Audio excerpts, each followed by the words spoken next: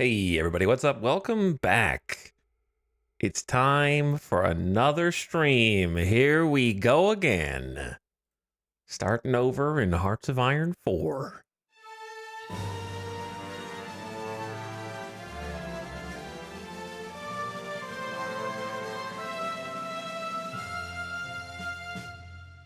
Been a long time coming, I feel like. I don't believe that we've been playing Europa Universalis 5 for over 2 weeks now, but it's time for a change of pace. Slightly. It's all Paradox games of late. From CK3 DLC till now. This is an abnormal aberration in regularly scheduled programming, but to be honest, the regularly scheduled programming had been kind of bare. So I'll take what I can get.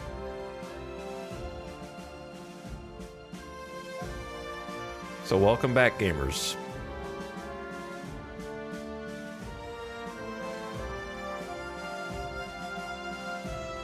The Europa campaign is finally at an end. I am free. I have been released by bugs and poorly coded gameplay mechanics. At last, my chains have been broken, and now I can play Hearts of Iron, a game that has gameplay in it. So it'll be fun to go back and see what all's new. We're going to do some patch notes. We're going to look at what's new. Check out some good old-fashioned patch note streams at the beginning. Getting a little preview of the new soundtrack already. No Compromise, No Surrender, original game soundtrack. Can I be honest already? There's two artists that both work on the same soundtracks, okay? Andreas Waldetoft and Philip Wehrborn. This is a Philip Wehrborn song, and it sounds good, but all of the Philip Wehrborn songs are half the volume of the Andreas Waldetoft songs. So, like, listen to this. All right, listening? Okay, and now I'm going to go back to the song we were just listening to, which is Andreas Waldetoft, and I'm going to skip to, like, the halfway point in that song. Can you hear the difference? Like, why are we not equalizing the volume on the songs on the soundtrack? This is the same volume. Versus that. Like, please.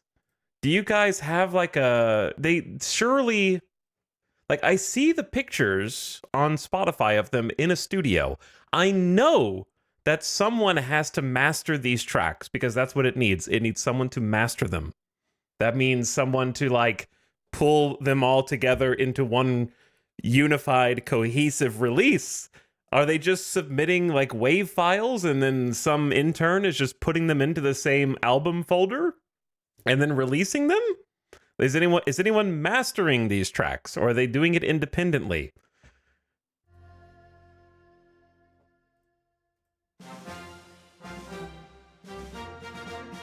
But anyway, welcome back. I'm just tired of adjusting the volume dramatically song to song.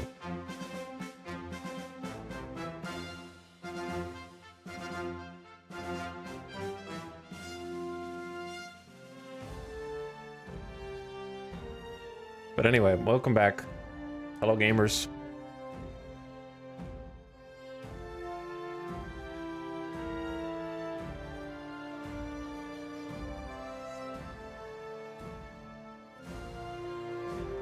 I have to say though, I think they need to let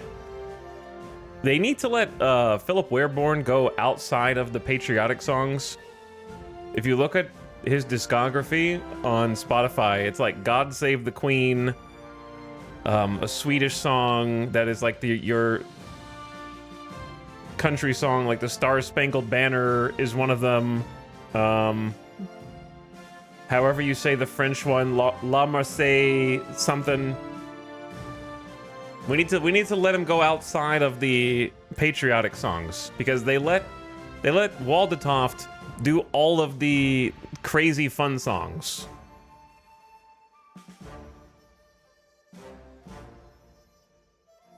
So I end up liking the Waldetoft songs more because they go like this. They go. I mean, that's just a banger.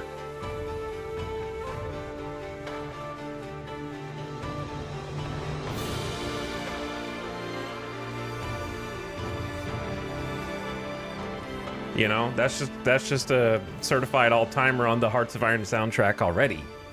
And so I want to hear what Philip Wareborn can do when the strings are taken off from the like little you know, the patriotic songs. I want to hear what happens when you go off the rails. Because they let Waldetoft do all the crazy fun shit. Anyways, some commentary on the soundtrack already. And if you're like, who is Andreas Waldetoft? Well, do you like the Stellaris soundtrack? If yes, there you go. Do you like the Europa Universalis 4 soundtrack? If so, there you go. Do you like the Crusader Kings 2 soundtrack? Do you like the base game Hearts of Iron 4 soundtrack? I could go on. There's more, but that's most of them.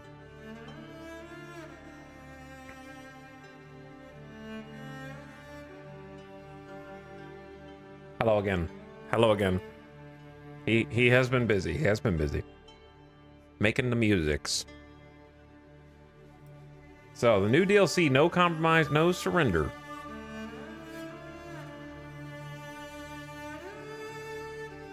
Welcome back. If you missed how EU5 ended, it ended with bugs and dysfunctional mechanics that basically forced me to end the campaign.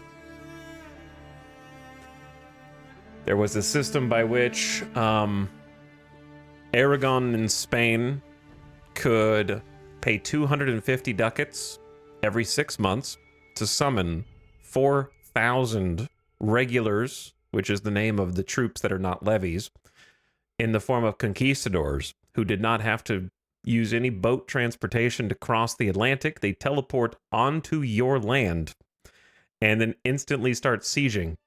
And you can also not get a peace treaty with them.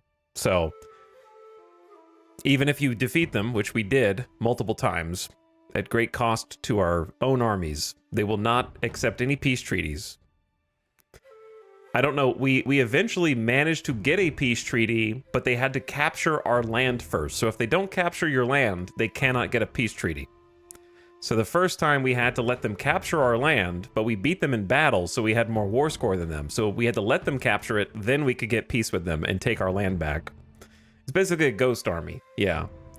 And if the war continues, they will continually summon 4,000 regular troops every 6 months, indefinitely.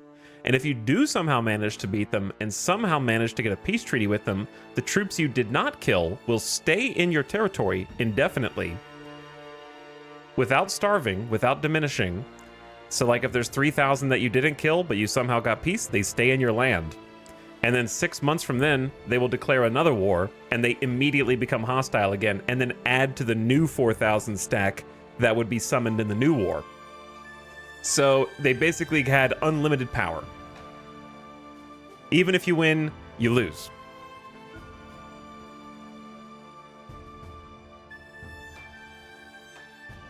And if you don't win fast enough, then they summon an extra 4,000 every 6 months.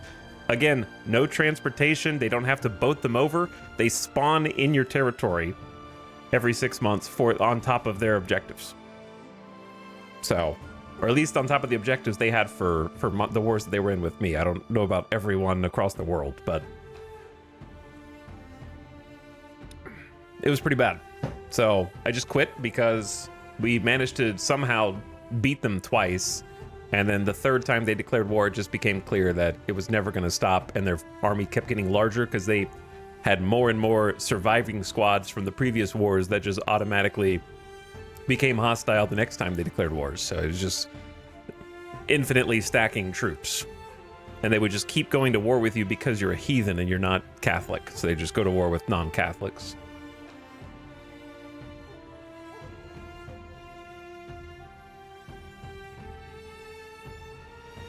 So it didn't work. It didn't work. So we had to just get rug pulled, campaign over, bye-bye.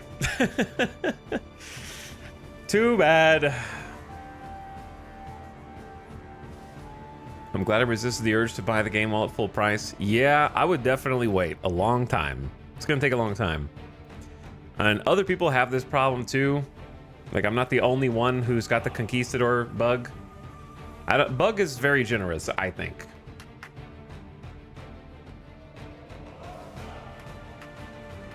If I search Conquistador, 9 days ago, people already discovered it before I got there. Being attacked by a Conquistador is a game ender. 100 upvotes from 9 days ago. From a Redditor. Been loving this game. I'm playing as Ireland. My objective is to own the Americas. One of my colonies got attacked by Portuguese conquistadors. This 4K army conquistador has not sieged a single one of my provinces. I hunted him down. He retreats. Oh yeah, that's the other thing. When you hunt them down, if you beat them, they can walk across any territory that's not owned by them, even if they do not have military permissions to walk across territories. They can retreat into zones you cannot chase them. So they literally like just call time out and then run away. You can't fight them anymore.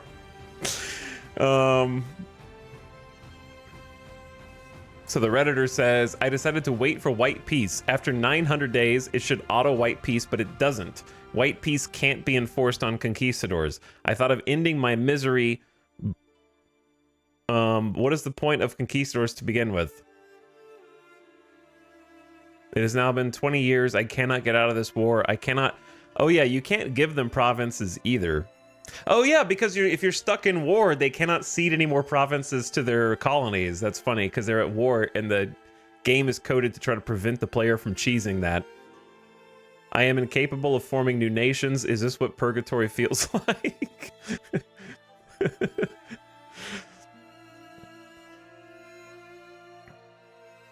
And all the responses just use console commands, basically. So I'm not the only one. At least there are some posts already that have some upvotes. Maybe they saw it and will do something about it, because it is...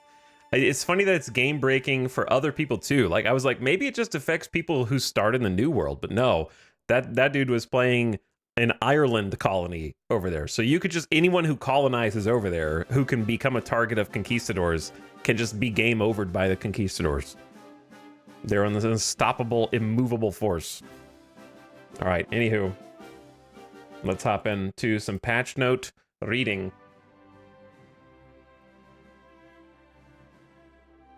Look at that background, though.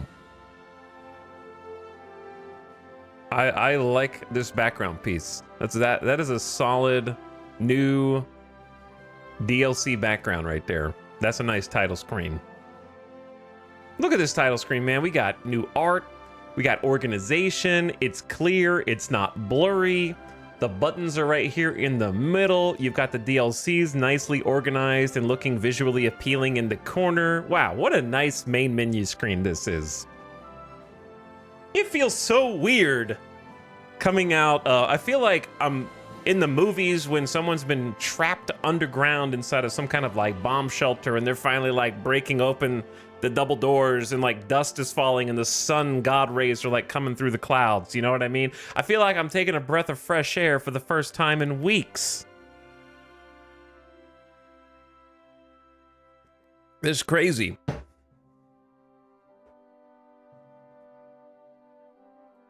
I'm not gonna know how to react. All right, here's some patch notes. I got some patch notes. We're releasing No Compromise, No Surrender today. That's now. That's right now, in fact. So, I assume this includes the DLC news and the regular patch stuff. Can we close this? Thank you. As is tradition, here are the patch notes. As is tradition. We have a new ahistorical Japanese focus path, including imperial influence, added new historical Japan focus tree path, added a new focus tree to nationalist China, new focus tree to communist China, full focus tree to Philippines. So that's going to be the DLC that we're playing. If you're curious, we're going to be playing Philippines. And then if we do a second run, then TBD. But it'd probably be like communist China again, just as because we did a communist China full run. It took a few tries because it was quite difficult. I did not win on the first try. People that say Hearts of Iron is easy mode and you can't lose, I don't believe. It's not true. We've had to retry Communist China at least 2 or 3 times to try to figure it out. So I wonder how that's different now. It'd be nice to kind of compare it to the old. They also redone the map. They've also redone the map. I'm pretty sure, like, you know how all the Chinese warlords were before? They've redistributed and renamed the different areas in East Asia for this. I'm pretty sure, right? Updated existing warlord focus trees and added it to new warlord countries. I think that's what I'm talking about. Yeah, no, this is it. Split Sinkiang and Khotan Ma with NCNS. I don't know what NCNS is. Split Jibei Sanma and Qinghai Ma and Gansu Ma and Ningjia Ma with NCNS enabled. I don't know what is NCNS. So, new regions. That's just the DLC. Oh, no compromise, no surrender. They're just abbreviating it. Okay. I am silly. Updated states in East Asia and the Philippines. New VO for Philippines. 10 new music tracks, which is a lot for DLC, I think. New 3D models for the units and reskin of updated models. Sick. Features. We watched a video yesterday during the Europa stream that was really cool. It was like a 12-minute video. I'm very hopeful for a lot of this stuff because they've changed the faction mechanics with a completely new system, including shared intelligence, faction rules, and faction goals with 60 faction rules that you can choose from. Added 150 faction goals. So if you had asked me before today, what are the biggest problems with Hearts of Iron 4 and what needs to be updated and addressed, I would have told you the faction system would be number 1, and then number 2 would be the Navy. And both of those things have seen significant updates with this DLC and patch. So I'm going to be really interested to see what they feel like now, because I think they were the 2 weakest parts of the game. So to see both of them addressed in the same DLC/update, because obviously some of this is going to be like part of the free update, and some of it's not, is going to be what I'm most interested in. So I'm very excited to see the 2 weakest parts getting some development. Add a new faction theater system. So faction theaters in the video said basically like you, when you're in a faction with the AI, can set theaters, which are basically like you telling your faction mates where do you want them to focus their force. Where do you want them to concentrate on combat? So it's a way to kind of direct other nations as to where to go. Replaced existing doctrine trees. So there's a whole new Army, Navy, and Air doctrine system, which I don't even know what that's going to mean. I kind of got used to the old way of doing things. So, well, we have to explore all that. We're not going to unpause for like 2 hours. Added 3 new special projects. Added 19 military spirits. Okay. Reworked and added limit for the state and province type buildings, depending on state type. Limits introduced for island categories. So like how many buildings you can build and categorizing them depending on terrain type and such. Is that like across the whole maps? Like the whole map's going to be different in terms of limits now? Reworked naval invasions. Replaced... Dude... What the hell is the AI gonna do? Everything's different. Remember, like, having to have 100,000 people on the Coast Guard? Is that still gonna be a thing? To try to stop them from just, like, whack-a-mole all over the coast? Replaced global cap of divisions. Assigned at the same time to invasions and scaling time per division. I don't know what that means. To have caps based on the number of simultaneous naval invasion plans. How many divisions can be assigned to that plan? Planning time for naval invasions no longer depends on the amount of divisions attached to that order.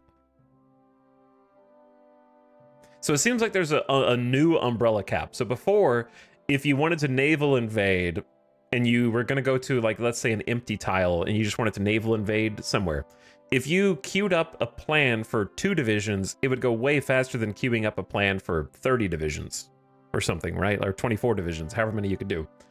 So it seems like now the scaling is based on an overall umbrella instead of a per plan.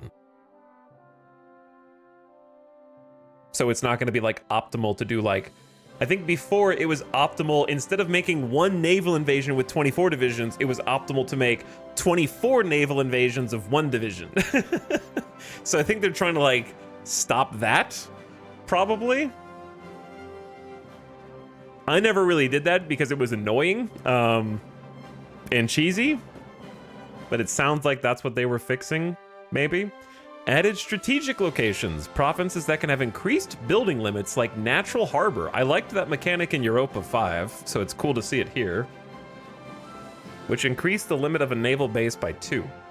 Added 23 new sub-doctrines for the DLC.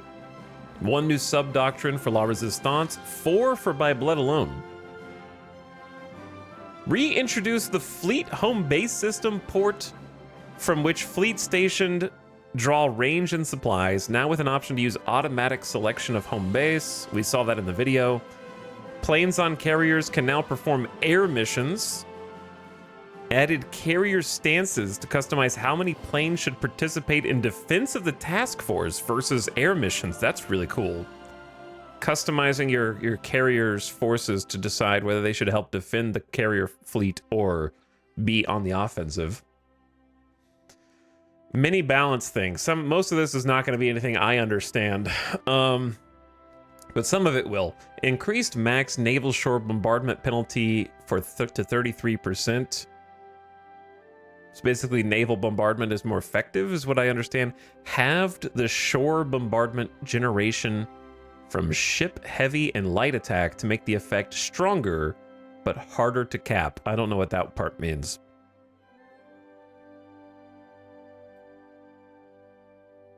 Reduced generic MIO bonuses for infantry, tanks, and assault guns to bring them in line. Okay. USA. Snowy ground is now more punishing for movement and breakthrough. This is important stuff that I need to know, actually. Extremely cold weather is now higher attrition. All right. So even more do not invade the Soviets in winter than ever before. I see. Okay, so snow is very punishing for both movement and breakthrough, and there's higher attrition rates in extreme cold weather. Okay.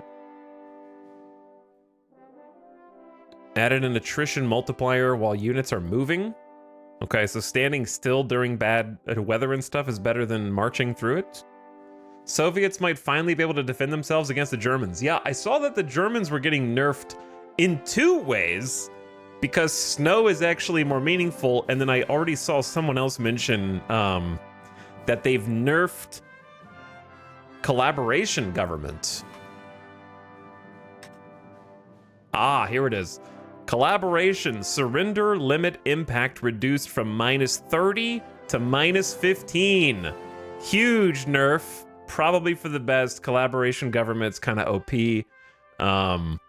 So before, the meta strat to get the Soviet Union to surrender was don't even bother attacking them unless you have spies inside that had a collaboration government set up. And the -30% basically meant that if their surrender limit was, I don't know how to articulate this, but let's just say it would make them 30% more likely to surrender if the max was 100 or something like that. So it'd be like, almost a third of the work of making them surrender was setting up this collaboration government. Is how I would put it in layman's terms. So now that's 15%. So you're going to have to actually put in more work, capture more victory points, and get the boots on the ground in their territory and not just You might actually have to go into the mountains. I think that's a good change. I think it's a good change. If anybody's upset about that change, they're Germany mains, but we don't listen to them. All right, where did we... where was I?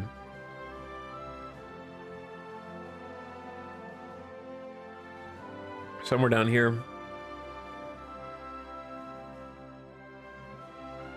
Balance. Yeah, balance. Naval shore bombardment can now crit, causing severe damage to forts and coastal forts. Removed war score decay for built convoy. War score from sinking convoys now uses the same logic as ships. Significantly increased war score for sinking ships. So if you take out someone's navy, you get more war score. Updated submarine escape ratios to be more consistent. Does that mean that they'll escape more or escape less? Danish welfare is too specific for me. China army reform, I won't remember what it was before. I'm looking for the generic changes to like combat that affects everyone. Subjects and overlords no longer receive the faction traitor opinion when leaving a faction. Okay. Carriers now intercept land-based naval strikes by destroying incoming bombers. The number of carrier fighters determines interception strength. That's cool. So your carriers can stop bombers from hitting your land. To increase survival of bombers, they need agility, defense, and speed.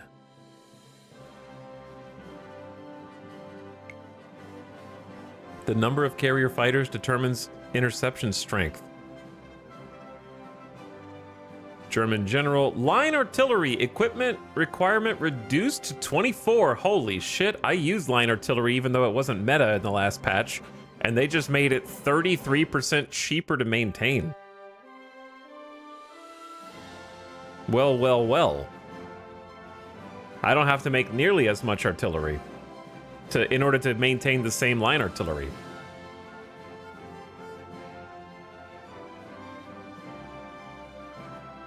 But if the equipment requirement is smaller, does that mean that the individual line artillery is weaker? Also? Did it get nerfed? I'm trying to make sure I understand it before I get happy about it. Or does it do the same damage just for lower equipment? That's what I'm not sure on. Line rocket artillery, same deal. 24 instead of 36 in order to supply them. Motorized line artillery reduced also to 24. Truck requirement. Oh my god, the truck requirement killed me. Down by 14 trucks. That's pretty substantial. Truck-drawn line rocket artillery also reduced. It sounds like it requires less equipment for the same unit. Yeah, that's what it is. However, what I'm asking is, previously, if you had a support artillery company and a line artillery, the support artillery had fewer artillery units in it, but also did proportionally lower damage. It was like damage per artillery piece. So I guess my question is the overall damage changing to go down as well? Or is it doing the same damage just for fewer pieces of equipment? It's a little unclear. Because support arty... How many units are in support arty, chat? Isn't it like 12? 12 artillery units in support?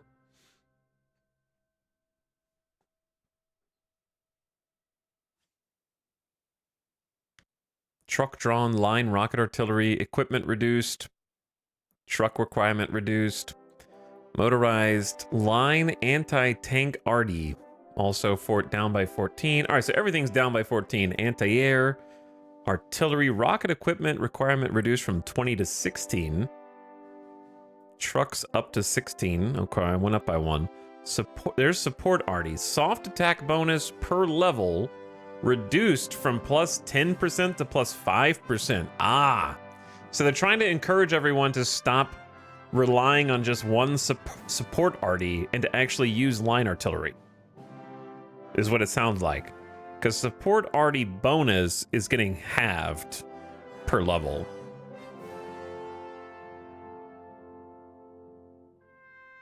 and make line artillery less prohibitively expensive to include. It's like, I don't know that this is going to do more damage. It's going to be easier to put in, because a problem when you're not playing a major nation is that producing enough units of artillery to get line artillery in each of your companies is prohibitively expensive. So there's no in between. You either have support artillery, or you had to have 30, like, which only needed 12 units of artillery, or 36 for a single line. And it was very, like, the gap between those is very high. So maybe they're just trying to narrow the gap so it's easier to get line artillery. It may not do the same damage as before, but you're able to get more units in earlier? I don't know. We'll have to... I don't remember what the old values were, so I'm not going to be able to compare the damage, like the soft attack, to what it was before, because I won't remember the old values.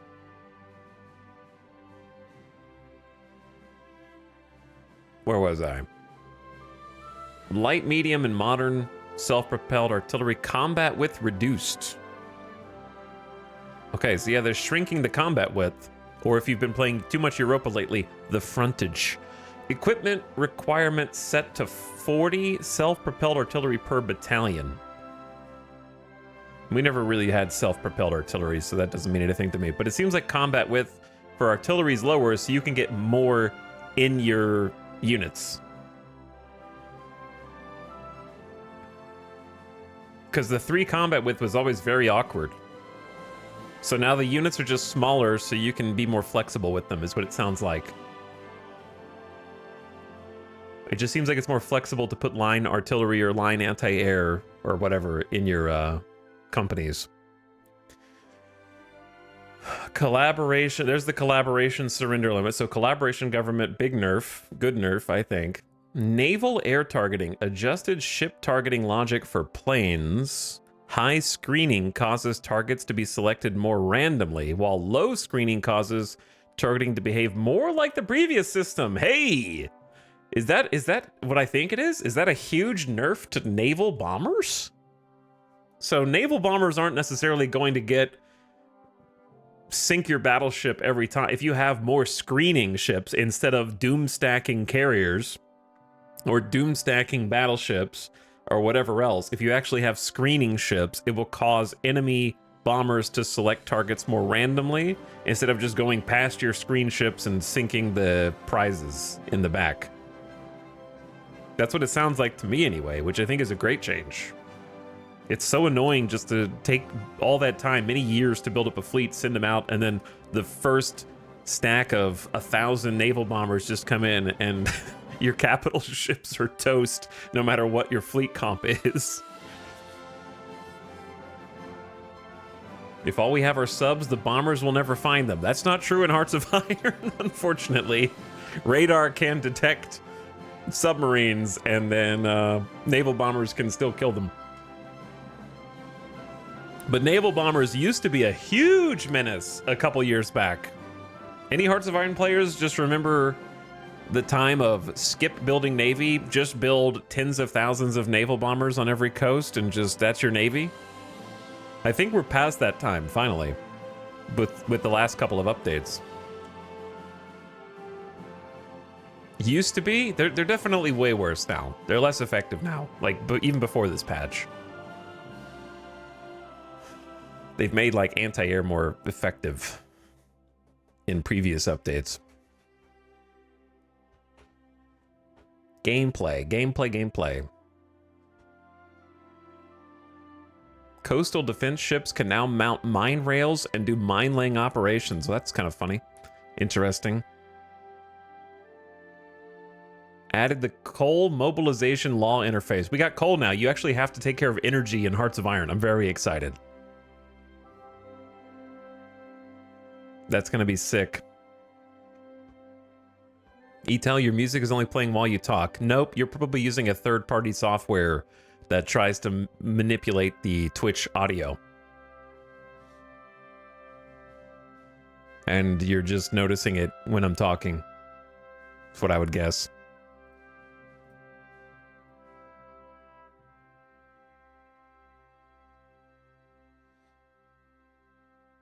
Coal? Yeah, coal. New resource. You actually cannot just take over the entire world and spam 1 million civilian factories. Factories need energy. We have an energy system now. And coal is a resource that you have to maintain. And the more mobilized your country is, the more coal they demand. So if you go total mobilization, it has the biggest penalties. Versus being less mobilized, you have the most relaxed energy modifiers. It's going to be great. Looking forward to it. So that's why it's in the mobilization law interface.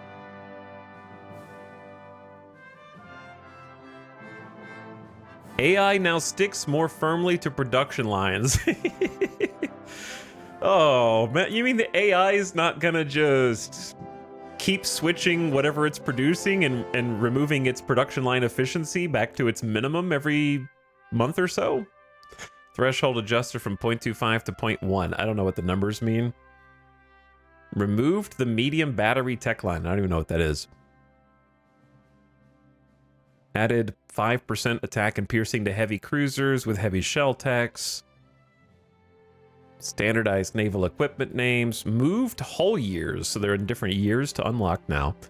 Added a submarine carrier. Oh yeah, there are submarine carriers now. I have no idea how that works. Added 3 new unit categories. All anti-tank arty, mobile anti-tank arty, and all rocket. Okay. Collaboration impact on surrender limit. They already put that note up there, but I guess put it twice so people don't miss it, because it's kind of a big one. Added a Warsaw Pact focus for the Soviet Union. Germany, Danish AI. Encouraged France to participate in the Yalta Conference. Stability and performance. Fixed things. Okay. Most country decisions will now pan the camera to that country's capital when right-clicking on them. Shift-clicking equipment in the Lend-Lease setup now adds all equipment of that type to the offer with the once setting enabled. Hold on. I don't want to get too excited. Is this what I think it is?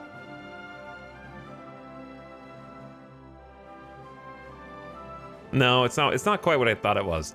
Did they change the UI? I will have to see the Lend-Lease menu. What I want is the what's the global market called? The trade. Have they changed that? Please, God, tell me they've changed the not Lend-Leasing. Lend-Leasing does need a change too. I don't really know what this does. You like when you're trying to put things up on the global market and you have to click every single one, and then you have to click the max button on all of them individually, and it takes forever. Did they ever go back and change that at all? That's the other thing I would fix. That's like the third biggest problem with the game. Portraits, language. I don't know if there's anything else up here. Improve the daily manpower gain tooltip so the value now matches the underlying calculation more accurately. Added an alert when fuel drops below 25%.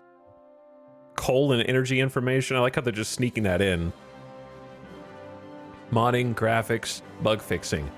Okay, sick. Well, here we go. Time to get to the pause menu.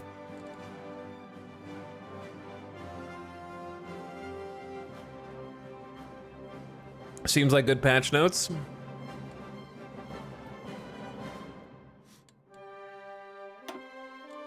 Time for a new game. Of course, we're doing January 1936 in the Gathering Storm. Dark times are coming again. In Europe, Hitler has consolidated his power, and his attention is now increasingly drawn beyond Germany's borders.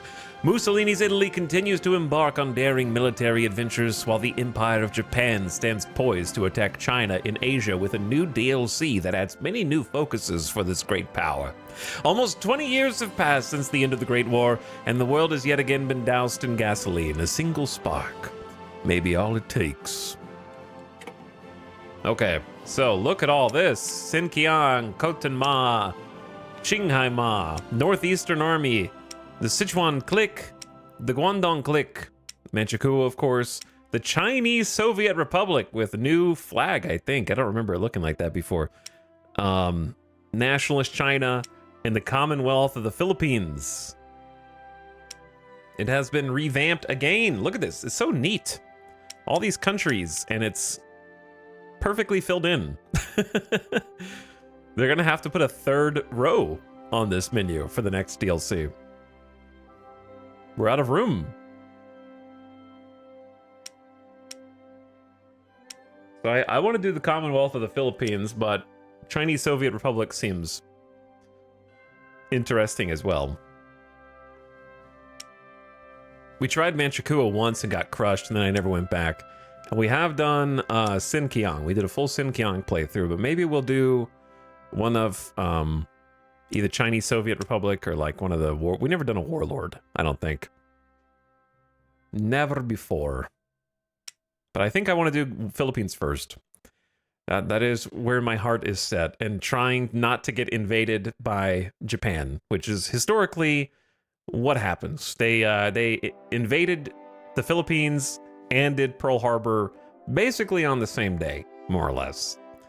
Most Americans know of Pearl Harbor, but most Americans don't know that they're like, the Philippines? Where's that? I don't even know where that is what most people would say. But that was the other side.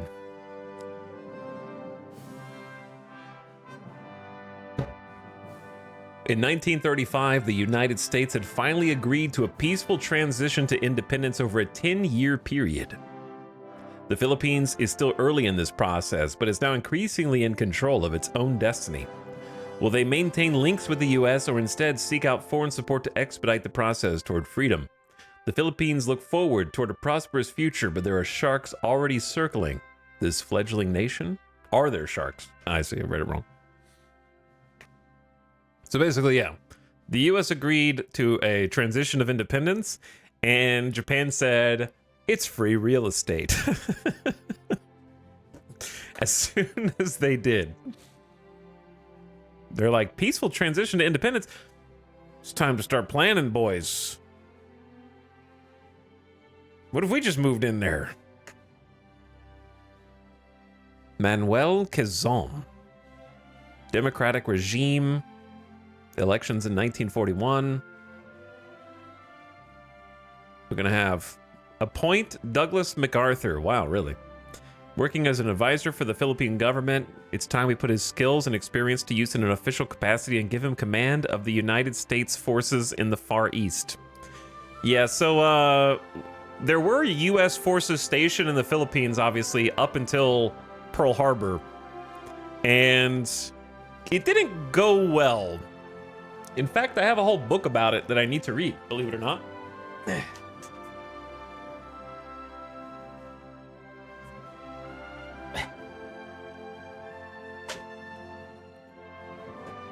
I've got a whole book about it. I don't know if it's a good book because I haven't read it yet. But there it is. There's a book. World War II Saga of the Philippines. I think it was a POW from the 1942 Battle of Corregidor.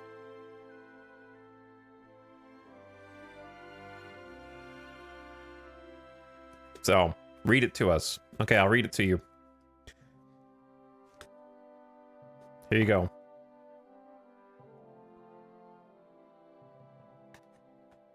On May 27th, as the cruiser Nagara led Admiral Nagumo's fleet past Cape Sada into the open sea. That's all I can read.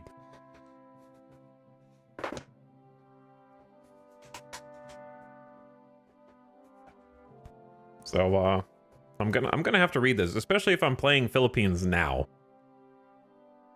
But they got some cool pictures and some posters. I will have to actually sit down and read this now because it's been sitting over there for a while.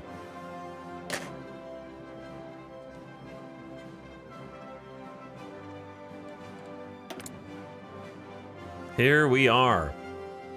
Oh man, look at the map now. East Asia. Look. Oh, you can't see anything. Look at the map now.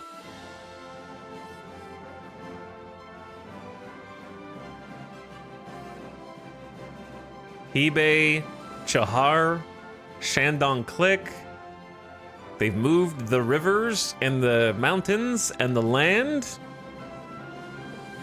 Yo, it's pretty sick. It looks very round down here, doesn't it? It looks very round.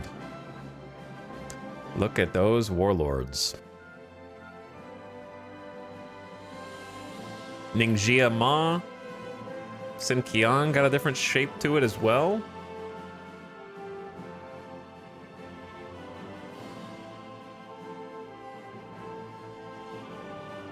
And the home islands look a little different too. We're not going to play that. We're playing this. So I like to play... Honestly, to me, there's no reason to play Hearts... If you play Hearts of Iron without using the online meta strats that I don't even know because I don't look. If you just play just to play for the love of the game, then there's no reason to do anything other than regular, in my opinion. Veteran just gives them the AI even like cheat codes. Regular, they actually play by your rules for all intents and purposes, more so than any other Paradox game, I think. Because like Veteran and Elite just lowers your political power gain, increases your supply consumption, and just slows down your research speed. It's just not fun. And reduces all their fuel consumption. This is even. This is like regular is just same rules for the player and the AI. So that's what I like. We'll go Iron Man to make it fun, and then no historical focus. Let's do ahistorical, of course, just to see what happens. So Japan.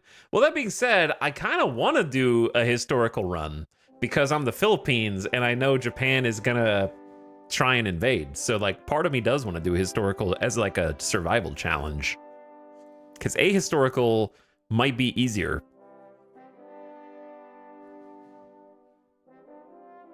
Ahistorical's fun, though. Maybe we should do one historical run. Since we know... It's kind of like a Poland historical run.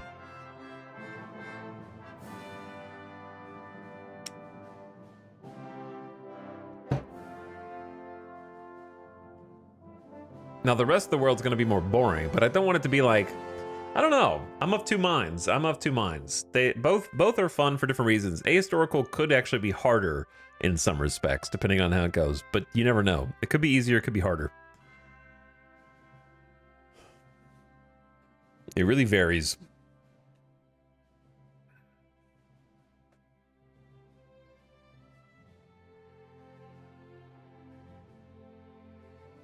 Hello, Taco Tyler. Thank you for 54 months.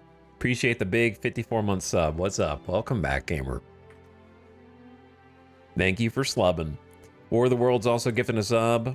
Thank you for yet another gift sub, War of the Worlds. Welcome. Appreciate it. Hi, KXZ. Back for 62 months. Welcome back. And Keith Love says, nice, for 69 months. Very nice.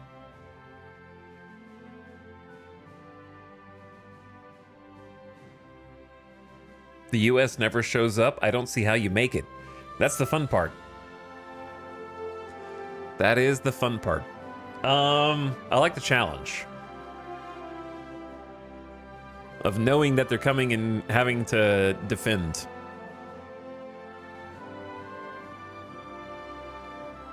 And if we have to restart to optimize, I'm fine with that too.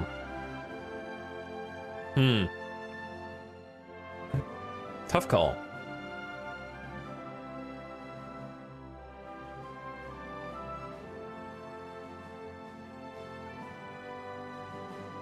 I say let's do a historical first. And then maybe we'll do a second run after, depending on how this one goes. Because everything just changed. There's so many mechanics that changed. I'm curious to see what the AI even does on historical, because there's a lot of core gameplay mechanics that are changing in this update, so it might be interesting just to see what they do. Factions operate completely differently now. You know, there's a whole new faction system. There's a whole new naval system. It might be good to set a baseline for all the major changes and then do ahistorical afterward. So I say that. I think that's understandable.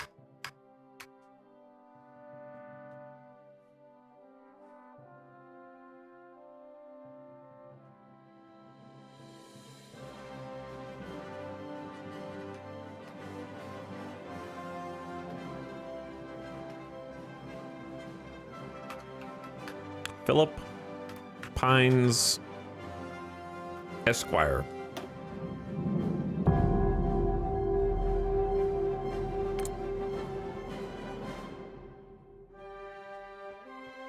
Dr. Philip Pines.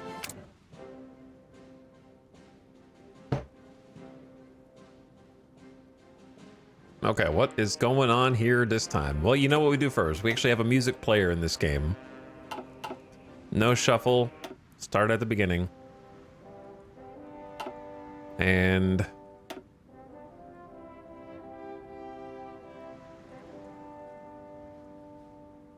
yeah.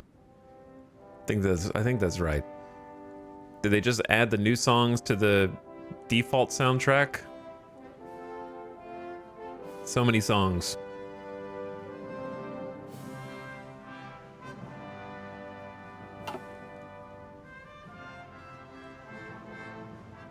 So where are we at? We got much to do, much to do. Chat, how many of you guys are here because you heard me yapping about how Hearts of Iron is my favorite of the Paradox Grand Strategy games, and you're like, okay, let's see it. How do you play then? I'm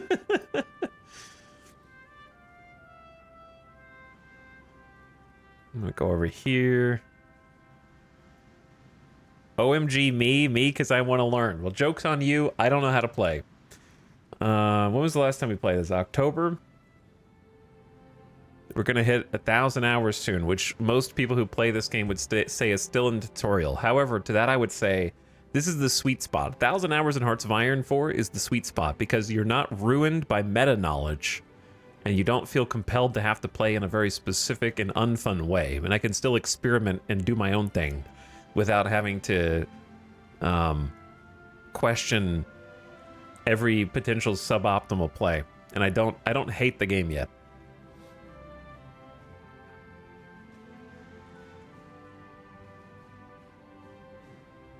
Your communist China run made me want to play, and I got really into Hearts of Iron 4. I know enough about the game to be able to play comfortably without Googling anything. That's the sweet spot. I can play without Googling. And I still don't know everything there is to know. So it's a nice middle ground, I think. So in any new game of Hearts of Iron, Hearts of Iron is very much a game you can almost play entirely just by the notification flags at the top. They're almost always relevant in some way. I wanted to get into it, but it seems complicated compared to CK3. It is. It's definitely complicated compared to CK3. But it's much easier to get into than Europa Universalis 5. It just is. That was a lot to chew on. And after finishing my campaign unwittingly, against my will, the campaign ended last night, I will say that in summary, Europa Universalis 5 bit off more than it could chew. That idiom, that English idiom, is the definition of Europa Universalis 5. Bit off way more than it could chew. A second appropriate idiom in the same ballpark is its eyes were way bigger than its stomach. That's another great English idiom.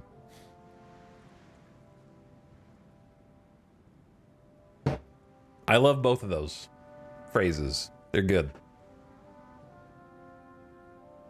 So in let's just take a look at the new stuff first and then go from there.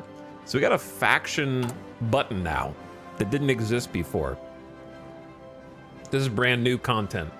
I'm not sure how much of this content is subject to, like, is this only in the DLC? I assume this is only in the DLC.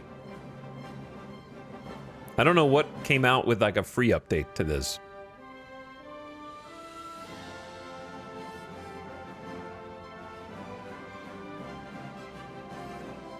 But we've got all new faction gameplay. And we're currently in a faction with the US. Philippines is in a faction with the US. That makes sense. The US kind of famously abandoned the Philippines when they were invaded. On the same day as Pearl Harbor, the soldiers on the Philippines, there were American soldiers there too who were just like, don't worry, reinforcements are on the way. Never mind. See you later. They're coming any day now. They're coming any day. The defense of democracy. So that is, I assume, like kind of our faction goal, like our faction objective. Democracy is under threat. We must work together to ensure that the democratic countries of the world do not fall one by one. Manifesto fulfilled. When progress is between 75 and 100%, they can guarantee other ideologies foreign democracy growth from their guarantees. So they can guarantee other people and therefore make democracy expand there. Trade deal opinion factor plus 20%. I don't know if that affects everybody or just us, but it never really... Trade opinion factor doesn't really affect my campaigns for the most part anyways. Have you played Victoria 3? Briefly. I only played it for like 15 hours. And then I quit. And then I never played it again. But I probably will try it again at some point. Maybe the next time that there's a sale, I'll buy some of the DLCs. The thing is, EU5 is not difficult because it's made to be difficult. It's difficult because it's not made. Does that make sense? If Victoria 3 and EU5 were food, it would be like saying, how difficult is it to eat something with chopsticks if you've never eaten it before, versus eating something that was left in the pan and is now blackened and burned and is extremely hot and you have to pick it up and eat it with your hands. How difficult is it to eat that? Or I guess it'd be the inverse. It'd be how difficult is it to eat raw dough versus eating sushi with chopsticks. You know what I mean? Not that I necessarily think Victoria 3 is sushi with chopsticks, but its difficulty does not come from its mechanics. It comes from a lack of them.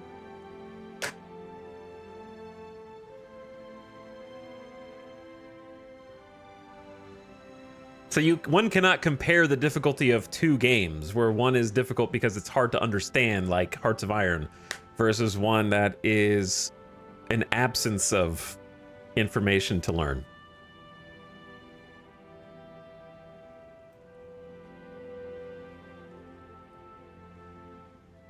So you can't really compare them. Anyway, shut up about Europa. Let's focus on this game.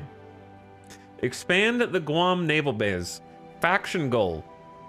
We need to secure the connection to the Commonwealth of the Philippines in case of a conflict with the Japanese Empire.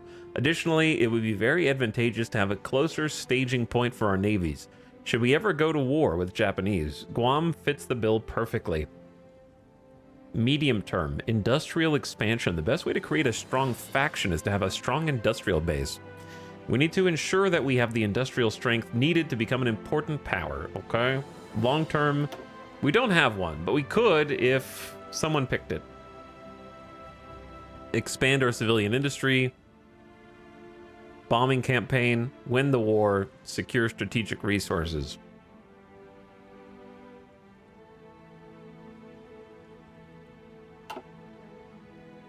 Interesting. All right, there's also a faction rules page. This is also all new in the DLC.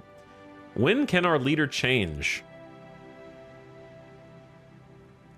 When the faction manifesto falls below 35%. Candidate exceeds leader's manpower. Okay, so I'd have to exceed the US's manpower. We're probably going to leave the faction anyways, but just looking at it regardless. Candidate exceeds leader's industry. Candidate exceeds leader's faction influence. And you can edit these, and there are they said that there were up to 60 rules that we probably can't see. Cannot afford 1 star.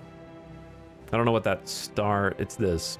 Faction initiative. Spend faction initiative to reshape the faction by changing goals, setting rules, creating faction theaters, and more. These are gained by completing goals. Focuses, events, and other world situations can sometimes grant these. Faction initiative is also passively generated based on your manifesto progress and will be spread amongst members based on influence. I've already seen at least 4 typos in this DLC, but that's how you know. Wait, what if they just told AI to occasionally put in a small typo? You could do that if you wanted. It would fool 99.9% of everyone who read the flavor text. That would be that easy, I think. Anyway, I've already seen 4 typos. That's how you know it's a new Paradox DLC in game. I'm the only one who reads all the flavor text. Still, who can join the faction? Your own subjects only. When can we declare war? Target country has generated at least 25% world tension. This is very interesting. So if you become the faction leader of a faction, if you play a major power, you have your own faction, you can actually customize the rules of that faction to govern the faction members' ability to declare war, how they can declare war, under what circumstances. Like, world tension has to be at least 75% for this faction, and the country that you're going to war with has to have generated the factions. The world tension. And then you can decide who's allowed to join the faction, and then how leadership can change, and then you can see all rules. Holy moly. So lots of customization in here. Who can be removed from the faction? You can make it so you can kick out communist or fascist countries from the faction, so that when you're in a faction, you're not permanently in that faction. The AI is not permanently in that faction forever.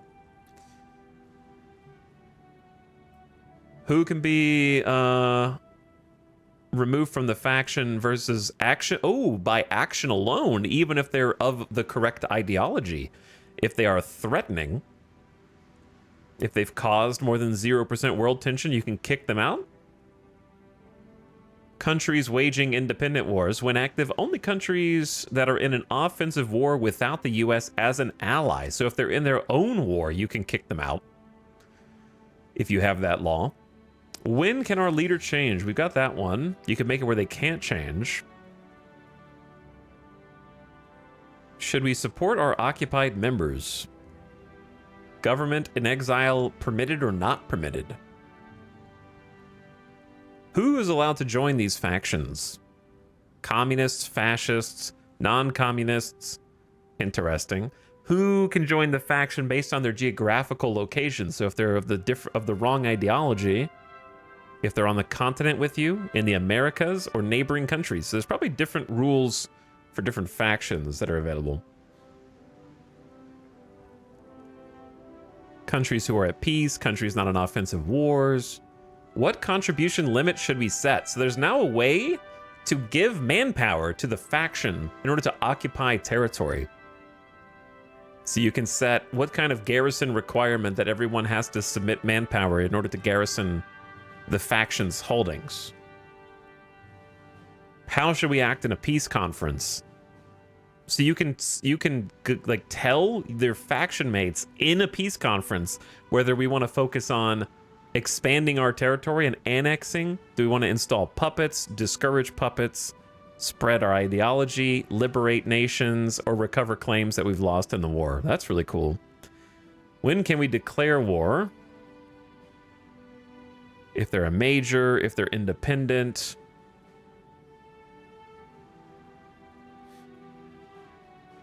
Target country has generated at least 10% world tension, so you can relax that one. You can relax the world tension requirement. You can justify war faster with factions. So there's like a buff if you like to do a bunch of wars. Who can call members on guaranteed tension reduction? I don't know what this one means. When active, only countries that fulfill the following condition, can call other faction members to war. Oh! So just because a faction member goes to war does not mean the whole faction goes to war necessarily if there is a law in place. Is that what I'm understanding? Only major countries can call members to war, so like the weenies can't call everyone into a war with them? Or only the faction leader can call members to war if you have that one. So they can't just like, the faction war spam is done maybe? We'll see, we'll see. That's very interesting, all of that. Can't claim leadership, list of members. Look at our little power, 3% power. We're so strong. And then on top of that, there's faction research, joint research facilities that can be set up between faction members, and they can submit scientists in facilities to share research across the faction. There's military ops. They can share doctrine and sub-doctrines, and you can also add theaters, which basically direct the AI where you want them to focus their might, their power, and pushing certain front lines on different theaters.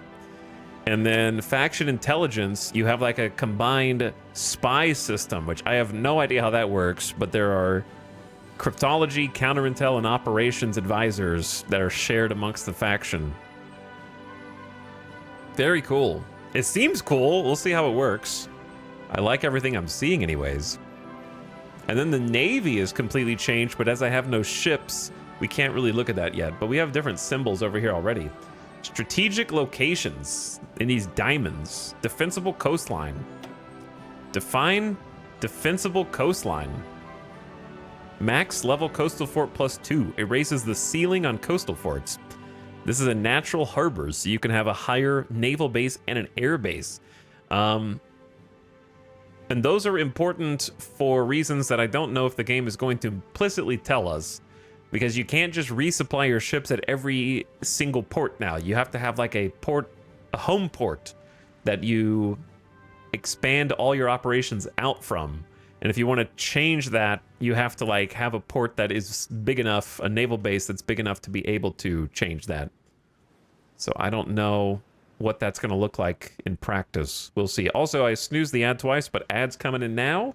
So turn your volume down, ad watchers, and then we'll start cracking down on the beginning of game stuff that we do at the start of any new game. And get it rolling. Playing historical, for once, Philippines. Historical Philippines. So I'm expecting disaster. But it'll be a fun challenge. Maybe we'll retry if and when we lose. Kind of like Federation fleets in Stellaris? Yeah, kind of like Federation fleets in Stellaris. Let me find the video from yesterday while the ad is about to begin, so just mind your volume. And I'm going to look at the video during the ad. Hearts of Iron 4. I don't want the... Well, I could watch... We could watch the release trailer also.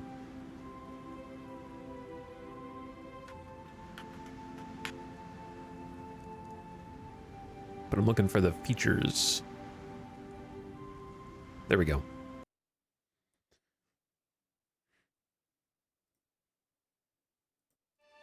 This is just a minute and a half little release trailer. I just want to see what it is.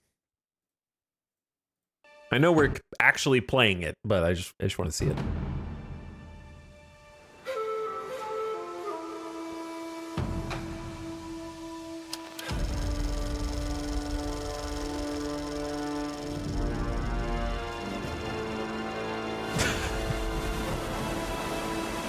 Destiny demands action.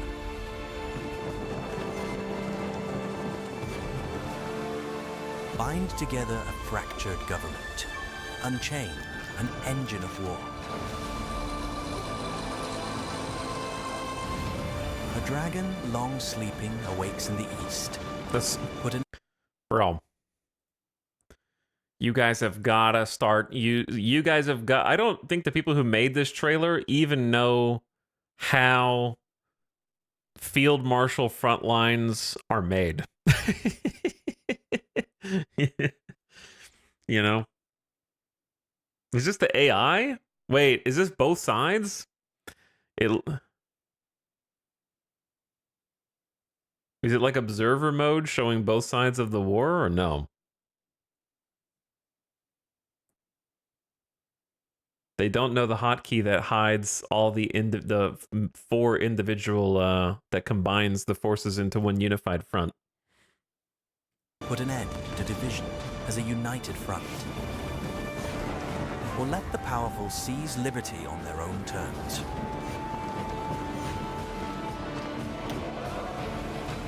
Forge an unstoppable doctrine. Bring identity to alliances old and new. The Pearl of the Orient prepares to weather an oncoming storm. Will you yield to its power or stand resolute? Death looms on. Guys, I can't read that fast, man. Also includes new naval special projects, updates to naval combat, unit models, music tracks, portraits. Is portraits really one of the selling points? I guess it is. Death looms on every front, yet the future remains unwritten. How will you end the story? They're doing freaking jumping jacks, dude.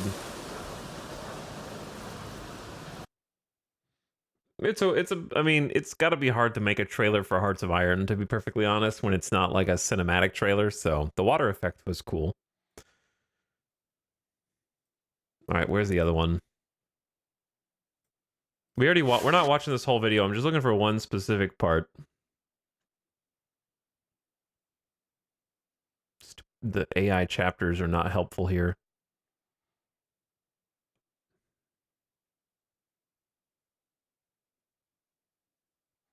Where is... Oh, this is Japan. Oh, I'm stupid. I clicked on the wrong one. I'm looking for just like the... Here it is. This one.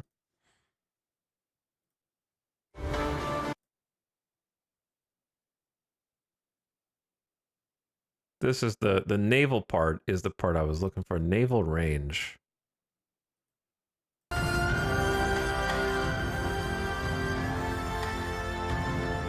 A returning feature in Hearts of Iron are the home bases. Previously, ships' ranges and supplies were projected from any friendly naval base, which is not how warships operated then or now. In our new system, you'll choose a home base for your fleets from any naval base you have access to, which dictates the range of your naval missions and where naval supply will be coming from. If you'd rather not select new bases whenever you want to change where to execute your missions, this process can be automated. The game will then choose a base which is in range of your missions. Okay, well, that's good, but what level naval base does it have to be considered a home base? I think there's like isn't there like a minimum?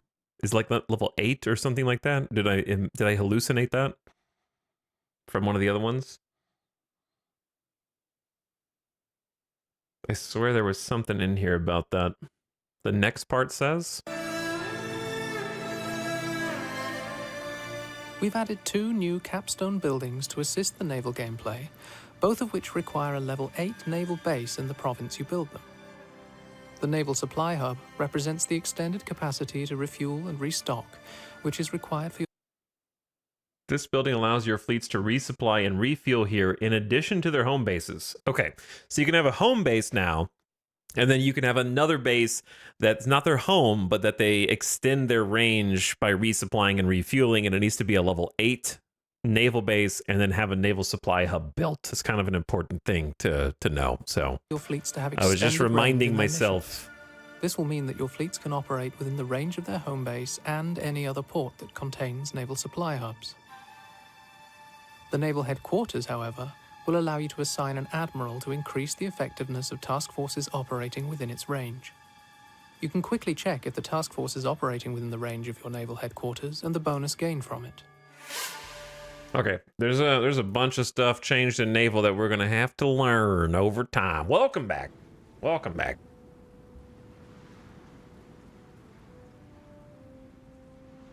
So, starting a new game of Hearts of Iron 4.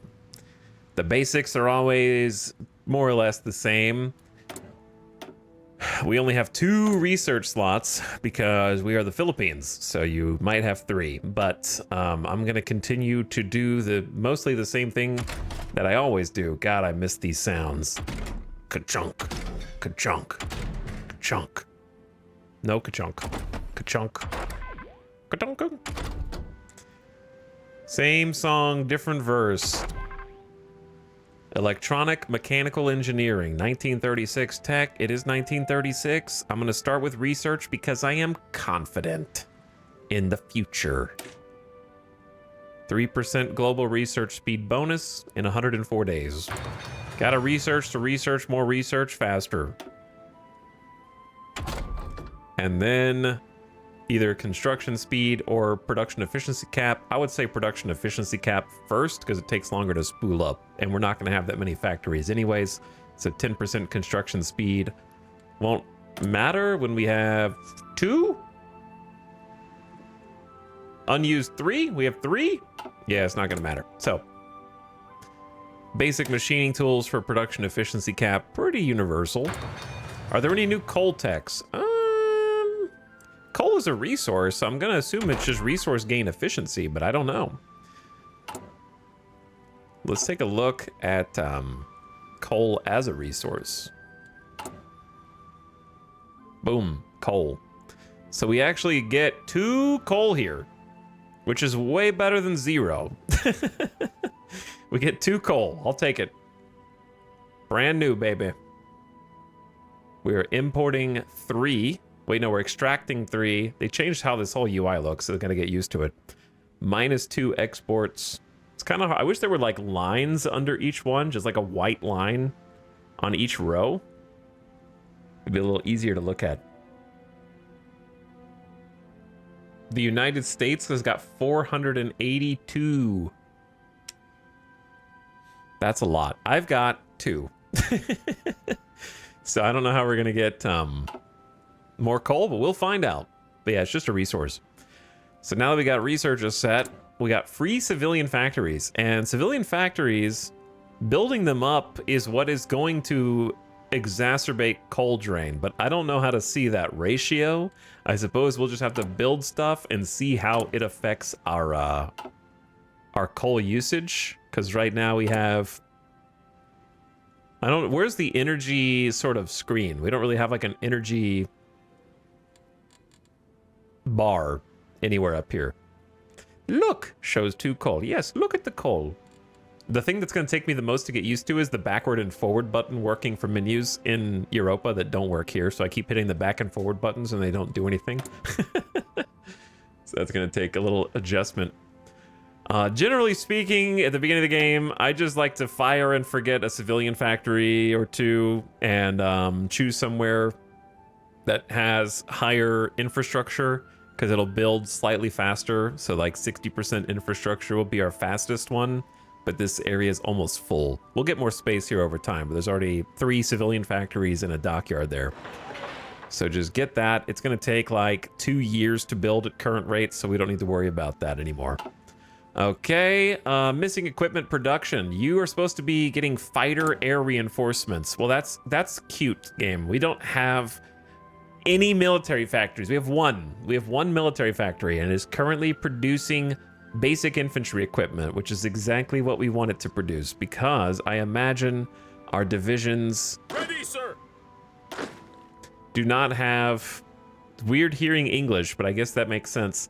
Actually, they are at 100% fighting strength, so at least the US has given us that, but the US divisions are not at full fighting strength. Wow.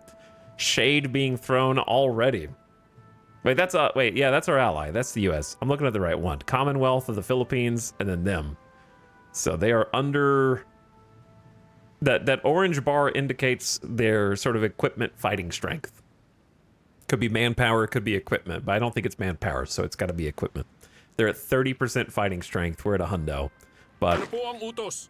Oh, there you go. There's some non-English. Philippines Scouts Division. That's us? I think that's all. Is that all we have?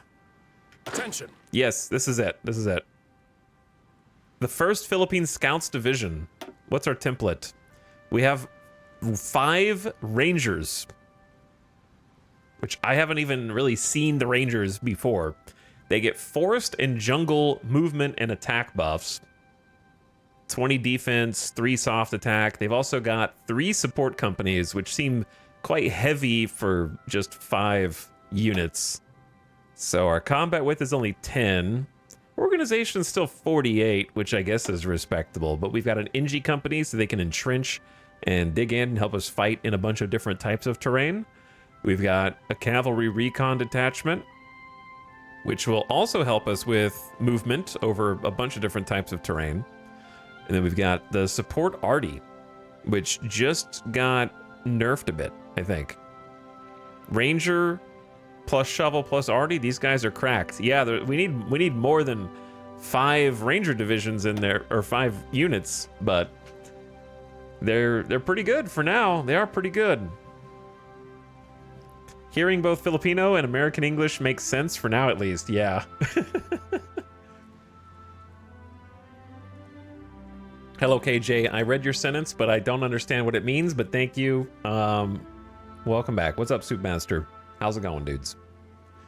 So since we only have 1 unit here, it's going to be quite easy to organize. So I'm just going to right-click after selecting them to give them a leader, a commander. So let's give them a commander. We have 2 to choose from. And I'm also going to want to click on the divisions and then right-click to get a field marshal. So this is for field marshal, this is for the general. Listen up. Listen up. So we don't have a field marshal yet. That's fine. We're just going to leave that blank for now. One of those guys might get promoted, or we might get someone else through the national focus tree, which we're going to take a look at in a minute. Opo, sir. So between these 2 guys for the general, they're pretty similar, level 2 and level 3. The level 2 has room for a unit trait, but we don't have any command power to give it to him. He's got planning speed bonus and recon. The other guy has promotion cost cheaper, so it seems like that's supposed to be our field marshal. And this is supposed to be our general. So I'm just going to go with that for now. Fall in. He kind of has like worse traits or like worse skills than the other guy. But it seems like that's the best way to do it. And then promote this guy to field marshal. We'll see how that goes. So we don't need to worry about giving him a upgrade right now. All right, taking care of that. We've taken care of our... We don't really have to take care of our equipment factories because we only have 1 factory. But eventually we'll need to manufacture support equipment and artillery to refill, and then trucks. Probably in that order. No room for aircraft, so we're just going to get rid of equipment production. I don't know how to make fighters. I'm sorry, game. I can't do it. No divisions in basic training. Yeah, that's because we have 93k manpower. And we probably have 1 gun. Correct. We have 1 single rifle in storage. So I'm not going to worry about training any new troops right now. We're negative 88 fighters, and we have 50 convoys. That's all we've got to our name. Very simple. We got, I feel like this UI is not the same. This is different. Fuel prioritization. I don't remember seeing this before. Has this just been down here the whole time? Nuclear bombs, 0. Thank you for the reminder. Stockpile of fuel. If this is not new, it's got to be fairly recent because I don't remember this before. All right, it's cool. It's good to know it's there. And then a little bit more volume. We have 2 coal for use. Good. 12 chromium, a steel, no tungsten, a rubber, no aluminum, no oil. Most of those are not going to be a problem, but the steel will be a problem. No divisions in basic. Get out of here. Decisions available. Do we have any unique decisions on the event and decision tree? These are generic. These are generic. Generic. Prospect for resources. That's new. Our geologists have found a number of promising resources in our territories. We can spend some capital to develop the fields. Advances in extraction tech might make more deposits viable for exploitation. We've got coal mines. Hell yeah.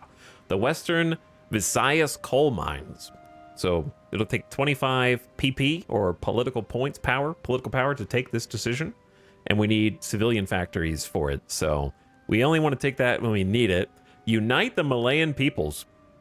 Although our ethnicities with the peoples of Indonesia and Malaysia are not as strong, as are present between those countries, it has to be recognized that our borders were drawn by colonial powers and that only together we can protect against outside influence over our strategically important region.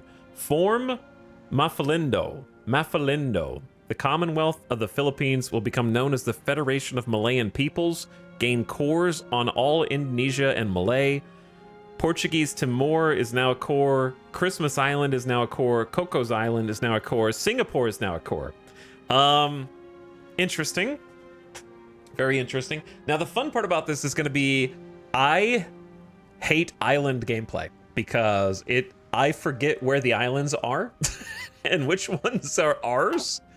It does seem like for this DLC, they have maybe outlined them a little bit more than they were before. It's just easy to lose track. Obviously, we don't have to worry about that because we just have the Philippines here, but you got to keep track of Zamboanga, for example. Make sure that you're defending all the little spots that are easy to not see. The fun thing about this is that you hate it. No, I don't hate it. I like it. What's hard is when you're playing Japan and you're like, I think they made the islands a little easier to see for this because it's just so easy to look over the map and like not realize that you forgot that there was an island somewhere. So it's difficult to take care of your colonial holdings if you're playing as a major that has them.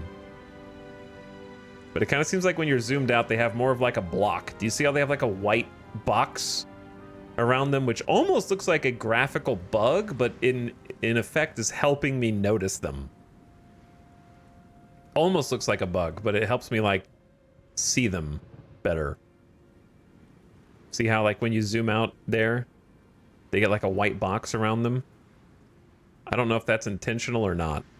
I don't hate it just because it is like, hey, there's an island there. I don't know. It is a little funky. I think there's probably a better way to do that because you can kind of see the white box everywhere, actually. Probably is a bug. Oh yeah, that's got to be a bug, right? Because I'm seeing it on all. I thought it was just the islands, but it's like every coast.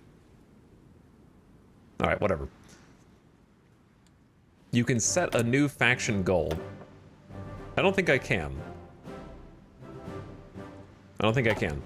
So now the fun part.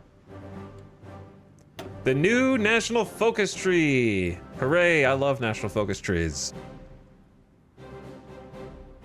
AKA the flavor. The flavor. So let's see what we got.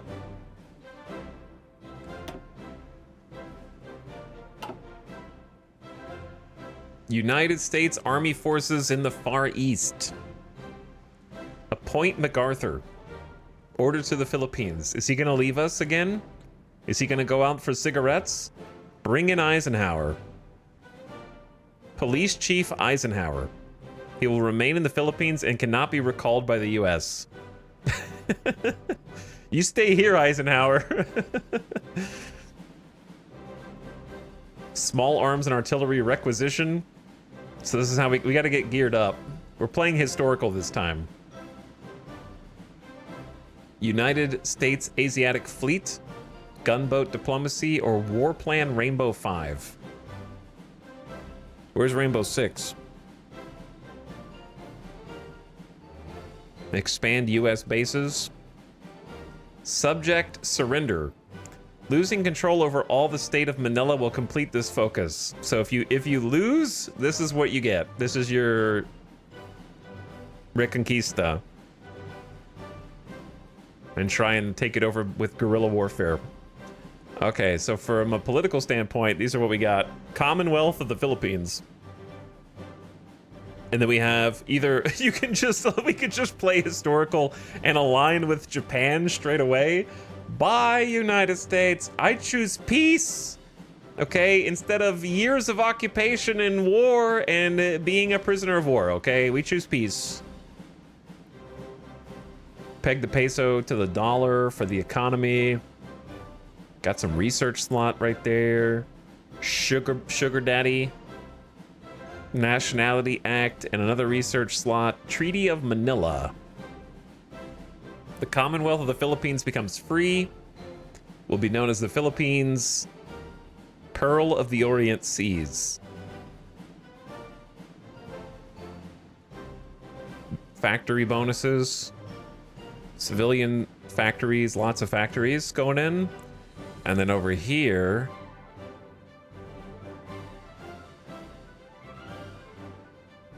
what is all this? We have petitioned the Supreme Court, legalize the Communist Party. Eisenhower's like, no! MacArthur's like, no! Support for Chinese communists. The Red Sun over Manila. Maritime communism.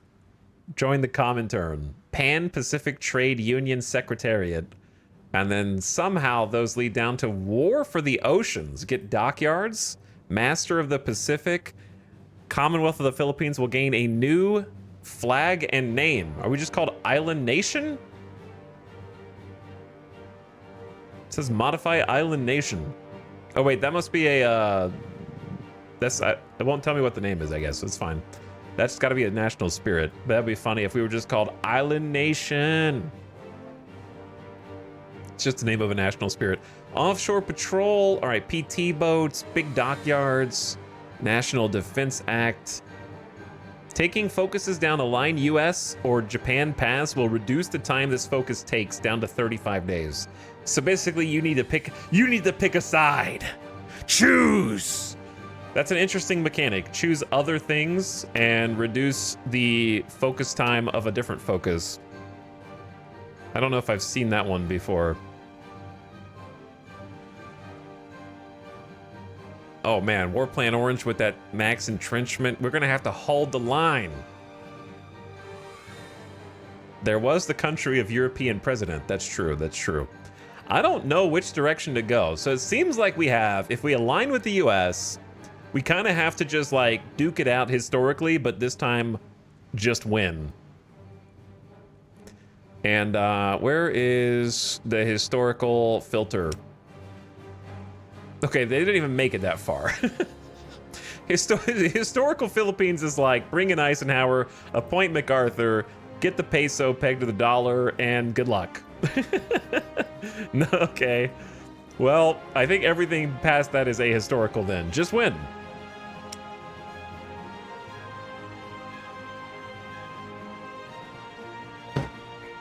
I think if I join Japan, that sort of defeats the purpose of playing historical on the Philippines. So we can't join Japan. We could either do US or Comintern, but I don't know how the hell that's gonna work.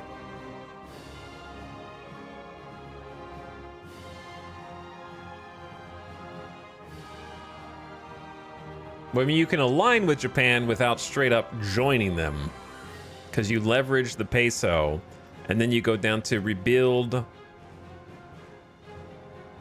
And then you have a three-way mutual exclusive here. Well, I guess you could do this and this, right? No, wait. No, yeah, it's a three-way mutually exclusive. Okay, so you can't do both. You either go down here, secure Japanese guarantees, war for independence into either Second Philippine Republic or the Commonwealth of the Philippines will be known as the Commonwealth of the Philippines. Great. Into reunite Madagascar, take the Pacific Islands, War of Oceania, take Fiji, Samoa, North and South Islands, and Caledonia, and then conquest Japan. Bold. Bold. Just conquest Japan instead of them conquesting you. It's easy, man.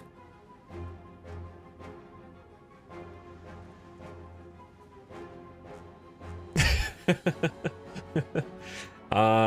is a tough one. This is a tough one. I guess the benefit, let's see where all of the research slots are, yeah?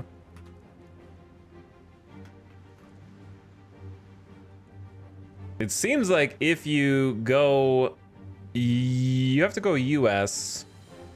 No, you don't have to go US.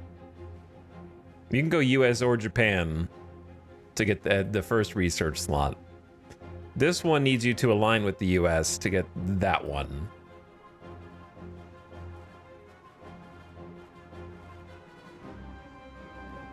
I feel it. Okay, it seems like that's another research slot. So you can get 5 research slots if you join the US and 4 if you don't, is what it seems like.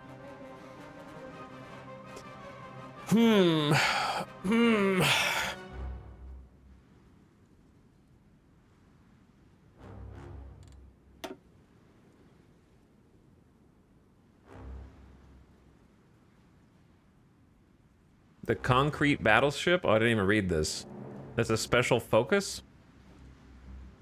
An extensive defensive system of massive bunkers and strongly fortified positions designed to repel enemy advances and secure key strategic areas.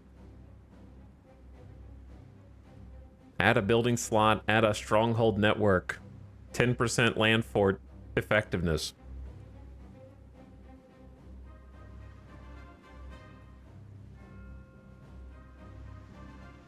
Tough call. It's kind of difficult to see. So, like, hypothetically, if I went down the communist tree, you have to take Red Sun, and then you go down. There's a coup.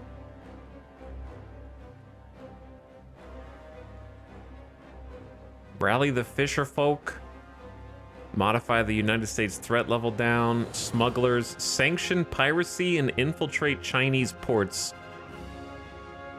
Maritime communism, and then either create your own faction or try to join the Comintern.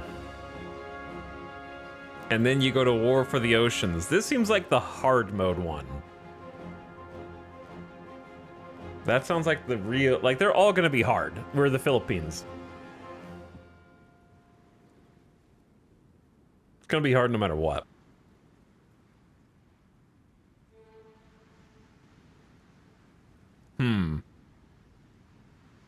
Maybe we just stick to maxing, research slot maxing and trying to survive.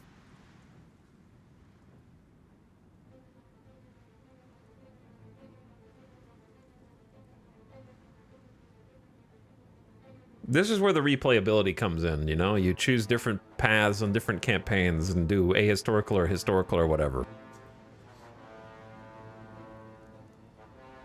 I kind of just want... The reason I want to try the US democracy path... First of all, we never do democracy path, it feels like. And second of all, I kind of want to see if it's possible to drag the US into the war earlier and not be abandoned and see what that results in. I'm really curious because I feel like Japan always gets rolled by the US, but now that they've revamped Japan in this update, are they going to put up more of a fight in the Pacific?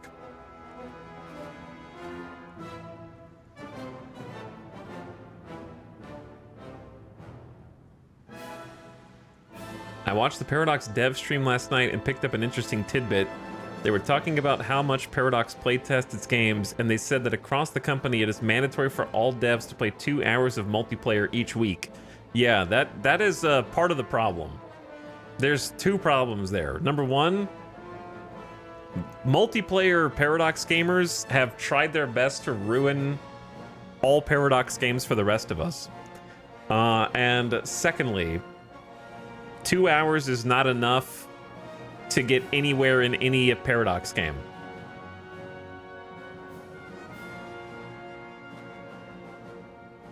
And I'm not saying that I should be required to play 100 hours a week. That's not what I'm saying.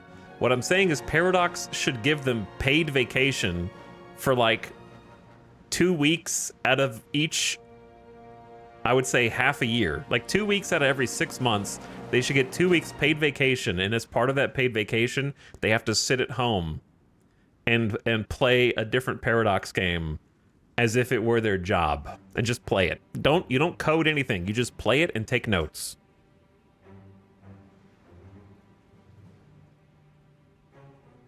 And that's in addition to their normal vacation. So it's just they do that instead of coming to the office to code.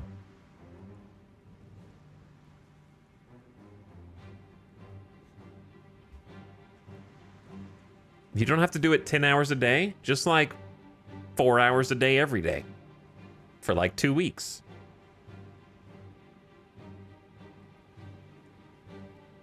That wouldn't feel like a vacation. Well, then your ass is spoiled, I guess.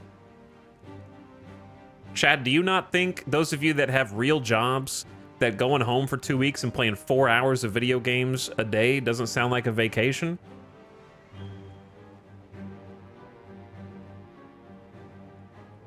From your work, in addition to your normal vacation time?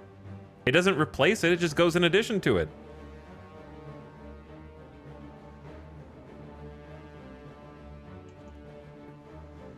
Hello, Avic, how are you doing? What are we talking about? We're talking about someone in chat said that they claimed Paradox said that they mandatory make their devs play 2 hours of multiplayer a week. And I said there's two problems with that. One is multiplayer Paradox gamers have always been ruining it for the rest of us. And the second part is that's not enough time to actually see the problems in the game.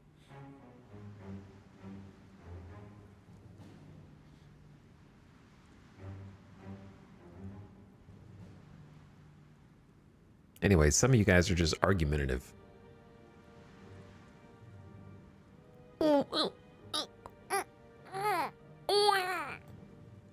I don't want to have to play the game that I made. That sounds terrible.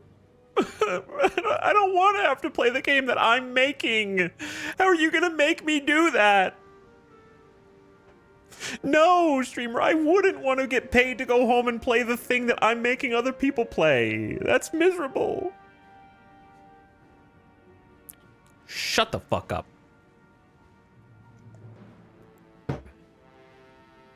Now let's get back to work. I think I'm gonna go historical US.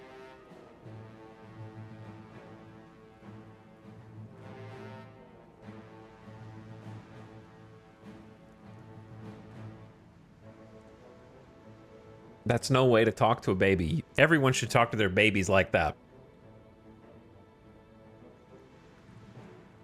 Because they can't understand you, so it doesn't matter.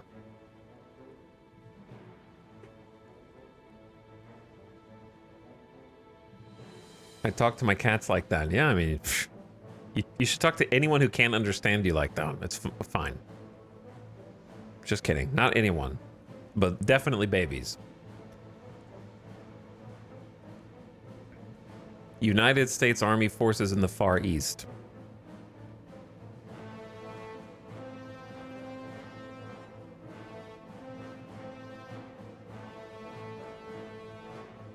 I love that your solution to them not having a fully staffed QA is to just make everyone QA once a quarter. Look, without getting off on another... We've already been on the screen too long, and it's that one chatter who just wrote that comment's fault about watching a video. It's your fault, whoever you are, that you got us off on this. Look what you did, chat. But you can't make something and not taste... You can't... You gotta play it. If you make something, you gotta try it. You gotta play it for a reasonable amount of time. I don't... And chat's like, no, I wouldn't want to be paid to play my game that I'm making. Shut up. I'm gonna find the other person who said that too. Time them out.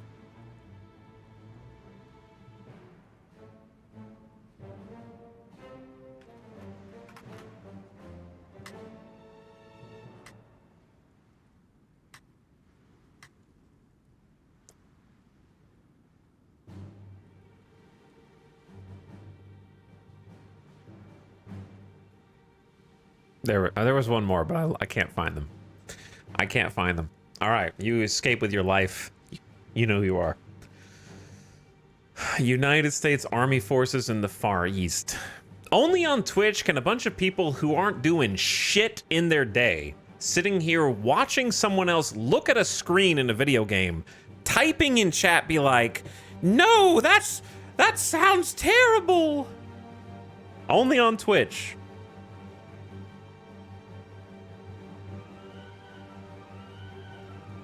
I'm working, smiley face. No, you're not. Stop pretending. None of you were in here working. Commonwealth of the... I don't know if I should do the political one or the United States Army Forces in the Far East first. I think I'm just going to go US for the first run. This one gives me daily political power gain, which sounds good, and 365 days of construction speed. The other one gives me command power, and then some political power. But it sounds like we need to do the US one first, if that's what we want. Dockyards, factory output, dockyard output. All right, I'm gonna start there. Commonwealth of the Philippines.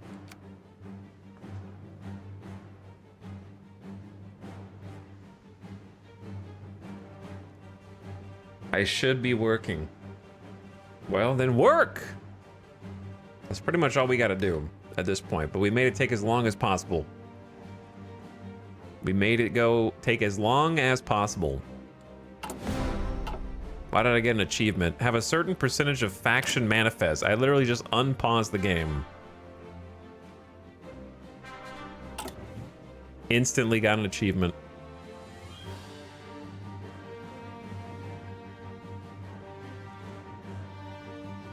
But,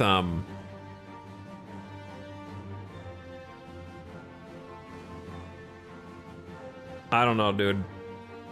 They need, Paradox needs a bunch of things. They need more time to develop their games.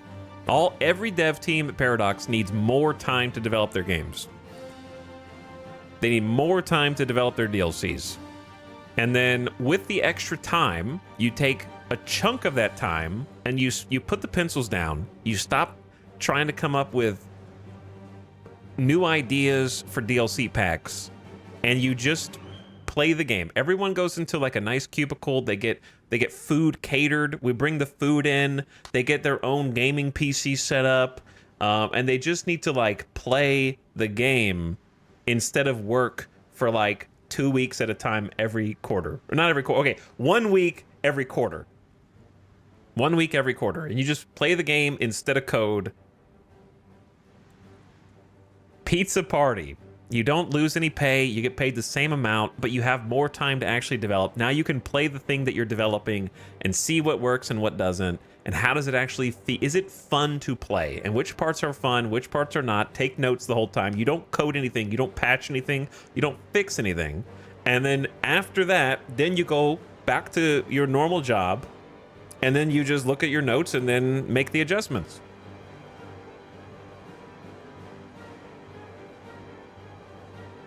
And the key is that they have more time to develop the games and the DLCs.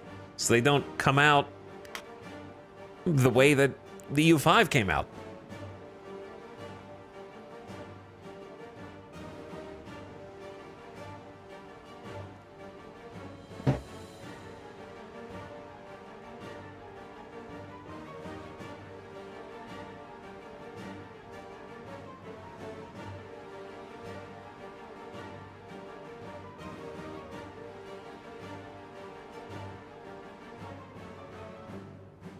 Avix says, why was this topic brought up to begin with? It was a non sequitur from a chat member who just said that they were watching a video where Paradox devs said that they apparently, I don't know, talk to the chatter and the video, apparently require their developers to play 2 hours of multiplayer a week as part of their play testing. So assuming that that is true, it was more of a point of how that is not a good replacement for actually playtesting, and it's also just not enough time to figure out what works and what doesn't in a Paradox game. Just because mathematically speaking, there are, what, 52 weeks in a year? That's only 104 hours over the course of an entire year. I just put in 150 hours in EU5 in 2 weeks. That's only 100 hours in a year. In addition to, I guess, whatever they might play in their free time. But it just isn't much. It's not worth bragging about at the very least.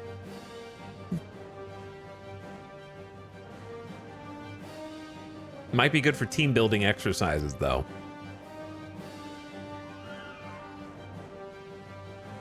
So that's why it was originally brought up. And we just finished our Europa Universalis 5 campaign after 2 weeks yesterday, after bugs and broken gameplay mechanics force-ended the campaign.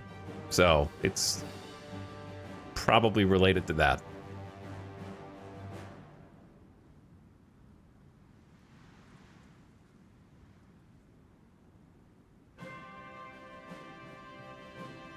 Four to 6 hours every Friday. You get lunch delivered and the team plays. Yeah, every Friday. First of all, chat, no one on Earth should have to work 5 days a week. The work week should be 4 days a week with 3-day weekends, okay? Most of you don't even have enough work to do to justify the 5th day, and you just pretend.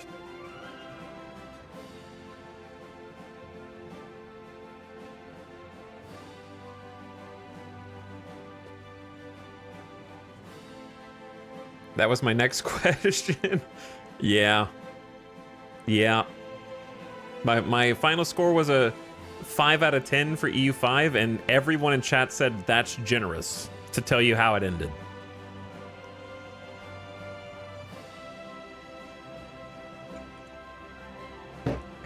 Just to put it in perspective a little bit. It just doesn't work. There are dozens and dozens of individual things that just don't work. Straight up, just broken. Including at the end, the game. There was actually a icon on the screen that if you accidentally moused over it, it would freeze the game for 3 or more minutes at a time. Minutes. And we also started to get crashing yesterday. So we crashed, I think, 3 times yesterday. So we started to get the crashes too as the game went on.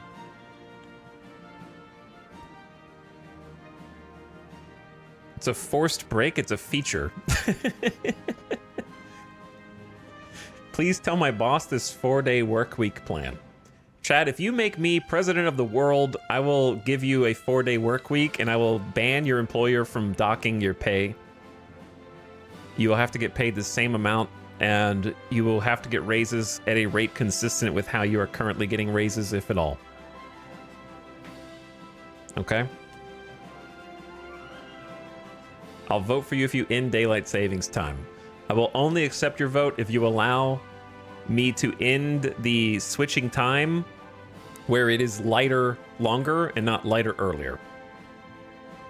So if you are a lighter earlier person, then I'm afraid I can't make that promise to you. What are these raises you speak of? I don't know. I stream on Twitch. The only time I got a raise was because somehow they convinced John Twitch to allow the contract upgrade to be earnable. Otherwise, I hadn't gotten a raise in 14 years. I've just been subject to inflation. So I wouldn't know. Is the day-night cycle on here? Now it is. Turn it off.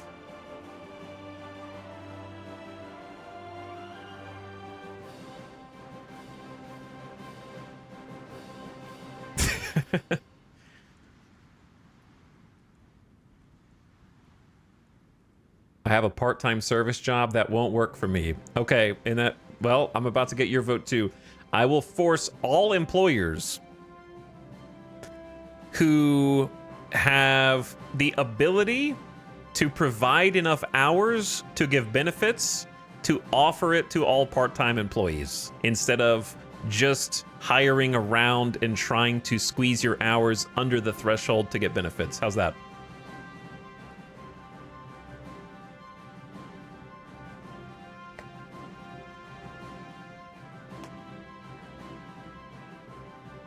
Weirdly specific superpower, but okay.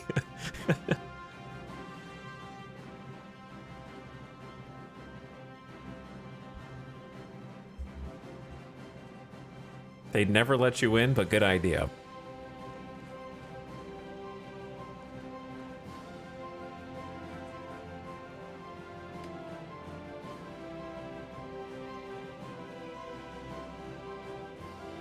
Quick, everyone subscribe with Prime so Etal can tell our bosses about the 4-day work week. That's funny.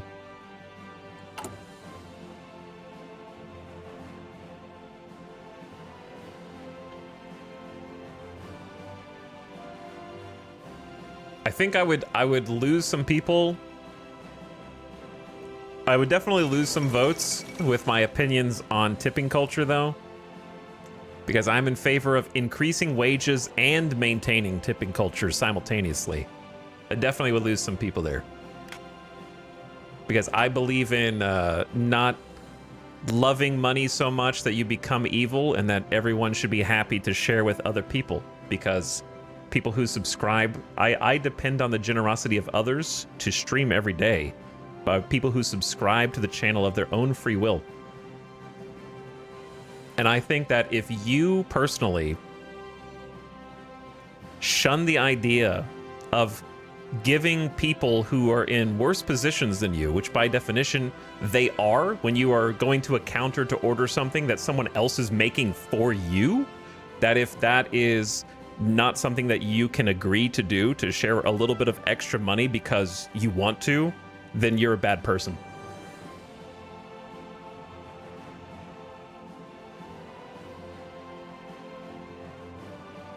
That if you're in a position of power and you have the opportunity to try to help someone out in a small way, you should.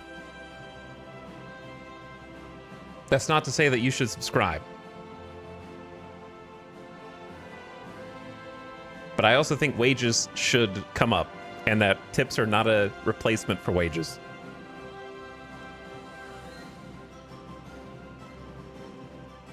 Speaking of being a good person, a week from Saturday, you will have the opportunity to put your money where it matters and support Doctors Without Borders during the Hot Potato RimWorld charity event.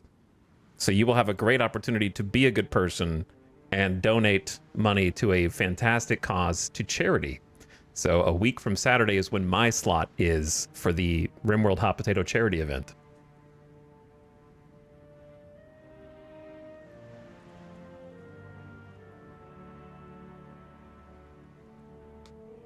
So be there for that. It'll be at we got the thing right here, actually. Boom, there it is. Starts on Monday at 3 a.m.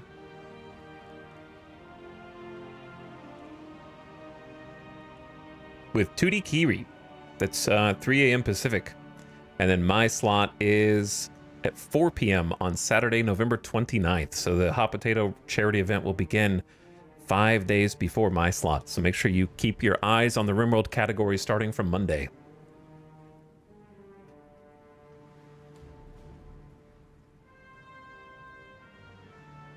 But yes, I told you guys I would lose some votes with my tipping opinions. Because I'm getting comments like, okay, but tipping should not be required. The default should be 0 unless they went above and beyond. False. I believe in sharing with your fellow man. And I believe if you are in a position where giving to someone else financially will not financially impact you, if it will financially impact you and cause you to suffer in your own life, that's okay. But if you are in a position to give to someone else and you choose not to, you're a bad person. The end. If you hoard your dragon eggs and you sit on them because they didn't earn it in your eyes, bad person. Sorry. I'm standing by it. I believe it. If it does financially impact you and you cannot afford to do that, that's fine. But if you can, you choose not to, and you think that someone has to dance for you in order to do it, I believe in sharing with your fellow man.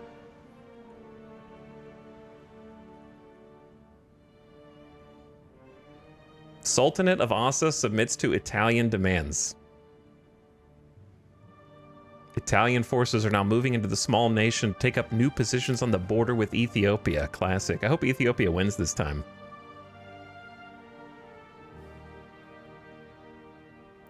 I'm not sure about his tipping opinion, so I think I'll vote for the guy who wants to bring back child labor in the 7-day work week.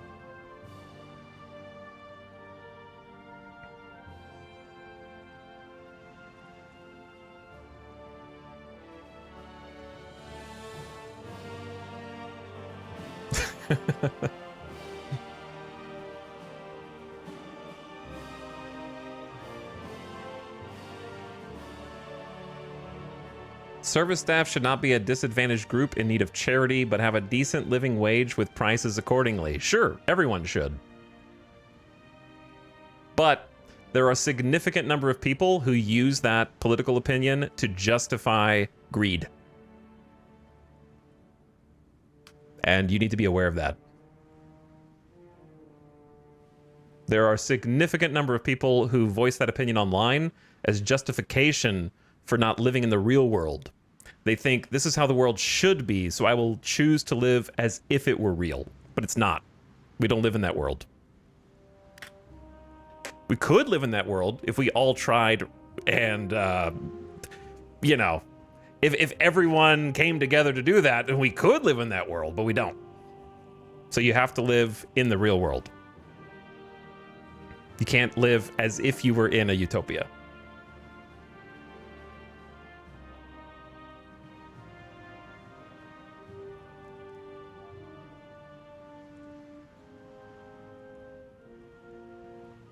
But yeah, I agree. Everybody should be able to live in a non-disadvantaged position, for sure.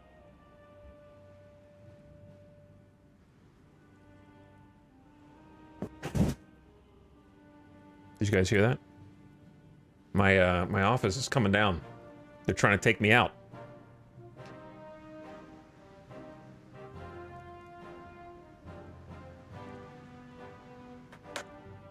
They know.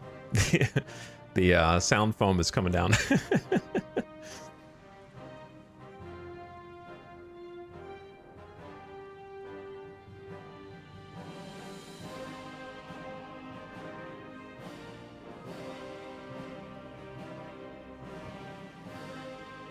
FBI, open up. Bring in the cats. The cats are actually right outside the office.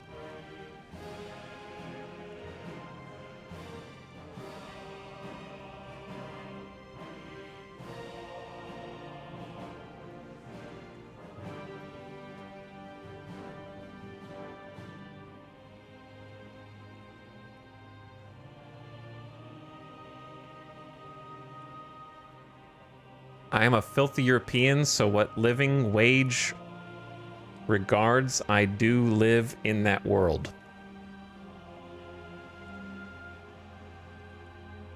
Okay.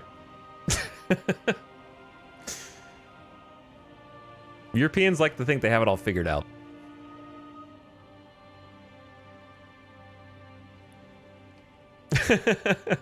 So you can go on thinking that. You guys live in the perfect world. We don't need to change anything.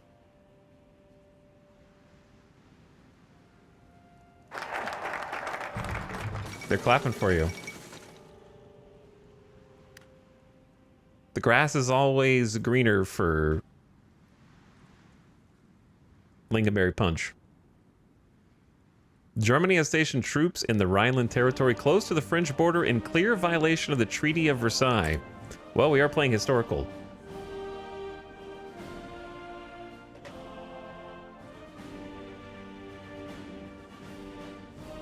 I'll let you in on a little secret. Nobody has figured it out. Nobody's figured it out. You're right. You are right. Hello, Johnny Guitar Hand. Thank you for 17 months of sub. I appreciate it.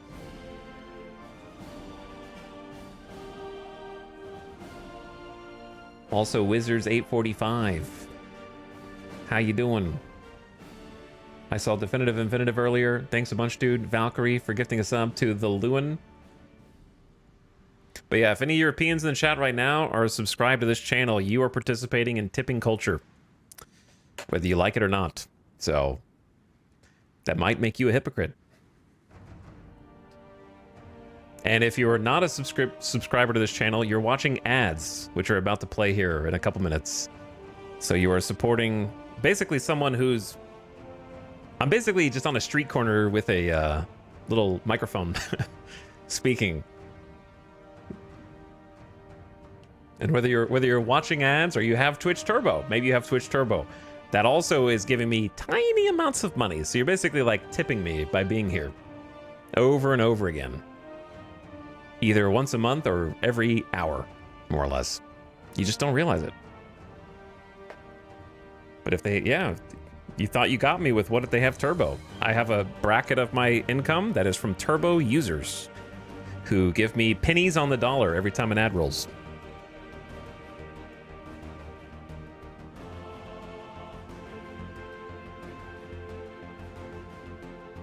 And if you have some kind of uBlock extension that blocks all ads and you're not a sub, you're making my view count go up by being here, which is putting me above someone else on someone else's viewer list, making it more likely that other people are clicking on my stream and coming in and tipping me.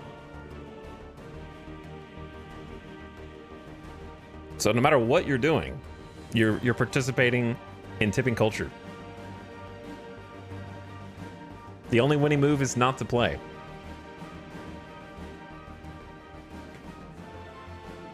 But thank you, Johnny Guitar Hand, for subbing as well. Appreciate it.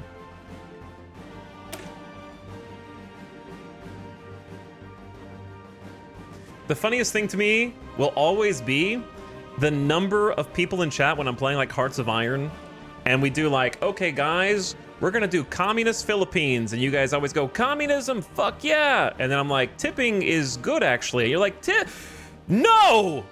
Well, but we should have capitalists just pay their employees.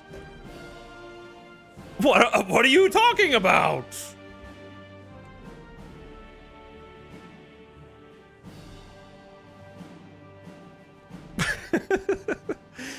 Established just a year ago, the Commonwealth of the Philippines is the first step toward an independent Philippines.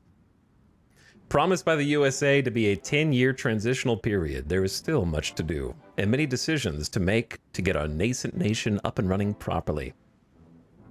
Modify the Great Depression by plus 0.05 daily political power gain. Okay, I need to read our national spirits.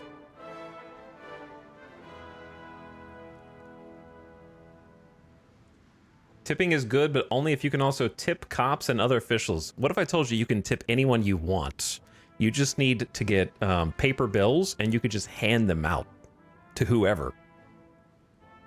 To anyone. You could just give money to anyone. Ads starting soon. Right now, actually.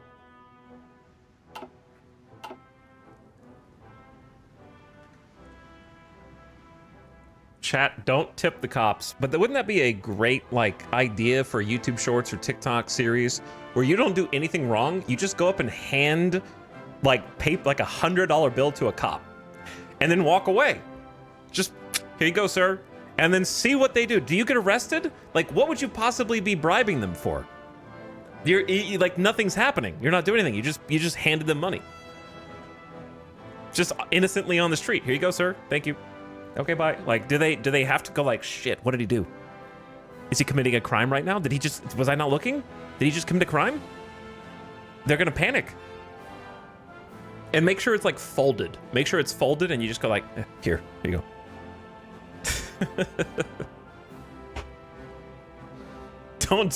Don't do that. It's too dangerous. Too dangerous.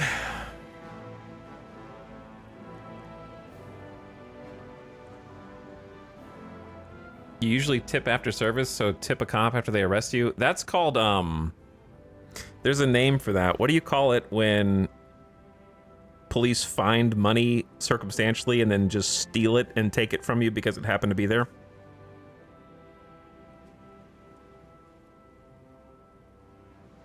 Anyway, I need to take a BRB. Civil forfeiture. Yeah, they already do that. Civil asset forfeiture. Same thing. All right, I'll be right back. We're going off the rails this stream. I was not expecting. It's all Avocado's fault.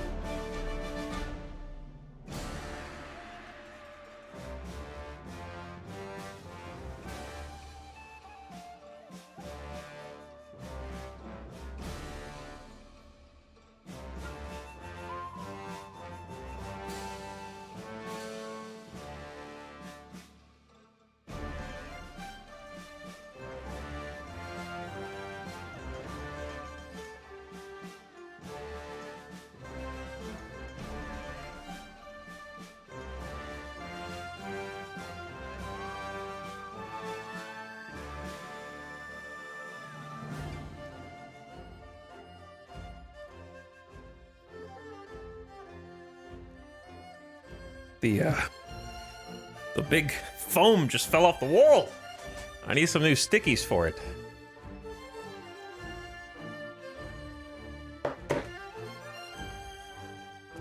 Anyway, my apologies to anyone who came here to learn how to play Hearts of Iron. We're not learning how to do anything today. We're just gonna stay in 1936 for the whole stream.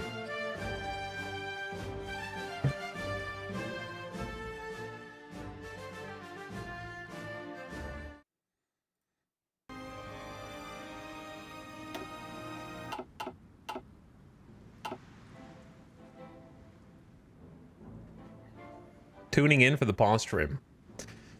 Chat interaction is at a new all-time high.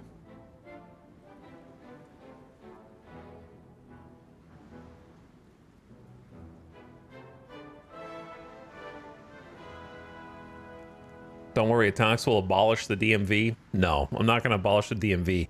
I'm actually going to require everyone to take repeat driving tests the older you get.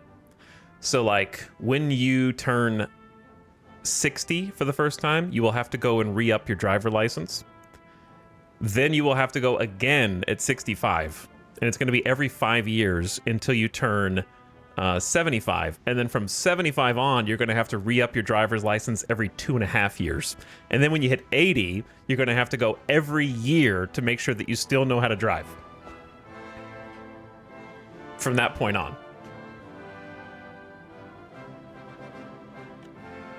Why does that need to involve the DMV? Why does a driving test need to involve the DMV? All right, next chatter. We're going to move on to the next chatter.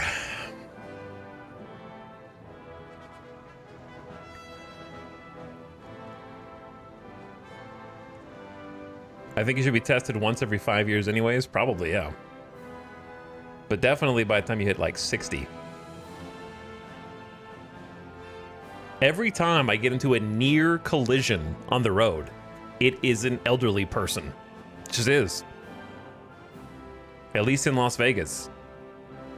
Every time somebody blows through a stop sign and I have to slam on the brakes or something, it's some elderly person. Every time somebody slams on the brakes and hits a hard right turn with no blinker, elderly person. It just is. We gotta start doing testing again.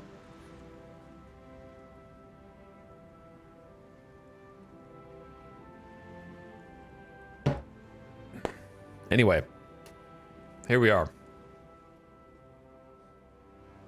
Here we are. Let me see what our national spirits are.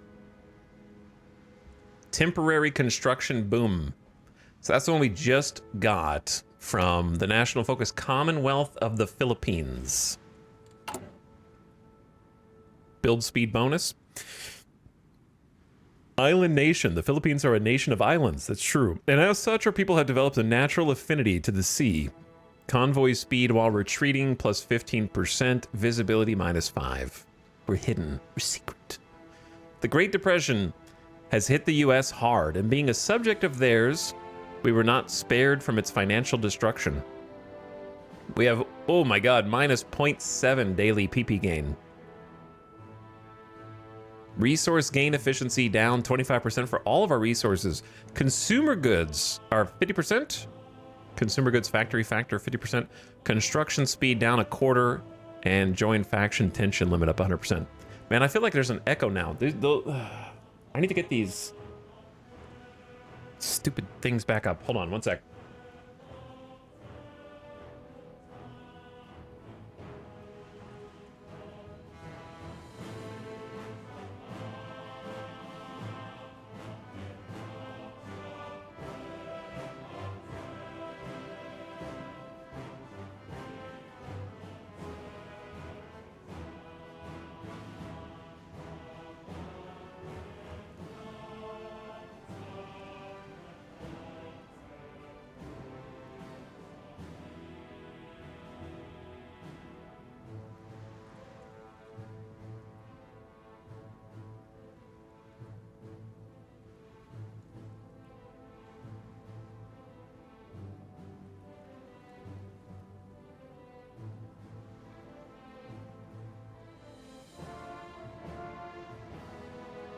Okay, I don't think they're gonna stay, but I need them up because I can hear an echo in the corner of my office, and it's gonna drive me insane.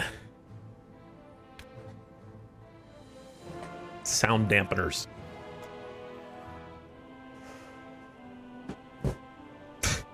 That didn't last long. That didn't last long. I was gonna leave that there. I'm gonna have to go get some new adhesives for the back of them. Philippine Army. Army experience gain minus 80. Recruitable population factor minus 50. Oh man. Factory output minus 90%. Dockyard output minus 50. Training time plus 40. And daily command power down 20. Okay. The land-borne forces of the Philippines, primarily responsible for defending the home islands, initially formed a number of scout units. The forces under their control continue to grow. I read that weirdly, but it's fine. American interference. A foreign power holds significant sway over the nation. If we wish to truly field our independence, then this overbearing control they maintain over us must be broken. They tried their best to write that sentence. Technology sharing bonus plus 20%, and we lose some autonomy progress. We are a American Commonwealth. Member of the American Commonwealth. A colony of the U.S.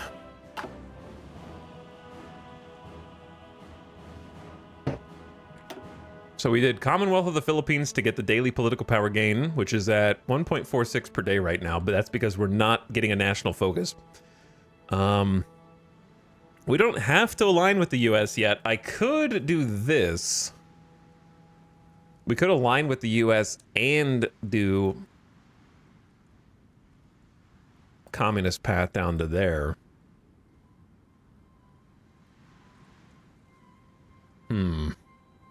And then on this side, we've got modify American interference, bring in Eisenhower, requisitions for the military,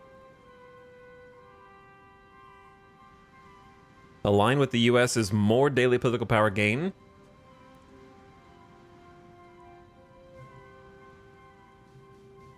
I think I'm not going to do the communist path because if I want to play communist China, then we're about to do a communist path.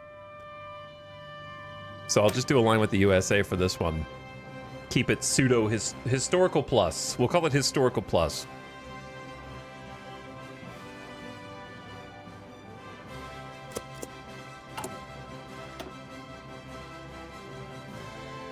We're going to need a bunch of these.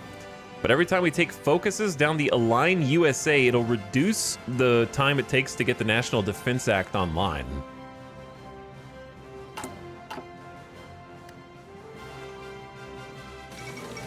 Turkey remilitarizes the Turkish Straits. Turkey and the Soviet Union have come to an agreement, revising the Treaty of Lausanne, signed and implemented after the Republic of Turkey repulsed the Entente in the Turkish War of Independence. The treaty has been decried an assault on Turkish sovereignty, but today it has finally been amended in favor of the Montreux Convention. Turkey now has complete control over traffic passing through their straits. British observers, who were a part of the process, are merely satisfied that conflict in the nation has been avoided. One of the most classic pop-ups in the whole game.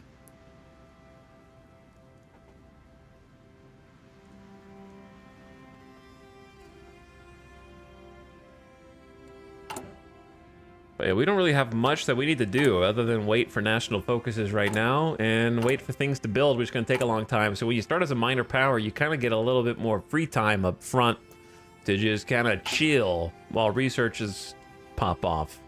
There's not too much for us to handle. Kind of just wait for different things in the world to happen. Usually Italy taking Ethiopia or Ethiopia joining the Soviets or something like that.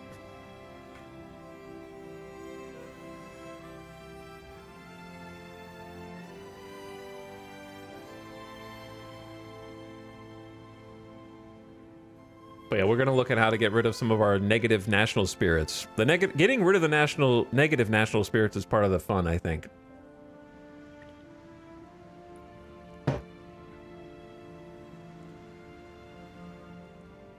Reshield the room so the government can't beam the microwaves in. Thank you, Mr. High, for 76 months. I appreciate it. Who says E? Thank you, Mr. High. Mr. Bob Bobbington says, enjoy the tip. Thank you for the 500 bits. I do appreciate it. I enjoy it. I saw Johnny Guitar Hand, Wizards, and Definitive Infinitive. Thanks, guys. Also, Avic, how you doing? How the stream's been going, dude? If you're still hanging out there, get a shout out in chat. For our man playing some Cataclysm: The Last Generation. Hope you've been enjoying that and some,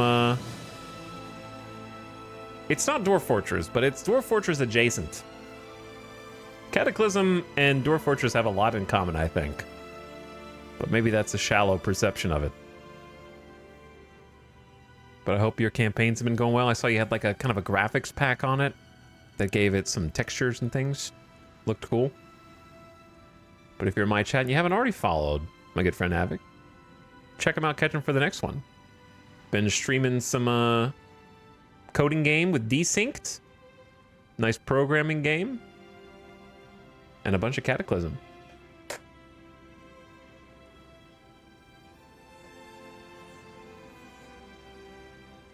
I'm over here just stirring up chat. Easiest way to kick the hornet's nest is start talking about tipping culture.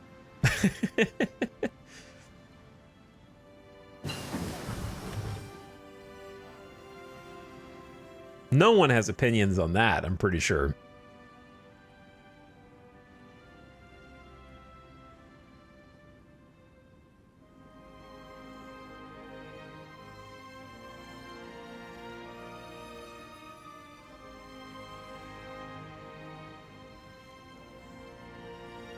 Never heard of it. Not familiar with it. Electronic mechanical engineering.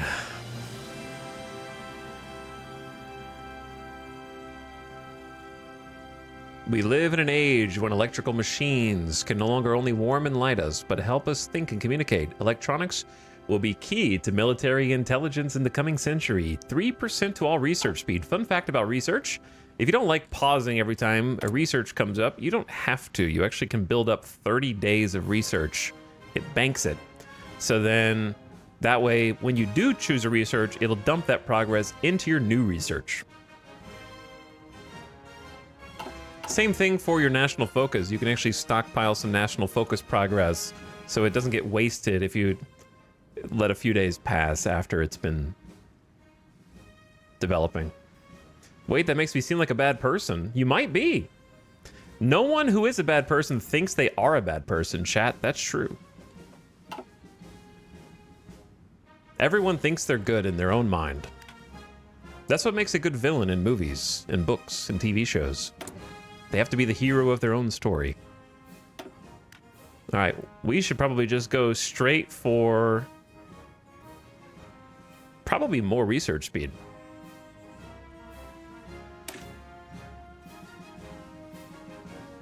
I see no reason not to go for more research speed out of the gate.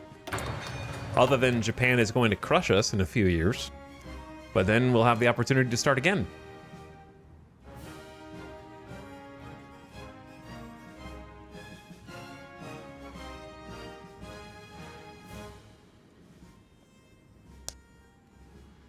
I'm quite well aware I'm an asshole. See, here's the thing.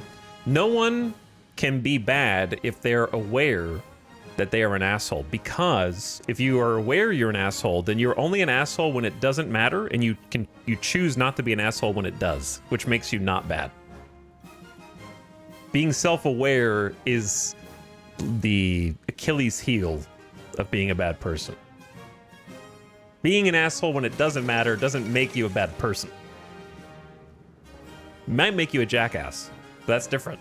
Second London Naval Treaty signed. Delegations from Britain, France, Italy, and Japan have met with the U.S. in December of 1935 to discuss a renewal of the First London Naval Treaty, restricting the number and size of cruisers and submarines. Let's turn the overall game volume up some. Negotiations turned quite heated over Italy's war in Ethiopia and Japan's desire to be seen as equal to Britain and the US. Nice is not good, etc. Nice is not good, etc. I agree with that. With negotiations now at an end, the signatory nations have agreed on limits to the size of battleships and aircraft carriers in the hopes of preventing a ruinous arms race. Yeah, I don't think that's going to work. There are a lot of bad people who are nice.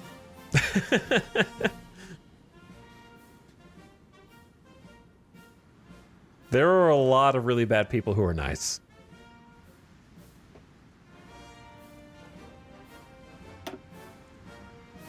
Struggling to find the correct music volume level here for all the different songs.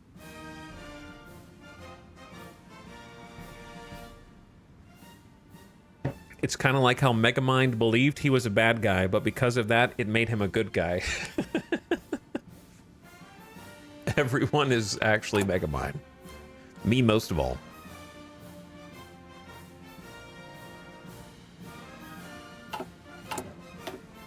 All right, we are aligned with the U.S.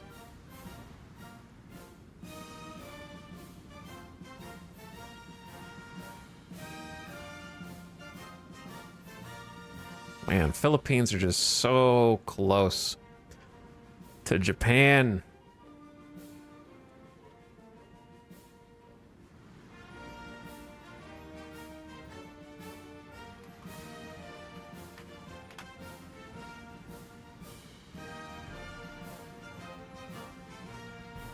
I was trying to see when Japan invaded Taiwan. May 1895. Whew. That's a long time ago.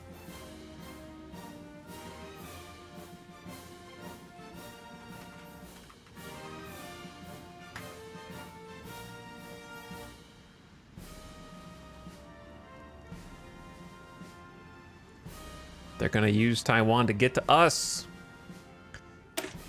The United States of America has proven to be a benevolent and wealthy overlord. By bringing our nations closer, there is much yet that they can do for us in order to speed our development and ensure our protection. The Great Depression national spirit gets modified by plus 0.2 daily political power gain.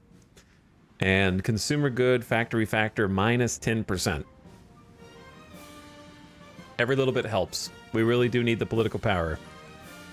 Reduce the time needed for the National Defense Act by 70 days. Commonwealth of the Philippines will use U.S. equipment and MIOs. Peg the peso to the dollar will reduce our political power gain and our consumer goods factor. And then that will allow us to either get capital injection from the U.S. They get 3 investment plan missions. Upon completion, grant 2 civilian factories and resource and construction bonuses in every state with new railway connections built during the plan. Okay, I'm listening. And then a repatriation act to get recruitable pop factor and plus monthly population off the Great Depression. Then we get civilian factories here, research slot there, which is kind of what I'm going for first, I think. Trying to get out of the from under the Great Depression. Then we get there's a stability and war support one. Then there is a modify Great Depression, get research bonuses for industry, which leads into political power, good factory bonus, infrastructure and civilian factory bonus for a year. Great Depression modifier. Encourage foreign investment, needs leverage the peso, so we don't get these.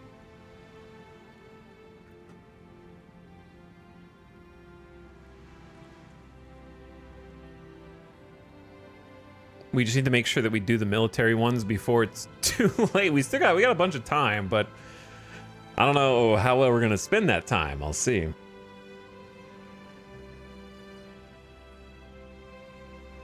The U.S. is like a fallen empire to you at the moment, but they're a fallen empire that's like helping us. I don't know if I'm supposed to be doing this already, but it kind of seems like I should just keep doing the economic ones first to me. So I'm just going to keep doing the economic ones. Seems like the right path if you're gonna go the democratic path. When was the last time we did a democratic run? The Bolivian Socialist Revolution of 1936. Following the largest strike movement known until now in Bolivia. Once again, I cannot find the right volume for this. The military under the young Lieutenant Colonel Herman Busch moved to overthrow the genuine Republican government of Jose Luis Tejada Susano. They claimed, unlike Tejada, they stand on the side of the Bolivian people and its socialist ideals. And now, with the resignation of Tejada, they assume full control of Bolivia.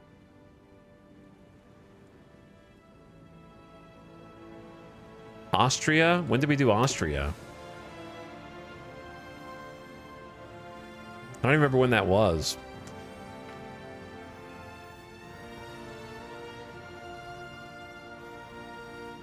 Oh yeah, European president. I hate that Steam autoplays videos now. We did that with God of Damarang. We did Congo and Austria, right? We did Congo and Austria. So God of Damarang was June. Wait. Stop autoplaying, brother, please. November 14, 2024. So it's like a year ago.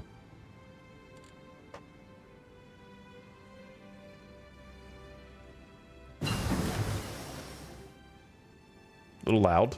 I can't quite find the right volume for everything yet. Basic machine tools. So production efficiency cap, if you're new to Hearts of Iron, is kind of a core mechanic you need to understand. And on your production tab, where you're building all of and manufacturing all of your resources that the troops are going to be using, like the actual guns. You have to manufacture every gun for every person. It's a very granular type of logistics that the other Paradox games, not even Europa, reach. So if you have 210 units of infantry equipment spare, your divisions will have an amount of infantry equipment that they need, in this case 750.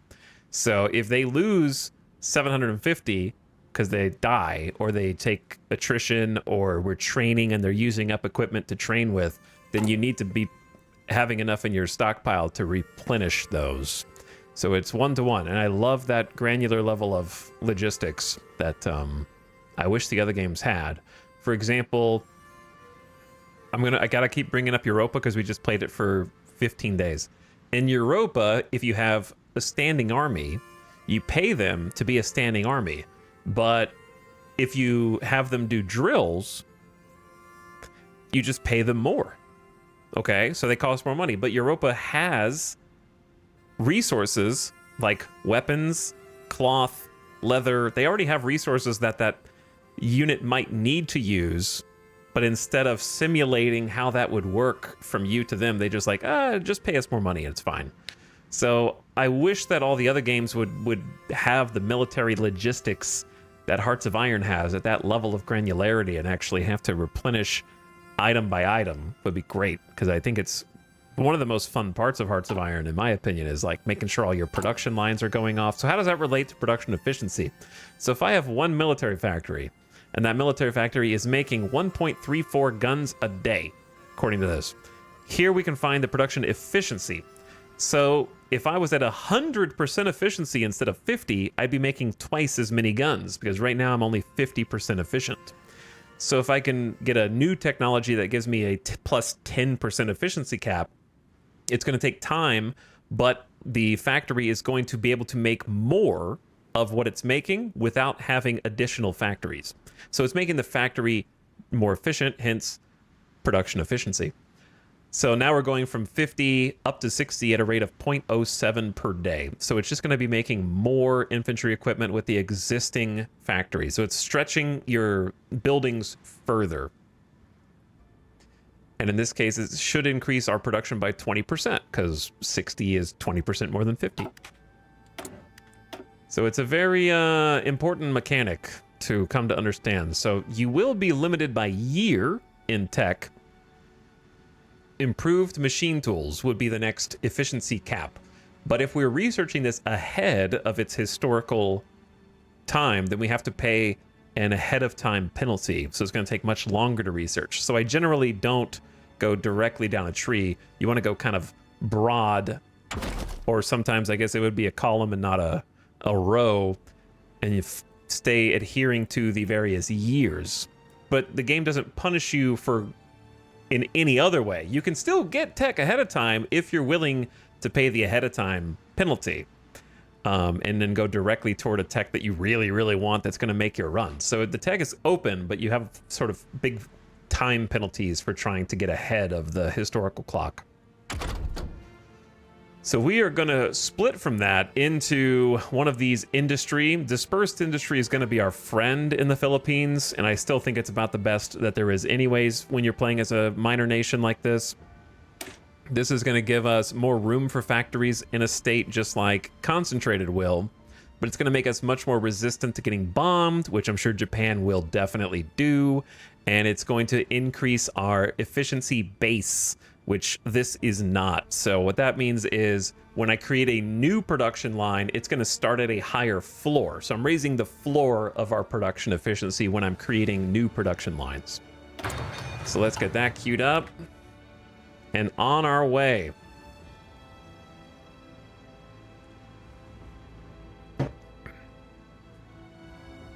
I forgot entirely how factory output multi works for this. I know you can juggle resource shortages with efficiency sometimes. I don't know if I answered your question or if you're asking a different question.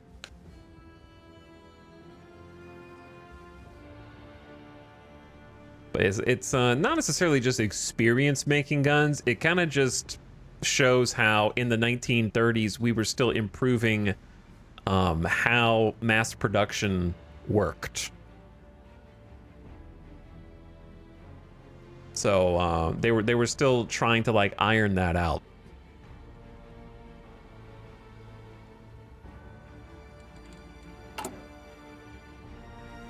We hadn't quite figured out the mass production yet. You should assign the MIO for guns you got via the Focus. Yeah, I may as well. I do wish that it just did that automatically. So they did say that they did some changes to how MIOs work, didn't they? I suppose there is the threat that we will lose that MIO and they would be leveling it up for no reason. I'm not sure if we get to keep it for the entire campaign. So MIO is Military Industrial Organization. I don't know if they're going to summarize it with MIO or... Don't mind that. Scared me. Things are falling off the walls. Actually just search organization.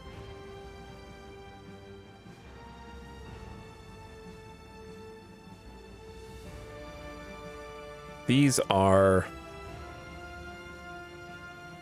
division organization. I guess you should search for the whole thing. Military Industrial Organization. 1 out of 4. So you get different ones if you ally with Japan. Smugglers for going communist. So it looks like it's just those 3. Where's the 4th one? It says there's 4. I don't know where the 4th one is.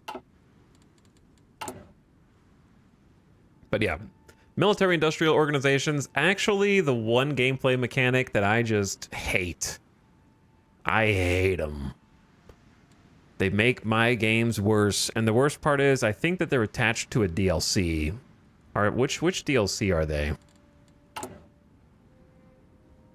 But we got to click this little wrench and assign it so that it can start getting XP towards stupid, dumbass upgrades that I hate clicking for 3% soft attack every time they come up. God, I hate them. Arms Against Tyranny. Just let me pick them the old-fashioned way where I just pay political power and we just get the military-industrial organizations, fire and forget, and I never have to touch them again because I hate babysitting them.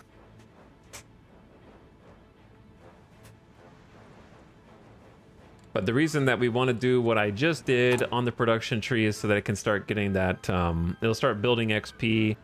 It also increases our production efficiency cap by 3% with the Springfield Armory in this case. You can shift click to queue it up. That doesn't matter. I know. I don't care.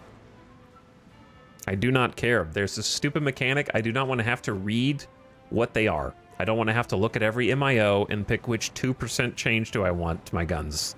Like it is an important and fun decision. It's just busy work. Dumb mechanic.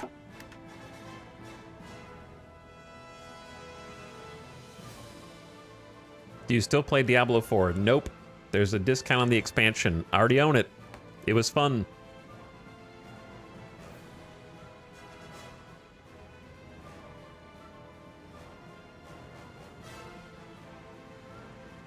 And there are some times where you get an MIO upgrade and you don't want either of the upgrades.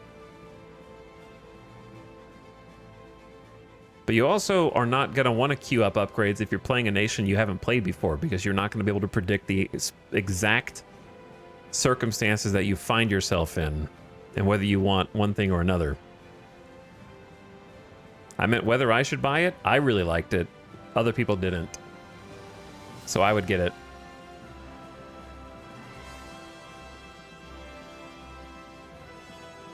I enjoyed the story. I enjoyed the cutscenes. There were things I would change, but it beats the pants off of Path of Exile 2's shitty story and Last Epoch's gibberish. I wouldn't even call it a story. It's monkeys on a typewriter put down some words and then they voice acted them.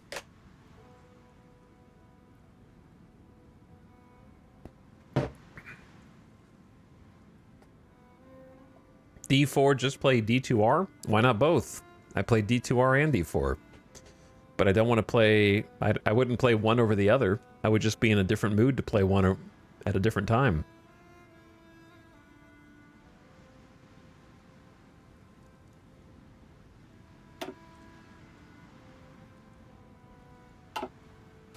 That's why I never go to the Diablo subreddit. They can't comprehend the mind that enjoys Diablo 1, Diablo 2, Diablo 3, and Diablo 4. Incomprehensible. They have to let everyone know that their Diablo is the best. And it's usually Diablo 2. They just can't understand someone that enjoys all 4 games. And Immortal. I meant, I said all Diablo games. Which is Diablo 1, Diablo 2, Diablo 3, and Diablo 4. Just kidding. Nationalist Spain has declared war on Spain.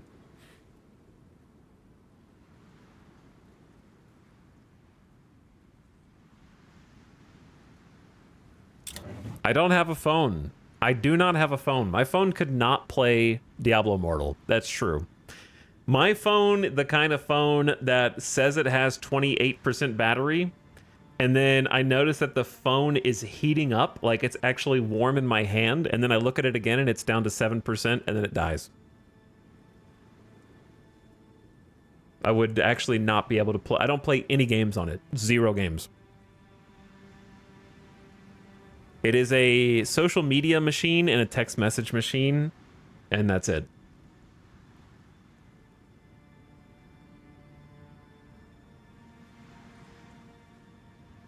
There are 2 types of people I hate. The ones that can't love all Diablo games and ones that love Immortal.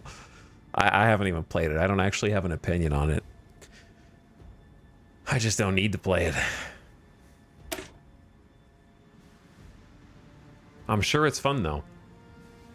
Peg the peso to the dollar. Our currency should be bound to the US dollar as a determination of its value. This gives our currency a real basis in value and provides a reliable foundation to establish trade. Modify the Great Depression. So, did we lose some political power from this? We're at, yeah, negative 0.6. I think it was 0.7 before, wasn't it? Or was it 0.5? But we get less of a consumer goods factory factor. So the consumer goods factory factor is just basically taking more of our civilian factories off of us being able to use them, which is a whole system. If you haven't played Hearts of Iron before, this is a quite difficult to understand one, but to simplify it, you're sort of sharing your factories with the rest of the nation. You, the player, only want to use them to build the military things that you want to build, but the people have their own wants. That's kind of simulated with this civilian goods factor. So in this case, we have 5 total civilian factories across the Philippines, but I'm only allowed to use 3 because the civilians are using 2. So the worse your civilian goods factory factor is, the more factories the civilians are sort of taking from you because we are not going to be at war. We don't need these for war. We need them for us. And that's represented by toasters. So the toaster factories are for the civilians. They're taking our military factories. So we have to do things via national focus and also spending political powers such as mobilizing the economy toward war. And the more you mobilize toward war, the better the ratio. So this is an expected number of factories for consumers 35, expected numbers 30, 25, 20, and 15. So at total mobilization, you get the most of them for your military purposes. But there's a new feature in this patch that requires you to use more fuel in the form of coal, energy consumption, not fuel. I should say energy, not fuel, because it's different. There was a new energy modifier. So you see factory energy consumption at war economies plus 25%. So this is a penalty for amassing hundreds of factories, basically. If you want to have the better consumer good factor, then you're going to have to pay more energy for your factories, so you need more coal. So that's a brand new mechanic. We're going to have to see how that works.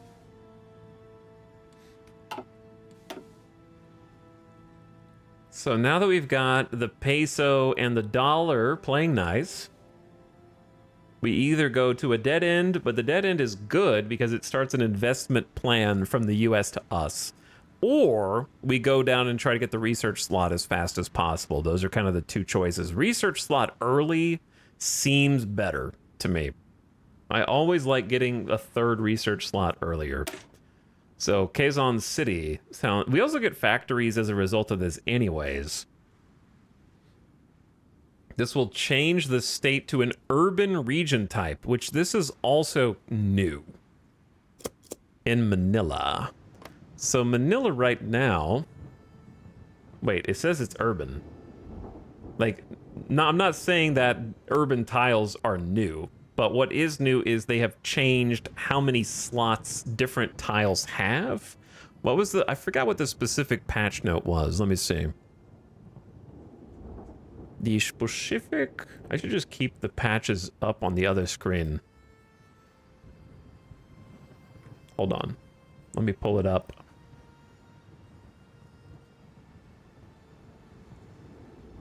Copy page URL.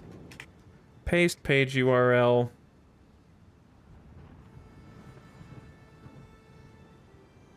It was something about like region.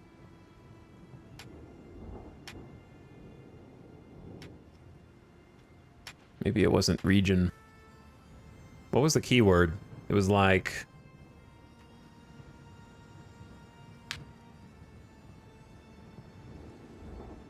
What was it? Oh, you scrolled way too far down.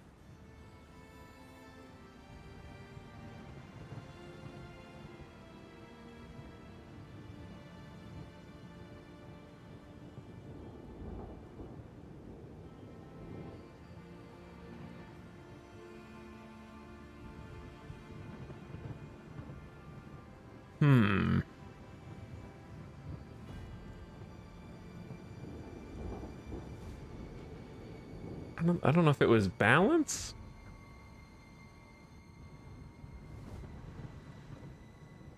Dude, am I hallucinating? I swear we read something about like, what do you call the region that it's in? Was it? Oh, was it this? Reworked and added limit for the state and province type buildings depending on the state type. Limits introduced for different island categories. I don't know if it's that. Added strategic locations, provinces that can have increased build limits. Example, Natural Harbor, which increase a level of a naval base by 2 for the limit.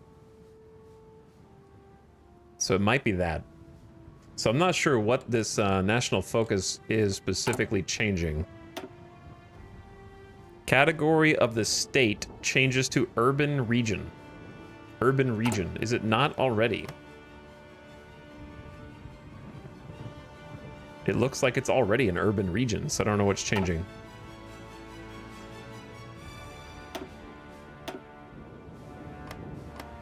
Handa ng kumilos. 5 out of 25 unlocked slots.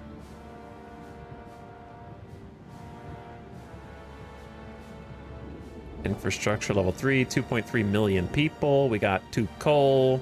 We could blow it up. Don't blow it up. There's a storm, and it is extremely hot. Supply hub 1 out of 1, 5 out of 10 naval base, no land forts, no coastal forts, no naval supply hub, no naval headquarters. Current max level in urban 1. We'll see, I guess. Modify government. Do I want an industrial concern? Nope. None of these anyways. So we want to probably wait until we have 150 PP.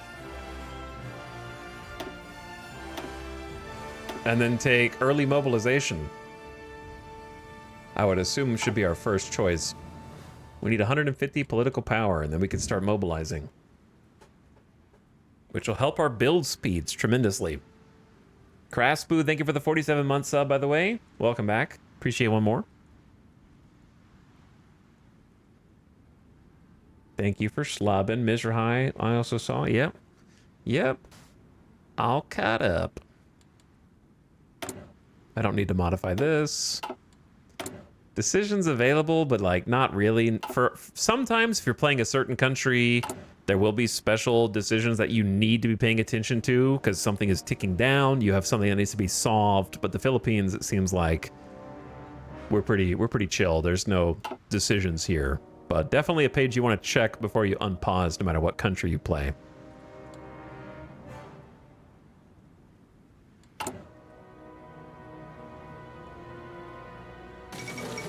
The games of the 11th Olympiad. The 11th Olympic Games were held in Berlin, Germany, attended by athletes from 49 nations across the world. The 1936 Summer Olympics are the first in history with limited TV coverage. They were a significant propaganda victory for the German regime, who spent lavishly on the event. German athletes saw the most success, winning 33 gold medals, while the Americans came in second with 24. 4 of those were won by Jesse Owens, the single most successful athlete of the Games. And the games are concluded. We're playing historical for once. We almost never play historical. So I'm not going to let you gamba on Spain. I'm sorry. If we do another run, which I assume we will, unless something tragic happened to this DLC, then we'll do ahistorical next. But part of the reason I want to play the Philippines is because Japan historically invades them to start the U.S.'s involvement. It happened the same day as Pearl Harbor. And so the Philippines seemed like a fun challenge that I don't want to play ahistorical, and then Japan just goes, hee hee hee, we're just going to go do something else. And I go, oh, I guess I'll just play single player then.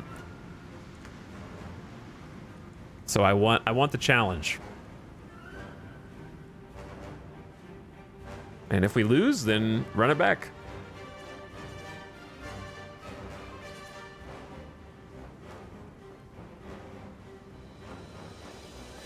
Thank you for the Nintendo 64 Tier 3 sub, Chillin' Sicilian. And 5 subs in 1.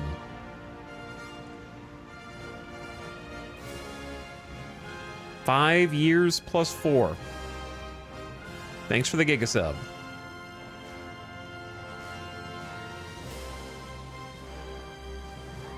But yeah, we're doing historical because I want Japan to invade so that I can try and throw them off. I don't want to play single player Philippines. The Ethiopian government has capitulated. Oh no. Italy won, I feel like, very fast. I feel like they won very fast. So we're probably gonna lose because I don't know the optimal way to defend all these islands, but we're gonna do what we can. We got like 5 years and change to prep and get ready. 5 years and change to prep.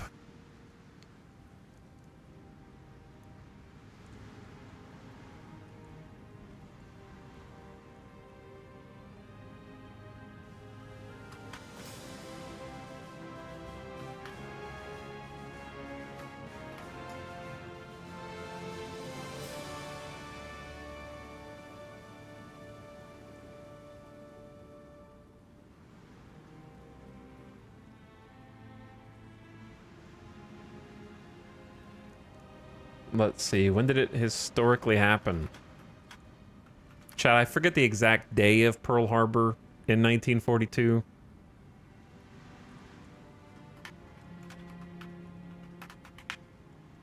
December 8th, 1941, sorry. My bad. Close enough to 1942. You were specifically supposed to remember it. Well, that's shot. Not infamous enough, clearly.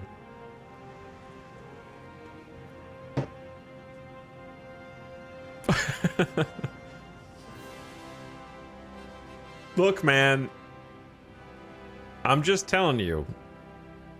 How many years ago was that?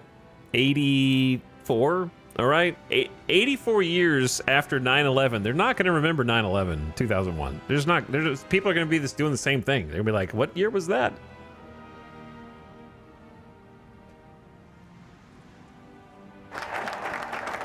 It's been 84 years, man.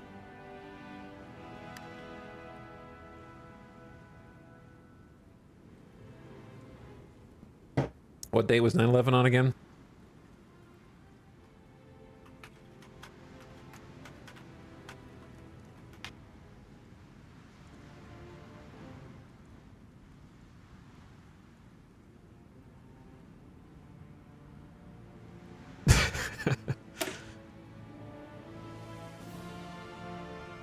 Bro, I can't even remember my own birthday, you know what I mean? How am I supposed to remember just every single time somebody went on TV and said this day will live in infamy, you know? You can't just decide that.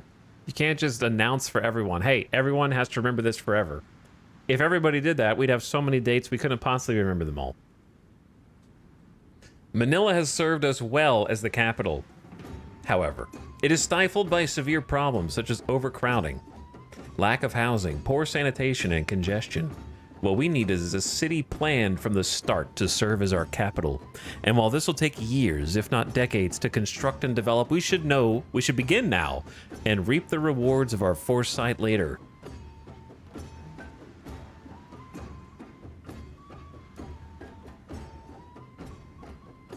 Manila gets 2 building slots for free. Love it. 2 civilian factories for free. Love it. Category of the state changes to dense urban region type. Add 2 building slots. So it has like 4 building slots. Why didn't it just say add 4 building slots?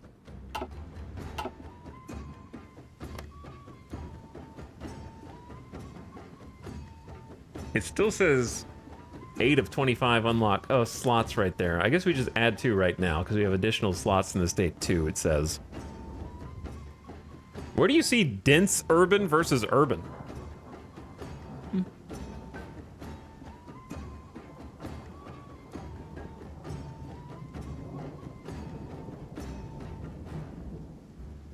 Where is dense urban represented versus urban?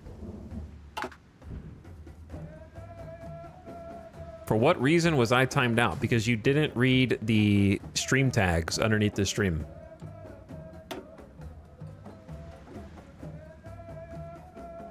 All right, what comes next? A research slot. In the same way that we are planning for the future of our nation, planning and constructing the city of the future similarly. Wait, what is this? In the same way that we are planning for the future of our nation, planning and constructing the city of the future, similarly, we should consider the future of our Filipino citizens and ensure that educational excellence is given the space to flourish in this fledgling city. Okay, well, I unfollowed. Don't worry about it. Suck my dick. I can't find it, motherfucker. Get out of here. I would if I could.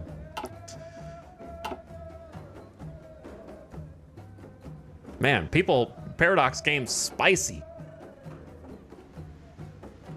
Schrodinger's dick.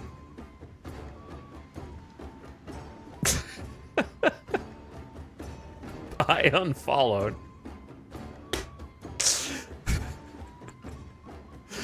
People are ready to go to war over 10-minute timeouts. Did you push the timeout button on me for 10 minutes? I am ready to go scorched earth. I will destroy everything you love. I will never follow you again.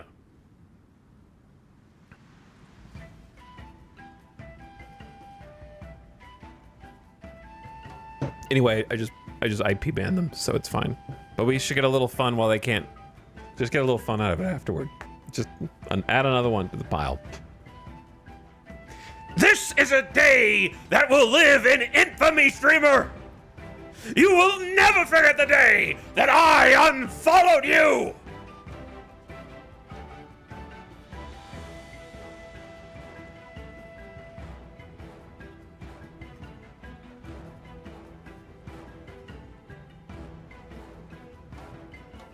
There goes my nap. If you want to sleep, then mute the goddamn stream, all right? Everybody stop bitching about dumb shit.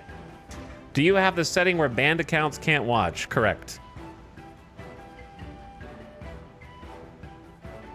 Ludi P, thank you for the 5 gift subs, by the way. I appreciate the gift subs.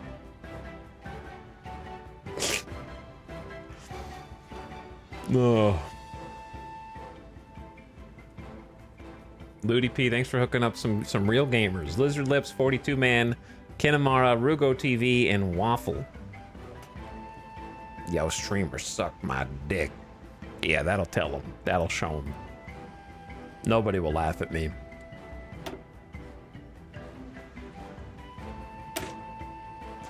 Quezon City Campus, give me that research slot.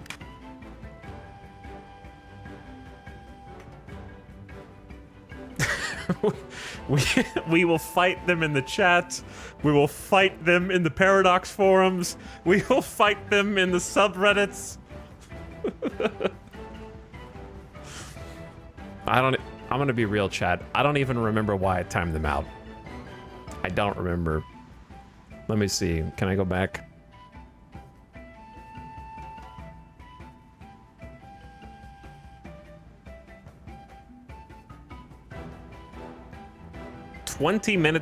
Okay, so 20 minutes, they were timed out for 10 minutes, but 20 minutes before they spoke up again, they said you can shift click to queue up your MIO research, and I timed them out for 10 minutes.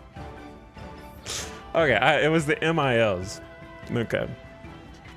But they were thinking about it for 20 minutes. They had to leave the computer because they were steaming hot, angry as fuck, just pacing around for 20 straight minutes. They thought it was 10, but it felt like 10, but it was actually 20. That's how long it took to come back and sit down at the computer.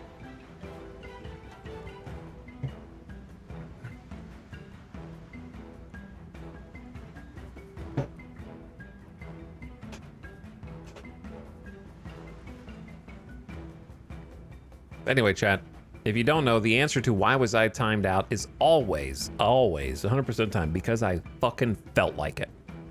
Okay? That's the only reason I need. I don't have to read you your Miranda rights to time you out for 10 minutes. You do not have the right to a lawyer. You cannot make a phone call from timeout prison to your family. I mean, I guess you could. I can't control your phone. You should call your family. I should call my family too. Everybody call your family.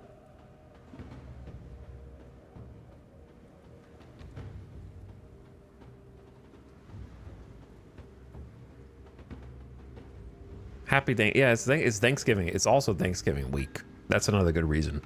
If you're in America. What do you want me to call them? Nice things, good things. don't swear at them, okay? They're not chat. You have to be nice to your family.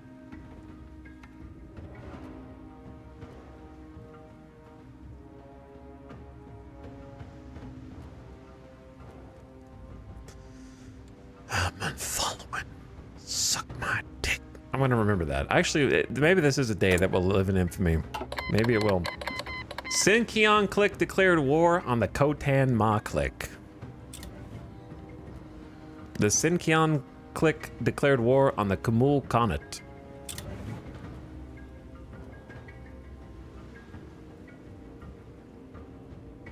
The first wars that are not from Ethiopia. Oh, why did that? Oh.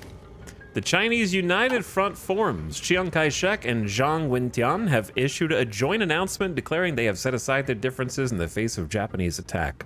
Both sides will observe a strict policy of non-aggression against each other for as long as the war against Japan lasts, and have vowed to do everything in their power to throw back the invader. A number of smaller warlords have also declared their support, putting their forces under the command of Chiang Kai-shek. Whether the longtime enemies of the Chinese Civil War will actually work together remains to be seen, and many experts believe that this will do little more than delay the inevitable defeat of China. An unstable alliance. It has begun. Wait, who did they say declared war? Oh, up here, Sinkiang, yeah. Sinkiang Khotan Ma. Wait, I have one chat. I have 171 PP. I gotta spend it. You're being inefficient. You have 20 PP that you're not using. Use the PP. I think we just have to go early mobilization. That should always be the first one. If there's not a political advisor that's a god. Let's see, is there a political advisor that's a god? We need to look at our political advisors. Social reformers, stability. We have 64 stability right now. Consumer good factory factor, maybe good later. Communism, political power gain 5. Communism. So if you're trying to go communist, you're going to want some of these political advisors. Attack and defense on core territory will be good later. I think I'm going to take the 15% PP guy, invest early. Invest in the PP early, I say. Because if you do this late, then it doesn't matter. 15% isn't much, but let's do it now. Because honestly, the mobilization's not going to change much when you only have 4 civilian factories. Or I guess 7 now, because we just got 2. Math is hard. So I'd rather just invest in the PP so that we get more PP to spend.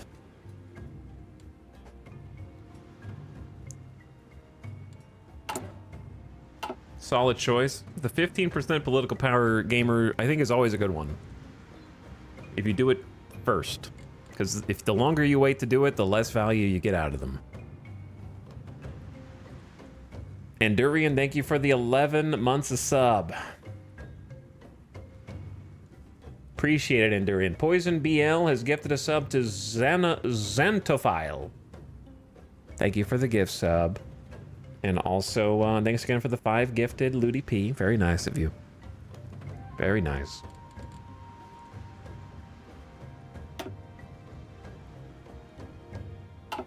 Pull that up a little bit. About to get that 3rd research slot. Very exciting. Then after that, probably back to capital injection. Because... Beep, beep, beep, beep, beep. Sinkiang annexed the Kumul Khanate. Already? Oh, was there... Where was the Khanate? I didn't even see them. Not Khotan Ma. There must have been a small one down here somewhere. I didn't see them.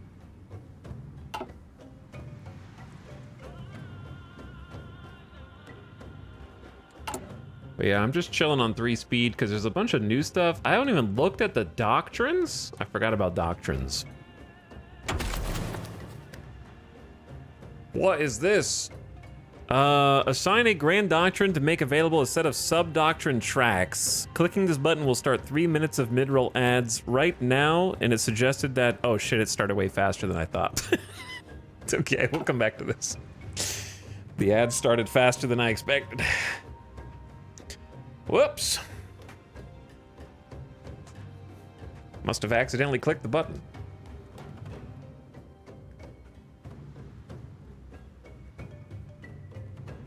All right, let's take a very quick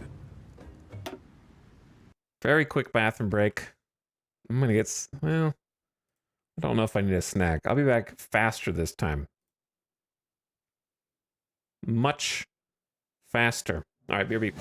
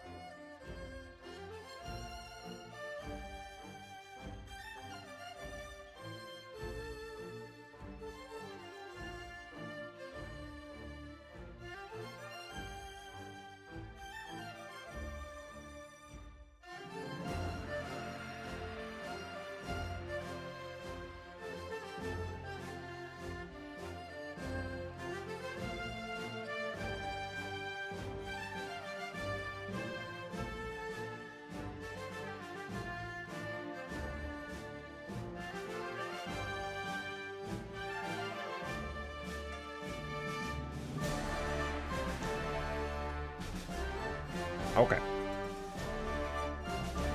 And back.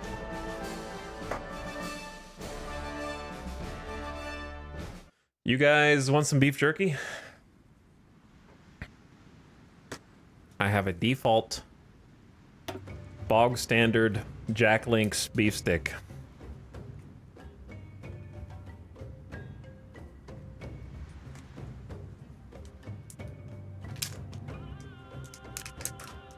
Like you would get at the gas station.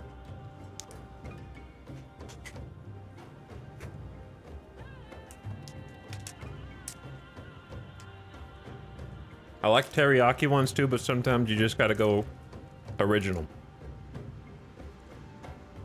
I know that Jack Link's is memey and not the best beef jerky, but I have tried like 2 or 3 other brands at the grocery store. I have tried beef jerky from people who set up bespoke little shops that make their own beef jerky. And I don't like, I feel like most of the time it's not better.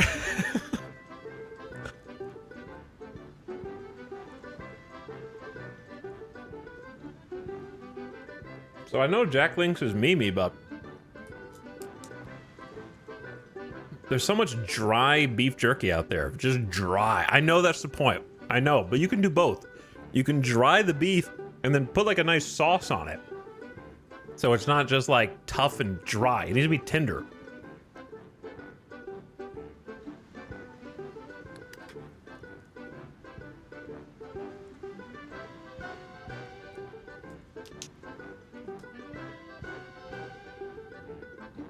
Like if it's got to have flavor.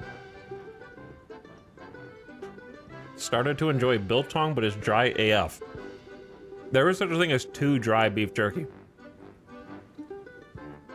I like the tender bites. The tender bites are pretty good.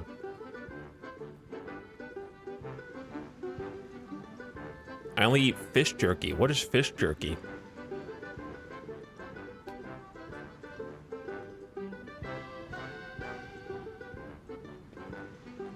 Furky. Let me see.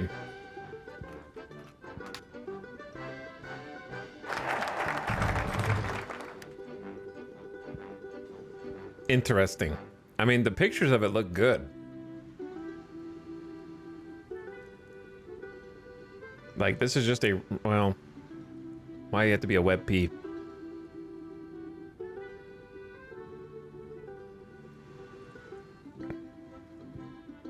It looks pretty good, dude. There's some that look bad, but there's some that look good.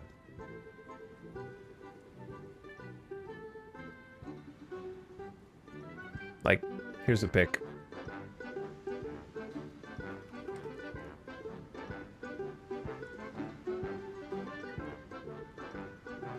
I had to open it in MS Paint. I'm sorry. But like, that looks pretty good. I would eat that for sure.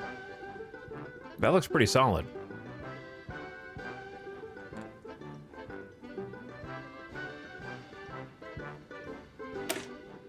In the same way that we are planning for the future of our nation, planning and constructing the city of the future, similarly, we should extend... Well, I don't know what I'm reading. We should consider the future of our Filipino citizens and ensure that educational excellence is given one extra research slot. Bam. Now let's go back to capital. That's a 35-day capital investment. So we got a third research slot, which a lot of the nations just start with 3. So we got that one pretty fast within the first year. So now we can do a little bit more. I think we just need to go construction 1, 10% build speed.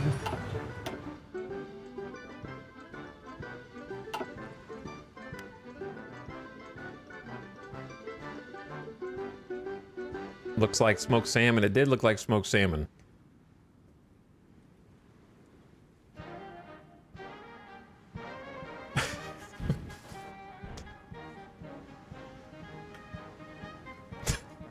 Why does a chatter say, I think eating biltong for dinner for most of the end of 2020, beginning of 2021 gave me gout. Why are you eating just jerky for dinner? Every day?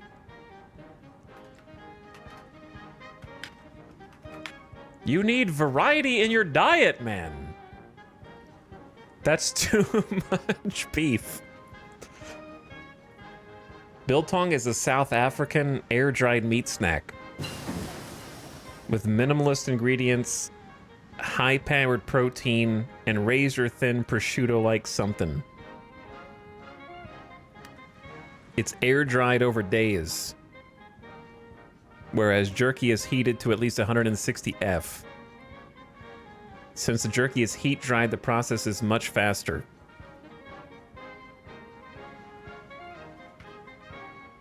I never had it before. Dispersed Industry... Oh, we got a double research. So we picked up Dispersed Industry 1. Should have more room for factories in our state. Our capital was already almost full. So that'll give us a little more breathing room and make the factories a little bit faster output. And then we got a research speed plus. We don't care about this. This is for planes. I only care about the research speed for global stats. And since it's almost 1937, we can look toward... We're obviously going to want fortifications, but we don't need them right now. Since it's almost 1937, we can take the 1937 tech. So I'll just go straight into Dispersed Industry 2 and straight into Improved Machining Tool Efficiency Cap. I think makes the most sense, and just try to get our industrial base going.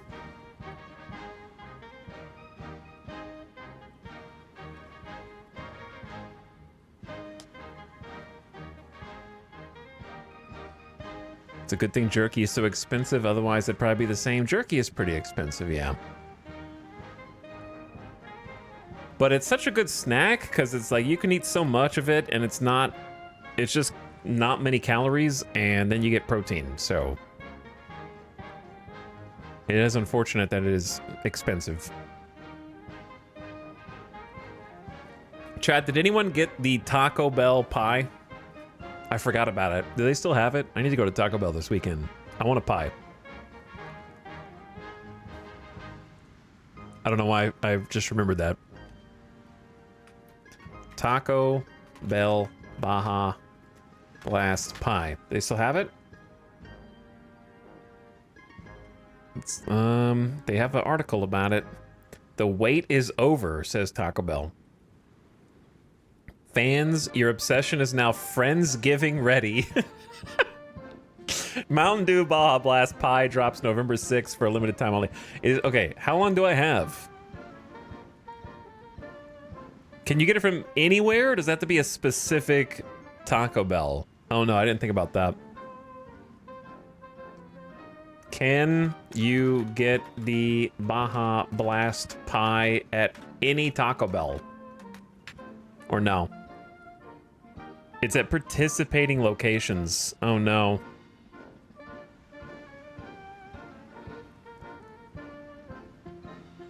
But who's participating, Taco Bell? How do I know who's participating? Why won't you tell me? American capital injection. America's famous for its investment, so let's tap into this capital resource and set it loose on the Philippine economy. Who knows what wonders these capitalist entrepreneurs will be able to create without direct state intervention. Activates a mission. Investment Plan 1, Infrastructure Development, which upon completion will grant 2 civilian factories and resource and construction bonuses in every state with new railway connections built during the plan. So does the US get this mission?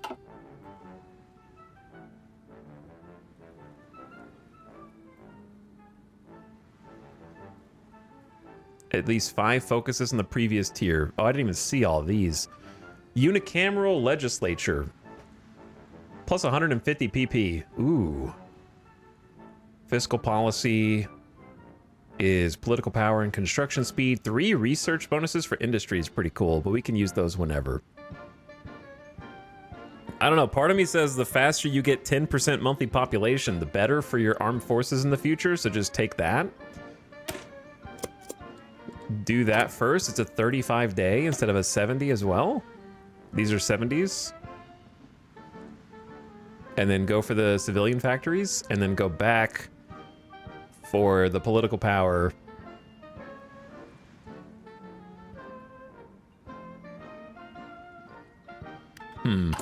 Choices.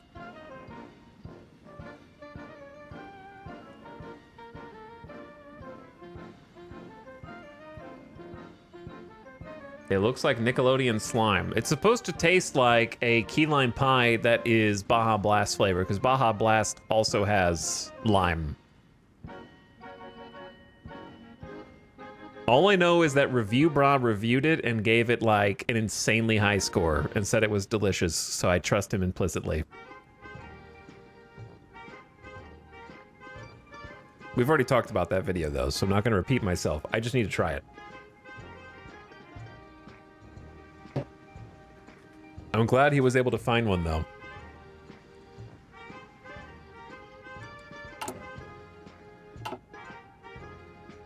I know someone who got one and told me it was disgusting. Here's the thing, though. I think that there's a lot of people who don't like key lime pie.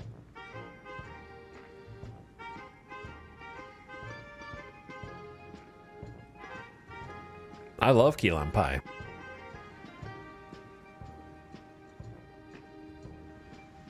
And those people are wrong. True. Honestly, a good key lime pie with a nice graham cracker crust and some fresh whip. It hits. It hits. 10 out of 10.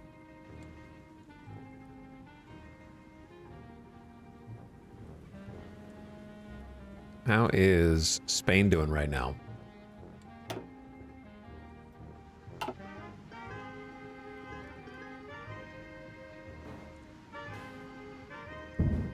What was that? Bunk.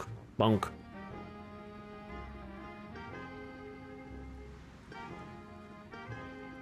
But that is the best part of Thanksgiving week, man. I'm going to have to find some places to buy some pies from. It's the only time of the year I can get some pecan pie, some pumpkin pie, some key lime pie.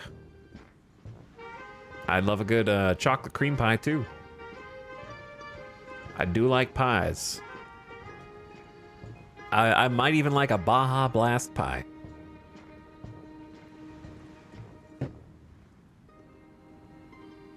All right, Australia, when I get invaded, you guys gonna help out, right? You guys gonna help me out? It is Feb 1937. Is there another political advisor I want, or do we go straight into mobilizing the economy? Probably the economy. Resource gain efficiency might be cool. Bip, bip, bip, bip, bip. Loud bip. Xinjiang took 2 states. Coton Ma has been annexed. And national focus of the Filipino Repatriation Act has been complete. Under the Tidings-McDuff Act, which set the Philippines on the course of independence, a clause was added which severely restricted Filipino entry to the United States. We do not wish to see families separated, so we'll offer free one-way travel back to the Philippines. Modify the Great Depression by recruitable population factor plus 10%. Monthly population plus 10%. So people are coming over.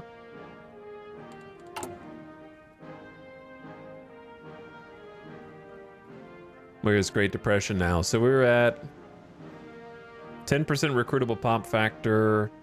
And we should just be getting like 10% population growth a month in general, which should affect our manpower positively. So from there, I still think we should continue down the economic courses. This is down to 105 days for the military ones. Agricultural migrants to Hawaii. Helps consumer goods. Daily PP gain and construction speed. What would I do with an extra 150 PP injection? I guess you could take a buff here. Ooh, industrial research speed plus 20%, but you need to encourage Japanese investment, so we're never gonna get that. Yeah, I mean, you could definitely get civilian economy and either political advisor or an industrial concern, or you could get a chief of the army and start building army XP early. But we're gonna get some better ones, I think. If you pick this one, you can go down this row. Political power. Gain subsidies, which grant a year of build speed. Or basic welfare. More recruitable population, more stability, more monthly population. That one seems like what you probably want to go. The political power injection. Not to mention stability and war support. Then fiscal. How much do we need here? 5 focuses in the previous tier. Define the this like 1, 2, 3, 4, 5. Wait, 1, 2, 3, 4, 5. Like all 5 of these, or is this the previous tier? I don't know what the previous tier means to them.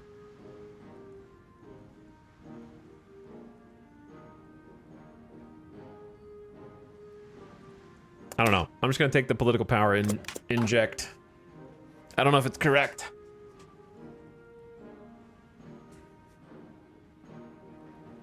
Are there any other nations with a monthly population modifier? I don't even remember seeing that in previous runs. It's kind of rare. Yeah, it's pretty rare. I can't think of one off the top of my head. But our effective total manpower is modified to 60% due to minus 50% from the Philippine armies. So we are low manpower because of that. So we're gonna have to get rid of Philippine army. I don't know if we can get this all done before Japan invades us because it's already March 1937, but at some point we're gonna have to turn and focus on military stuff, but I think we're okay for now. We should still have like at least 4 years, probably 5. It's 4.5 years. We have 4.5 years before it hits the fan. And then in the meantime, we got 3 research slots now, so that's good. No longer get the temporary construction boom. Honestly, the temporary construction boom kind of sucked because we only have like a couple of factories. Like a year of construction speed when you have like 2 factories kind of just doesn't matter. So I don't know if you're supposed to pick other things. Doesn't seem like there really is anything else to pick. So just go with that. I don't know. Fine, I guess. We're almost done with our first civilian factory build, and I'm just gonna do another one. Just queue up a second one. Not much to it.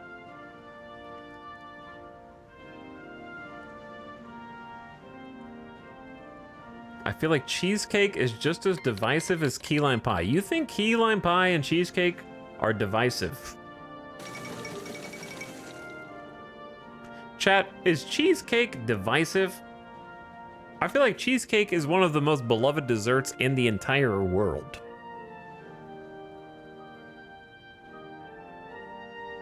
Anarchist uprising in the Spanish Civil War. Continued government attempts at reasserting central control over the mostly independent acting anarchist communes in northeastern Spain, as well as Stalinist repression of dissident communist viewpoints, has led to full-blown infighting in the Republican front.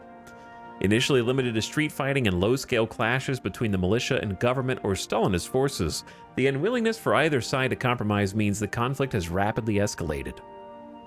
The Republicans hardly need outside assistance to lose.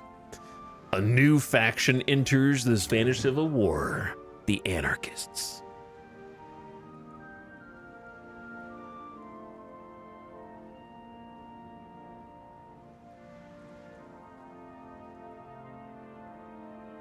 I feel like people either love or hate cheesecake. I've never met anyone who hates cheesecake.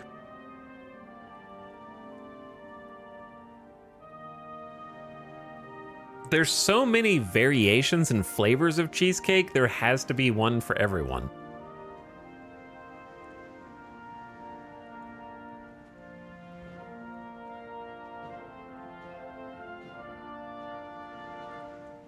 Not hate, but I've heard people not like it because it's heavy. I don't know, maybe just Europeans hate cheesecake because it tastes too American. I don't know. I don't think of cheesecake as heavy, it's just cheesecake. Heavy is like cobbler and ice cream.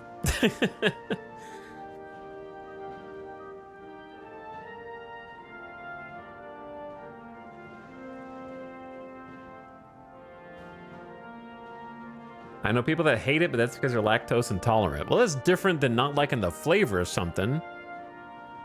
Or what it tastes like. That's a different thing. Refusing to eat it for health reasons versus disliking it.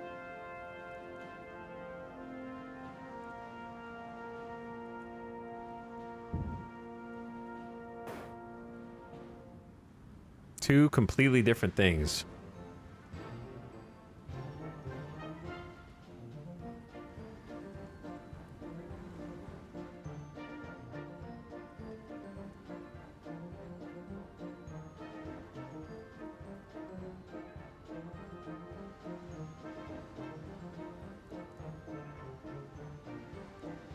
I wouldn't call New York cheesecake as heavy, but rich. There are other types. Yeah, it's rich. Rich is the right word. I think people use rich and heavy interchangeably.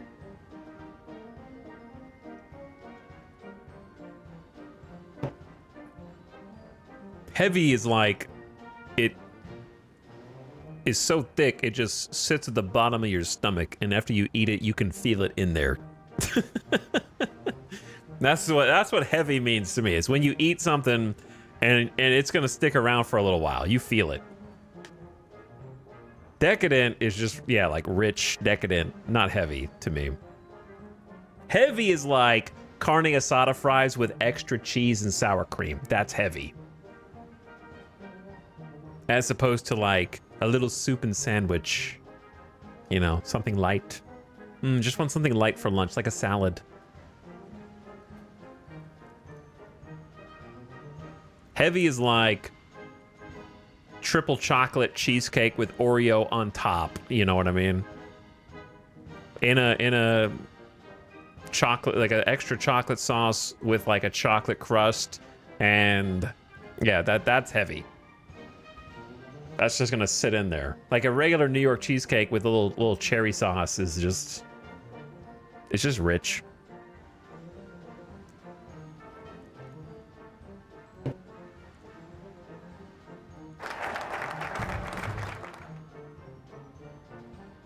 Unicameral legislature. One of the most important steps in establishing our independent state is the organization of this independent government. Building something out of nothing is difficult, so we should establish one chamber in the Philippines Congress. Modify the Great Depression by daily ruling party drift plus 0.05. I don't really know 100% what that means. I assume it's just making it where we're already democratic, so we're less likely to drift into the other ideologies. And so I suppose from here, national fiscal policy to break open this side and then go pro hacendados.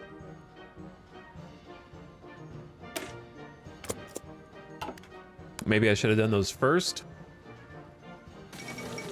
The Hindenburg disaster was narrowly averted today when a diesel fuel leak was discovered on the German passenger airship Hindenburg as it came into dock at Lakehurst Naval Air Station in the U.S.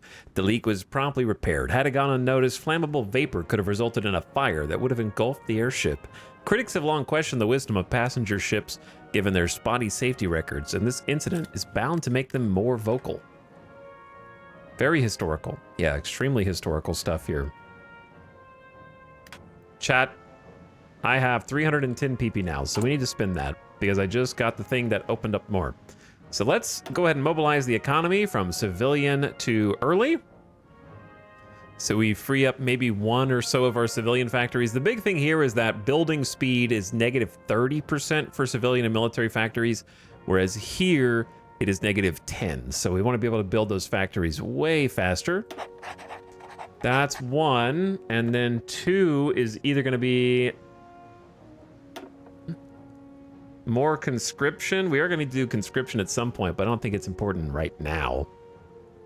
Resource efficiency, recruitable pop factor, political power gain, and stability and democracy support. Maybe we just go all in on political power. I don't know what we're going to spend that political power on in the future, but seems like it's okay. Like, we're gonna want the one that's division defense and offense on core territory for sure. That one's 100%.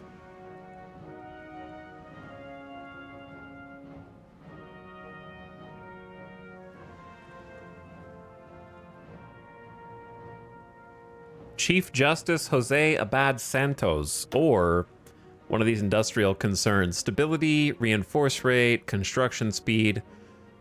Max factories in a state, lack of resource penalty down, and resource gain efficiency up. That one's good. That one just kind of like seems good. Or just the straight up construction speed one for when we're spamming 1,000 coastal forts would be nice.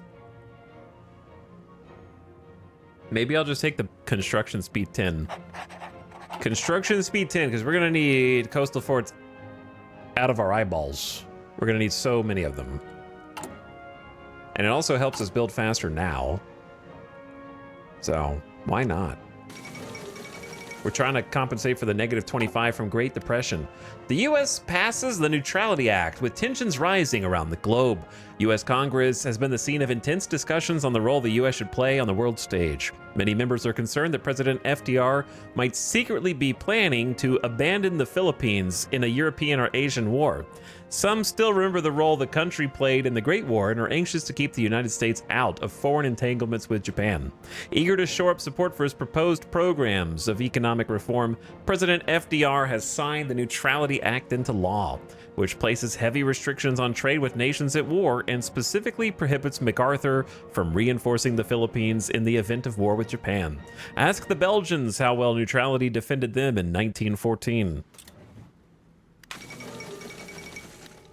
The Sichuan clique joins the Chinese United Front. Earlier today, the Republic of China and the Sichuan clique issued a joint statement that they are now a member of the Chinese United Front. Well, China is growing. They are getting big. Nationalist China doing their thing. Curious how the war between Japan and China is going to change with this new DLC, for sure. All right, so improved machine tools is basically done. Got almost 1,000 spare guns. So I'm going to say, let's go ahead and start training some divisions. Philippine Scouts. These guys are cool, but we don't have artillery stockpiled for them, so it's not really going to be something I can do. So I think we just want to train some default infantry divisions, which are 18 combat width and have NG Company, but guess who doesn't manufacture support equipment right now? So, we'll see how that goes. And they need 910 infantry. This is way too big of a division, brother. I'm not training them. We need small divisions that just hold the coast. That's way too thick. We're gonna have to get an army guy. I think the next PP spend is probably Chief of the Army. And start building Army XP so we can alter the divisions and make the Coast Guard. That is my thoughts on where the PP goes next.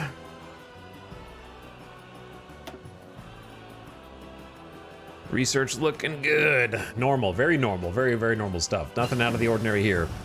So improved machine tools, an extra 10% to our efficiency cap for our single military factory, but it's gonna help all future military factories. And it is May 1937 now, so we can finally look to a different tab. And that different tab, I think, should just be Weapons 1. Basic equipment versus Weapons 1 is, you know, it's stupidly better. Costs literally the same resources.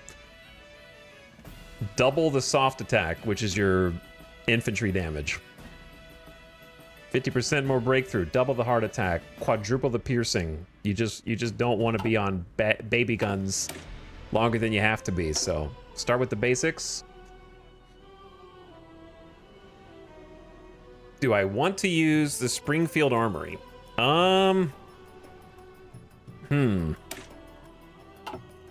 Do I want to use the Springfield Armory for this? They'll get 3% bonus soft attack and a research bonus, but it's going to cost me PP per day. We might be stuck on 1936 guns going into the war because I don't know if we'll have the steel to manufacture weapons too. So we might want to go ahead and just use the political power and get the stamp of approval on the Springfield Armory just so that we can improve them further with the military industrial org. So I guess I'll go ahead and invest in that. We should get some political power from one or more of these. Maybe not. This is political power. And then this is political power.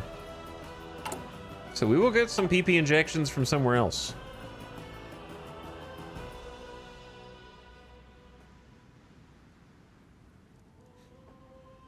But thanks again, Mitch F. Davis for the sub and Durian for the sub. Appreciate you guys. Thanks for subbing. Oh yeah, the land doctrine page. I forgot about this. Select a grand doctrine. I don't even know what this is. This is all new. Mobile warfare, superior firepower, mass assault. The cornerstone of our doctrine, the grand doctrine. They changed this whole system and I'm not really sure what they did to it or why. I don't know what PP is. I'm afraid to ask. It's political. It just stands for political power. We're just joking. Political power is basically the resource that simulates how you interact with decisions that affect your country, like doing communist raids or press censorship. It's just a spender resource. It lets you activate various potentially sweeping decisions, and also it's what you use to spend on each of these upgrades. So it's a resource that you need a lot of at the beginning of the game.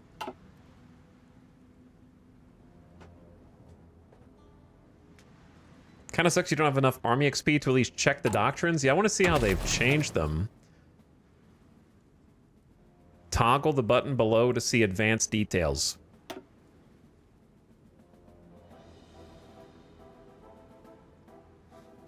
Division speed plus 10, planning speed plus 20. So it's going to be like just, did they just reorganize all of the grand doctrines? I don't really understand how this is presented. Like, does it not have the same umbrella of abilities that it had before? I don't know. We'll have to just click buttons and find out based on what I remember from the past and what will be useful for us here.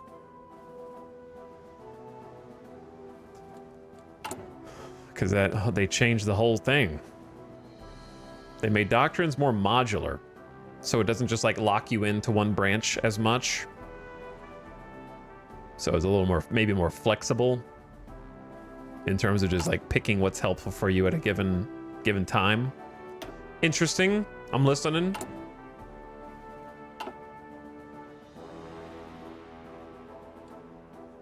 Could be cool. Okay, I have some command power now. This guy can only have guerrilla fighter, which is good for us. Entrenchment speed plus 50%, so I'm going to spend some command power, which is regenerating each day a little bit. Just give him that ability. And then we need a field marshal. This guy, I need 5.5 more, and then we can promote him to field marshal. Let's go ahead and get him in position.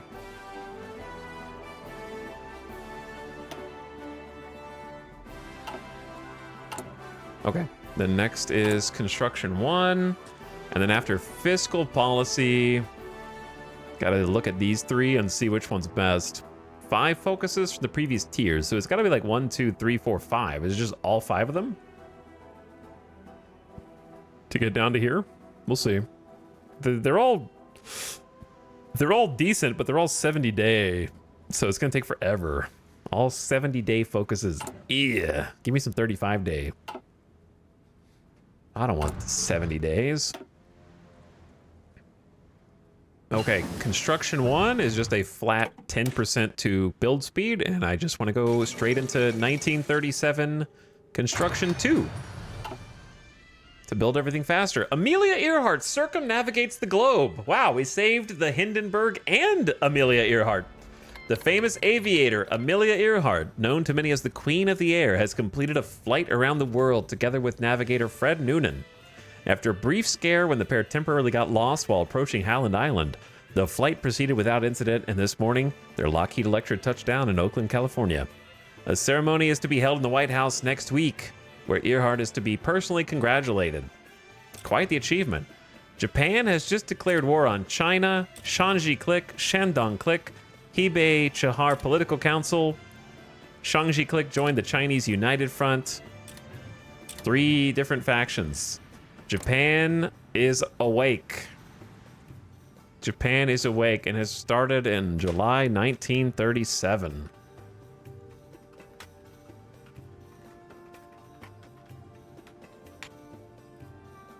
Wow, that's almost in line. The Sino-Japanese War was July 7th, 1937 is when it started. So they're like on time.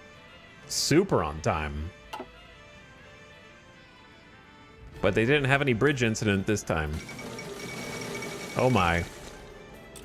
Chinese United Front going crazy.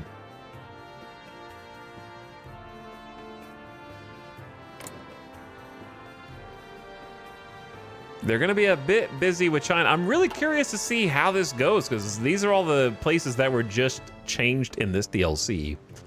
So we're going to have a front row seat. There's the Marco Polo Bridge incident. Always off for some reason. I was wondering if they were going to fix the timing. Japanese and Chinese forces skirmished inconclusively over the strategic Marco Polo Bridge southwest of Beijing. The Republic of China rejected the Empire of Japan's demand for an apology and territorial concessions, claiming that the breaking point of Japanese aggression has been reached. Diplomats fear that the volatile situation could result in war at any time. Yep, could be war at any time. Who knows? Could even be right now. Could even be happening right now. All right, already got dispersed industry 2, more space for factories, more factory output, less bomb vulnerability, higher retention for changing our lines, and now we can go in a different direction. July 1937. We're gonna want support weapons for sure. For sure. We're also gonna want trucks and field hospitals and trains. We're not gonna probably be able to make tanks. We're eventually gonna need a navy because we're the Philippines. So if we wanna do anything, we're gonna have to build a navy, which I'm fine with, but it's gonna take a long time. Unless the US just gives us theirs. And an air force to protect it. Well, this is good, but we don't have to get it now. I'm gonna say we don't have military factories, but when we do, we're gonna want them making some trucks. So let's go ahead and just get the trucks. I think I'm gonna take the automotive manufacturer Ford. We get Ford. So that's actually a really nice production cost modifier for us. It's cheaper to manufacture these trucks. And we get a research bonus from we're spending political power in order to research it faster, so I'm fine with that. But we're not gonna be able to make trucks yet, but getting the truck research is gonna let us research the other support companies that we want for combat. With our nation firmly on the path toward independence, one of the first things we must do is disconnect our finances from those of the US, develop our budget, and the means to raise those funds through taxation. So we just got another modifier for the Great Depression, more daily political power, more construction speed, and 3 industry research buffs, which are going to be huge. Very happy for those. Reduce unnecessary expenditure. Modify the Great Depression by... Yeah, I think we just need these. Gain subsidies, which give you 365 days of build speed. You probably want that one last. When it's when you're doing a little more building. I like the monthly population one. Let's take the monthly population one. And the recruitable population factor. So we have to take these to get further down this tree. They seem like prereqs. And so we will grab them. Who's gifting subs? Do you know what else could happen right now? Ads. Well, you don't have to worry about ads right now. You do have to worry about Hibei Chihar capitulating to Japan in these uncertain times. We're about to see how OP Japan is now. Thank you, Slivy Fox, for the 5 giftos. Ice Cold Baja Blast. Fitting username. Dr. Diablo. Chat, is Twitch listening to us? We have talked about Diablo and Baja Blast in the last hour or two. Cold D48, it is cold in Las Vegas. Mr. Burp, I may have burped in the last 3 hours. And Tranquil Turnip. That's the only one that doesn't fit. They're listening to us. Thank you for the 5 gift subs, though. Enjoy your gift subs if you've got one of those. Ginio Moriniho. Or is it Hihinio? Could be Hihinio.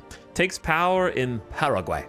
After growing dissatisfaction with the leadership of the nation, the military took action and installed the general, Higinio Moriniho, as the new president of Paraguay. He is sympathetic to the fascists and is likely to approach Argentina for protection and aid, which will likely in turn lead to Brazil attempting to strengthen their own alliance to secure themselves in case of aggression.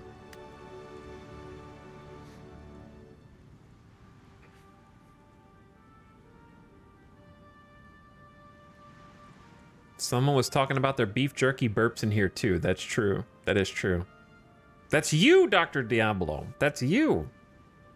And you got a watch streak on top of everything else. How about that? What's up, Drongo? I hear the stream is being monitored by Twitch. Yeah, they're trying to shut me down. There are some chatters that are trying to shut me down, though, whenever I play Paradox games. That's for sure. What's up, dude? The Ningxia Ma clique joins the Chinese United Front. They got a big alliance, but Japan and Manchukuo are scary.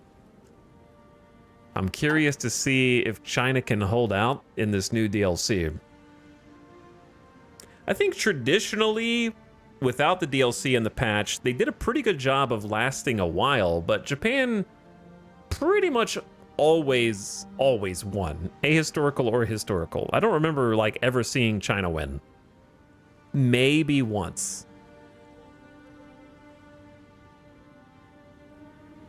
Possibly. But it feels like China always gets rolled. But they may have changed all that. I don't know. Not as fast as Germany rolls the Soviet Union, though, I'd say. But like historically speaking, how long did it take for Japan to invade China in the Second Sino-Japanese War?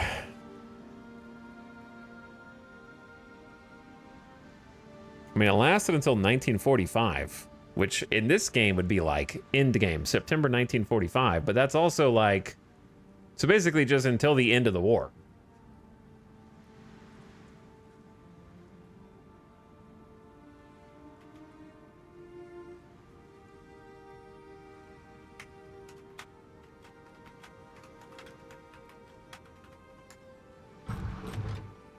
Because Hiroshima and Nagasaki was August 1945. So they were like holding on until September. They just never stopped fighting. Yeah.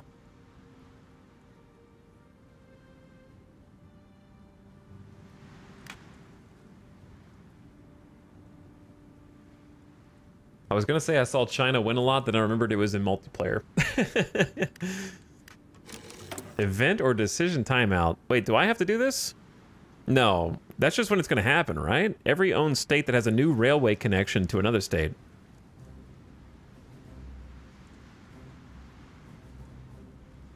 Wait, was I supposed to be doing something during this?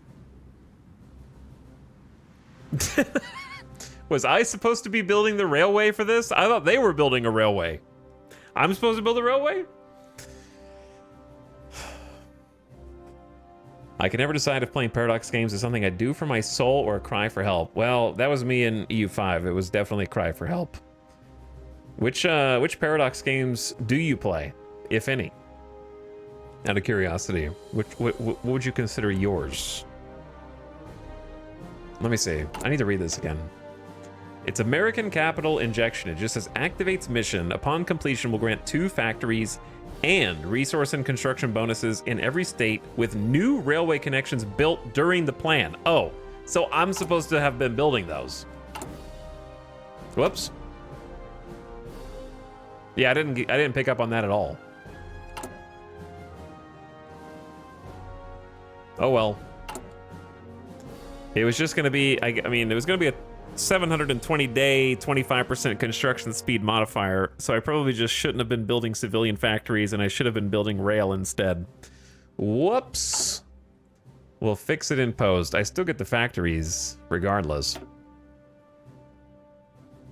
And then rail line-wise, we just don't have a rail. Rail is always good. Rail is always good. Let's just like... How long would that take? 13th October? How long is this gonna take? 27 days. We might get one. Oh, man. Whoopsie daisy. Now, it could be meta to ignore it and continue on your way anyways. I don't know. Maybe it is meta. But yeah, it seems like I should have been building a rail up there over the last year, however long it was. And we get a bunch of local build modifiers. IDK.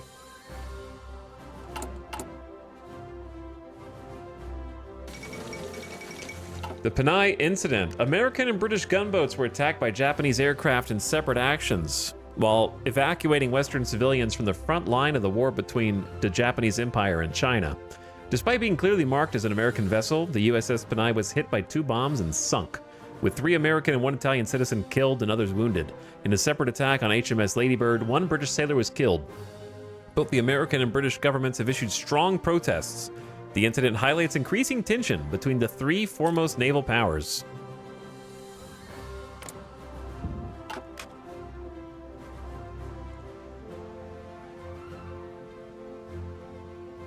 Yeah, I thought they were building rail, so I just misunderstood.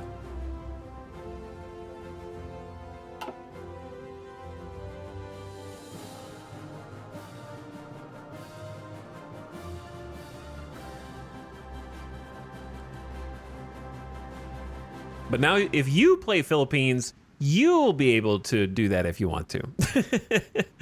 Because a 3-year build modifier is good. It would help us build faster, like coastal forts and such. I think a better way to do this would be... It'd probably be harder to code, but a better way to do this event would probably just be like... There's a 720-day countdown after this event is over. I don't know, never mind. I was going to suggest something, but I guess what I was going to suggest was going to be imbalanced. They just want you to have like a year to try and get as many rail as you can in, and then flag each of those locations with a 720-day modifier. So that way it's not too OP, you don't get a 25% build on your entire island. So you'd probably get like, I don't know, like 8 to 12 different locations. So it's not going to be like a make or break the campaign type of situation, but it, you know, would have been nice to have in a few areas.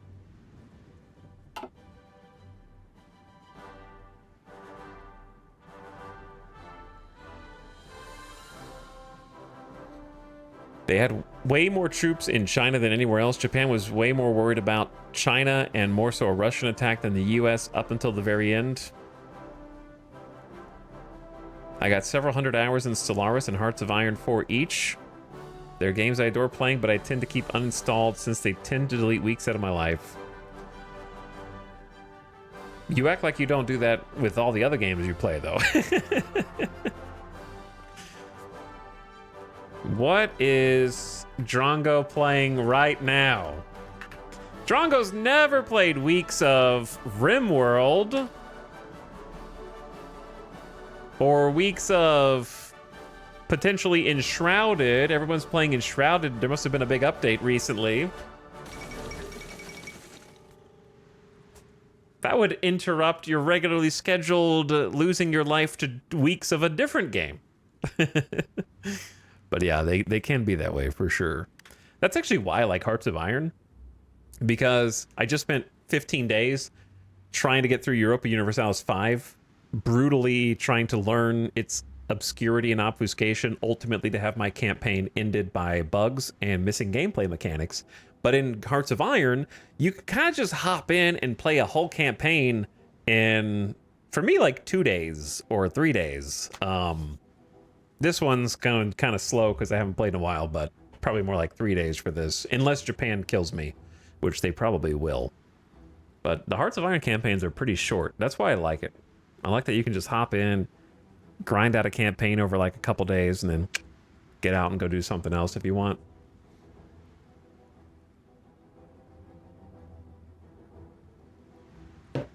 But whereas Europa, there is no playing that fast. Even if you know everything that you're doing in the game, I don't think you could get through a full campaign in that. Like, even if you knew everything. It's just real slow paced. I like the pacing of it, but I just want the rest of the game to work. Earlier today, the Republic of China and Guangxi Click joined forces. I feel like China's already losing. Basic welfare. We have a responsibility to our more vulnerable people and a duty to see at least some of their challenges eased. We already have the essentials in place, such as charitable institutions. But with the rise of industry, the plight of the workers has come to the fore. We will establish the National Economic Council to dictate labor laws and institute a minimum wage. Modify the Great Depression with another 10% recruitable pop factor. 10% to monthly population, and 5% to gain base stability. Base stability is always good because stability is affecting our political power gain and how much our factories are outputting. So it's actually very important. Now we can do pro hacendados. So I think it wanted 5 from anywhere in this. That's what it meant by tier, because we have 1, 2, 3, 4. Wait, we have. I don't know what it meant because I have 1, 2, 3, 4, 5, 6, 7, 8 in what I would consider the previous tier. I don't know what it's considering 5 focuses from the tier above. That's 1, 2, 3, 4, 5, 6. Wait, no, I don't have 6. I have 5. I'm stupid and can't count. Why did I think I had this one? Because it has a gold. I think the periphery of my eye saw the gold wreath and thought that it was unlocked, but it's not. So yeah, there's 5. 1, 2, 3, 4, 5. Anything in this bracket, 5 of them. So I do want subsidies, but not right now. I do want the political power, but not right now. And I do want the factory factor, but not right now. So let's just go straight to pro hacendados. Replace the Great Depression with shaken economy. Looks good. Looks good. Because right now, Great Depression is still lowering political power gain, resource gain efficiency, construction speed, and has some consumer good factory factor attached to it. Wait, did they finish the investment plan 1 completed? Okay, well, you can stop building the rail.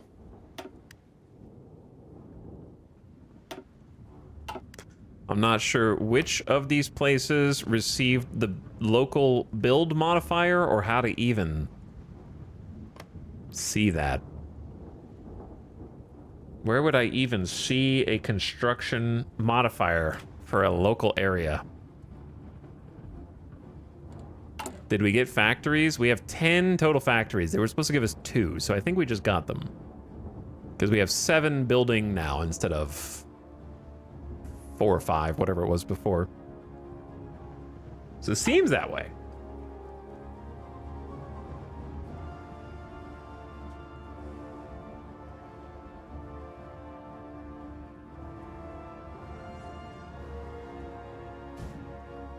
So I think we got them.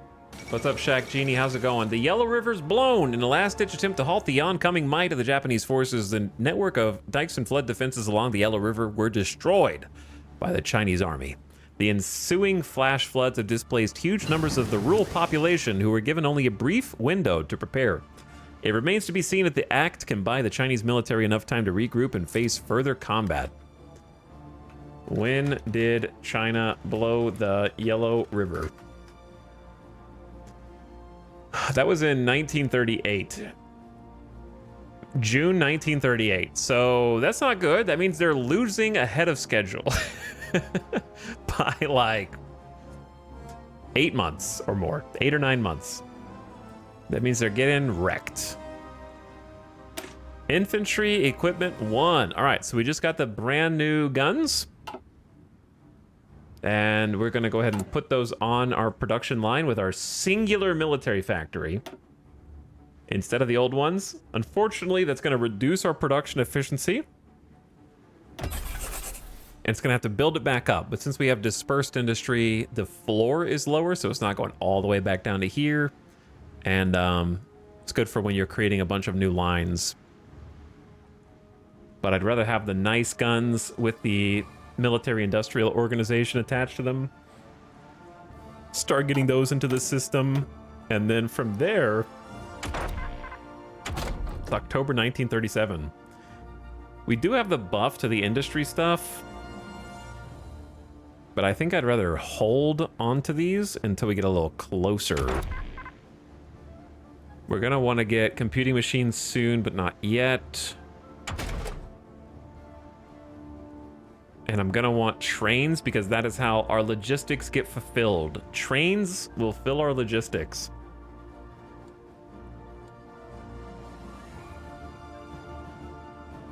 Trains and trucks. Trains are good to have anyway. Especially the rails. So let's start researching them. It's gonna take half a year. A little less than half a year.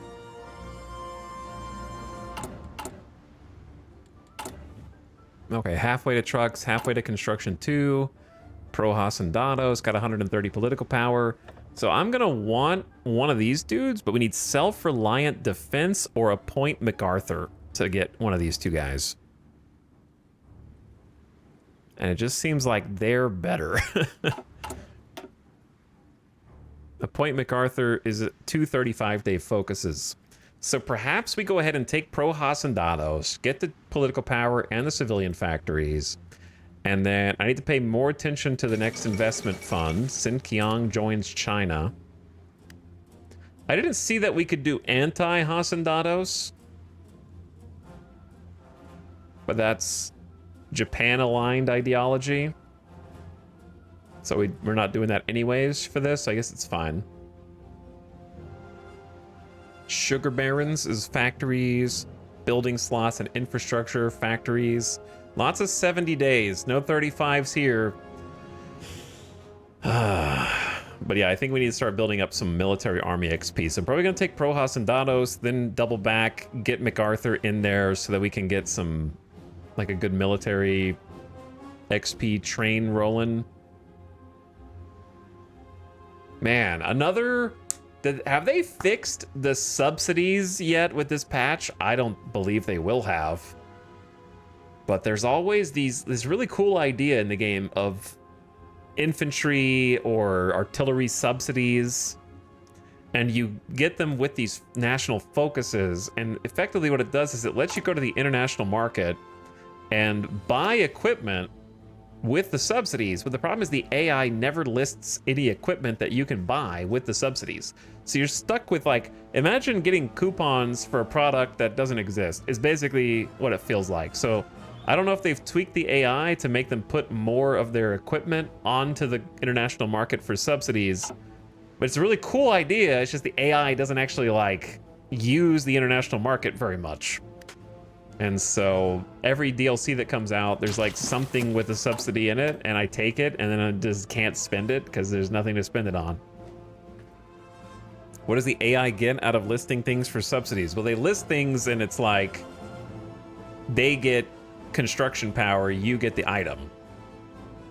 Anytime you buy something off the market, you're trading factory power for the item. So they would get factory power, basically. Subsidy is just a resource that lets you use it as if you had factories. Because normally you have to spin factories to get their items. So subsidies are the go-between. Yeah, China is not doing good. China's not doing good. It's only 1937. We want China to do good, because if China loses, then Japan gets to focus on us entirely. France and Britain announce an alliance, calling upon the bonds forged in the Great War. France has requested a formal alliance with Britain, citing unspecified threats against the stability of Europe. Today, their request was approved by British Parliament, and France has joined the Allies. But if China loses, then Japan gets to consolidate all of its land and power and become a much stronger foe. Chad, did an ad just play and I wasn't paying attention? I got distracted. What was I talking? I'm sorry. Nothing. Did anything happen? Shit. I just yapped right through it. My bad. Indeed. What was the last thing you heard, Psycho Seal?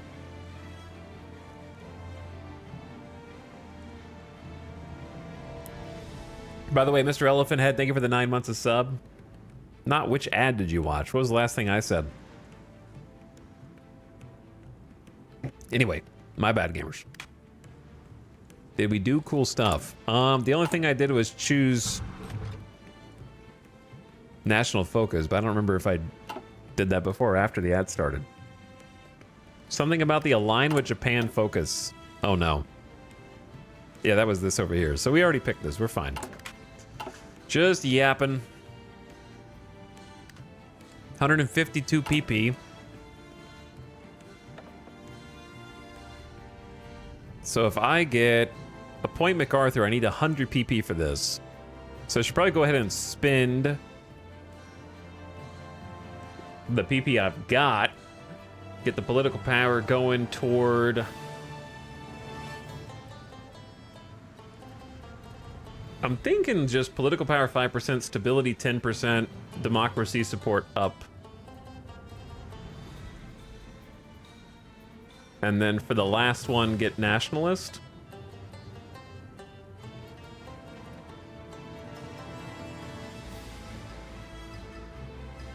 Not sure if worth. Because I know I'm going to need to get the conscription going up, but we still have time. The stability 15% is pretty good too. Is 15% stability better than... was 10% with political power gain and democracy support? Yeah, I'm taking Chief Justice. He's going in. He's going in. We're getting over 1 political power per day now, even while pursuing a national focus. That's fine. It's improved. It was like 0.6 or something. 0.7 before. All right, I have 42 command power. We need a field marshal. Attention. So I have only one guy. I'm just going to promote him because he's a career officer and cheaper to promote anyways. Hello, new field marshal. Recently promoted, -1 to all stats. That'll go away. And we absolutely want defense doctrine with bonus entrenchment, but I need 15 command power for that. We'll come back. So I'm going to assign Bro to our field marshal. We have 1 whole unit. 1 whole unit to defend the Philippines. I think we'll be fine. Philippines seems fun. One of my favorite Victoria 3. Never done a Hearts of Iron 4 campaign? Well, you wouldn't have because the DLC that added their focus tree just came out today. So this is brand new content. They revamped the Japan focus tree, added a Philippines focus tree, and redid a bunch of like the China, communist China, nationalist China, and warlord stuff. Went through and revamped it.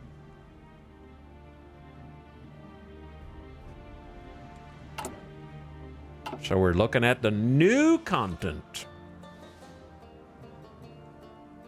But yeah, we need to... I think pivot... I don't know. Japan could go faster. I'm not sure. They're almost to Nanjing already. Crossing the river.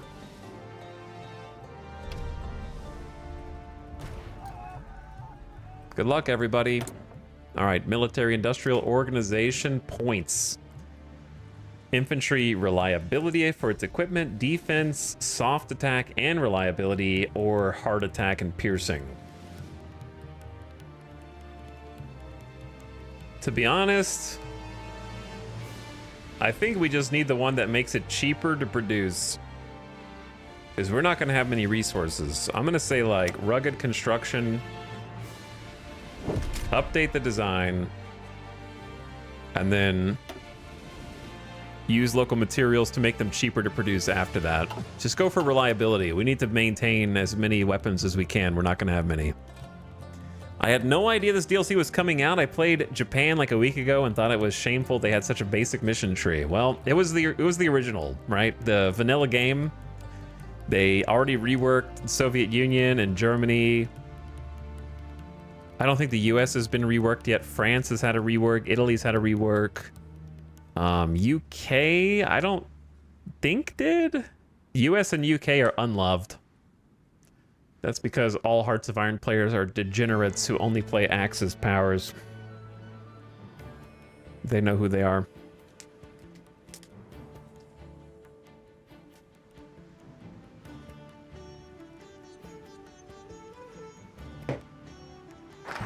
Each soldier will have to kill like 500 enemy soldiers. Yeah, easy. No worries. The rich landed elite inherited from the Spanish colonial era remain a significant force of influence and wealth within the Philippines. We should court these old families and in exchange for their continuation of the status quo, earn their patronage. 50 PP injection, 2 building slots in Zamboanga, which is a great name, 2 civilian factories for free for investing in the rich, and replace Great Depression with shaken economy. Reduce the time for the National Defense Act by 35 days. It's at 70, which might be the minimum. No, minimum's 35, so we're almost at the minimum. It's good. And I want to keep going?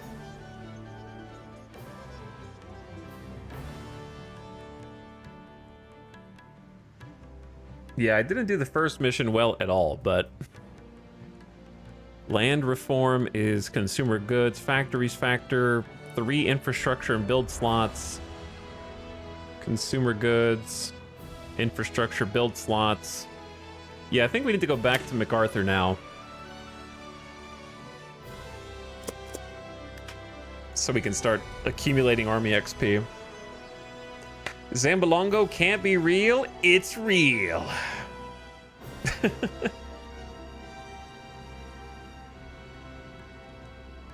I guess it's real. I assume it's real. It's in the game. I'm just trusting the game implicitly. All these new diamond strategic locations are interesting. New feature. Different places where there's like higher level coastal forts.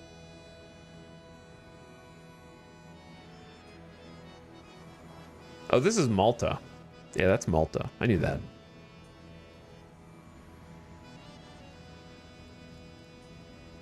What you guys doing? On the border with Canada. Hey, US, what you guys doing on the border with Mexico?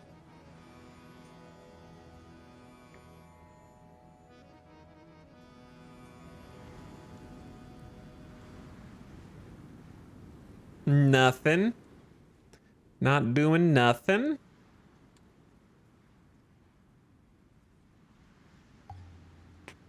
I can only play Finland. I also think this game is hard, but great Finland, what a dream. Finland is fun with the DLC. I like the Finland campaign.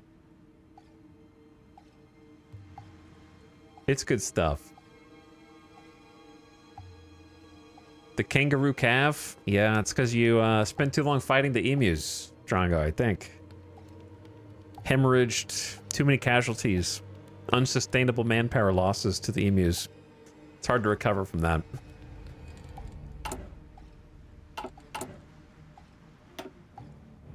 This is a song that's very appropriate to us called The Japanese Cometh.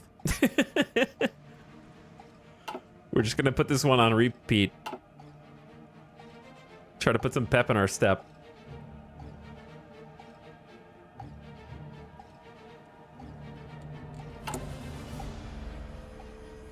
Try and put a little fire underneath this. Okay, man, we have 1.4k infantry equipment, but we need to save political power because it seems like if we want to do investment fund, we need to make friends with 3 other regional powers. And we need to control a level 6 naval base and have built at least 1 naval dockyard during the plan. Level 6 naval base. This is a level 5 naval base. That doesn't sound like too insane. Is there a map overlay of where your best naval bases are, or do you just have to mouse over every one? I assume that's the biggest one.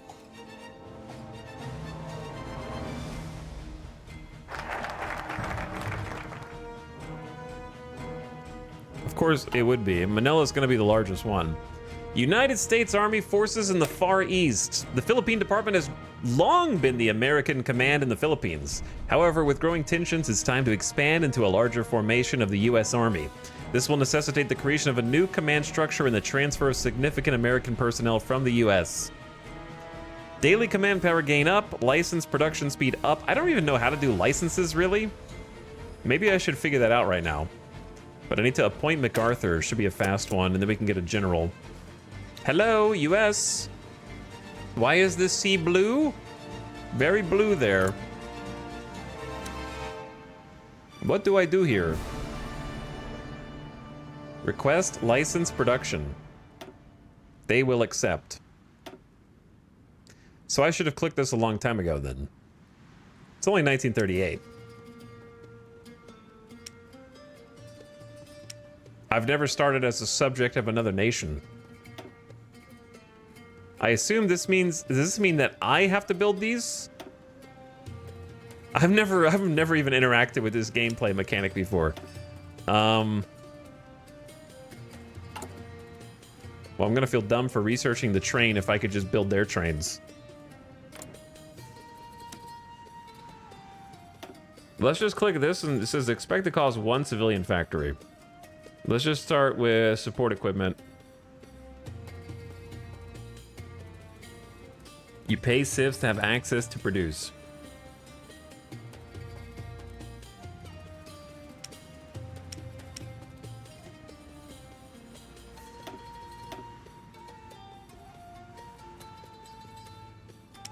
Interesting. So the thing that I just researched is license production speed plus 20%. So it's faster. Let's see. I'm gonna request the license of support equipment because we need that, and we also need towed artillery. I don't have military factories, so let's just see what happens. Our request has been approved. Okay. Shit, you have to have military factories too. Okay, cancel that. Belay that order. Manage license production. Undo. Give me my give me my civilian factories back. Cannot be canceled until next month. Okay, well, rip 1 month of 2 civilian factories. Lesson learned. I gotta have both. We're too poor for that. And then we're appointing MacArthur. All right, we're fine. We're good. We're fine.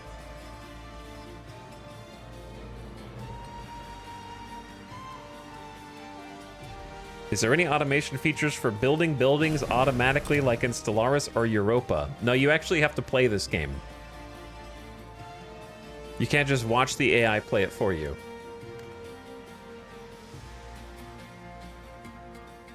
But you could watch the AI play it for you in observer mode, I suppose. But you need to actually learn how it works. It's honestly not that hard, in my opinion.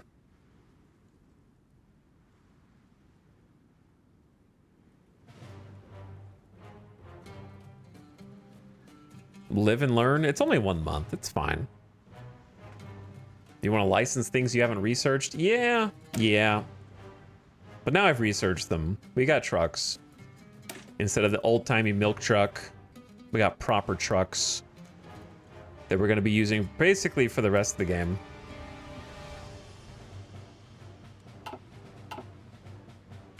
And it is Jan 1938, which means time to research so I can research more research.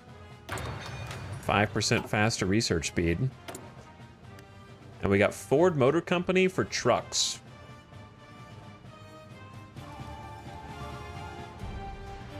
Fuel usage down, armor up, production cost down, breakthrough up, reliability down, production cost down.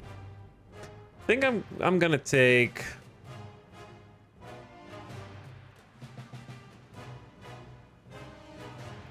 I know it kind of sucks, but I feel like I'm gonna need production cost down because we're Philippines. So that's going to be reliability. I never take reliability down, production cost down, but I guess I'm taking it this time. Because it's going to be hard to produce all the stuff we need. But it feels like if you're making it cost cheaper, but you're making it break down more, doesn't that just cancel itself out? I don't know. Not sure. Because reliability is basically how often it needs to be replaced, right? So you'd have to make another one to replace it, so I don't know. Construction 2. Between Two Rivers. New music going hard. Modernizing their tools. All right, 10% faster build speed for everyone. And then 1938. We're going to want radios, but for now, I think it's a good time to catch up on I think it's just a good time to catch up on infantry equipment. Let's go back to the old 1918 infantry equipment. I'll get the manufacturer to speed it up a little bit, since we kind of have too much political power right now anyways.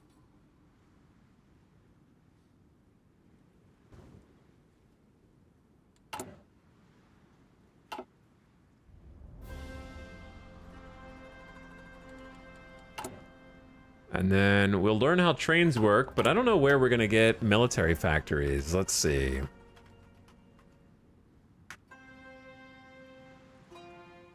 Probably on the far end of the tree.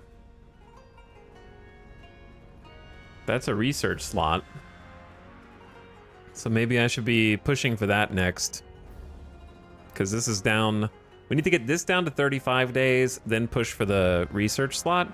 Wow, we only get 4 military factories for free. It's gonna be rough. This is gonna be rough. All right, so I say MacArthur in, then pick one of the things that reduces the time that it takes to get the National Defense Act. Taking focuses down this path will reduce the time down to 35 days. All right, so we need one more. Just pick the best one that has a little clock next to it. I think. Has to have the little clock. So it's either daily PP gain, a year of build speed, infrastructure and build slots, infrastructure and build slots, consumer good factory factor. They're all 70 days. That leads to civilian factories. Probably this one then, Luzon Transport, I would say.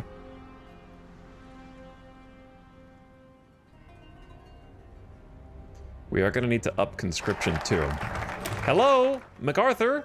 Since 1935, General Douglas MacArthur has been working as an advisor for the Philippine government. However, it's time we put his skills and experience to use in a more official capacity and give him command of the U.S. forces in the Far East. Excuse me, it's West. Guys don't even know how to read a compass. Gain 5% base war support. Available as Chief of Army.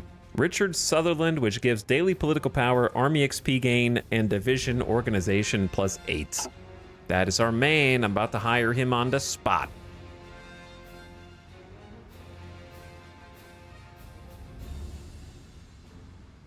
Chat, we're running out of time. It's February 1938, bro. Transportation time, because it leads to civilian factories, but it should have the little clock next to it, which should make the one on the right tick down to 35 days. Excellent news! President Franklin Delano Roosevelt has assigned General Douglas MacArthur to command the United States Army forces in the Far East. We are very familiar with MacArthur, as during his retirement, he's acted as a military advisor here for a number of years. And his appointment and reactivation to regular service is a sure sign that the United States is serious about their responsibility for our defense. On his arrival in Manila, he immediately set about securing resources from the United States and himself vowed to stand alongside our brave Filipino people against any incursion to the very last. Welcome. The flavor text authors are popping off like, fuck that guy. I hate MacArthur. I love it. Just, the salt reads through. Welcome to the Philippines, General. Sounds foreboding. Spoiler alert, he did not. He did not do those things. Chief of Army. Richard Sutherland. Daily political power gain plus 0.05. Army XP, the 0.3 daily is the big one there. That's more than any of the other two. And 8% division organization is like our soft HP. It's huge. So that's very good. So now we're going to start generating daily Army XP. And we're going to use that to create some new division structures.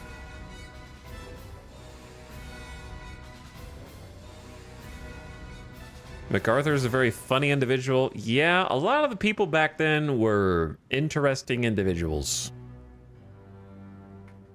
Interesting individuals for sure.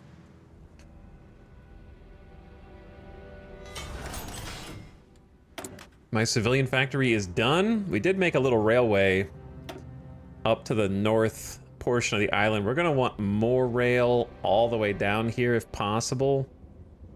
I don't know if we can, you know, as far down as we can, I guess would be the best way to put that. And I'm going to need some new civilian some military factories at some point, but I feel like you can't go wrong building civilian first, and then you can always convert them if you want to. So I'm going to crank out another one. 7's not very many. A lot of that is because of our civilian good factory modifier, which we're slowly bringing down. We're playing Philippines, so I'm not expecting to become a world superpower. All I need to do is survive Japan. Our victory condition is survive Japan. That's pretty much it. And if we can do that, we win. Because Philippines fell on literally, like basically day one.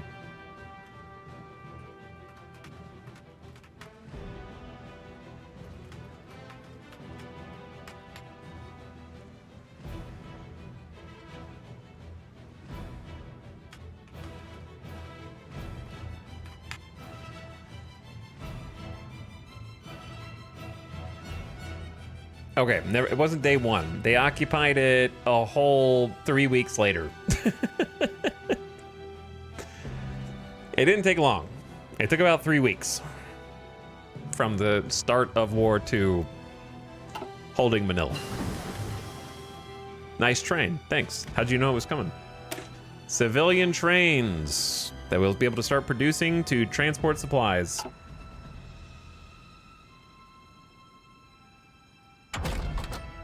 $1938, we're already doing the research. We already got infantry equipment. We're gonna need even more, so maybe just improved infantry equipment is probably our next best one.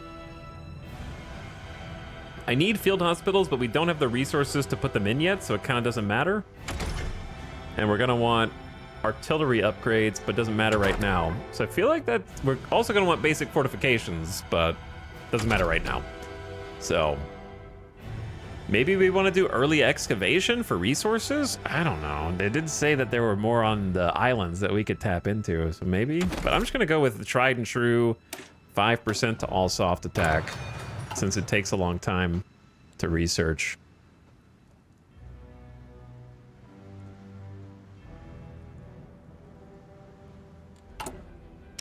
But yeah, we got a bunch of stuff we need to put out. Oh, US, the stupid US. I gotta cancel the thing. Cancel it. Give me my factories back. I forgot about that. Give me my 2 civilian factories back. You should be making this stuff for me for free, man. We're in danger. Look at the war. Look at the war. The Japanese-Chinese War. The Chinese United Front are 400,000 casualties deep. Japan faction is only 159,000 casualties deep. And the Spanish Civil War, Aragon is losing. Rip anarchists. Nationalist Spain just kind of sweeping over the battlefield at the moment.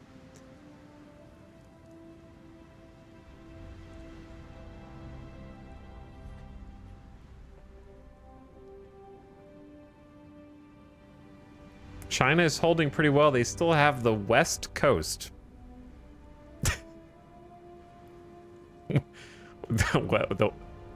the West Coast?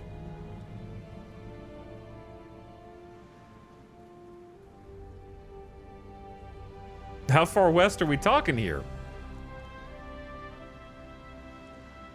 Yeah, check your compass. Oh, the West Coast. Yeah, from the US POV, the West Coast. I see.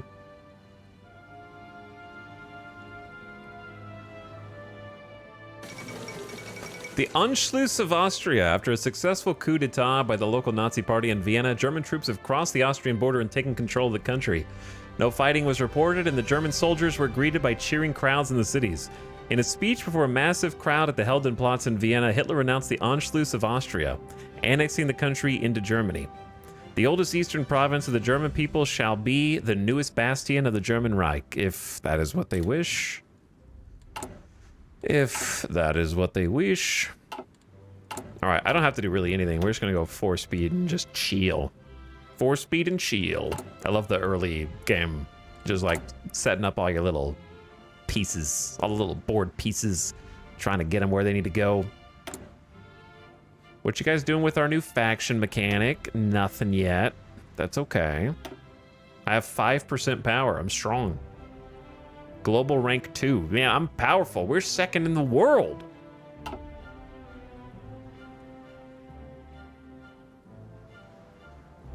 You're hella strong, man.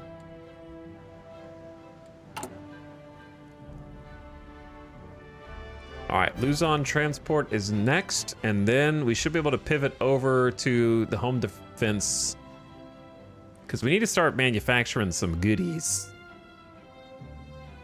We need some military factories. I feel like I need a lot. I don't know what the optimal route through the focus tree is. Although already the most developed part of the Philippines, it is also the most populous and industrial, and therefore its transport routes are in high need of further investment. Luzon, Bataan, and Manila all get a free build slot and a free infrastructure. So let's take a look at what that looks like. So here is the infrastructure builder. Where do you see, did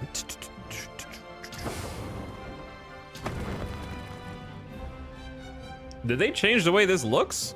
I don't remember the terrain map mode looking so pastel. It's kind of beautiful, actually. Green, orange, blue, purple. It looks nice.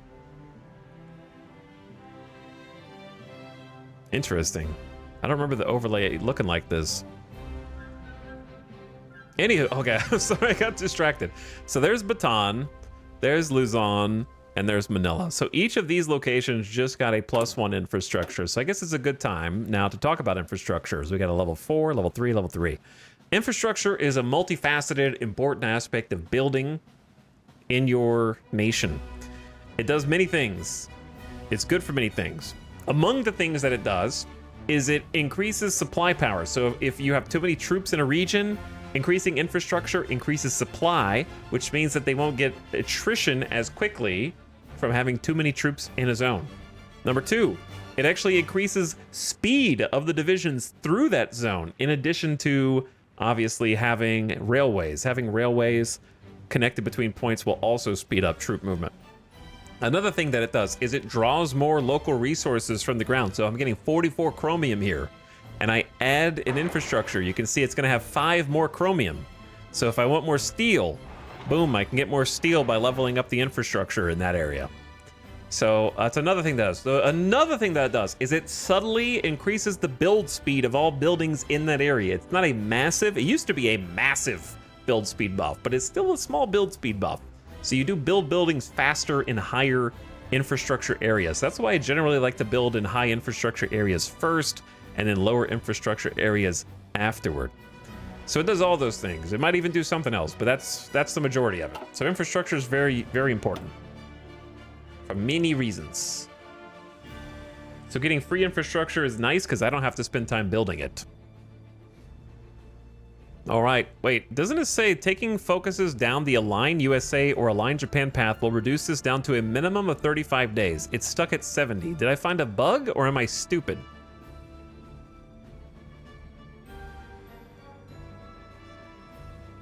Because it was 70 before, and then I took another clock. And it's still 70.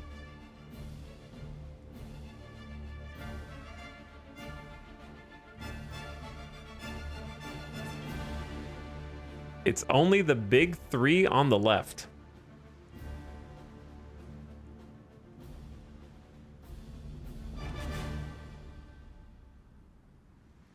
So then what are these clocks for?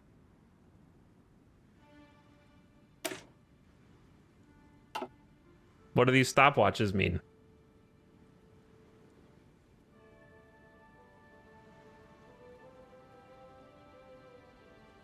It would go faster if you went Japan.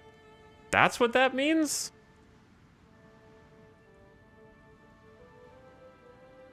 Where does this say that?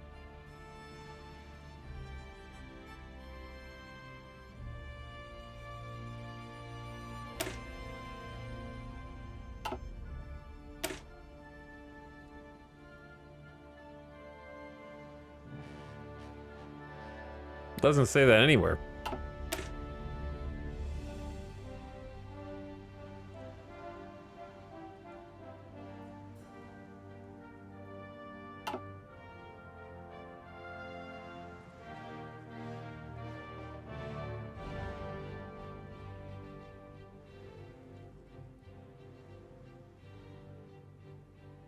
But anyway, what this says is taking focuses down the Align USA or Align Japan paths will reduce the time of this focus down to a minimum of 35 days.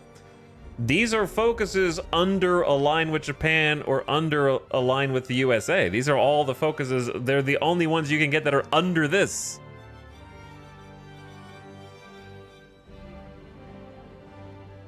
Every single focus is under this one.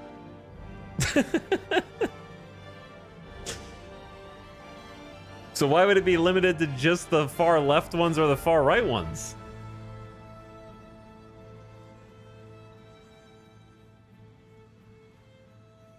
It only reduces it if it says so. Bro, why are they like this?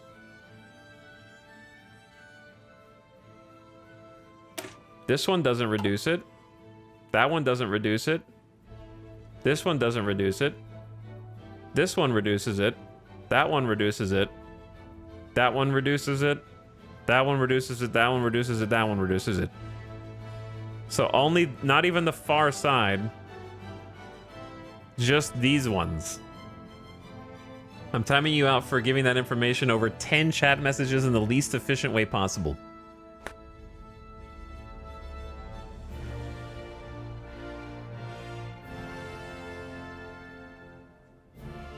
It should not take that many messages to communicate. But also, Paradox, why do you have to do things in the least... Like, if I've played this for 1,000 hours and I can't figure it out, then how do you expect anyone else to, man?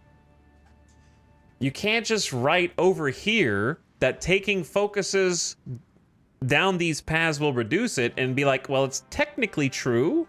We just didn't mention that it's only certain ones. Like, if you read this, your first interpretation is any focus you take is going to reduce it.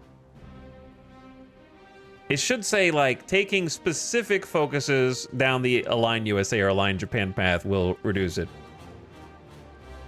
How am I supposed to know that it's omitted from all of the other ones except for the ones in this single column?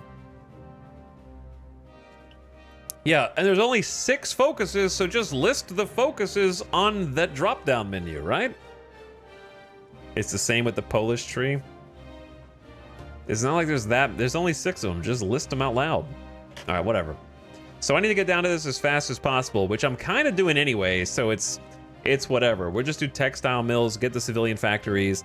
Then I have at least, well, no, I need at least 5 focuses from the previous tier, the previous tier.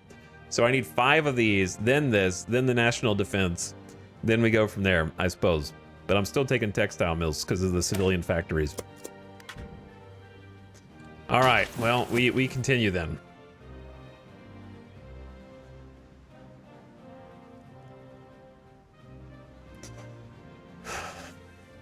We must wait a bit longer. So I need to pick which 5 I want then. The problem is I also need the investment plan. Civilian factory, naval dockyard, definitely. War support's fine, but I don't care about it right now. So probably sugar barons will be 3. Then...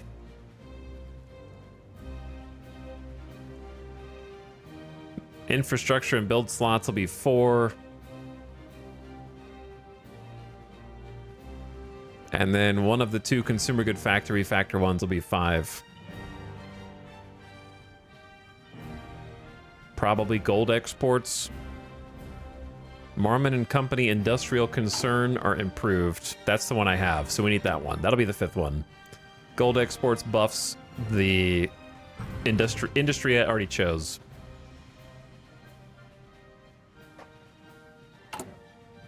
I have 150 PP, and I already got Richard Sutherland, so I suppose we should get limited conscription, but I should double check. Sometimes conscription can just be achieved via national focus instead of spending political power on it.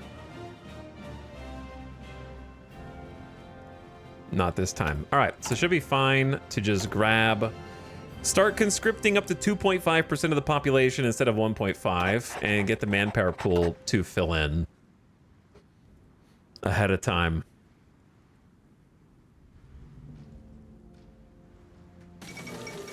The Tsardom of Bulgaria approaches the German Reich. The Bulgarian government has signed a commercial agreement with several German companies in an attempt to strengthen ties with the Reich while stimulating the injection of foreign capital in the country. Under this agreement, German investors will receive significant legal benefits and tax reductions while operating in the Tsardom of Bulgaria. They seek Hitler's protection. Support weapons 1. All of our troops are going to get 5% defense and breakthrough. Doesn't sound like much, but it all adds up. It all adds up. I said all of our troops and it made me laugh. We have one we have one division. That division will be very grateful. Do not take them for granted. All right, let's just go ahead and get support weapons 2. Kind of keep up to date on modern. I'm gonna keep using the political power to kind of speed up our research, to try to get ahead by 10%. Just make the boots on the ground stronger.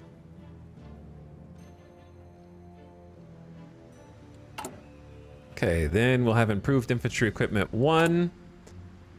And textile mills coming down the pipe. Oh, we're gonna be cutting it close, dude. We're gonna be cutting it real close. The hardest part about any campaign like this is knowing when to pivot. When to pivot from looking in to converting over to military factories and island defense. We need troops at some point. That's why we're building up Army XP via Richard Sutherland, because we're gonna need to make some basic Coast Guard divisions just to hold. They're gonna naval invade the shit out of us. So we're just gonna need divisions in each individual tile on the islands. And we might have to just choose some to abandon, such as Palawan might have to abandon it and just try to hold. We gotta hold Manila, but I would like to hold all the primary islands here. We'll see how that goes. It's always difficult. And we're gonna need to build railways too, but I'm just gonna keep building civilian factories. Actually, we know that we're gonna want more steel, so I'm gonna build a little infrastructure here. Wait, no, the faster we build civilian factories first, the better. We can build dockyards wherever we want, so I'm just gonna pump this full of civilian factories for now. We can build dockyards wherever. Every single tile can hold dockyards in the future. Textile mills. We're in the midst of a major push into an industrial economy, and the backbone of this is the textile industry. If we want to produce the basics ourselves, then we will never be reliant or vulnerable to foreign influence again. 2 building slots, 2 civilian factories in Western Visayas. Love getting the extra factories. All right, then we go 3, 4, 5. 3, 4, 5. Sugar Baron factories. Now we're up to 11 civilian factories. I think 15 civilian factories for us is a reasonable, achievable goal. And then start working on military factories and get production up. Probably. Man, we're gonna get crushed, aren't we? we're gonna get underneath the boot.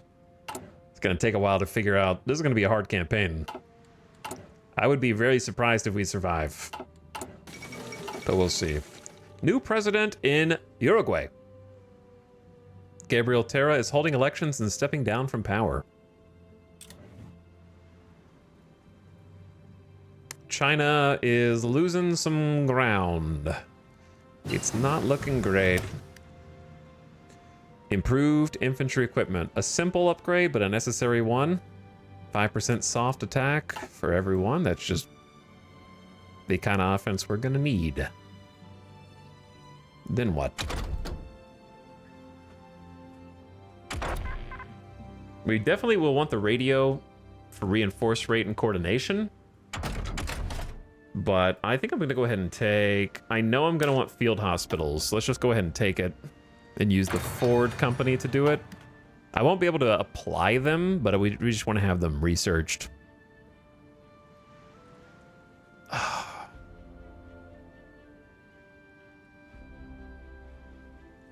What path are you going? Historical? Historical game? I normally play ahistorical, but we're playing historical today. Japan is coming. Ito, can you explain what the benefit of front-loading consumer factories and then transitioning to military factories is? Yeah, so civilian factories are the only building that build other buildings. So you want as many of the civilian factories to help build other civilian factories as possible, because if you build military factories first, they're not helping you build anything, except for guns, if that's what you want to do, like stockpile weapons and stuff. So the idea is that you get civilian factories up because they're building other civilian factories and everything else that you want. So you want to use them. So I'm going to pivot into using the civilian factories to build coastal forts, which we're not going to survive without. And so that when they're done, or at least at a acceptable level, then I'll pivot them over to military factories. But the timing of that's going to be a little wonky. But I just need them to build other infrastructure.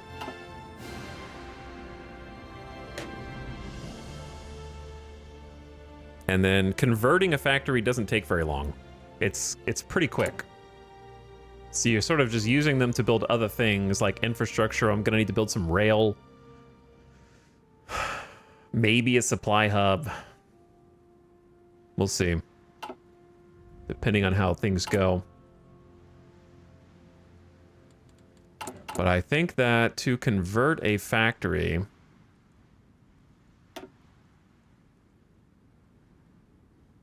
I wonder if there's a list of how much work...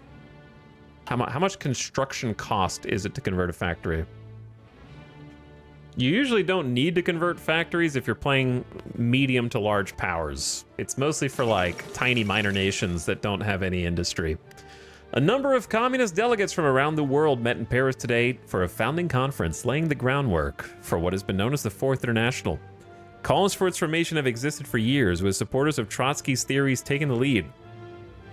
Stalin has responded to the growing support for Trotskyism abroad by ordering additional assassinations and increasing propaganda against his old rival. With the past purges of suspected Trotskyists in the high ranks of Soviet military and leadership in recent memory, this is unlikely to be met with any resistance. How many internationals could there be? So we're going to get 5% communism support from that. And then Spain was annexed. Well, nationalist Spain is going to be the winner. We're not even going to see Carl. Shanji has capitulated to Japan. That's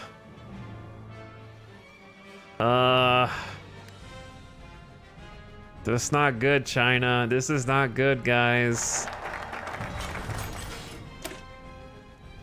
Sugar is the back upon which the entire Philippine economy is based. Without this rich resource, our nation's prosperity would disappear overnight. We need to encourage those who cultivate and export this critical crop, thereby earning us more sweet, sweet money.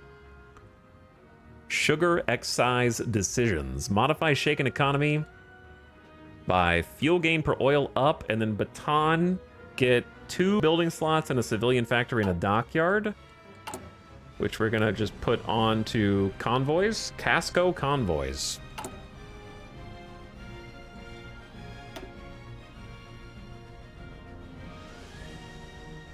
And then I think gold mining. So I can encourage gold exports. So we have shaken economy, not stirred. Daily political power gain is still down. Resource gain still down. So it's just Great Depression adjacent. Construction speed minus 15%. Yeah, there's a lot of bad ones still. Research speed plus 5. Good. Maybe I should go ahead and start doing the industry ones. Unless I can find a really short research over here.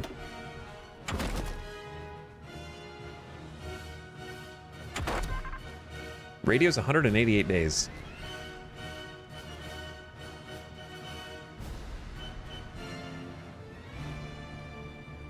Yeah, I'll just do radio. It's a little long, but I will need it before war because I like the coordination a lot and the reinforce rate. German demands for the Sudeten territory in Czechoslovakia, home to a considerable German minority, have intensified. At a summit in Munich, Germany, Britain, France, and Italy sought to find a diplomatic solution to the so-called Sudeten crisis. Czechoslovakia was not invited. An agreement was reached in which Germany annexes the Sudetenland, but will not pursue any further territorial gains in Europe. Mr. Chamberlain spoke to crowds in London. For the second time, a prime minister has returned from Germany bringing peace with honor. I believe it is peace for our time. No war this year, then. He should have knocked on wood afterward. Really should have knocked on wood. That quote didn't age well at all.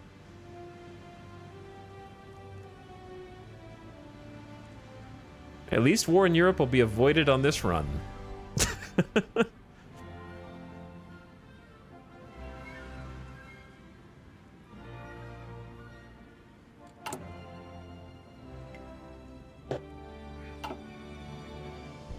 China, I need you to hold out, bros.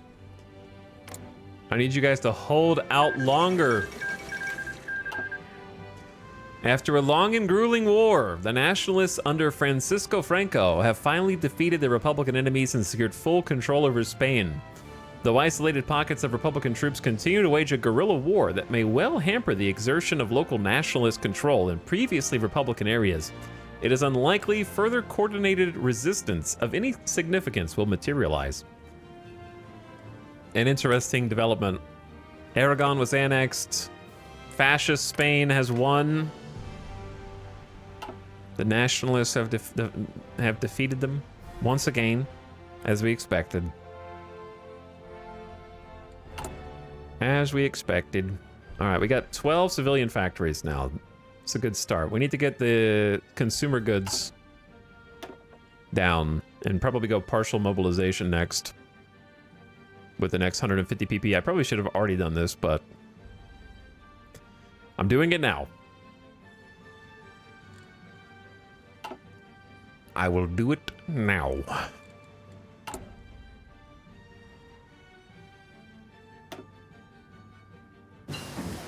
There's support weapons 2.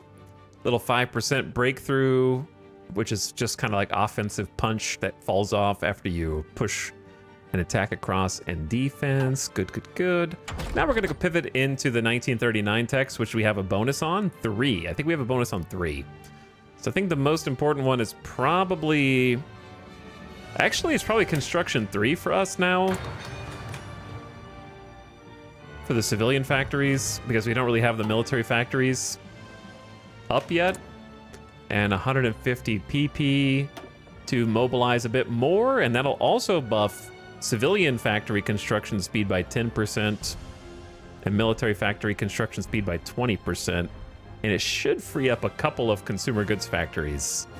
So let's see, we have 12. Now we have 13. All right, so it freed up 1 with the new law. And we have 5 dedicated to those civilian toasters. Next, but yeah, it's good. I think partial mobilization is going to be probably where we chill, because war economy. I don't know how the factory energy consumption is going to work. Where is the energy? Energy generated is 19. We're currently using 1 coal. Base value 10 from 1 coal. Max energy is 28. Okay, so we have a big limit on how many factories we can use, or we're going to have to trade for coal. But guess what? Trading is hard when you need the convoys to trade, and, well, you know, we're not going to have any convoys available for trade. But we have 5 coal here, and we have a decision to extract more that we're going to need to do. That's a new mechanic. New mechanic. Field Hospital 1. We can't attach these now, but these are support companies for our divisions, and the premise is basically just that if you take 100 casualties, 20% of them go back into your manpower pool. And so each additional level, basically it's just saving your manpower. It's good for nations that have very low, limited manpower pools. You're not going to need to really use field hospitals in the Soviet Union, for example. But we will. But then again, I have to start manufacturing support equipment, which is tough. All right, back to industry. Let's go dispersed for more room to build. We have a 35% bonus to this research. And then expand gold mining. We'll segue into encourage gold exports, which should give us a nice consumer good factory buff to our chosen industry here. Marsman and Company. So I accidentally picked the right one. Or at least it seems like the right one to me.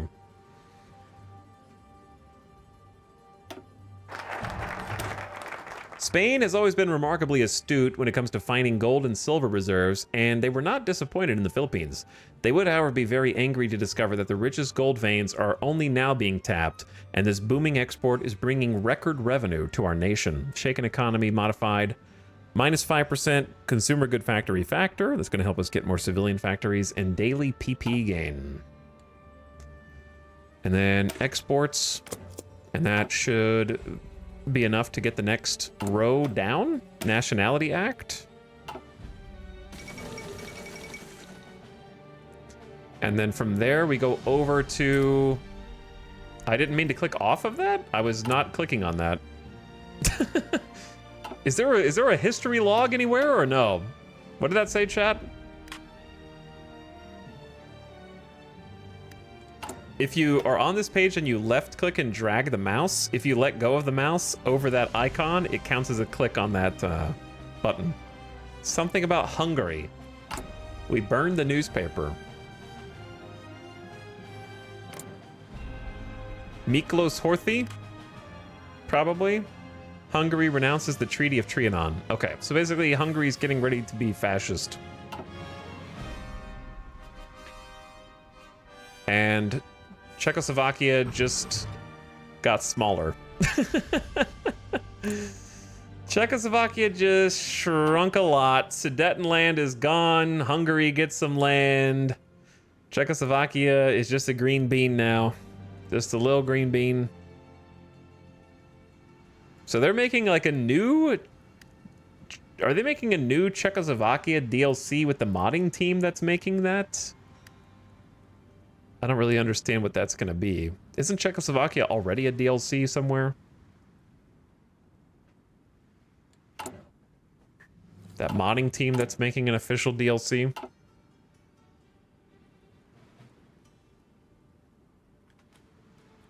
No one in chat knows what I'm talking about.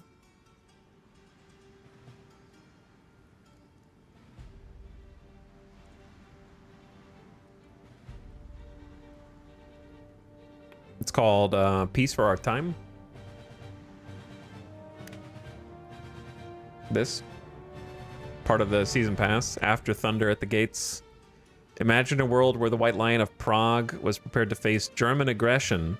Peace for Our Time is a focus pack created in collaboration with veteran modders of the Hearts of Iron 4 community, adding alternate history tracks for Czechoslovakia. Stand firm as a lone democracy or government in exile, ignite a socialist revolution to replace the failed middle path, or rally nationalist forces to establish a new kingdom of Bohemia.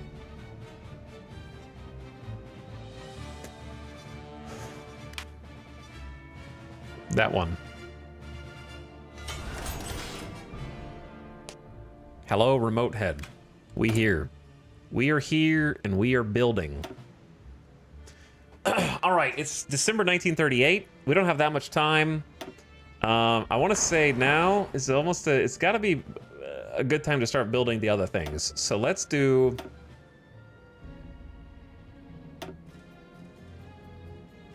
a train.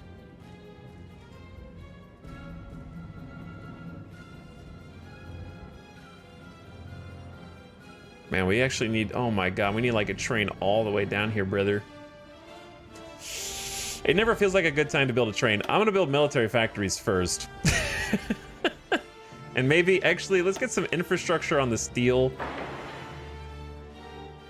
And then infrastructure on the coal. Oh man, that's rough. This is rough.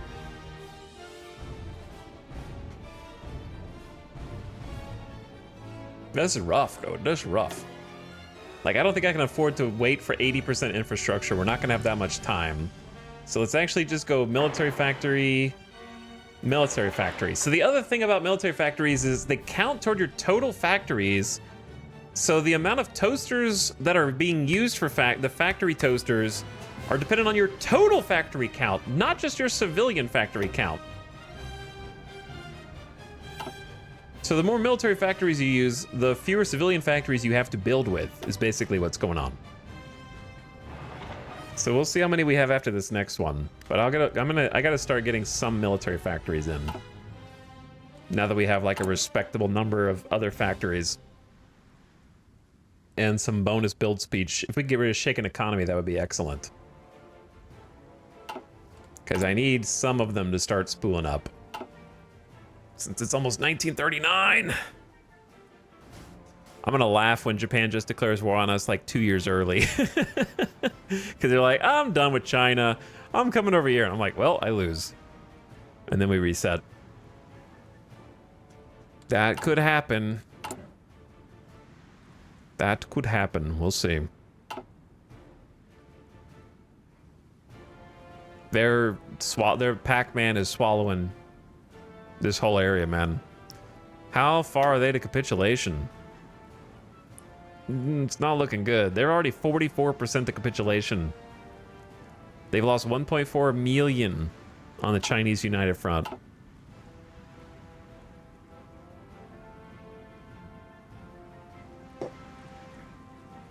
Crazy.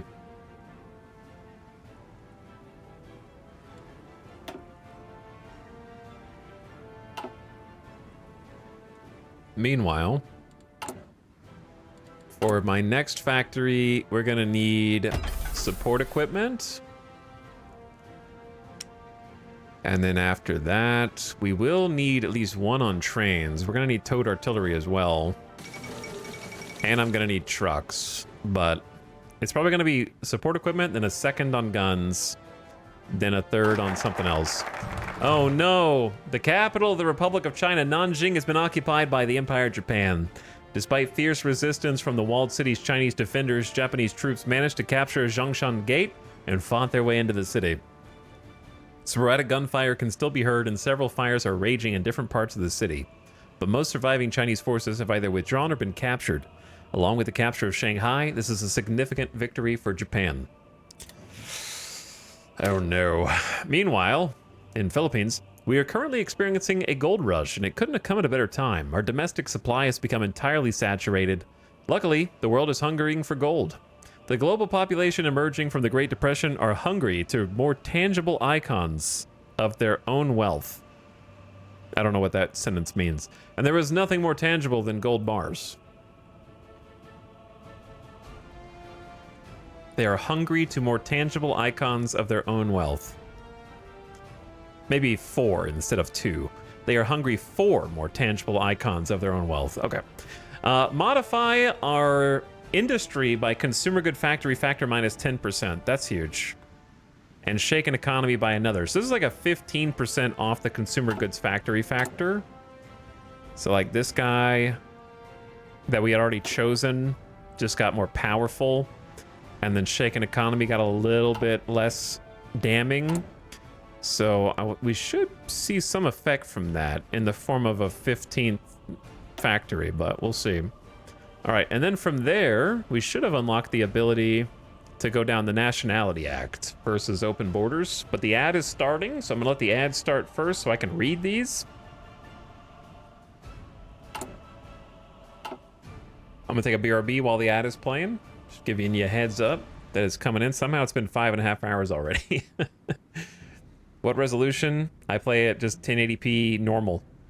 This UI is much more legible than Europa Universalis 5, so I feel like my eyes got stronger since yesterday. I feel like everything is in HD comparatively. But yeah, I just play it normal 1080. I think 1080p is gonna look larger than your 4K. 4K is gonna look tinier. Would be my guess. I'm still in the old HD. So everything probably is a little larger looking. All right, I'll be right back, chat. Thanks for watching. Thanks for hanging out. More to come.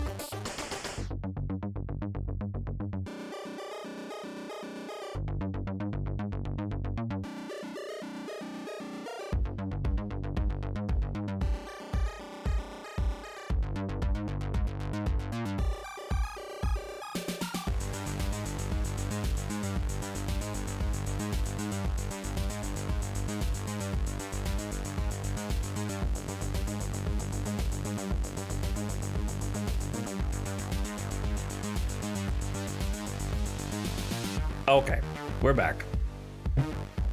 Whew. Took a little break to eat some food. Get some sustenance. Sorry to interrupt your jams. But we're back. Oh, I wanted to get a little food while I was still warm. Nice little,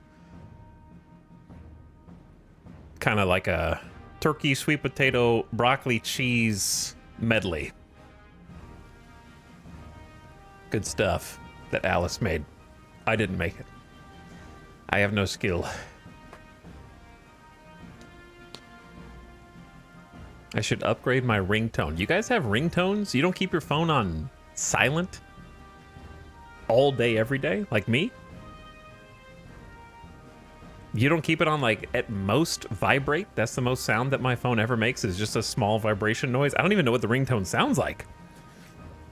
I've never even enabled it.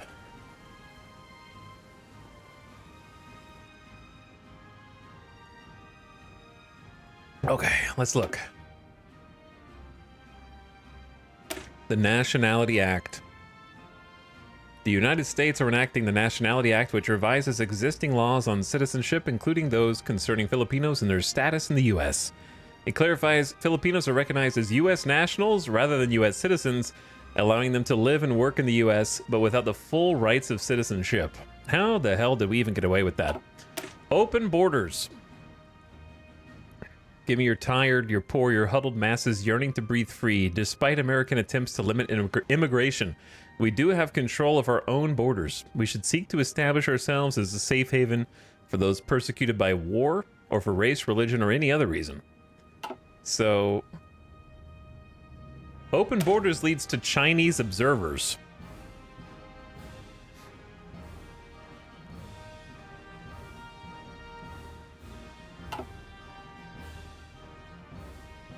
Japanese observers. What did I say? I looked at Chinese immigration and I might have said Chinese observers. Encourage Chinese immigration and Japanese observers. Break Chinese monopoly are also here. What is the difference? They both lead. One leads to a research slot. No offense, Japan, but that's a research slot. It's kind of a big deal. But it seems like both lead to a Treaty of Manila, perhaps. But these are mutually exclusive.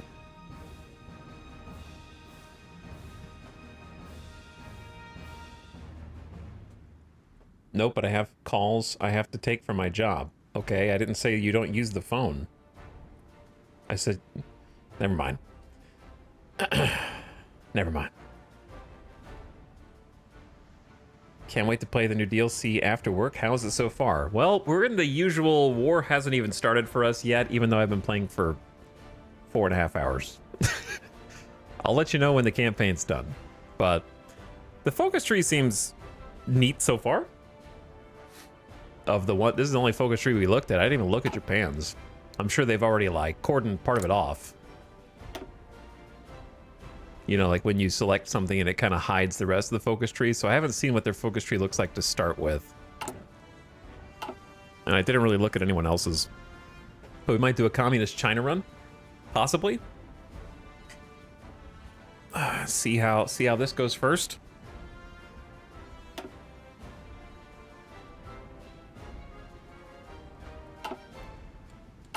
Okay. National focus. Can I disable edge scrolling? And I just never did this before. I feel like I've asked this question before. Boom. Corner scrolling. Get out.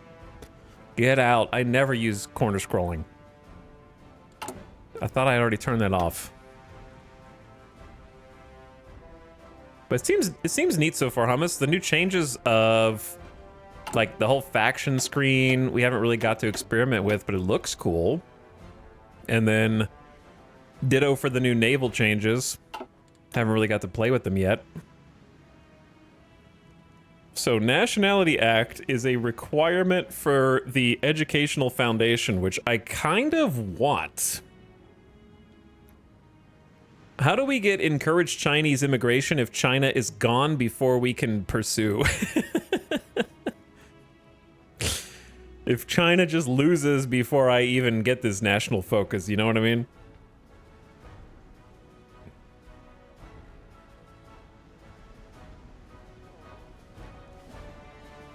Two off-map civilian and military factories is pretty cool, but I think I'm just gonna go with this because I'm gonna stick to whatever the outcome of the historical would have been if it kept going. So let's just do Nationality Act and then double back over to that. Well, it's gonna be tempting because I'm gonna need to get the research slot first, then get the National Defense Act, maybe. And then we're gonna want beach chat. Did the devs mess up or am I an idiot? Beach defense strategy gives you a construction speed bonus for land forts, but not coastal forts. Land forts have no defensive modifier against naval invasions. Only coastal forts do.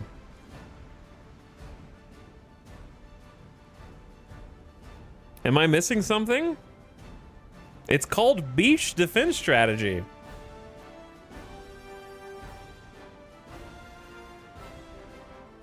Unpaid playtester. You are correct. Okay. Because, like, this is Fortify Corregidor, which is both land fort and coastal fort. Land fort will be important if they're already landed and are moving in, of course. But this is not, that does not defend the beaches, though. I need to defend the beaches. We don't want them to land at all. So I guess I'm gonna take max entrenchment +2. What's the description? Very generic. Just very generic, doesn't really say anything.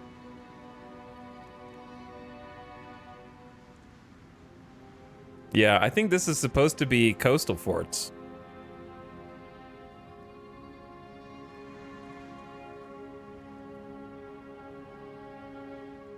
Organization, there's a research slot there as well. Are we just going full greed? It's already 1939. I guess we're just going full research slot greed. How do you get to that one? It needs all of the following: scouts and the constabulary. So this will be a 35-day, then 270s, and then a 70. Oof, 210. That's gonna be 245 days. It's basically a year to get that extra research slot. I don't know if we have time for that. I'm gonna need to take all of the ones with the coastal and land forts.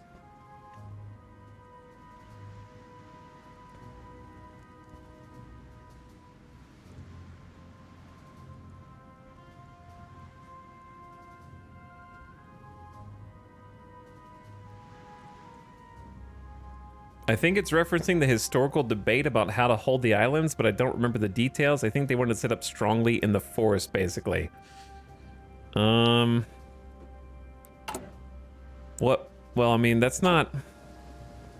The forests are the beaches for all intents and purposes here. The jungle is the beach. Japan won't care. They'll just naval invade regardless. They will just poke every single tile, and it won't matter if you have land forts, because if you hold a land fort, they'll just naval invade around you.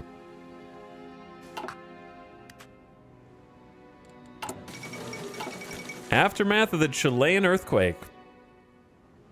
An earthquake magnitude 8.3 maximum Mercalli intensity of X has left the Chilean cities of Chillán and Concepcion in complete ruin, with a death toll above 28,000. Reconstruction and relief efforts are on the way, but many have already been displaced.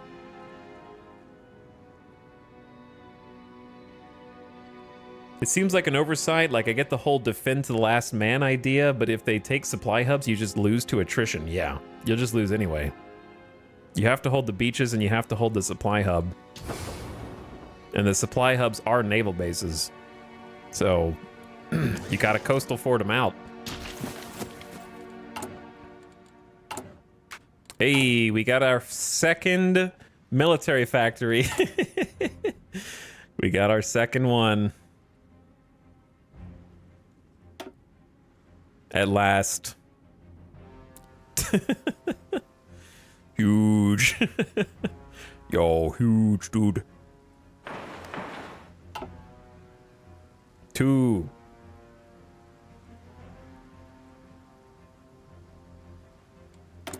Insufficient resources. I'll be real with you. I don't like how they changed this UI. It was much more readable before. But I'll get used to it. -2 steel.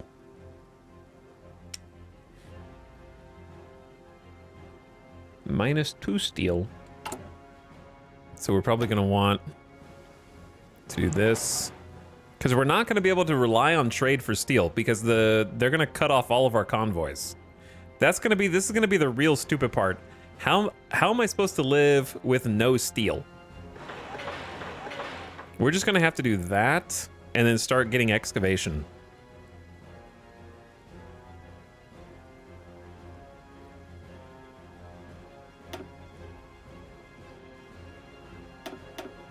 We'll just do like one at a time. So I'll do military factory, then maybe like 2 levels of infrastructure. We'll see how it goes. No need to show the resource icon twice in the same column. Yeah, that's kind of the issue. It's like, it's a little weird. It'd be nice if the number was just up here and you also just click up here and then you have more room for these numbers below. What do I do with 150 political power now? We're gonna want a military theorist, but not necessarily yet. And we're gonna want military high command. So let me see what it takes to get these guys, because we're gonna be at war in like 3 years or less. I'm pretty much already dead.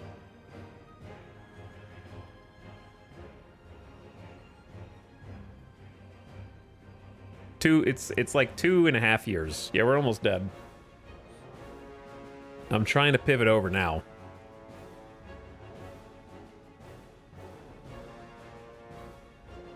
We don't need submarine attack. We don't need special forces cap. We don't need air support. We don't need special forces. We will want artillery, but not now.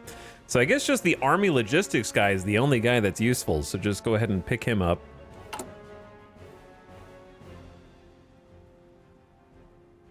We need to have researched excavation 3 for that. Commandeer 15 civilian trades. I might actually need to do that.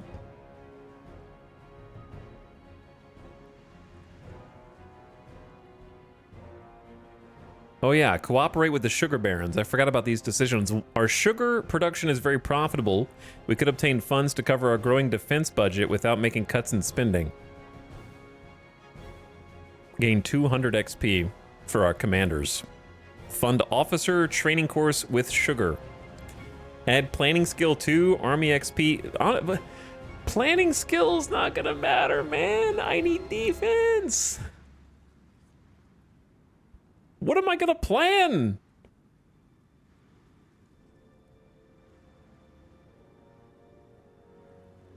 Fun training exercise. I mean, that one with the 200 field commander XP is probably the one that's worth taking. So just go that. And then go army logistics attrition guy, I guess. Because I'm already at partial mobilization. We can't even do that one. And we can't do that one either. So we're pretty much like... The only other one I need is that one political advisor that gives us core territory bonuses, which we can still pick up later.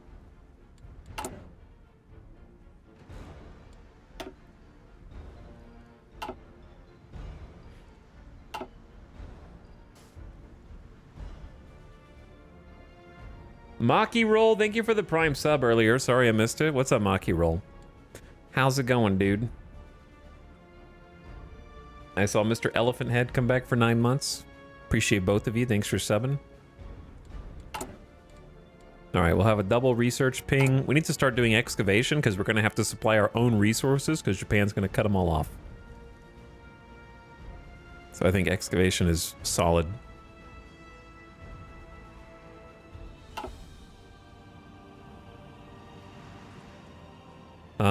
Japan?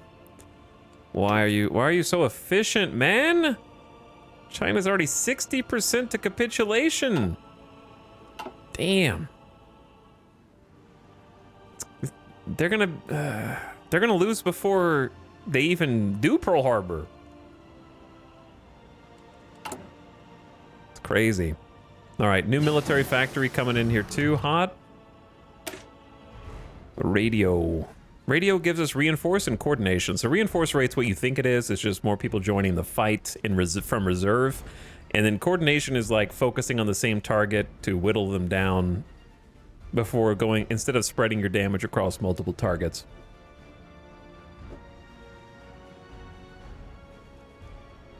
Did something bad happen in EU5? Oh man, they don't know, chat. They don't know. They don't watch the VODs. Game-ending invasions. Yeah, we're done. It's over. I uninstalled. Luckily, I got a new Hearts of Iron DLC that seems to be working so far. Got a game with gameplay in it. It's crazy.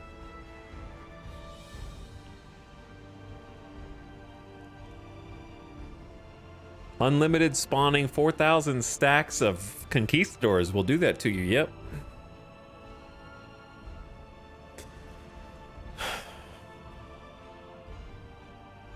I explained it earlier in chat, but I guess I'll explain it again.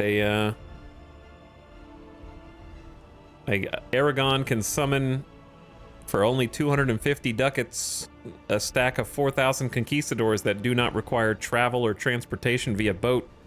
They teleport onto your land, and in my case, they teleported onto their war objective as they declare war, and every 6 months they generate 4,000 more. They can just keep infinitely hiring conquistadors every 6 months.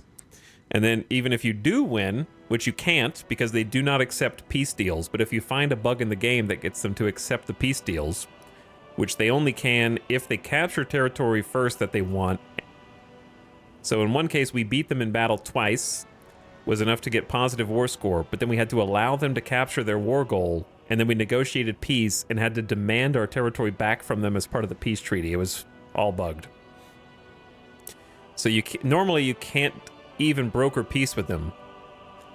So they'll just fight you indefinitely and spawn 4,000 more regulars every 6 months.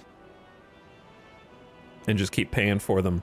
And then if you do happen to get a win and you win a war, they'll just declare war on you again in 6 to 12 months, and any troops that didn't die stay in your territory, eat the food off of your land, and then when they declare war on you again, since they have no home to go back to, they just stay in your territory, and then they rejoin the war again from neutral to hostile and stack onto the new 4,000 that spawn in your territory.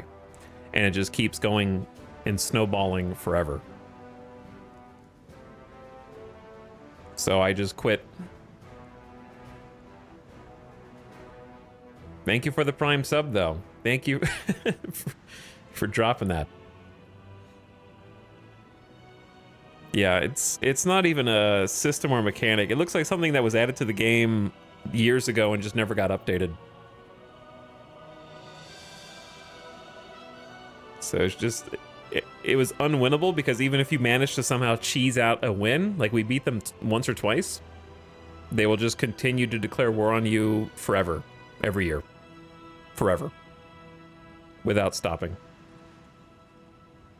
What sucks is the bug has been reported on the Paradox forums multiple times, no dev response yet. Yeah, it seems like for whatever reason, the EU5 devs only care about things that get upvoted on Reddit. So, like, they respond on the Paradox forums to things, but they only really care about, like, currently changing things that are getting high updates on the subreddit. There was only, like, 1 or 2 Reddit posts about it that got, like, 100 upvotes or something. So it wasn't quite as known yet. I don't know. Anyway, I can't say that Hearts of Iron has always worked for me, but it's definitely treated me with more respect over the years than that.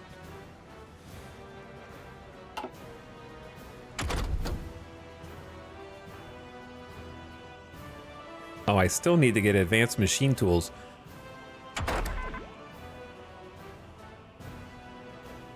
But there was something else I really wanted to get. And now I don't remember what it was. We're gonna need tier 2 in engineer company for sure.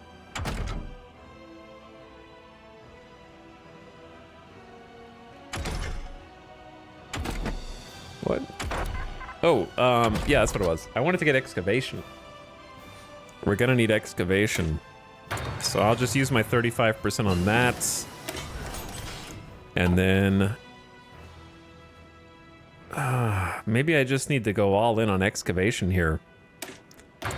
I just think we're going to be in a big resource shortage, and I need to try and dig out some more goodies that we can use to build.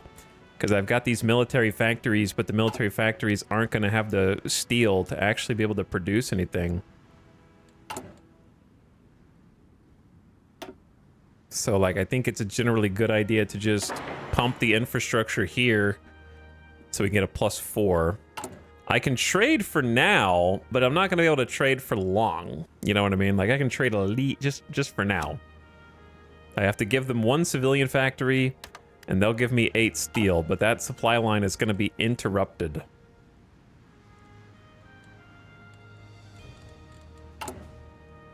And now I only have 13 civilian factories, so I actually just build the other civilian factory first.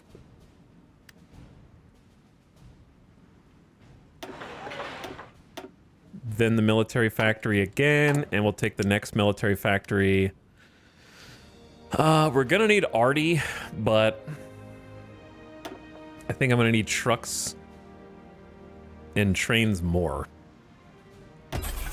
Like at least 1 on trucks and 1 on trains. Probably enough.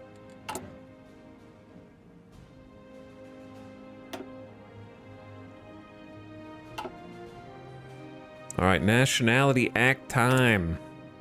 We're missing 1 aluminum, which is for the support equipment. So the production efficiency is gonna have to spool up. We're gonna need a lot more than 1 support equipment factory, but dude, it's already April 1939. I'm scared. The United States are enacting the Nationality Act, revising existing laws on citizenship. And so we replace shaken economy with recovering economy, effective change, daily political power gain, and ideology drift defense. Not very big things, but they do pave the way for anything underneath them, including this research slot. But it kind of feels like... it feels like I'm being split in multiple directions, and my old habits are gonna die hard. Manila's gonna get a free infrastructure here also.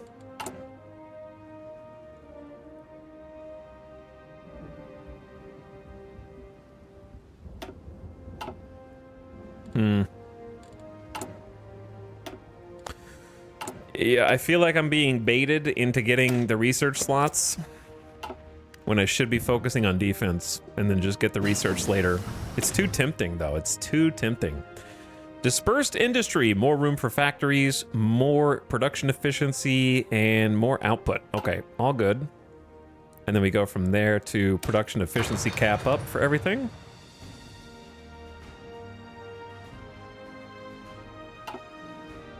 I think I'm being baited by my own habits, but we'll see. The fate of Czechoslovakia. German troops have crossed into Bohemia and Moravia, ostensibly to restore order to the regions in the wake of the collapsing Czechoslovakian government. In Prague, the occupying forces announced the creation of an autonomous protectorate within the German Reich. With German support, Slovakia has been declared independent under the leadership of Joseph Tiso. The nation is no more. So much for peace.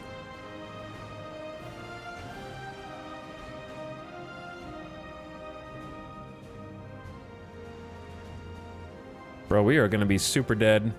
China's almost gone, man.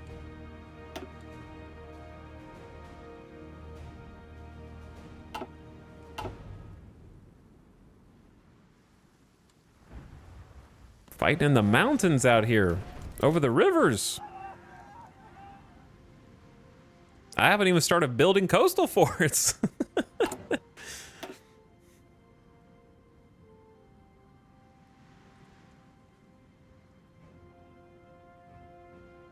I haven't done either of these. I don't know if they're worth.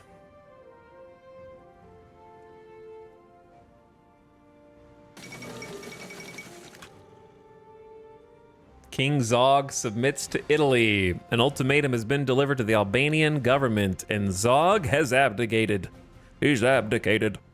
Another victory of Italy's ambitions. Like, this is just uncouple the peso and the dollar, gives us 3 civilian factories and 2 infrastructure, but it's a 70-day. 2 more civilian factories here. Break Chinese monopoly. Faster civilian factories and infrastructure. It's kind of too. By the time you get there, I'm not even going to be building civilian factories. I'd rather have the free ones.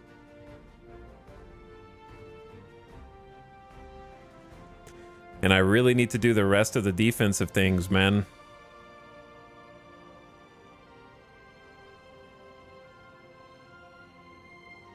Modify Philippine army by 75% faster factory output. Yeah, that's going to be good. That's going to be good. Am I being baited if I go for the research slot? And just completely ignore Eisenhower? That's insane? It's not insane. I currently have a negative. It's just putting us back to normal. We currently have a negative 90% factory output.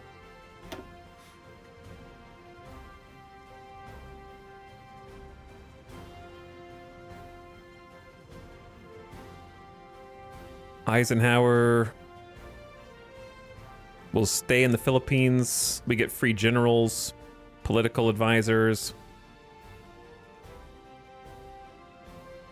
Last stand. I'm not going to get baited by requisitions. I don't trust subsidies, man. Yeah, I think I can ignore these unless I want Eisenhower to stay.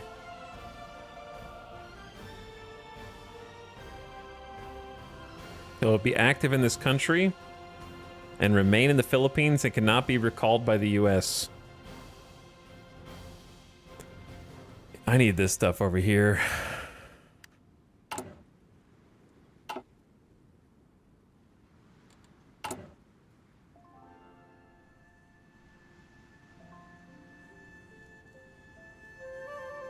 New song alert? New song alert.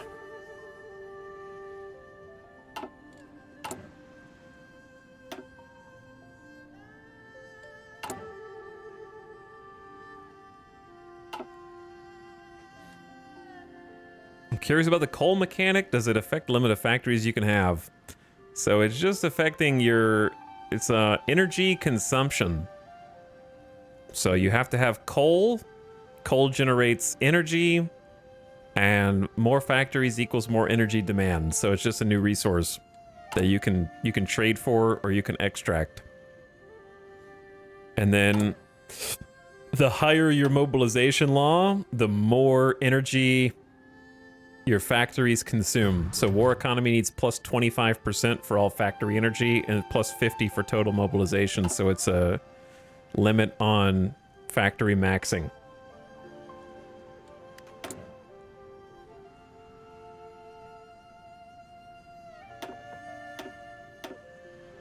I think I'm just going to go ahead and spend the political power to grab the core territory guy. Yeah. Artemio Ricarte. 5%. He has daily fascism support, though. But I already have someone with daily democracy support. I don't... It's going to... Oh, I didn't think about that. Damn. I need some more combat dudes.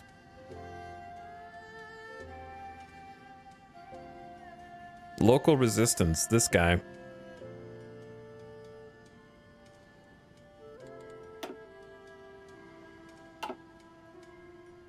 Yeah, where's that? Local resistance.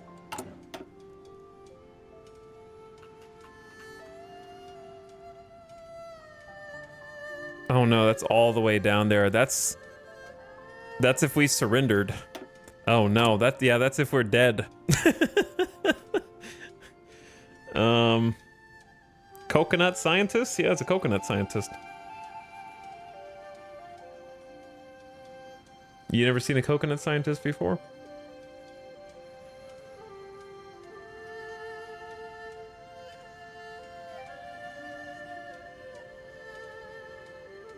Yo, look at this mercantilist. This is an interesting advisor.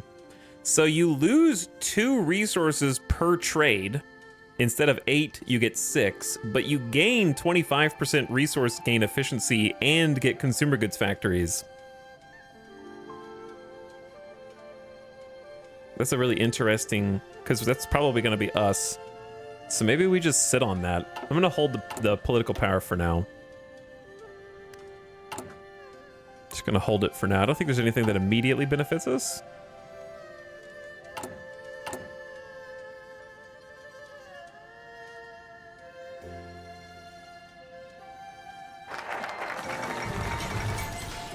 Italy pursues closer bond with Germany. Italy and Germany have expressed many conflicting interests, particularly in Austria and the Balkans. This hasn't, however, prevented their foreign policies from growing friendlier toward each other, and negotiations are underway for a pact that will protect common interests. If negotiations are successful, we could see an alliance that will be able to exert great influence in Central and Eastern Europe. Italy has joined the German Reich. Oh no, it's happening. June 1939. Philippine American Educational Foundation. Thanks to our very close connection with the US, we have engendered various academic links. We should establish an organization for administrating foreign exchange scholarship programs aimed at fostering binational research, cultural understanding, and the open exchange of ideas. 1 research slot.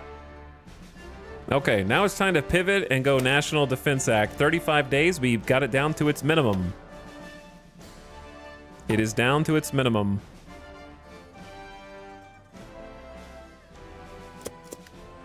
And it's gonna help mostly just bring factory output back to usable instead of unusable where it's at right now. Free dockyards. What happened to my convoys? Why do we have a Clemson class early destroyer? Because the US, I guess?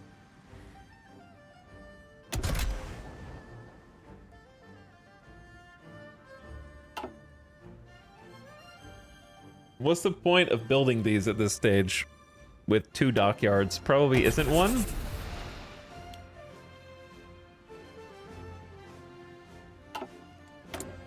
Why do my dockyards get reset?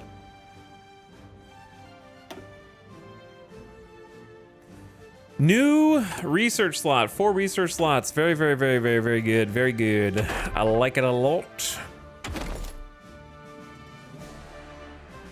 I think we need to start getting, like, Engineer Company 2 from 1939. And we have 39 Army XP, so it's time to start creating our own infantry division. The infantry division's basically just going to be a duplicate. And we're paying to remove.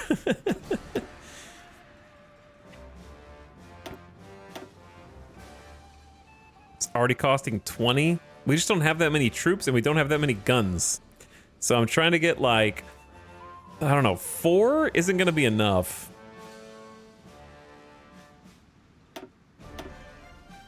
Eight combat width is my normal Coast Guard contingent. Pair them with an Engie company. Preferably pair them with support arty, but we don't have enough artillery for that.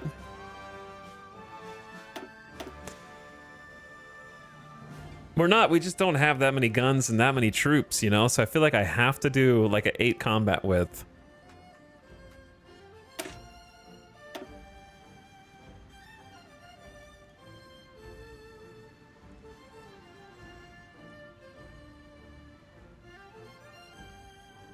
It's going to be really weak, but we need to be able to spam enough of them to spread them out across the coast. How am I going to build coastal forts, man? We're dead. Dude, it's already 1939. We've got like a year and a half. Holy shit. All right, I need to start training these guys.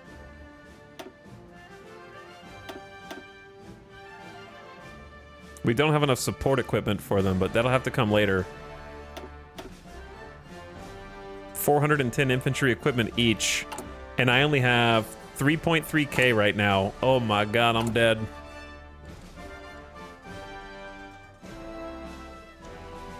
We should be able to train like 8.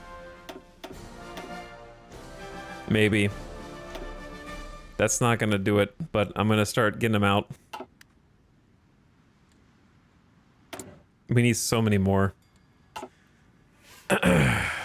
Maybe we're supposed to lose. Maybe we're just supposed to lose, because it looks like we've got a surrender focus tree down here. I don't think it's gonna go well, but there is a you lose focus tree.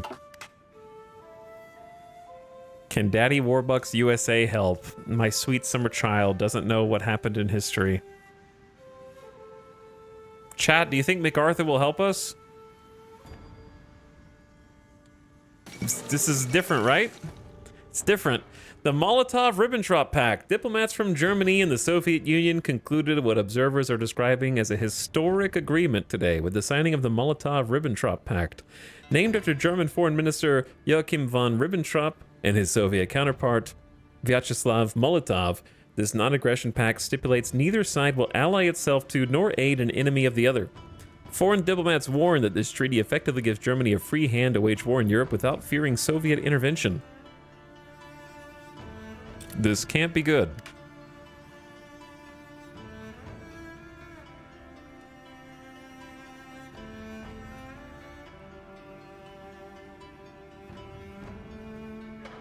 Oh, it's the goated song. Yeah, I mean, Amelia Earhart survived in this timeline, and so did the Hindenburg.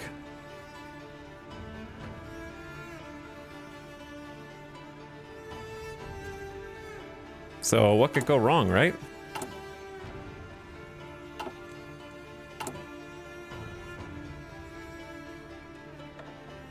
Might be nice to get some Spirits of the Academy into...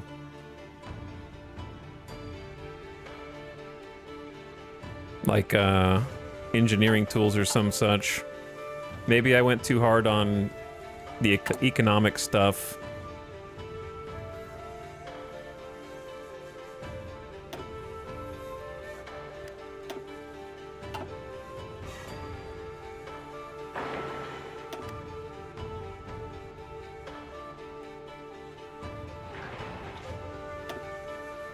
I'm just gonna try and churn out some military factories now.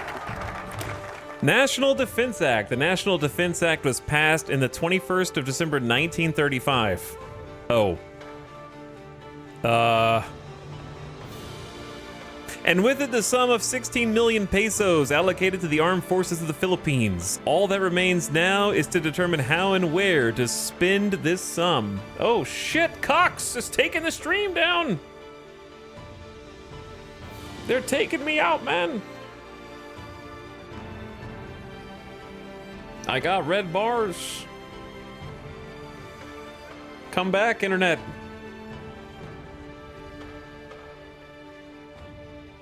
It's coming back. It's green. You guys are going to have to refresh, though, or else you're going to be lagging in the past. And we wouldn't want that.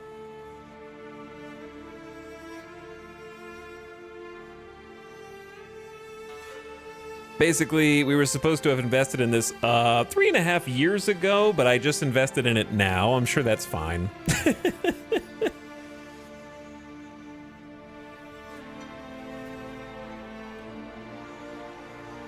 Philippine Army debuff is not quite as bad. It was negative 90% factory output. Now it should be negative 15%, so it's still low.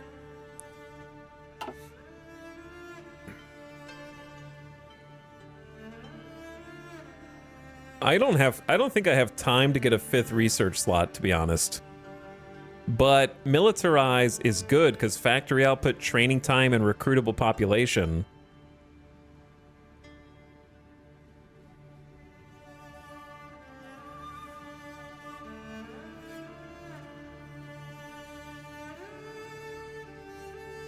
Bro, the military factories are so far away, dude. I guess we want militarized the constabulary anyways. It's 35 day, 35 day, 35 day, 35 day, 70 day.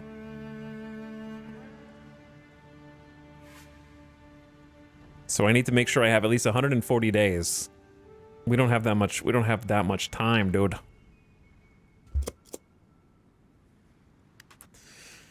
I am a little nervous. Yes, I am a little nervous.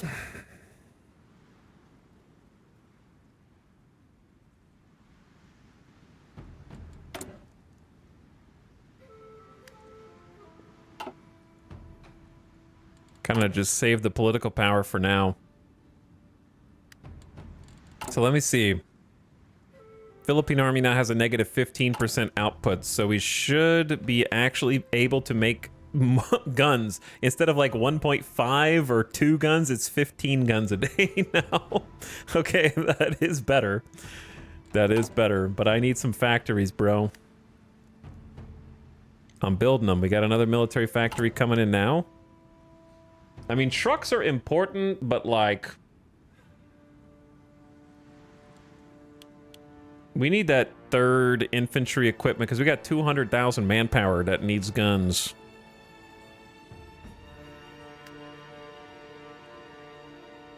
So I'll probably just throw a 3rd factory on that, then a 2nd factory on support equipment, then a factory on trucks, then a factory on trains.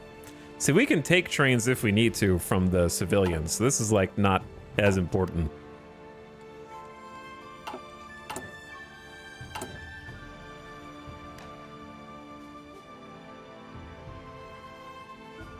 I think the Army XP is useful here, so I'm just going to take the Sugar Fund, train this officer up for the just flat 25 Army XP is nice. Oh man, we gonna be screwed, chat.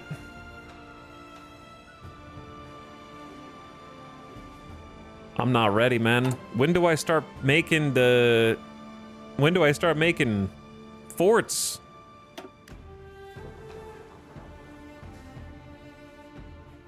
Yesterday, I guess.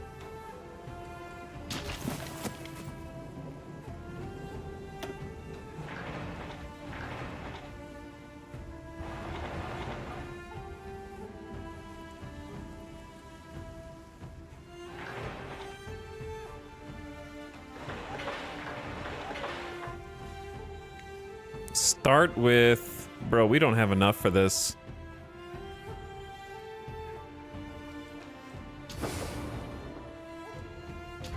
Where is...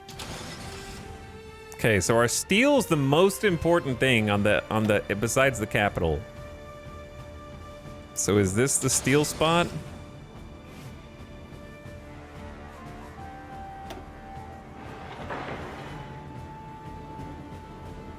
Do they have to take... okay, how do I lose access to the steel? Do they have to take all 4 tiles or just the... how much do they have to take before I lose the steel, I guess, is what I'm wondering.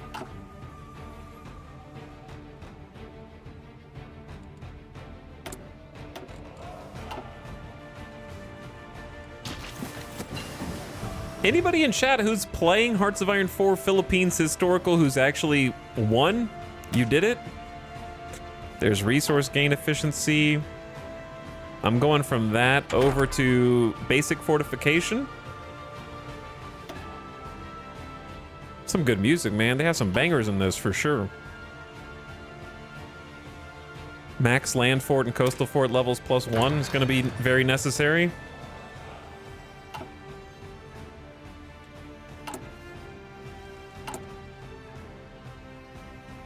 Because right now it is capping at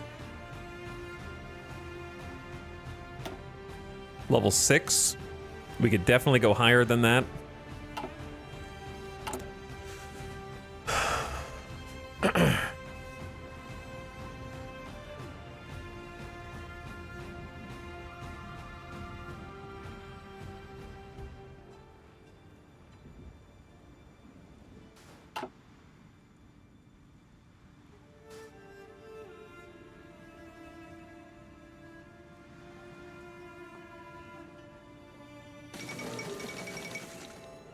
Poland refuses the German ultimatum, considering its demands. It seemed inevitable. Poland will be forced to cede Danzig to Germany, and a Polish plenipotentiary will be sent to Berlin to negotiate further terms.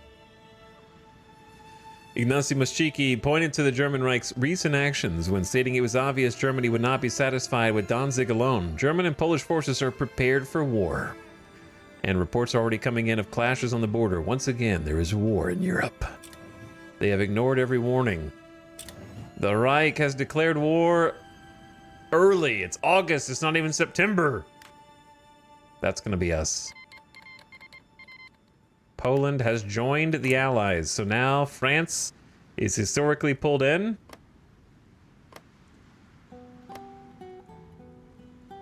Italy's about to join. UK, France, and Poland. Poland in a very, very, very, very unfortunate spot. That was a hard campaign too. We're trying to just play historical Poland. We did win though. It took a couple tries, but we did win. Oh man.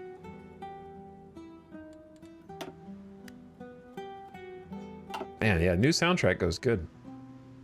No allied speeches. Nah, that shit sucks. Just come in and someone just yapping in my ear going.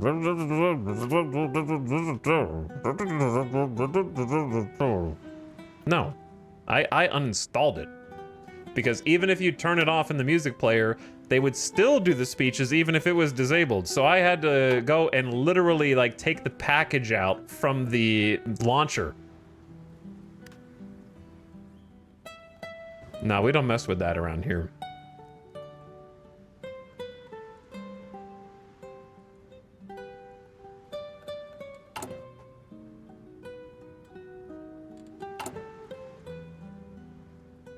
What song is this? New one. New soundtrack. Brand new. Dude, I have 250 PP. What do I do with all the PP? Why? You think I'm gonna need air superiority? Why do you even give me that? I guess just take the land doctrine cheaper and then...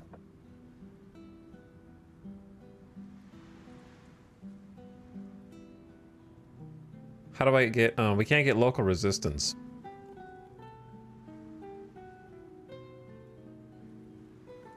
I don't want to take the fascism support guy, but I need something that helps us with defense.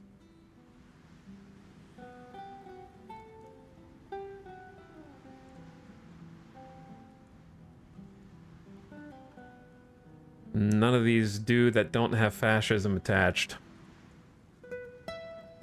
I guess you could take the democracy support surrender limit one and recruitable population factor. That's probably like the closest to doing something.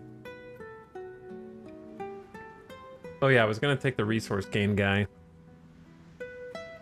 Yeah, I'm just gonna take the resource gain guy. He seems interesting. 25% more gain efficiency from your resources. You get a decent 15% consumer good factory factor. You lose trade deal opinion factor, and you lose resources per trade, but that's not going to matter soon. See, I'd rather just, like, pull out some more steel. Production lines are consuming 12 steel. Ugh.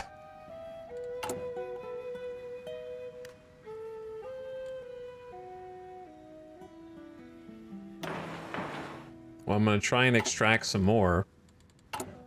Do we have a decision for steel? Nope. Not yet. But we got excavation 2 right now. Which would be another 10% resource efficiency gain. It's September 1939. Things are bad. We're not going to get weapons 2 because we're broke. I'm already getting Engie Company 2.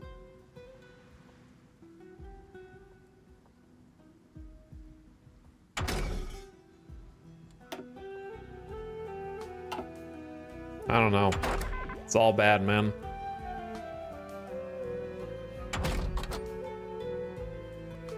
I think you just want to go excavation 3 because we have to dig everything out that is ours. We're extracting 12 now. And exporting 6. It's tough out there.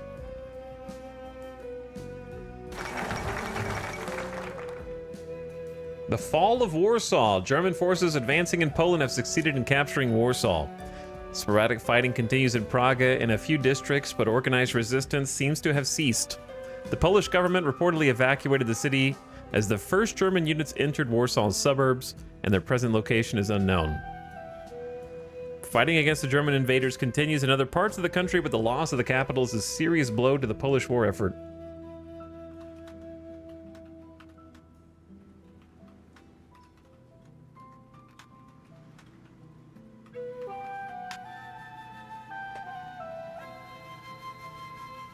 The original German invasion lasted about 35 days in history. So pretty close to that in the game. It took about 30 days. Poland didn't stand a chance. The Philippine Constabulary has been merged into the Central Philippine Army with the National Defense Act. However, in hindsight, this may have been a mistake, as police forces left to replace it have proven inadequate.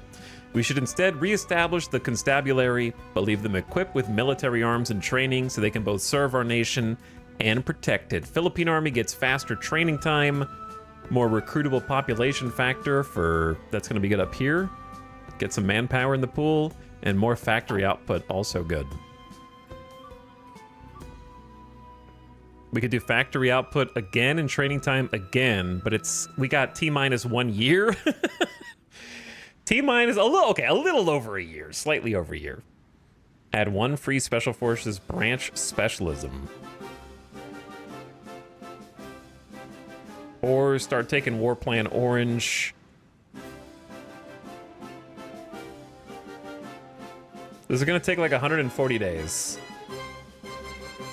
And this is gonna take like 140 days. So maybe we just go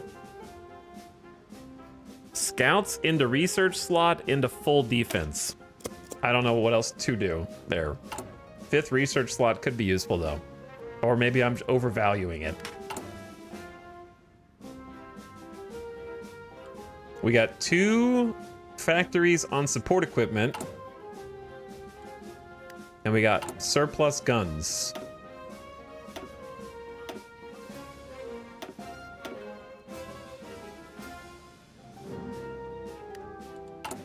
So I'm trying to like get as many units training as possible right now.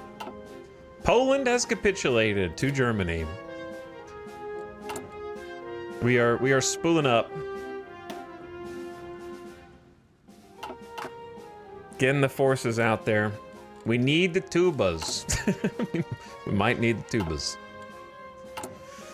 I'm scared, bro. The USSR occupies eastern Poland. Soviet troops have occupied eastern Poland officially for the purpose of protecting Belarusian and Ukrainian minorities from the chaos that followed the collapse of the Polish government. German forces have withdrawn from these areas in good order, resulting in Poland's effective partitioning between the two powers. A likely story. I never see Poland being partitioned unless playing historical. Like, ahistorical never lands on it. It's like impossible.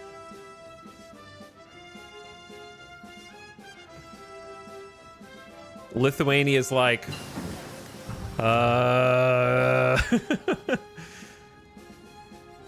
Latvia's like, first time. Advanced machining tools. 10% production efficiency cap would be great if we were hitting our production cap, but we're not because we're adding new factories. But we can go up to 83% now. 3 on infantry, 2 on support. We're going to need 1 for trucks. And I might be able to get away without the train one, but we're going to want artillery as well. Probably with, yeah, definitely Rock Island Arsenal, the artillery manufacturer. Maybe we want to start doing that before trucks, actually. That'd be a good idea. If we could get a nice artillery support company in, that'd be sick.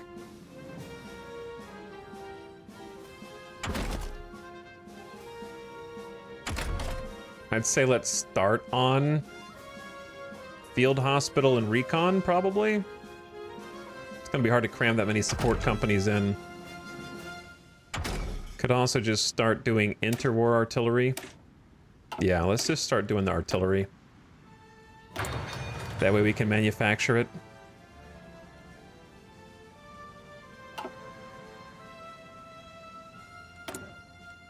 So we're now -2 steel, -1 tungsten, -2 aluminum. But we should be getting some more steel with these the infrastructure upgrades.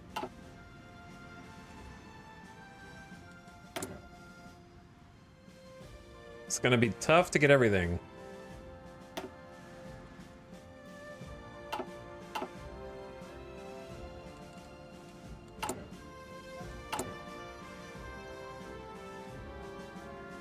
October 1939. So historically, we have about a year and a month and a half. A year and a month. They might go earlier too. They seem to be just cruising through China right now. How are we doing on manpower? We're still recruiting, so we're gonna get more. Inji Company 2, very good. That gives us a bonus to entrenchment, which we're gonna need to dig in and just hold the line. Dig in and hold.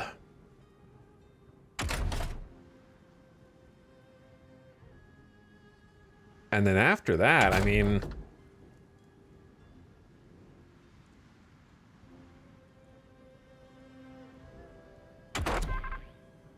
could do radio for the reinforced rate and coordination, I guess. It's either that. I think it maybe is just better just to get recon 2 and try to get a recon company attached. Can you build AA guns? You can build AA guns, but we're not going to. Do they work? Depends on your research levels. We only have 14 factories, so we can only build one thing at a time. So coastal forts are far more important than anything else we could be building. We need to keep people out. Soviet diplomats have presented an ultimatum to the ads starting soon. They demand that ads start for 3 minutes right now of the mid-roll variety.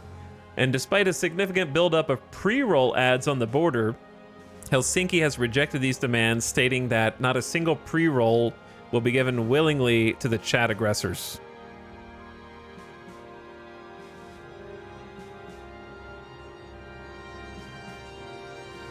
So brace yourselves. The ads are coming. Right now.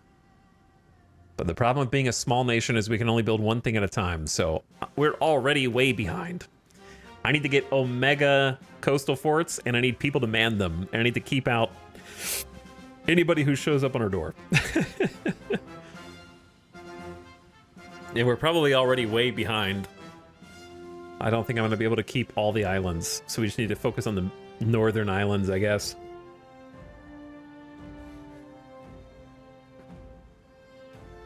I may have gone too far into the little overconfident inside of the industrial side of the focus tree.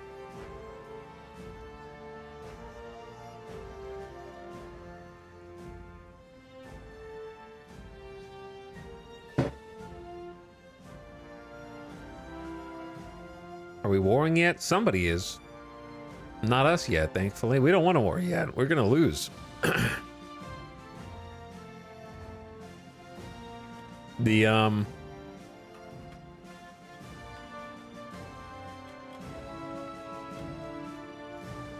Historically speaking,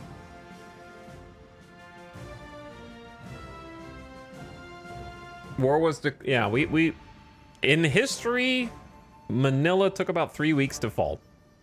War on December 8th, occupation by January 2nd. So we got to live longer than that, hopefully, of next year. December 8th of, wait. Oh wait, we have 2 years. We have till like December 1941. So we have about 2 years, not 1 year. Oh. Whew, I misjudged. But that's also assuming the AI respects the historical date.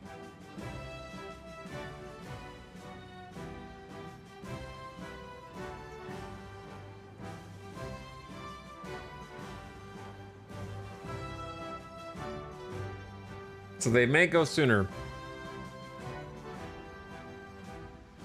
So if they appeal to history, we have around 2 years still to get ready. That makes me feel a little better. I thought we were like about to have to crank it up. We gotta crank it up anyways.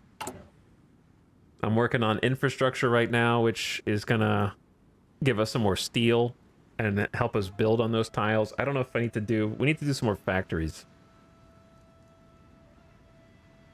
But I don't think we can afford the civilian factory variety at this point. We need to start getting guns in the hands of 200,000 manpower and spread them across the islands.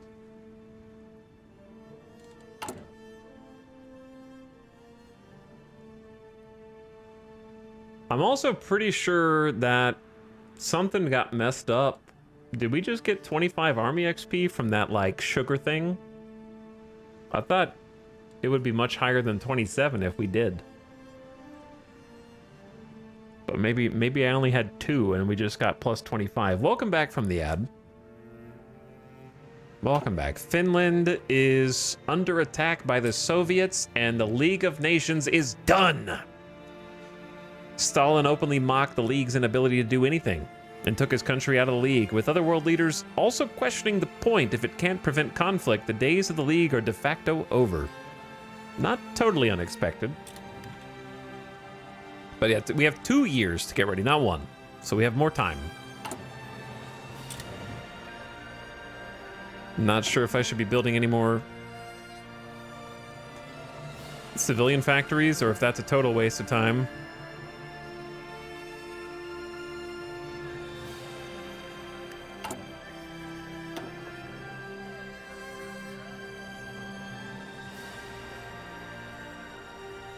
See, like, I don't think I can afford war economy because of the factory energy consumption. We produce 6 coal. We export. We have 3 left. We're consuming 2. Like, what I'm gonna need to do is figure out, I can't go limited exports until we're at war. I think. That's how we're gonna get more of our own supplies without trading. Not sure if it's gonna be worth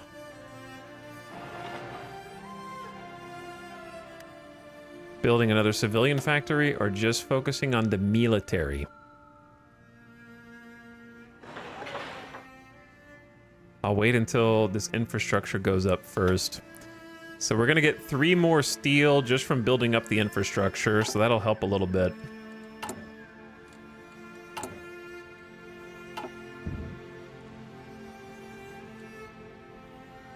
So if I've got that much more time, then we can definitely get the 5th research slot and then kind of decide what to do. Did I just hear troops? Oh my god. Handa ng kumilos. The Coast Guard is here to save us. All 8 combat width of them with a shovel. They brought a shovel. Oh, they're beautiful. Handa na, sir. Now we get area defense command for our field marshal, because that's all we're gonna be able to do, really. Actually, Orders. we do have Douglas MacArthur now. I forgot. He's like here. But how long is he gonna stay here? He's gonna leave, man. He's gonna bait and switch. I already know what happens. Doug?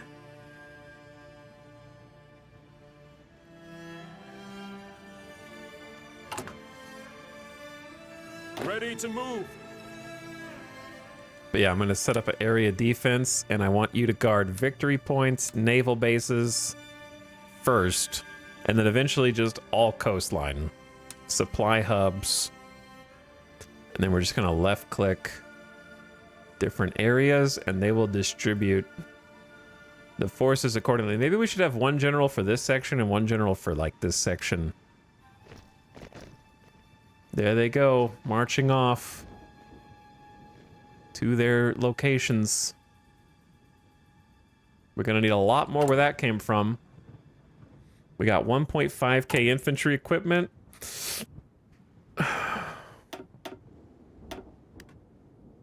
I'm gonna start training 3 more Coast Guards.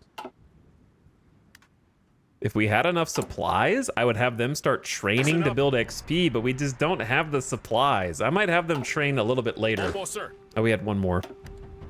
You can join up. But yeah, I like area defense for this type of gig. It doesn't always work. Sometimes you have to micro, but it'll at least like go to the right spot and start getting dug in. And the longer they stay there, the more entrenched they'll become. And we need to get some more entrenchment besides. I need to get some spirits and the land doctrine. We need 90 for a land doctrine. We're probably gonna need grand battle plan, I guess. Philippine Scouts. Established in 1901, the Scouts organization comprises the largest contingent of Filipinos serving in the military, and we should continue to support this unit and ensure they're given the best possible training and equipment to fulfill their role. Philippine Army gets faster training time, better heat attrition, and we get a research bonus for Rangers Tech, which is a special forces that we have 1 unit of. I don't know if we'll be able to train more, but thank you so much. Thank you so much. Then I want to go Academy for the research slot. Military Industrial for Springfield Armory. That's our guns. I want the guns to have soft attack and reliability.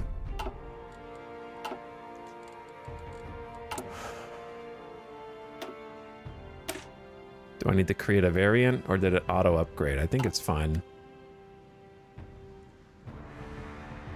Or maybe it's not fine. No, it should be fine. Soft attack plus 5, reliability plus 8.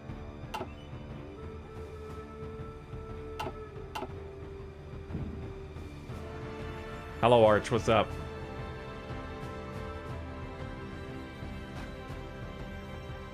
This is not a Wendy's, Arch. Okay? It's not a Philippines Wendy's.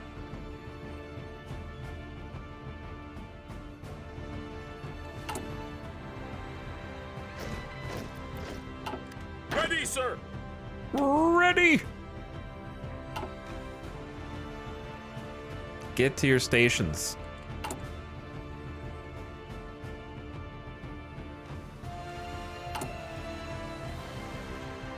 So we're -1 steel. That's not too bad. We actually have a military factory with making our first towed artillery. All right, sick. That's going to be huge if we can get this spooled up, but we don't have any tungsten. So it's not going to be making it at full capacity, unfortunately.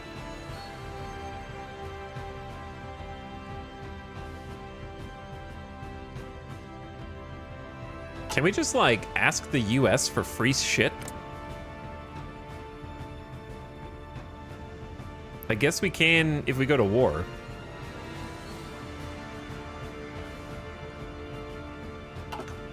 It'll lower our autonomy. I'm already a subject, man. I'm just concerned with staying alive.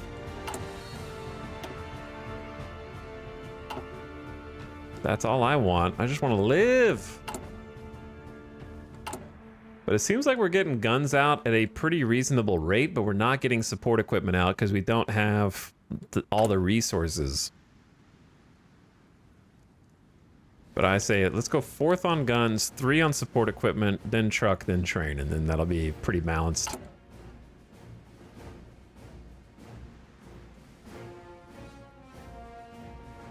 And I need to balance it out with an extra civilian factory, I think. As the war has come to Finland, many hunters, Suojeluskunta, militiamen, and shooting club marksmen have taken up arms to fight off their oppressors. The Finnish sisu flows through them as they stem off enemy attacks, utilizing the Finnish nature to their advantage, something that has come to be known as the White Death.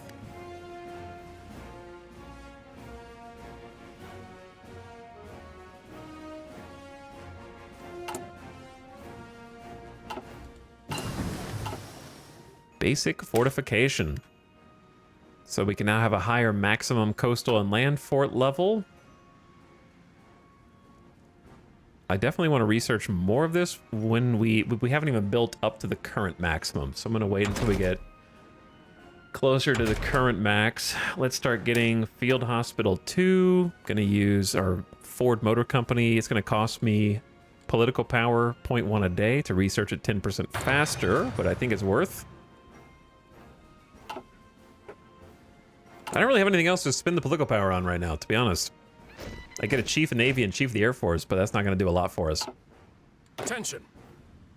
Attention, someone else to join our forces. Negative 207 support equipment is not great. And we have 300,000 manpower and not enough guns.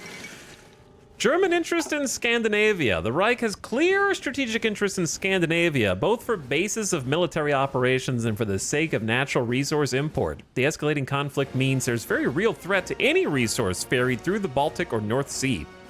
With gradually intensifying diplomatic threats against Denmark and Norway, they have declared war. Bye, Denmark.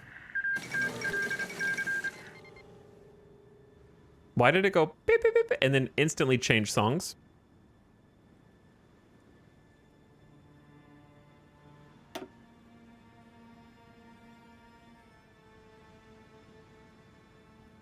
You're not supposed to do that, game. There's a music player. Why do they have music triggers that change what song you're listening to? Take those out of the code, man. Where do you, what song were we listening to before? Ding, ding, ding, ding, ding, ding. You definitely haven't heard, we heard Ethiopian Highlands. We heard the new songs. We were down here.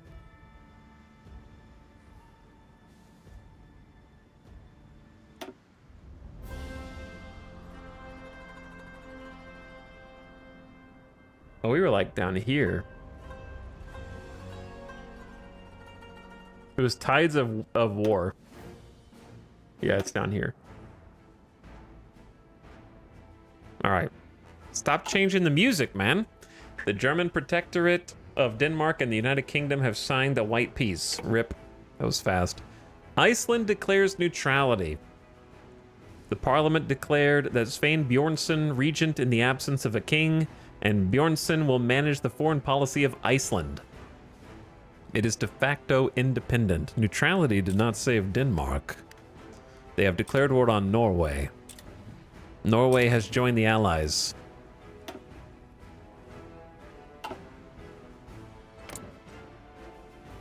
Good luck. Sweden? What are you gonna do, Sweden?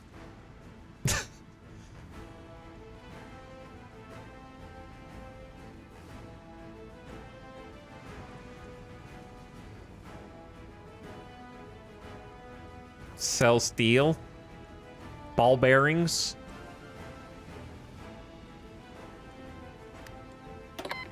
The US wants to send us 97 support equipment on a monthly basis. Why can you offer it to me, but I can't ask it?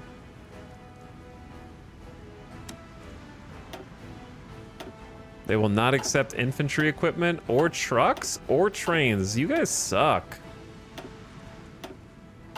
All right, whatever. I'll just take the support equipment. 97 a month is good. January 1940. Time's ticking, boys. Time's ticking. It's not looking great.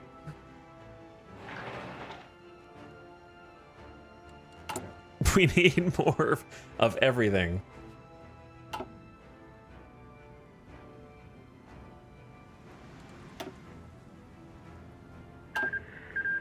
Finland and the Soviet Union have signed White Peace. That was a fast White Peace.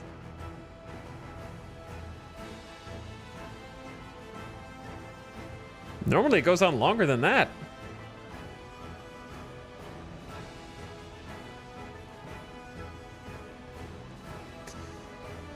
Bro, chill, man.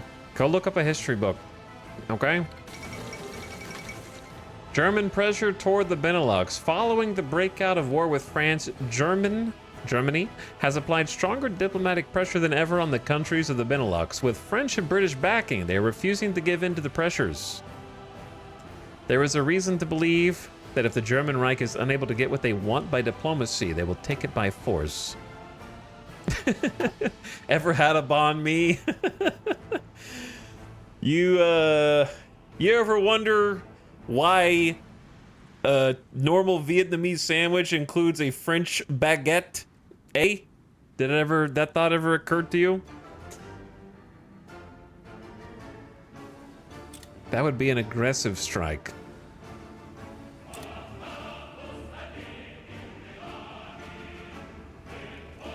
Luxembourg joined the Allies.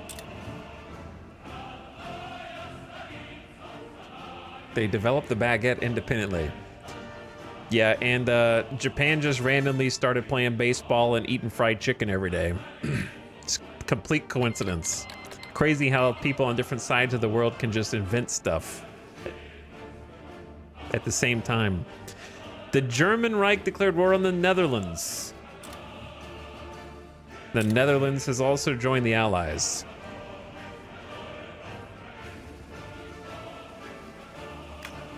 The baguette evolution theory. Luxembourg is dead. France is like, wait a second. You guys can't go through the Netherlands. We specifically built up all of our best defenses right here. You have to go through that. We would never purposely and willfully ignore our other potential front lines for fear of insulting our neighboring countries. Now they're at war with Belgium. It's going by fast, dude. Belgium has joined the Allies. Our time is coming up. For years, the Philippine Constabulary Academy has served as a central officer training school in our nation, but we lacked a formal place of military learning. We should incorporate the institution into the Army and formally designate it the new Philippine Military Academy, dedicated to the education and development of the military elite of tomorrow. Philippine Army gets plus 40% Army XP gain, a plus 10% max planning factor, and daily command power gain, and we get a research slot. We actually have a couple of positives on Philippine Army now. Instead of just all red numbers, it's still plus 20% training time, still minus 5% factory output, still minus 40% XP gain, and still minus 20% recruitable pop factor. So still a bunch of bad stuff.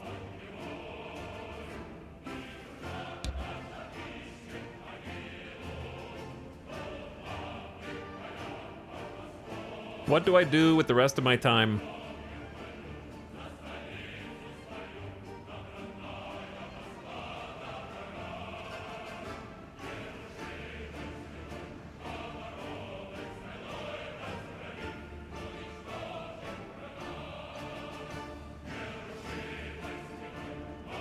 What do I do with the rest of my time, bro?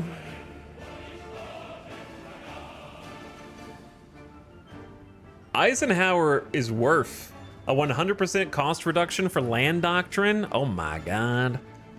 And then I don't know what keeping him here as a police chief does. You can request indefinite stay for MacArthur.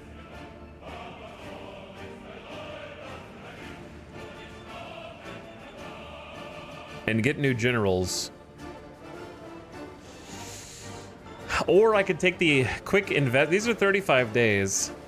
This will be successful and grant rewards if we achieve good trading relations with 3 regional powers, control a level 6 naval base, and have built at least 1 naval dockyard during the plan. I gotta see what these do.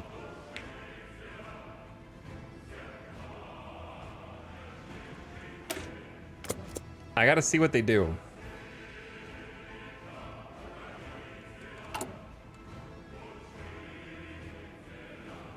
So let's see what they do. And then I'm gonna get naval base level 6.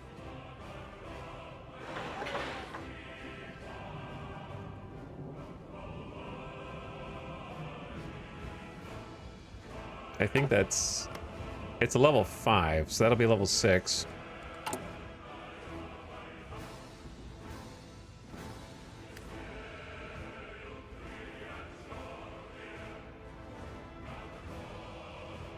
So do that before the military factories, I guess.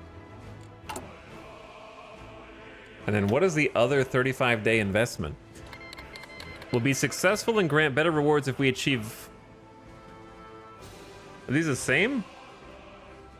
Control level 6 naval base and build at least 1 dockyard during the plan. But what do they do? I don't know what they do for me. I don't know. Maybe I should have already done this. Interwar artillery. So that's just going to be a 5% bonus to artillery.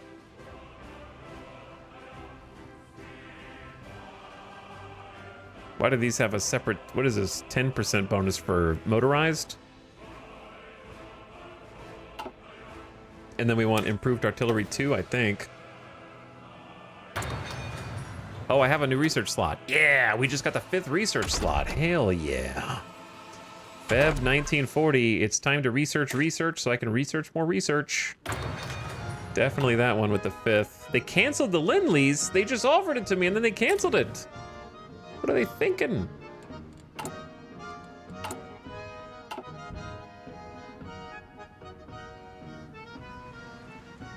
China, hold strong, man. We're at 100% world tension already. Attention. Attention. 3 more baby Coast Guards have come out. And we have 2.8k guns. 4, 8, 12, 16, 20, 24, 28. So we can do like at least 7 more divisions. 1, 2, 3, 4, 5, 6, 7. Trying to pump out Coast Guards to get entrenched, man.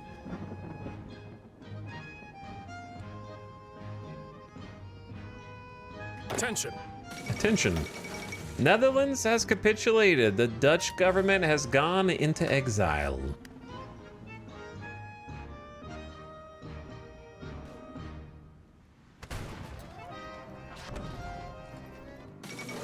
Belgium has also capitulated. Guys, France.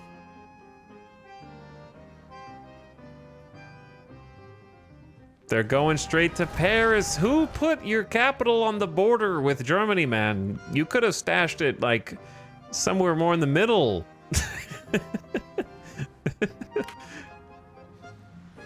It's so close to everyone.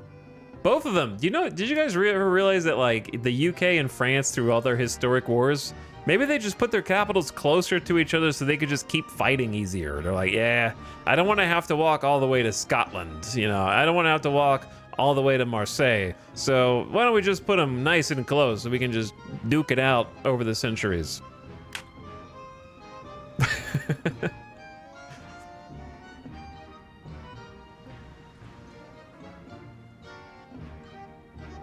More accessible that way.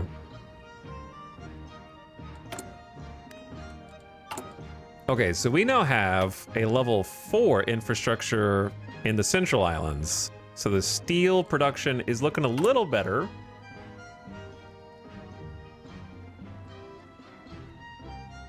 We have 0 surplus though.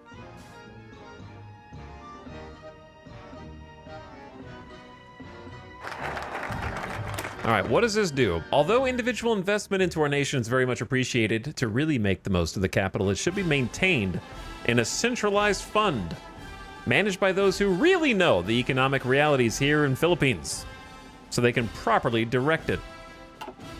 What does that do? 180 days. We need to have at least 1 naval dockyard built and at least a level 6 naval base. I'm building the naval base right now. Okay. At least 3 of the following.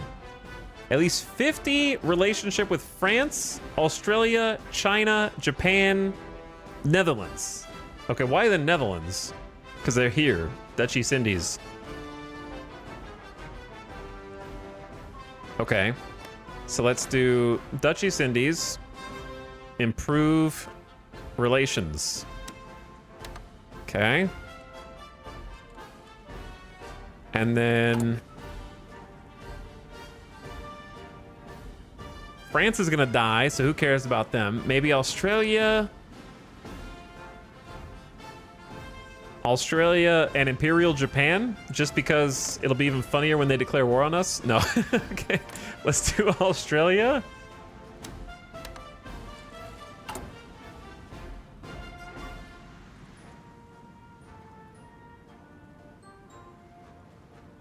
I mean, it's either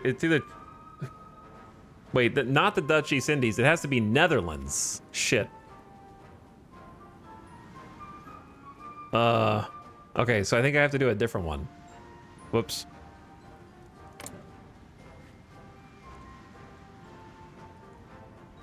I guess I could just cancel it. Like, this doesn't count as Netherlands, right? So it's got to be Imperial Japan, which is awkward.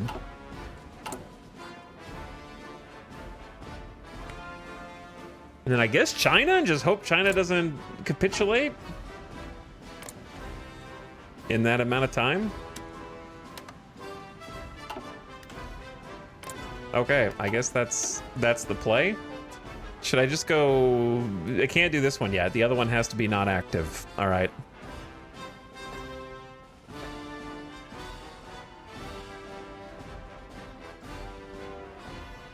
Now what?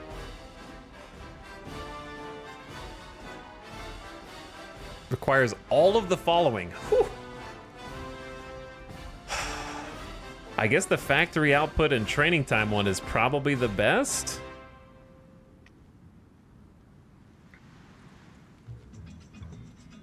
Best song in the whole game coming up now.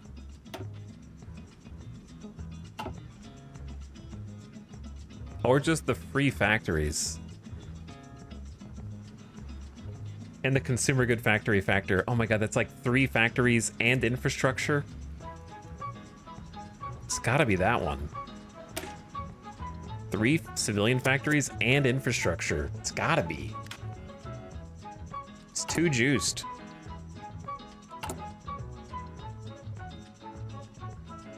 Oh, I need to build a dockyard also. Queue up a naval dockyard.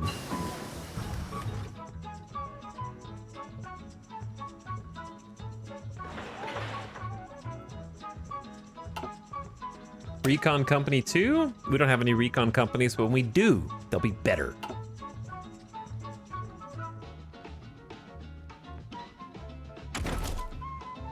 We're already doing Arty. I guess improve radio for the reinforced rate and cord.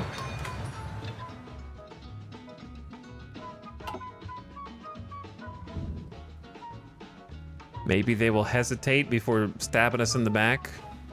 Who's the reorganized New Order in East Asia? This must be a new Japan mechanic. It's like fascist Shanghai government coming in behind. That's interesting. Reorganized national government of the Republic of China. Interesting. Never seen that before.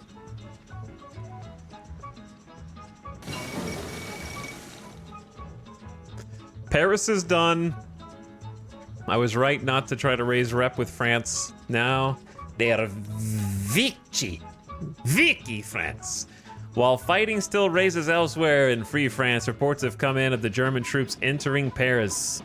The capital was declared an open city by French forces moments before the last units retreated. German troops recreated the Prussian victory parade of 1871 by marching down the word I always ask chat how to say every single time and never remember. It's like Champ. The Champ. I don't know the rest. I always forget. It's just the Champs-Élysées. Élysée. Champs-Élysées. Military experts predict that the collapse of Free France is imminent. The German Reich army seems unstoppable. France has capitulated. And we have Excavation 3 for more resource efficiency gain, which we are going to need. I never researched excavation this early, but I think we are going to need it. Do, do, do. Do, do, do, do, do.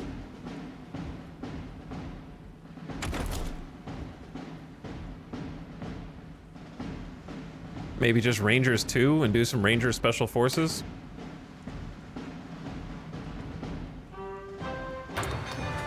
Since we have 5 research slots.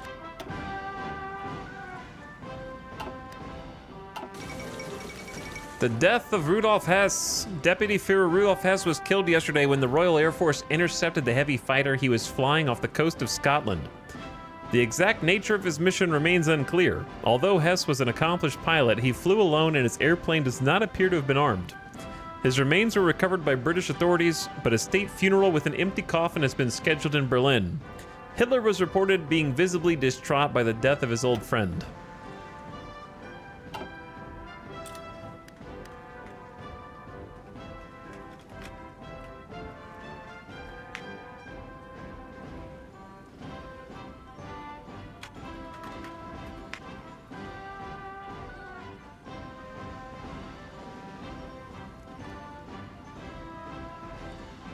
So what would have happened if they didn't shoot him down?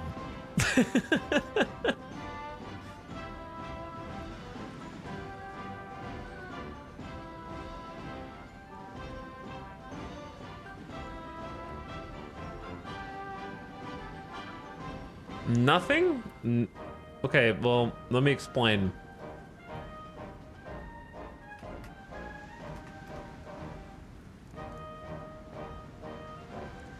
By the start of the war, Hess was sidelined from most important decisions, and many in Hitler's inner circle thought him mad. On the 10th of May 1941, Hess made a solo flight to Scotland, where he hoped to arrange peace talks with the Duke of Hamilton, whom he believed to be a prominent opponent of the British government's war policy. The British authorities arrested Hess immediately on his arrival and held him in custody until the end of the war, when he was returned to Germany to stand trial at the 1946 Nuremberg trials of major war criminals.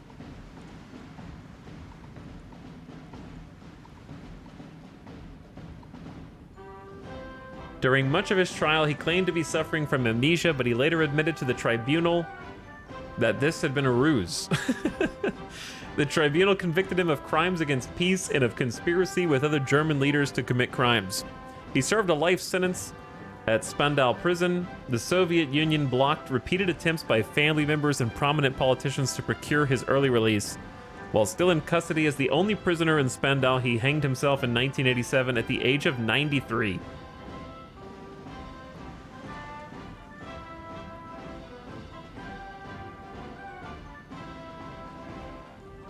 Apparently, the prison was demolished to prevent it from becoming a neo-Nazi shrine, says Wikipedia.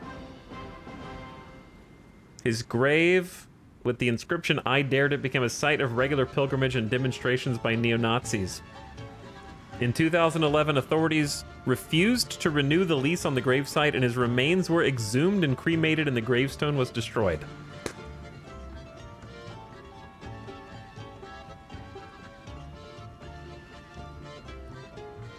So I was just curious what actually happened, since that was not a historical event.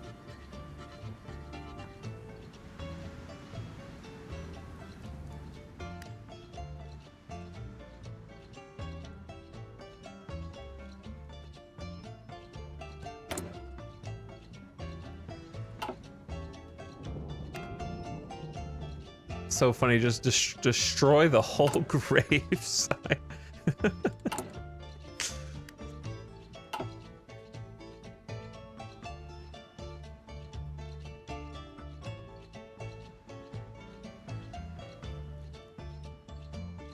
I think we're gonna need to change this to guard coastline as well, and you're gonna see all the little ants splinter off to their different regions. We're gonna have every single tile blocked with like multiple parties. It's gonna be crazy. I don't like reading this one. The Bulgarian government supports the IMRO. Balkan conflict is reigniting. I ain't reading all that.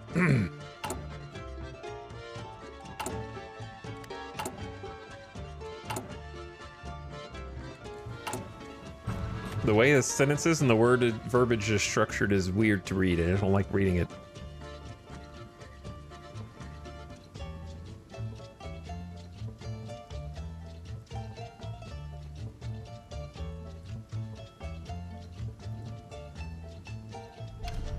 If I recall, there were originally 2 other prisoners and he drove them crazy because he was so annoying. Okay. Ready to move.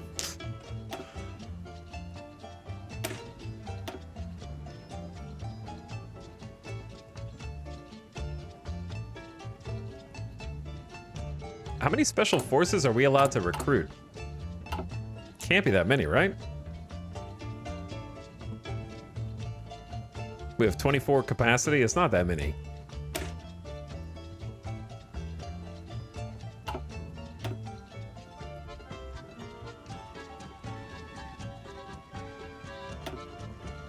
I can only train 3 divisions. We may as well just train the 3 divisions.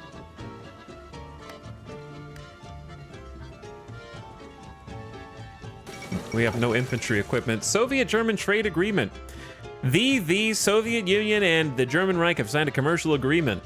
The Soviets seek to boost their industrial development and military research, while the Germans look for the import of much-needed raw materials like grain, oil, and the other one I didn't read, but I thought I could read it fast enough. What's this? Rock Island Arsenal for artillery. I need artillery to just be built faster. I don't care about anything else. So give me production efficiency gain up. Then give me... This is only for Toad. Shit. Click the wrong one then. Wait. Is this all only for Toad? Okay, well in that case, just do the other one too.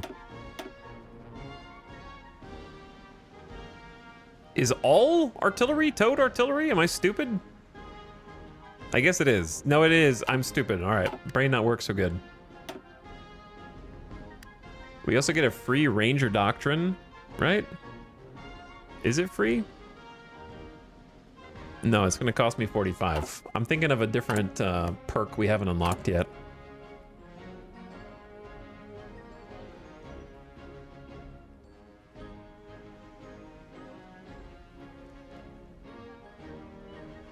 Bro, we need hundreds of thousands more troops. It's crazy. We can't do extensive conscription like until we're at war. We have to wait till we're at war to conscript more. It's gonna be a little silly.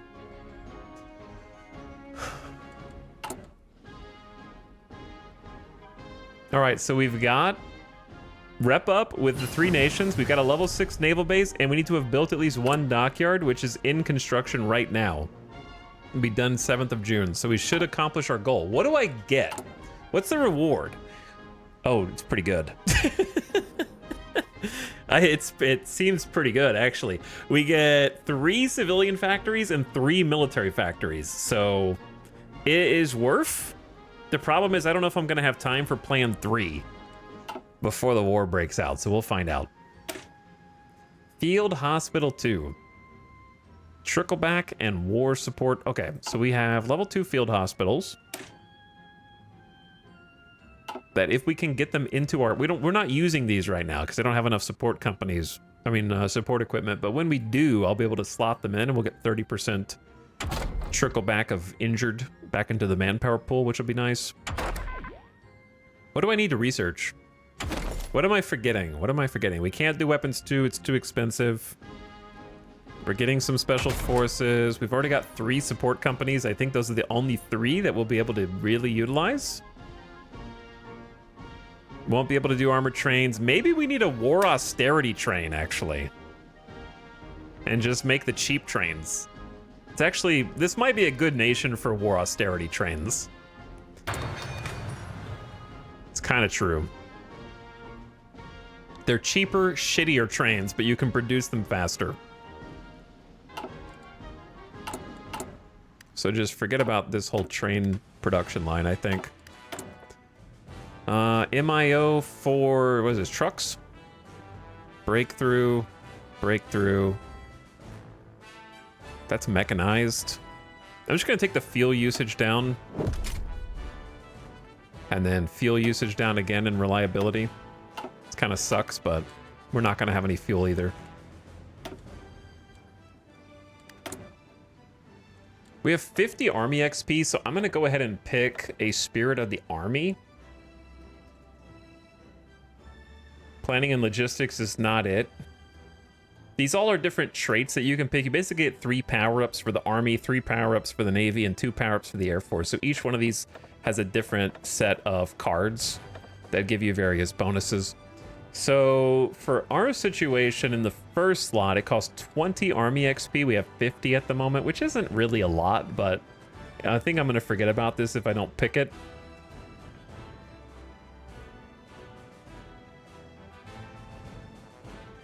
Weird that engineering school requires superior firepower and not grand battle plan.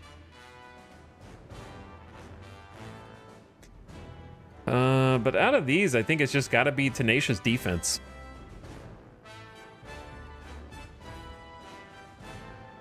On level up, 50% chance of getting +1 defense. I think that's the only thing. And then for the second tab, we'll need 35, and I really want... Actually, they kind of changed these.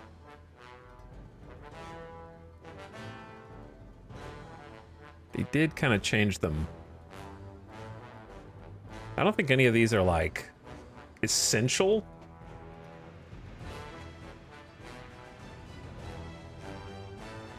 Elevated Engineer Corps is not as good as it was before. We don't have cavalry. We're not going to be motorizing. Maybe Army XP gain, Relief of Command would be the next best one. And then Static Warfare. Because we're going to be just sitting there entrenched.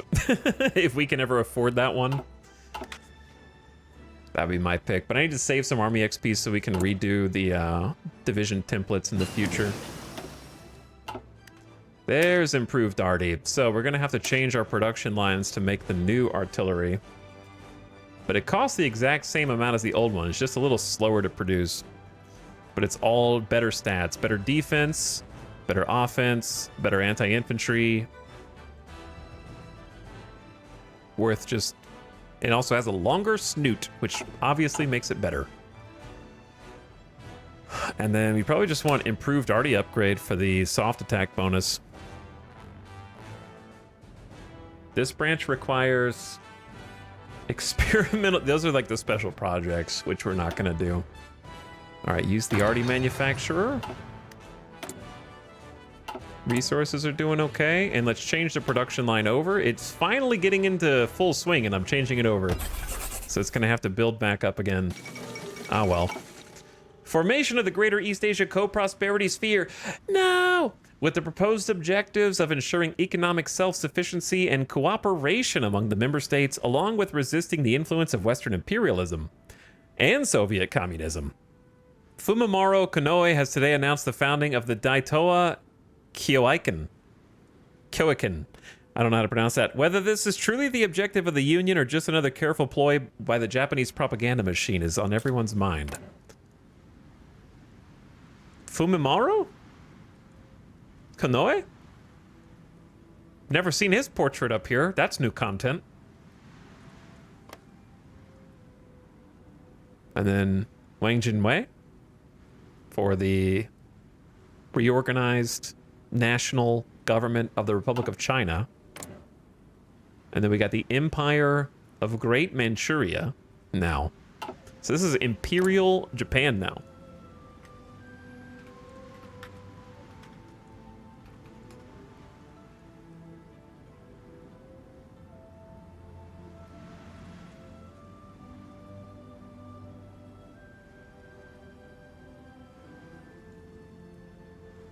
I'm looking him up for history.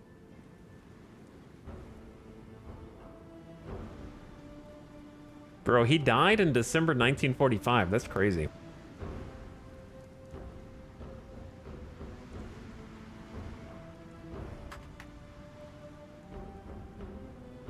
Oh. So, he was a coward afraid of losing. Suicide by cyanide poisoning. I see.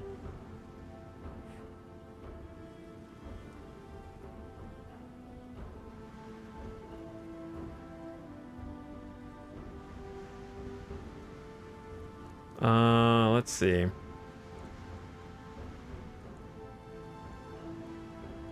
Born in Tokyo to a prominent aristocratic family, graduated Kyoto University. Member of the Japanese delegation at the Paris Peace Conference following World War I. He became Prime Minister of Japan in 1937 on recommendation of mentor Saionji Kinmochi. When the Marco Polo Bridge incident took place, he oversaw an escalation of tensions with China, which ultimately culminated in the Second Sino-Japanese War. His government presided over numerous victories against Chinese forces and the widespread perpetration of war crimes, including the Nanjing Massacre. In 1938, he enacted the State General Mobilization Law, which massively expanded the government control over Japanese civilians in order to place the country on war footing. In 1939, he resigned as the Japanese military proved unable to achieve a decisive victory in China. He was once again appointed Prime Minister in 1940 and founded the Imperial Rule Assistance Association that oversaw the signing of the Tripartite Pact with Nazi Germany and Fascist Italy.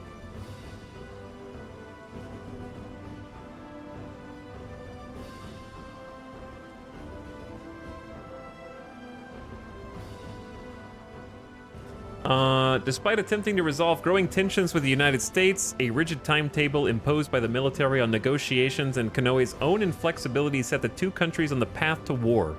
Politically isolated, Konoe resigned as premier October 1941 and was replaced by Hideki Tojo. 6 weeks later, the Pacific War broke out after the Japanese attack on Pearl Harbor. He remained a close advisor to Emperor Hirohito until the end of World War II, and played a key role in the fall of the Tojo cabinet in 1944. At the start of the Allied occupation of Japan in August 1945, he briefly served as a minister in the cabinet of Prince Naruhiko Higashikuni, but came under suspicion of war crimes. On 16th of December 1945, committed suicide by ingesting cyanide before he could be arrested by authorities.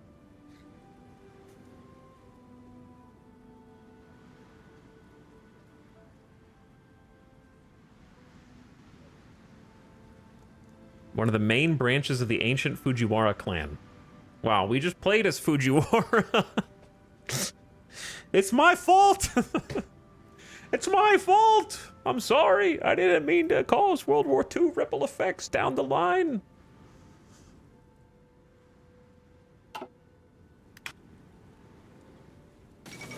Anyway, I was just curious because I hadn't, like, seen him before. Earlier today, the German Reich and the Tsardom of Bulgaria issued a joint statement. They have been granted membership in the Axis. The Axis grows. Oh, yeah.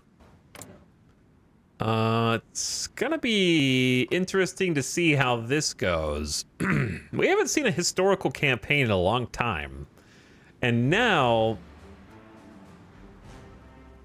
I don't know what Germany is going to do next. They're already well up in the Norway.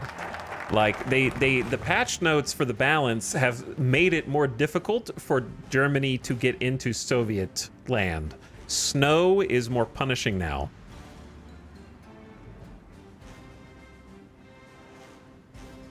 And also collaboration governments have been nerfed in this update. Pegging the peso to the dollar worked well for us, providing a needed level of stability to our currency. With independence looming, however, we need to uncouple them so we can have more control and flexibility in our monetary system, implementing tools as quantitative easing when required. Huge. 3 building slots, 3 civilian factories, and 2 infrastructure. So if we look at infrastructure now, we should have some 5 out of 5 infrastructure down here in the middle.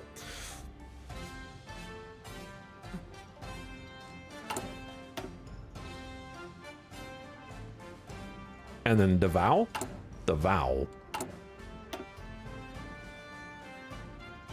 all the way down there. So it's got a 3? Okay, cool. Very useful. Where do we go next?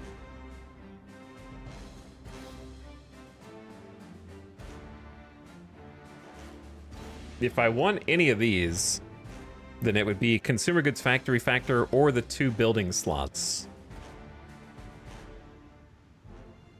But we could probably just bypass all of that at this point.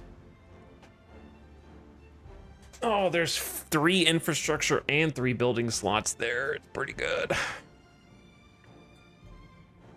And resource gain efficiency up 10% is also pretty good. Tough. But I also need to do like a bunch of the war things. So maybe we just get Eisenhower in here and lock him down, or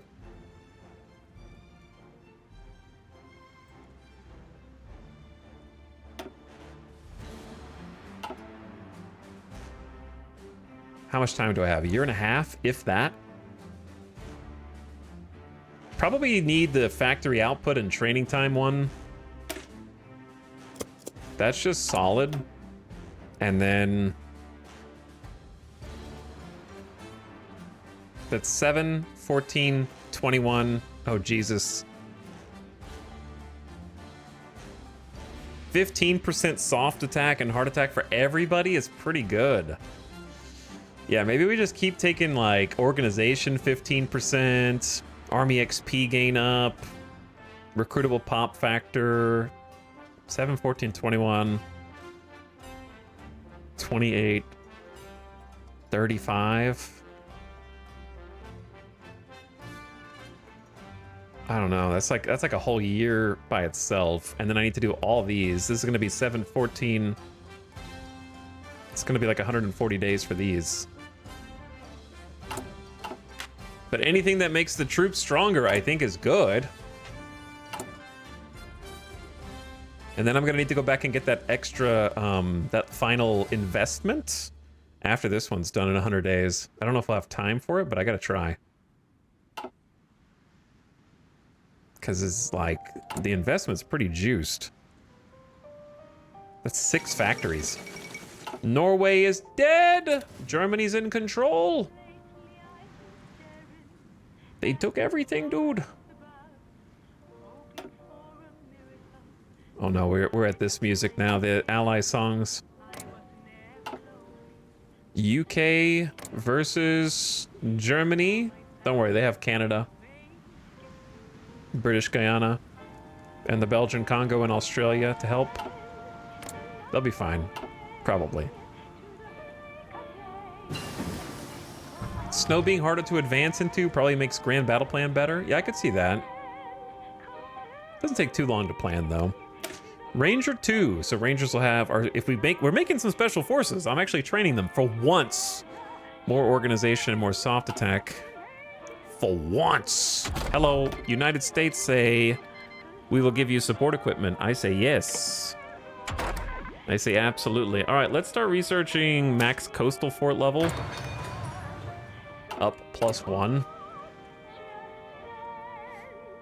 Back to building some military factories. We got 4 factories on guns, 3 on support equipment now, 1 on artillery. Then we want 1 on trucks. And then we'll go from there. The hardest part is just spooling up the support equipment because we don't have the resources. Oh, we have the steel. Oh, man, this sucks. We're -5 steel. Damn, I didn't see that. All right, well, there's the steel.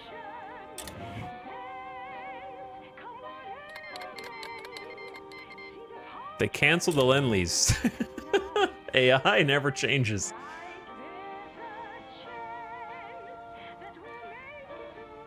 Why do we have -5 steel even while I'm trading for it? I'm confused. The way that they changed this UI is actually much more confusing than it was before. Wait, what did I just I traded for the wrong thing. What am I trading for? I'm trading for aluminum. That's why.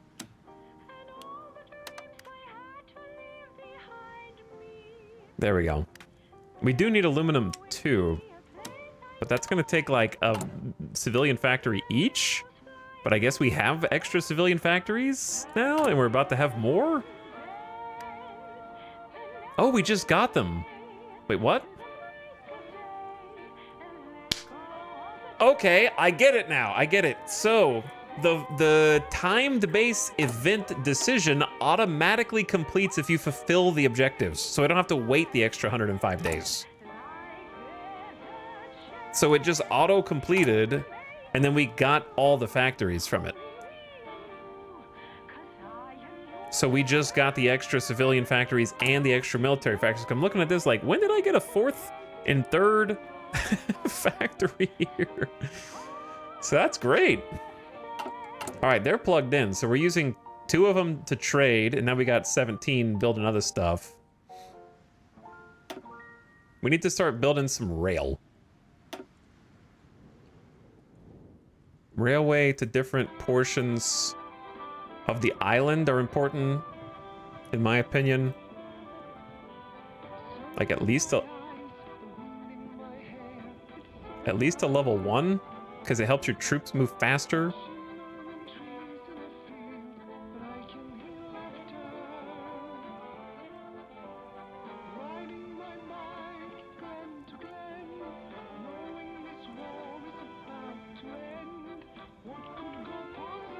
Something like that.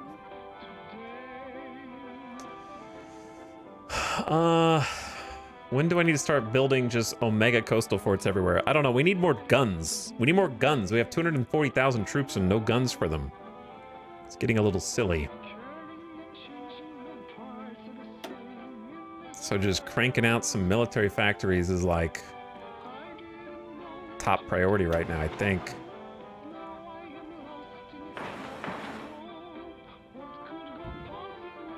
But that's going to necessitate resources that we don't have. Well, cross that bridge when you get there, I guess.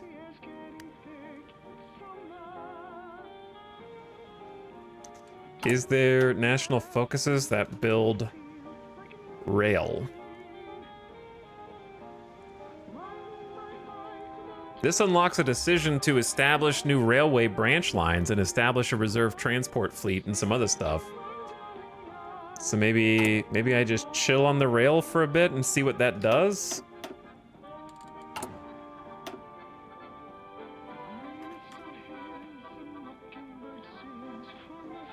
That seems like the only option. Okay. And we're gonna want coal. How are we doing on coal? From 4 coal currently used, how much coal do I have? None.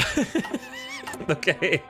Then build infrastructure on top of the coal and try to get another coal, I guess. I don't know, bro.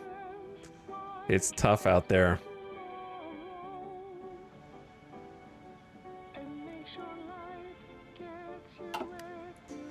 So, too many decisions to make. I feel like we're gonna struggle.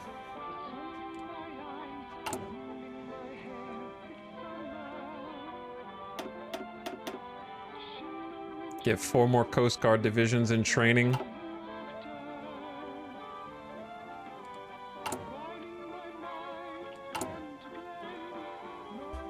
All right, we need the production efficiency on all this to get better. I need to give all these dudes their own artillery, which is gonna take a lot, but...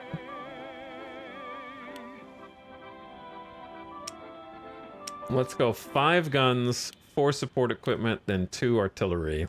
And then we got our first truck line up.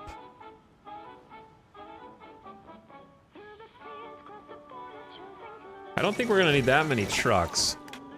A treaty's been signed at Vienna following the German arbitration that will see northern Transylvania restored to Hungarian rule. The territory was previously awarded to legionary Romania upon the conclusion of World War I, leading to a bitter dispute. Are these the first of many borders to be adjusted now that a new order seems to have been established? We shall see how long this lasts. Do we have any decisions for extracting? No, just the coal mines. We should go ahead and do that now, though. We have excavation 3. We need 3 civilian factories for 60 days, and we'll get more coal. So that's actually better than what I was gonna do.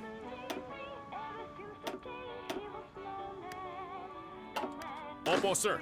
7 new divisions coming out. We need a new army group. I need to get the MacArthur researches in.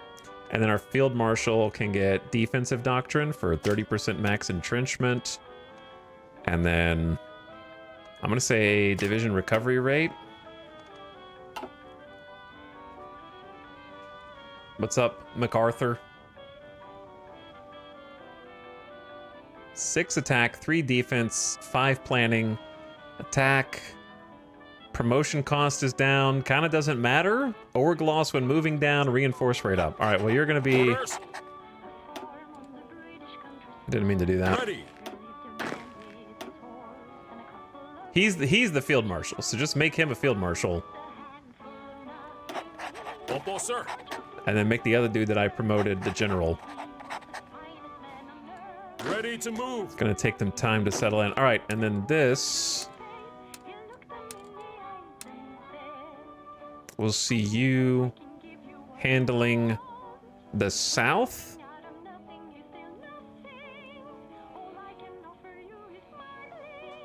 And then I feel like we're gonna need a third general to maintain the midsection.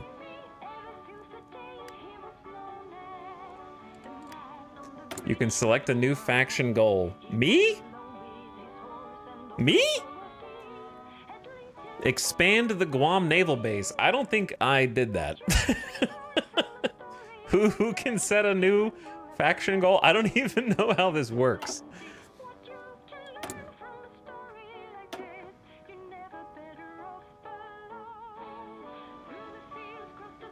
Control Malayan riches is the medium-term goal.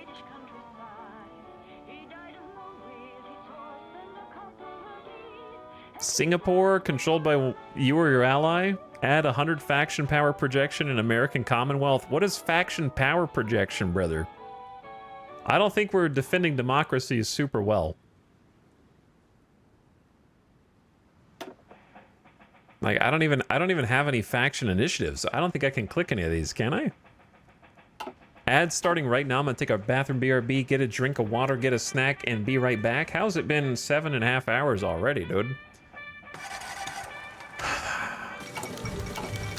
Our general is ill. How unfortunate. Hungary joins the Germans. Miklos Horthy and Hitler have announced the Kingdom of Hungary's accession to the German faction. How will this pan out? Legionary Romania, Bulgaria, Hungary, and Italy versus the world. Oh yeah, of course, Italy is already fighting the UK and Africa at this point. Yeah, that makes sense. Me and the US currently chilling, but not for long. China, I need you to last a bit longer, okay? You're at 63% to capitulation, 2.89 million casualties. It's not good, bro. It's not good. But I'm about to BRB right now. Shh. Thanks for watching. War soon.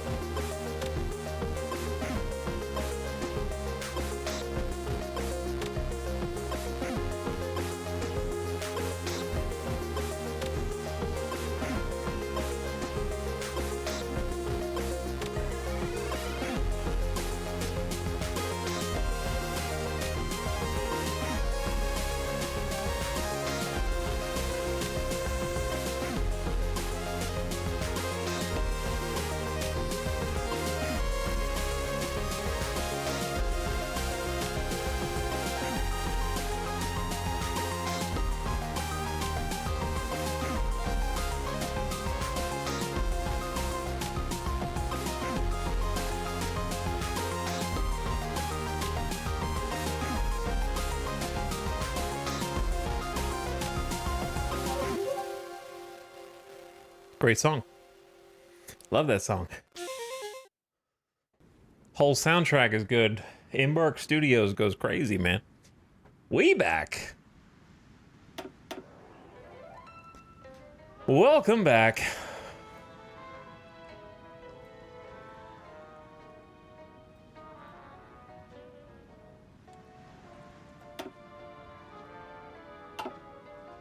All right, time to do some squats.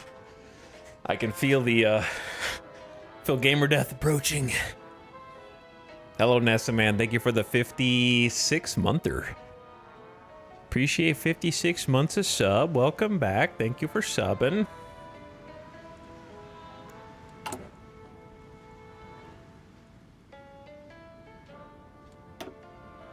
All the music audio levels are so off from one another.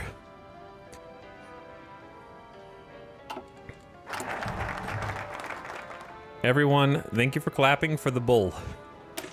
I don't know why it's a bull, but it's a bull. The Philippine division is charged with the defense of our islands, but is poorly equipped and understaffed. You don't say. We should seek outside expertise and ensure we have more modern arms and equipment for the troops. So our normally debuffed Philippine army gets 10% to all factory output and faster training time. Do we have more positives? Yes, we finally have positive factory output. Still plus 10% training time though, and minus 40% army XP gain, which isn't good. So now I want to go back to that investment and do the other investment. Mission Investment Plan 3. Better rewards if we construct infrastructure in Bataan and Central Islands and spend train trucks and convoys. Ooh, who are these trains you speak of? About to find out. It's a 35-day plan, so let's see.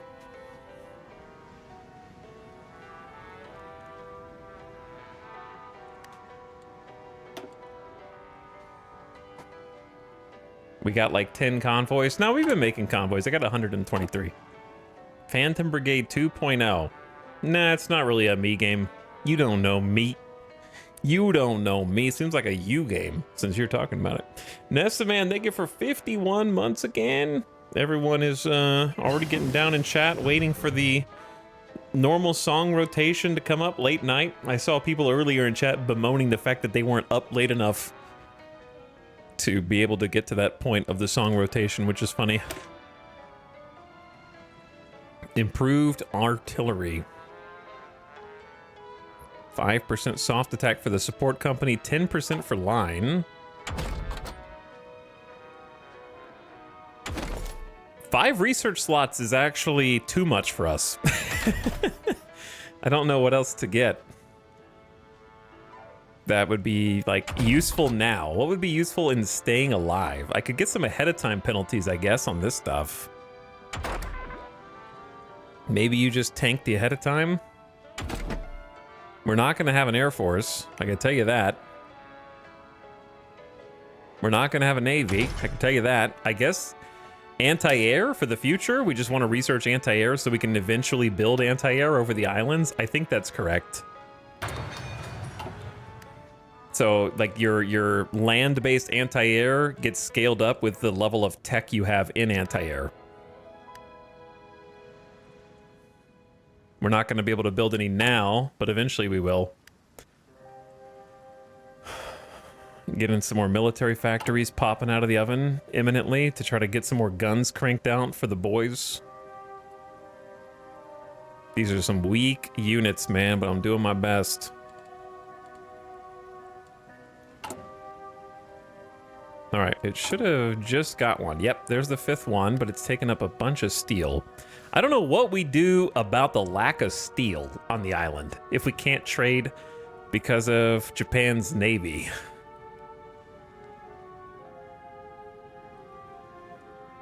I guess you just have to try and trade and they're going to intercept the convoys because there's not really another option. Conquer some. Sure, yeah. Do you just type things? Conquer some. I'll get right on it. Mandatory Palestine has capitulated to the German Reich. What's going on over here? The UK?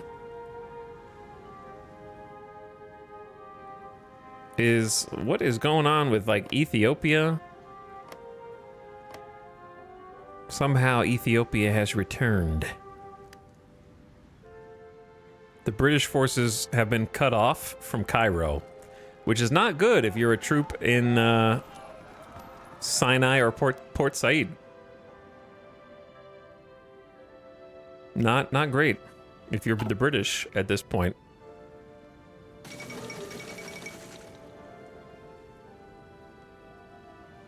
Bye, Transjordan.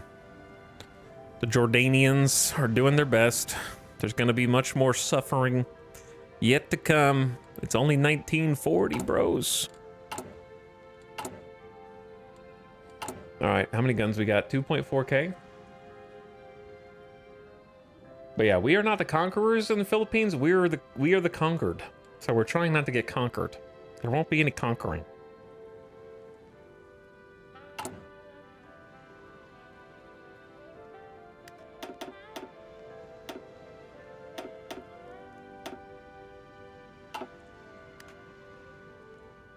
Six more divisions. The problem is, the reason why this is actually going to go slower is because I'm giving all of them an engineer company. So because I'm spreading multiple engineer companies over tiny troop division templates, we're having an exacerbated drain on support equipment. So I could speed this up by simply putting all of our factories toward infantry equipment instead of support equipment, but I firmly believe that a coastal defense without engineer companies to dig in and entrench is kind of pointless. Like, not having the entrenchment bonus from the NG company of being able to actually like get entrenched makes, I don't think we'd ever hold the coast without them. So I think it's correct to divert resources to that. I got 10 more Coast Guard divisions training, but we've only got about a year.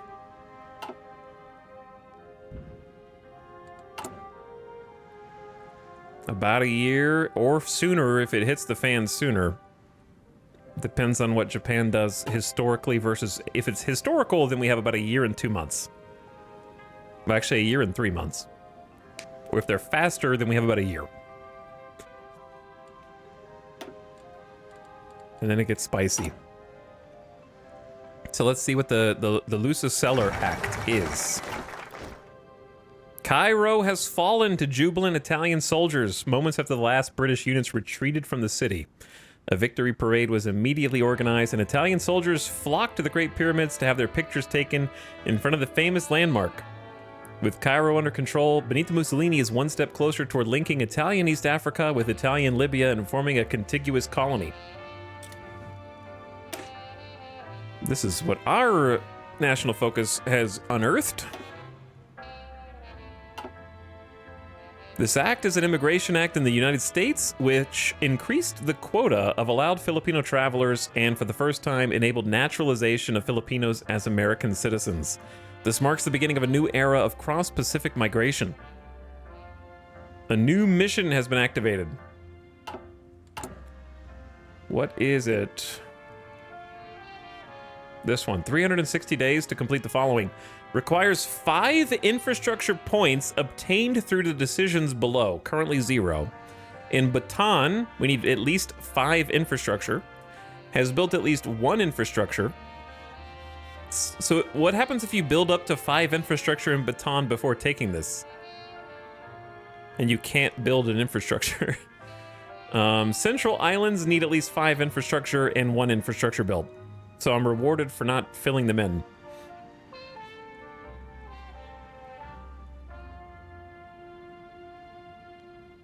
So we should get, actually, this is great. We get 6 steel and 6 chromium if we do all this.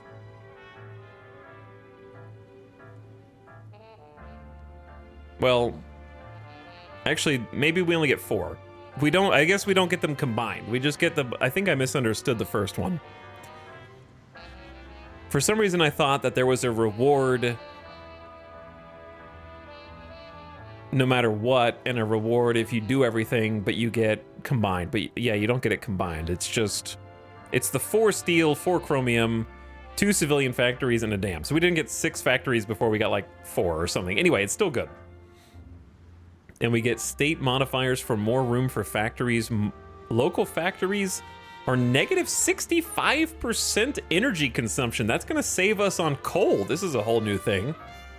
10% more local resources in Manila. We get a dam there, and 15% faster construction speed. That's pretty sick. So we just need 5 infrastructure in Bataan and Central Islands.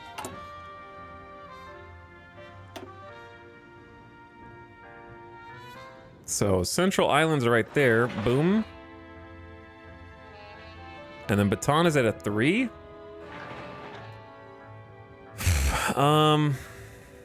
There is like a whole thing that I could do a national focus on that would build infrastructure, but I'm not sure if it would overlap properly.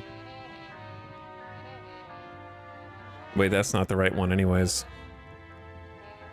All right, never mind. Forget that I said that. So there's Bataan, there's Central Islands.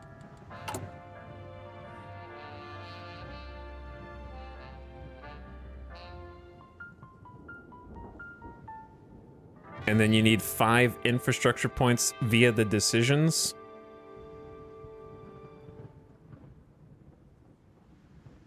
Uh-oh, this one needs 100 trucks. What does this need? 5 infrastructure points. Minus 15 trains are removed from the national stockpile. Bro. Okay, minus 15 convoys. This is tough. Actually, these are maybe not so good. Do you know how expensive 100 trucks is right now, brother? We make 1 truck a day. That's it. How many points is this? 1 infrastructure point. We need 5. Can you do the same thing multiple times? About to find out. All right, if I click that button, it takes 90 days to establish a reserve transport fleet.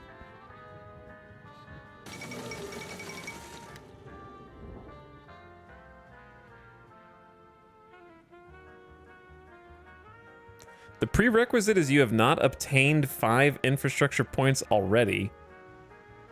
So what happens if I obtain 5 infrastructure points? This is worded very confusingly. Legionary Romania cedes Bessarabia to the Soviet Union. So am I not allowed to do these if I build the 5 infrastructure points?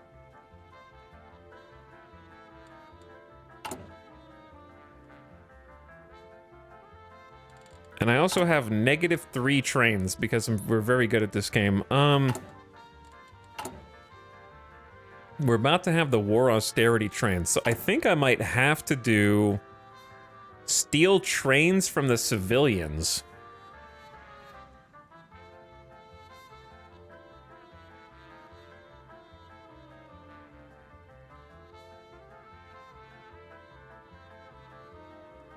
It looks like an alternative way to get infra points quickly. I don't know what you mean. There are 3 separate objectives to complete. I need 5 infrastructure points, only obtainable through the decisions. And then I also need 5 infrastructure in Bataan. And then I also need 5 infrastructure in the Central Islands, or build at least 1. It's all 3. So if I have 5 infrastructure, it seems like...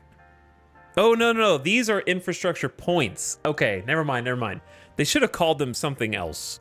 No, we can do these. These are unrelated to level 5 infrastructure. These are the points. As long as you don't have 5 points, you can click these. It's just preventing you from clicking them if you already have 5 points, because that would be stupid. All right, I get it.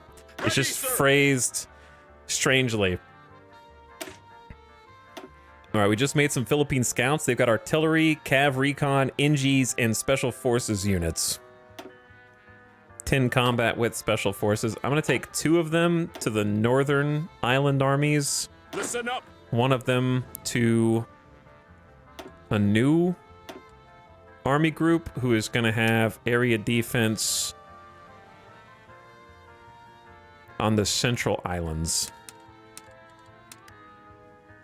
And then we're going to need another general. Soviet Union claims Bessarabia from Romania. They have no choice but to accede, and the forces have withdrawn from Bessarabia. Fall in. We're going to get some more generals soon. I need a national focus.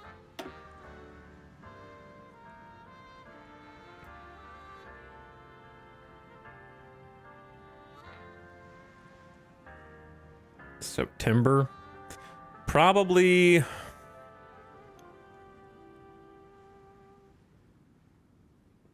Damn, that's 70 day for MacArthur is kind of crazy. Let's go ahead and get Eisenhower after the next one, I think. I'm gonna do Philippine Army Orchestra, which looks like a good army buff. I think it's 15% army division organization. That's a lot. Organizations, that green bar, that's kind of like our soft HP. Think about it like morale. When it drains, you retreat. Basically morale. But it represents more than morale. Should I trade for more steel? I guess, but I'm already trading for like 3 steel. 3 factories, I mean. But we need to produce everything as fast as possible. We got 5 on infantry equipment, 3 on support. Had to stop what I'm doing and make some infrastructure to try to get some more natural resources out of here. Double up on research is complete. Improve radio. None of these will help us, but the global stat reinforce and coordination definitely will. And then the war austerity train is like a really cheap, terrible, but easy to replace train that we need to start building. So we'll need a factory for that.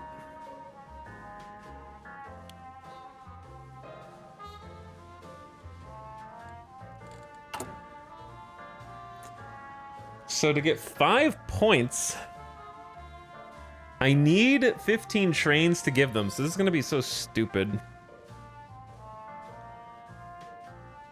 If I do commandeer civilian trains, we steal 15 trains, add them to the national stockpile, lose 5% base stability. It's going to take 180 days to get.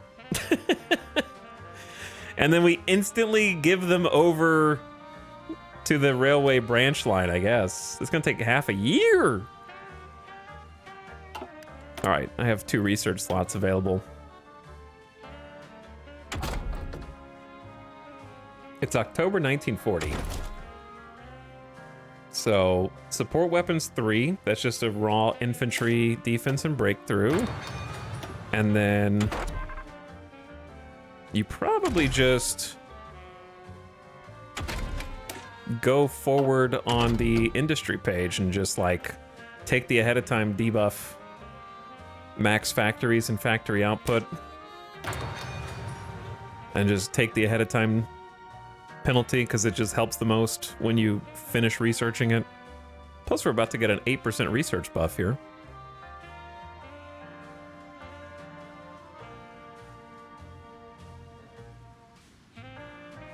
We're learning how computers work. Electronic digital computers can now be made which are programmable. 8% to all research speed buff. And I think, yeah, I'm just gonna... We need both construction and assembly production, so I think I'm gonna take construction first. Chat, I gotta say, if you're new to Hearts of Iron and you play this, or you're relatively new, do not play Philippines if you get this DLC. This whole DLC would be hard for a new player, I think. You either have Japan, which you have to deal with islands and the Navy up front, which is tough. Philippines is especially hard for one reason only. You don't actually get to see if what you're doing is working until like 1941, which is well into the game. If you play someone else, you're already getting to experience what like the combat is like earlier to know if what you're doing is having an effect on something. We are like any of the starts where you have to wait until like the early 1940s to actually go to war are the hardest because you have to predict so much further into the future. Whereas if you start as like I say, I love Spain because you're one of the first ones that get to fight.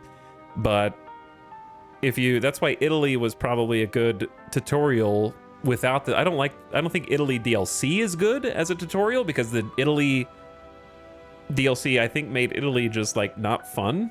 I don't really like how they reworked Italy. So it's not really a good tutorial land anymore, but places where you get to fight early and learn how combat works are generally the best tutorials. So, Japan does fight early because going to war with China, but all the naval holdings add an extra layer that you don't really want to have to think about. We'll have to see how communist China is, because I think communist China can get some really early combat and a bunch of just infantry focus. We did it before this DLC. I'll have to see what it's like after. Is this game fully baked? Yeah, I mean, it's fully baked. Is Hearts of Iron on sale right now? Hearts of Iron is the kind of game that you do want some DLCs though. Yeah, it's $15. Pfft, easy purchase. Easy purchase.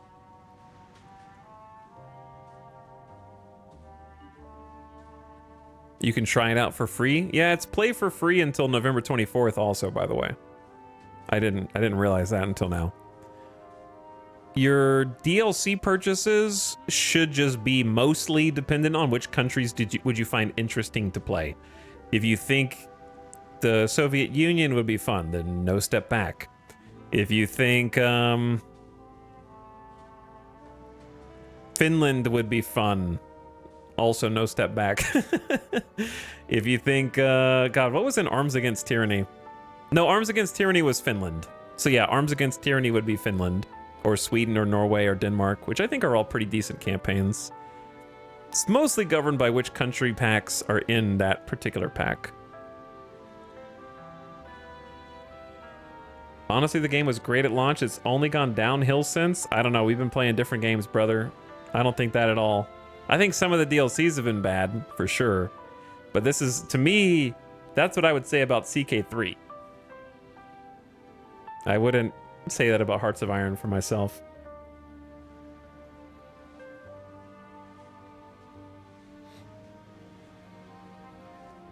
But the DLCs, like my personal favorite DLCs in Hearts of Iron would be like La Resistance. I actually kind of like... I did not really like By Blood Alone. Ethiopia was fun, but busted. Oh, it's tough. It'd be easier to say which DLCs I don't like and which ones I wouldn't get, which would be Bosporus, Blood Alone, and Graveyard of Empires was also busted. Yeah, it'd be like avoid Graveyard of Empires, avoid Bosporus, avoid By Blood Alone, and avoid what was the South American one? Trial of Allegiance. Yeah, and avoid Trial of Allegiance. The rest I think are good, or at least have reason to get. Like, I think Götterdämmerung has reasons to get. I think Arms Against Tyranny is good. I think No Step Back is good. I think La Resistance is good. And I don't know about, I mean, I haven't played much of this one, but so far it seems neat. Whenever they outsource, they suck. Wait, are those all the outsourced ones that I just mentioned? Did I actually just mention all the outsourced ones? Like 100%? Did I miss an outsourced one?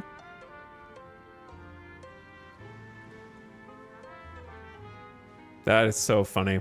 Is this one outsourced?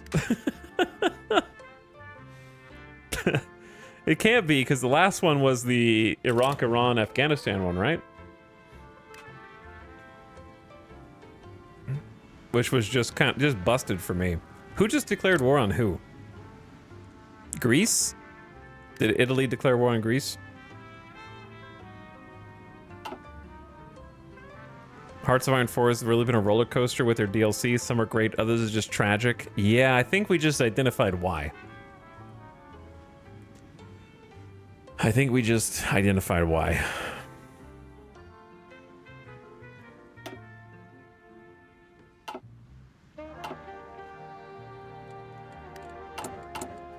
What are we building? All right, we're just building infrastructure to try to finish that thing.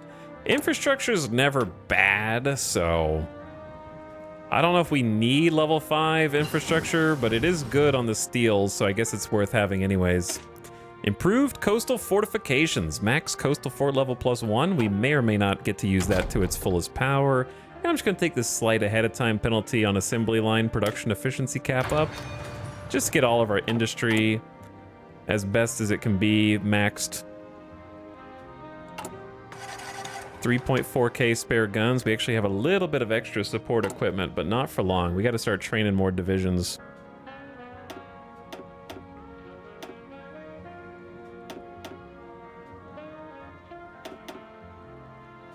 Let's get 8 more divisions training. Can I train any more scouts? Nope.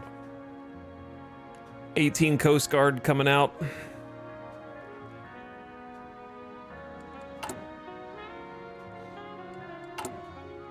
Making a pretty solid amount of guns. But we're gonna need even more Coast Guard before this time next year.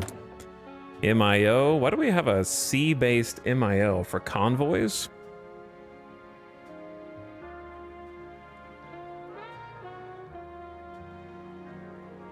Convoy production output if you have smugglers. I think I'm just gonna take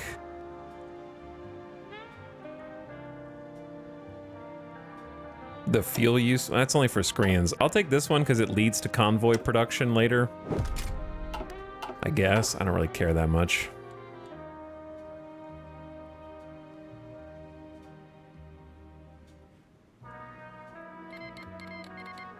The German Reich declared war on the Kingdom of Yugoslavia. And the Kingdom of Yugoslavia joined the Allies.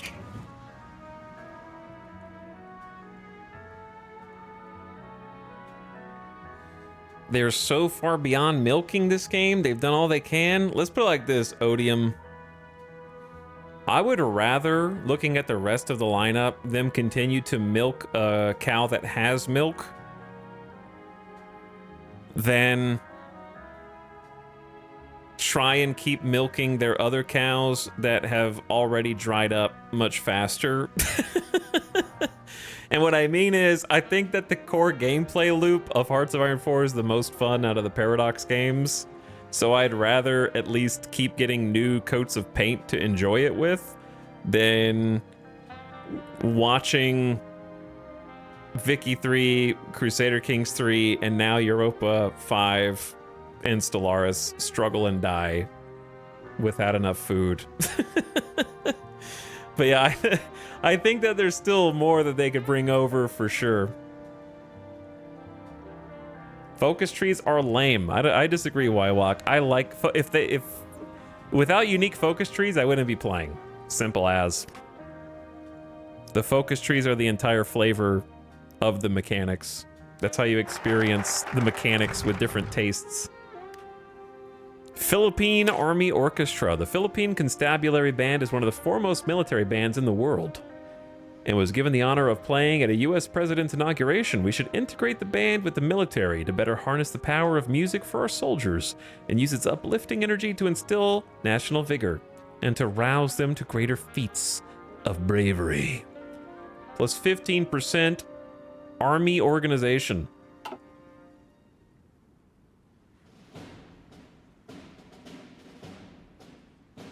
All right,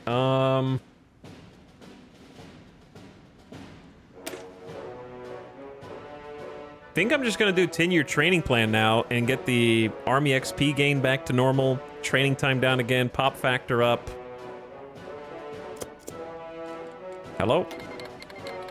They want to send convoys. Do it. Huge 15% soft attack, more recruitable pop, 2 military factories. I need to do all these.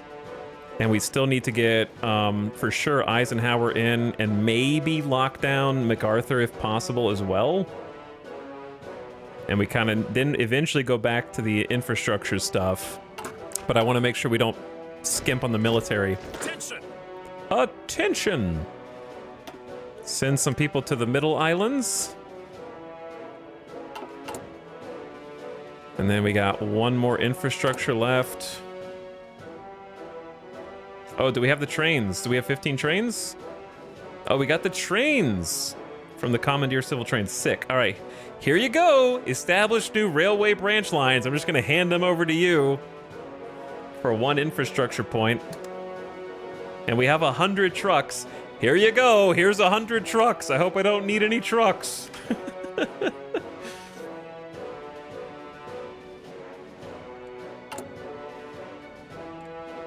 Get all that started for our little objective.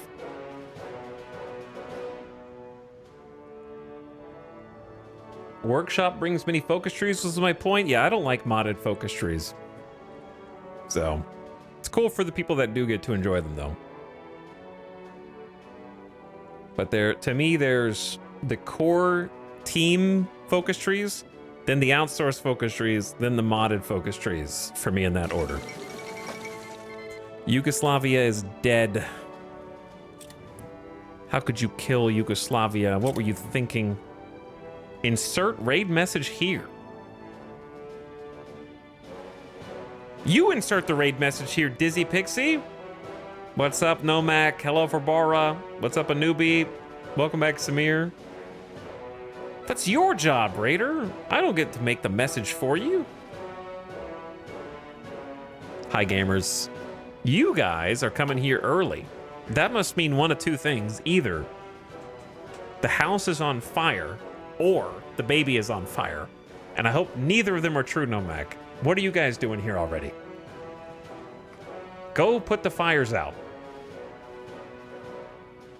What were you guys playing? Let me guess. Was it a game that starts with F and ends with E?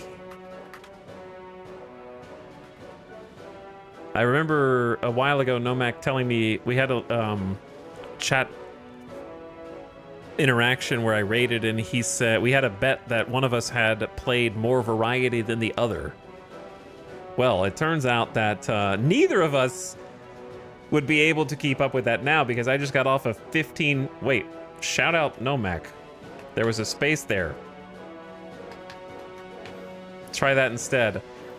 Now, neither of us would be able to say it because I just spent 15 days playing Europa Universalis 5 and Nomak has been playing exclusively Final Fantasy Tactics. So I think we're like following the same game cycle. Get addicted to one thing for weeks at a time, then go back to variety.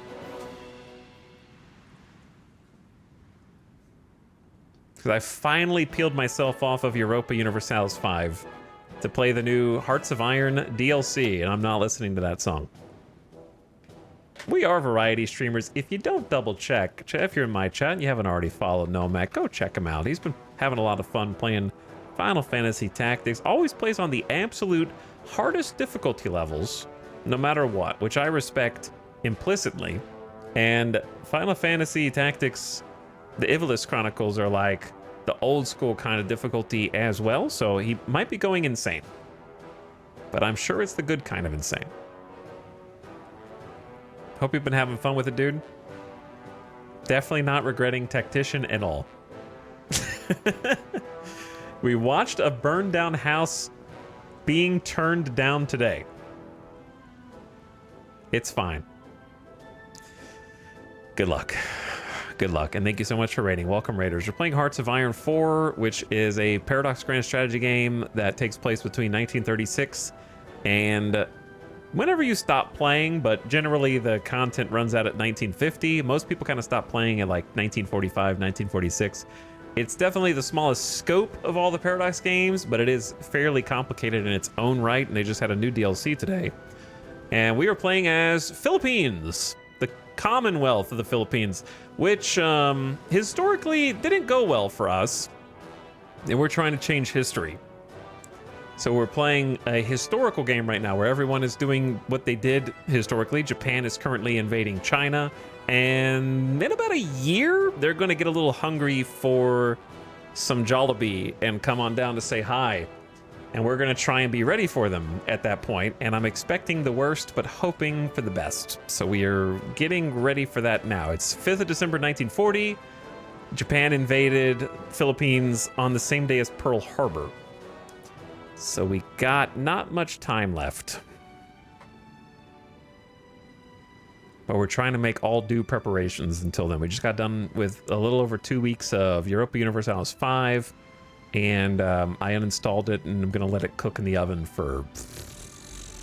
I don't know. Realistically, it's going to need like 2 to 3 years, is what I would guess. Definitely not the kind of thing that's going to be ready in 6 months. However, that won't stop them from releasing DLC. So I may or may not check out the DLC out of morbid curiosity when that time comes, but I'll be braced for impact.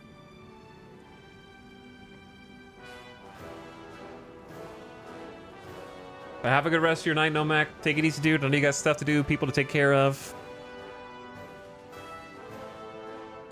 Those of you who just jumped in, I'm sorry. This is going to be very confusing, but I'm glad to have you anyways. We are currently building up some infrastructure on the central islands of the Philippines here. And we're trying to pump out as many soldiers as we can. We got 165,000 manpower, and we're trying to put guns in their hands and tell them to go hold the beaches. So I may have to give up some of these island spots and just focus on the north, which means I probably shouldn't be building factories down here if I'm planning on giving that up. Should probably turn my attention to the factories in the north if I plan on holding the north. But yeah, they're going to be coming down the pipe. We're trying to it's a logistics focused game. We're trying to like be in control of manufacturing equipment and artillery, and it's very granular, and I enjoy that about a lot. So we're researching some anti-air. It's almost 1941. I think I need to research weapons too, just so I can get the soft attack buff, so let's do that. We're not going to actually make any anti-air, we're just trying to future-proof.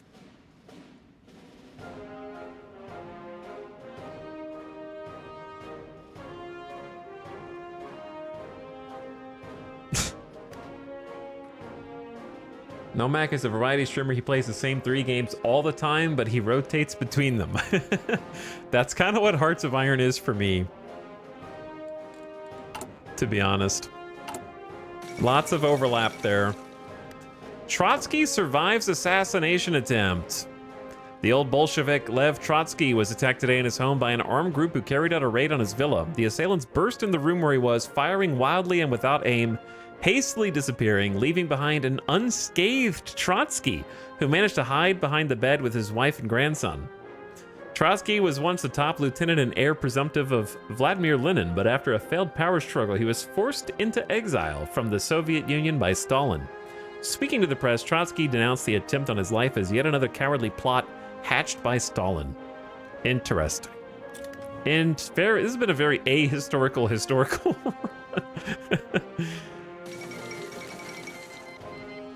The United Kingdom has declared war on Iraq. Okay. Al-Muthana Iraq joined the Axis. King Carol II abdicates from Romania, his successor's King Michael. Following the abdication, Carol appears to have emptied his expansive bank account and fled to exile, going to Mexico City. I think we just saw Mexico may not be that safe of a hideout for everyone here. Greece is getting smooshed. And the UK is not doing well in Africa right now. Not the best.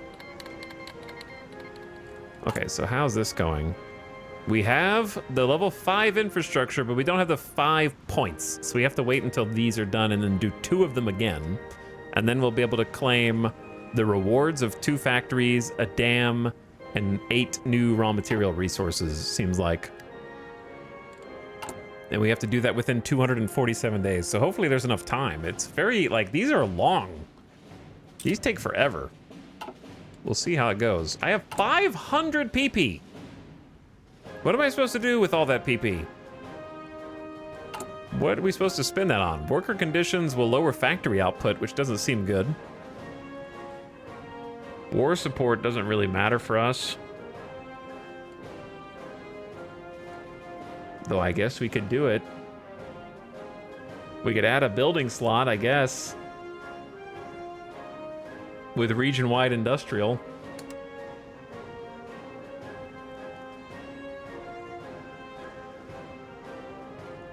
Oh, we can establish reserve transport fleets again.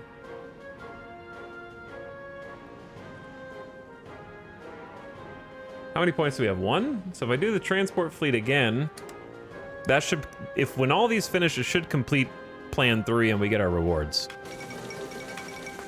War in South America, stemming from disputes that have been happening in the region of Napa Pastaza and Santiago Zamora on the border of Peru and Ecuador. Ever since the dissolution of Gran Colombia, skirmishes have started to occur between the country's forces. Peruvian soldiers have felt confident pushing their claims against the weaker Ecuadorian state, and the skirmishes have escalated into open conflict. What will become of South America? Couldn't you redo the transport one since it's done already? Sure, that's why I clicked it. About 60 seconds ago. You may want to refresh your stream and buckle your seatbelt back there. Sheikhdom of Kuwait has capitulated. What is going on over here?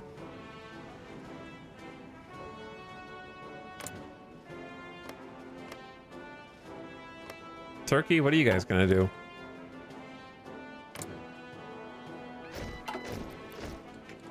Man.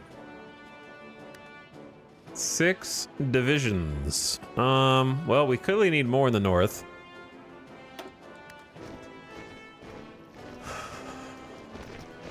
Got a bunch of unoccupied tiles here. We don't want to give them any freebies. And I got 3.8k spare guns. But we're running out of manpower.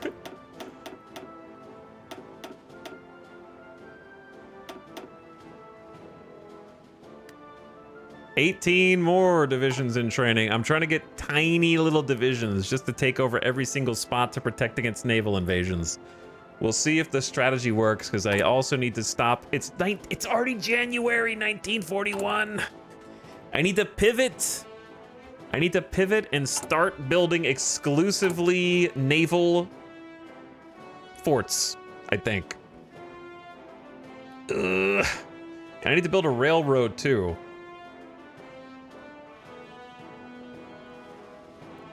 I think the naval forts come first.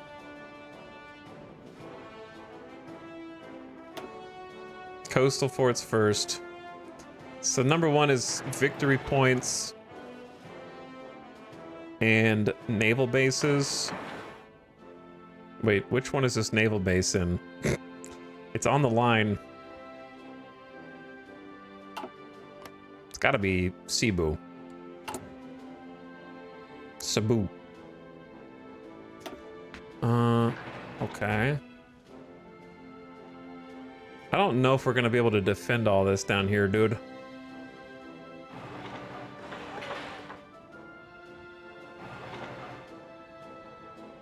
Level 2 naval base is not gonna be enough either.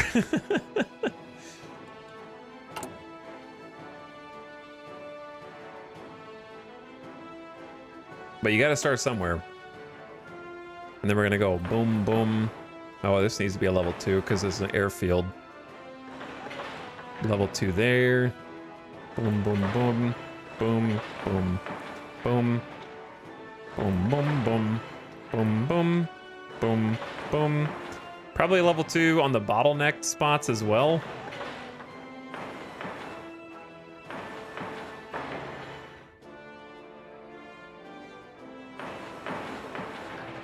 And then down here, kind of going to be on our own. We'll start with that.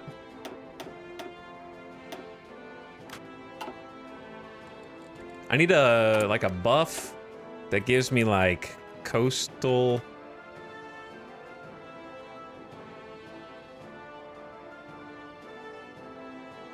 There is no buff for building coastal forts.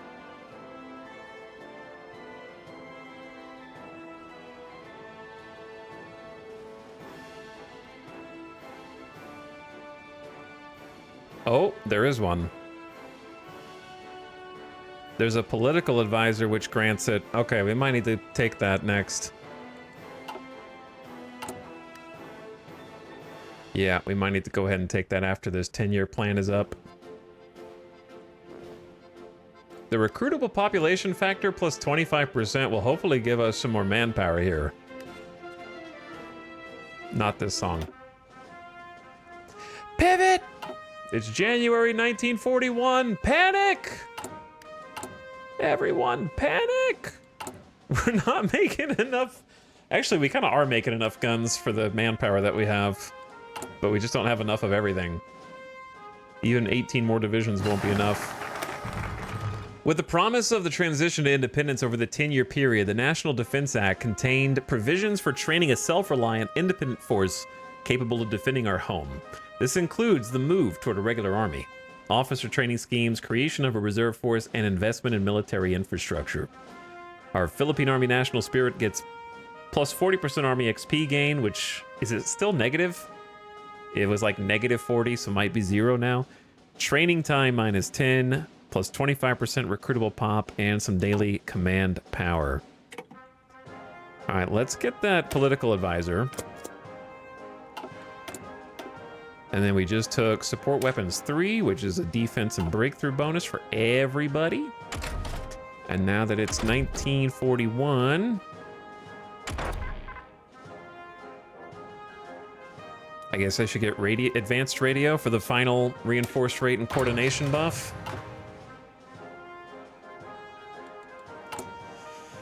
I'm starting to panic a little bit. Starting to panic. Here it comes! That's what it feels like.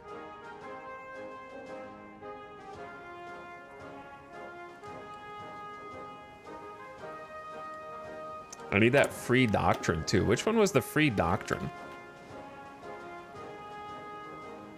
That's Marines. I think it was over here. I think it was the Eisenhower one, free doctrine. I need that badly, so we're gonna get that next.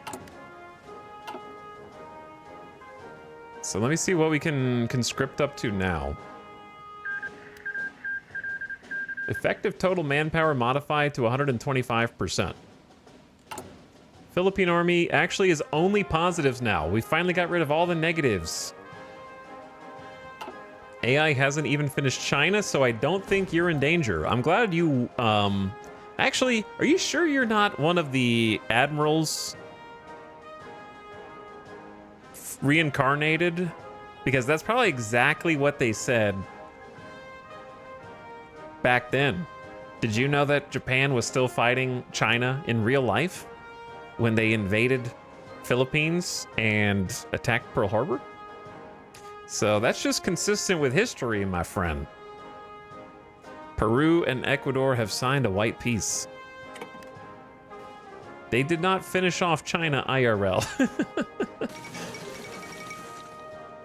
Kingdom of Greece has capitulated. Goodbye, Greece. You did your best.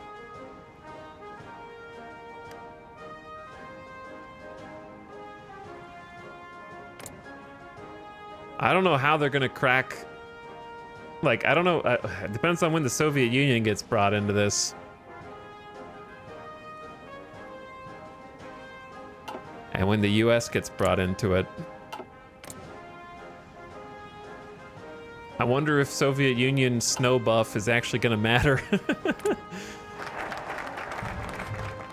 We'll see, I suppose. They did get the snow buff. Yellow.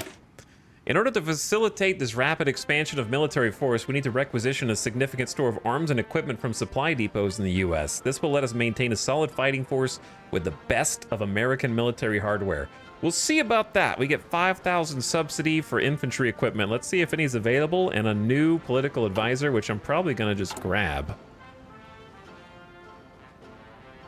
I think I'm just going to replace the 15% PP guy and keep the stability guy.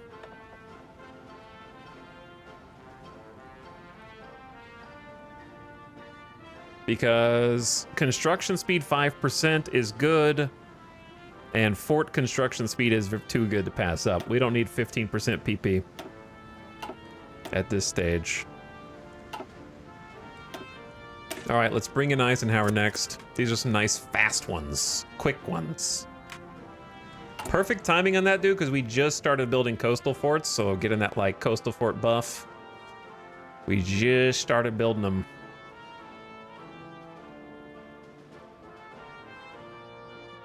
It's gonna go too slow, though. Italian-Bulgarian military tech exchange. The Tsardom of Bulgaria is strengthening relations with Italy, investing Italian capital in the country.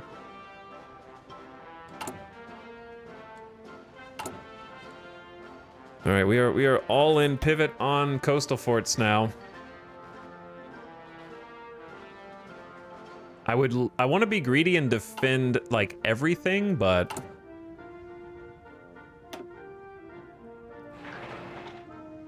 I don't know if we're going to be able to defend everything. I'm going to have to make some cuts. Let's just see how we do with this first.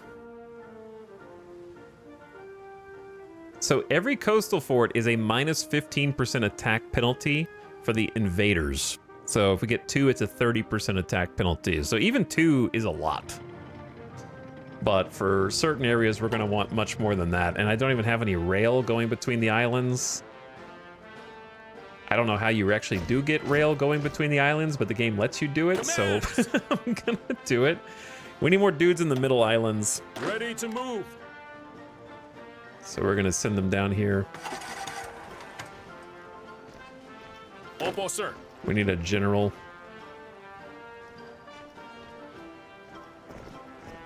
These are such tiny division groups as well. I think that's what worries me the most. All right, time to start training more. 8 more divisions coming out.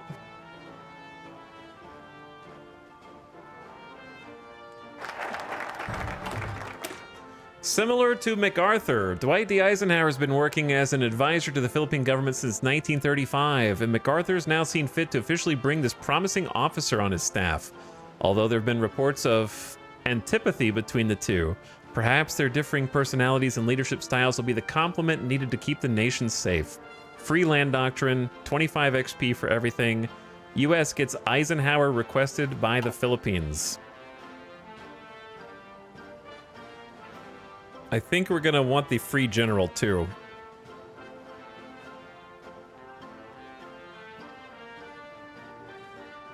What does this need? Edward King becomes a general. Requires subordinate Philippine department. What is subordinate Philippine department?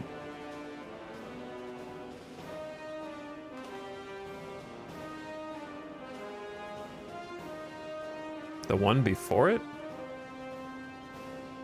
Oh, okay. This is a prereq. Yeah, for some reason I thought these were dashes, not vertical.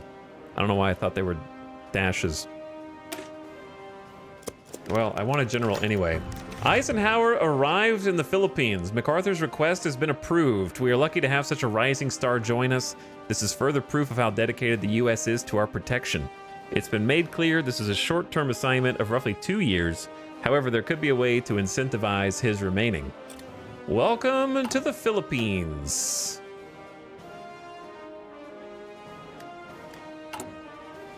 Fall in. Eisenhower, politically connected, bad planning speed, panzer leader, and plus planning speed. 1 defense. Hey, thanks, bro. What's up? Yeah, you'll fit right in here, man. Why don't you take the defense of the middle islands? How about that? Don't worry, you got a bright future. And then free doctrine, yes? So they've changed how doctrines work now with this DLC. So they're more modular.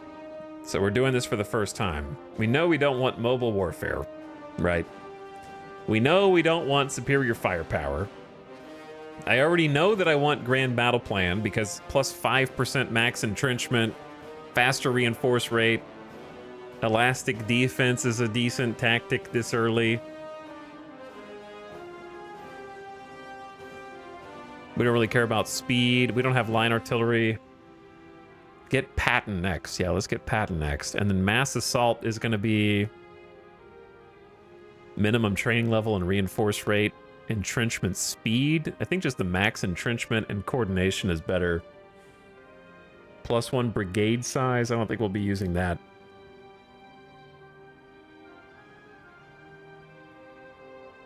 Yeah. Grand Battle Plan it is.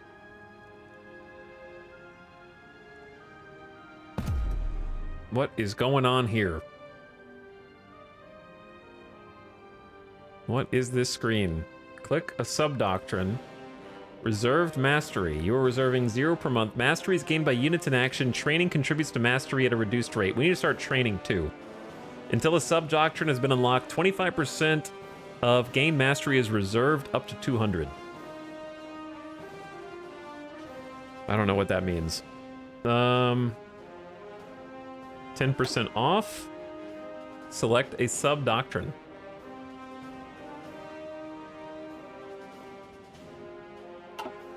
How about we come back to this in just a second? Because before I forget, I want to tell everybody to train. So I'm going to click Shift, click.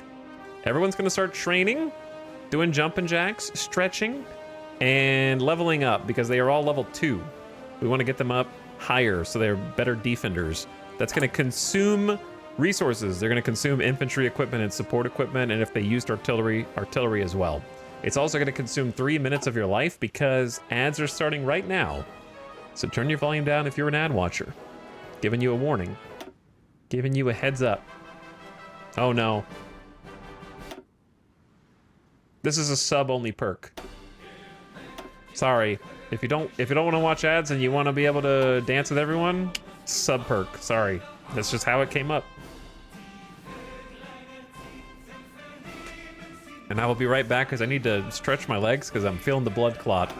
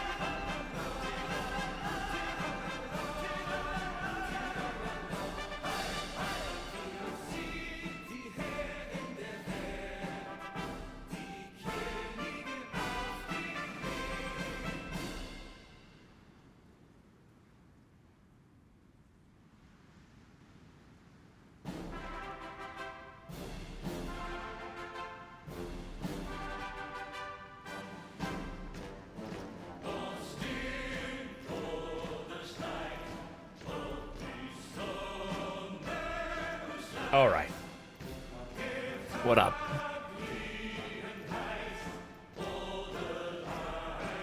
I'm back.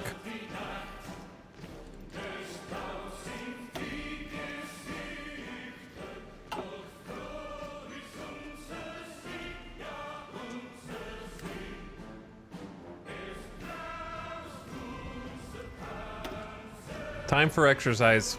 I needed some IRL exercise. I can't do a 12-hour stream today. No way, dude. Not happening. Oh? 2 days?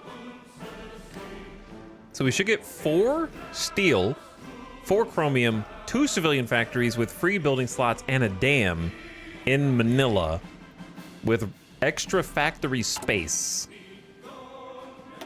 So right now, we got 16 factories there. Holy.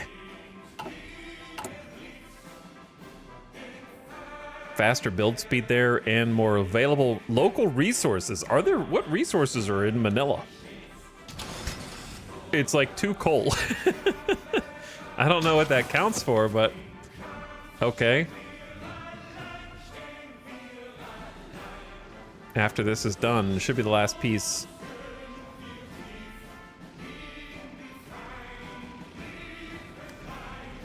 Requires 5 infrastructure points from below. Didn't we just do it? Didn't I just do the 5th one? We did boats twice. We did rail once. We did inspect road net. Oh, maybe I only did 4. Shit. I guess I'll give them trucks.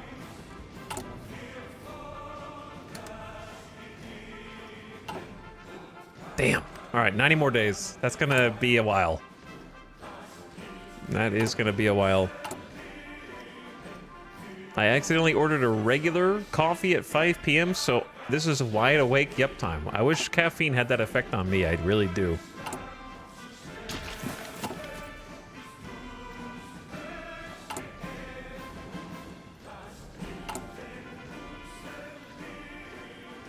We have 438 Arty waiting.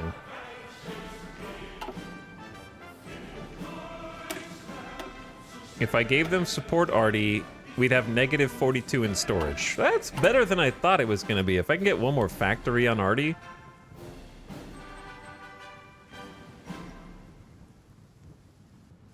We finally started making trains, the austerity war trains. We don't have enough trains. We're only making 1 a month. Dispersed industry. 4! How are we at 4 already? It's 1941 in one stream? That's rare for us. More space for factories, 10% retention, 10% base, 10% factory output. You love to see it.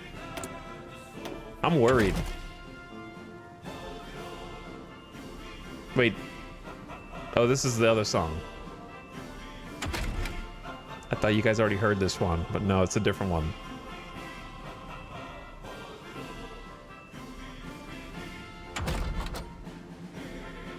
What should I be researching now that will help us win the war? Maybe just coastal fortifications? Oh yeah, the doctrines.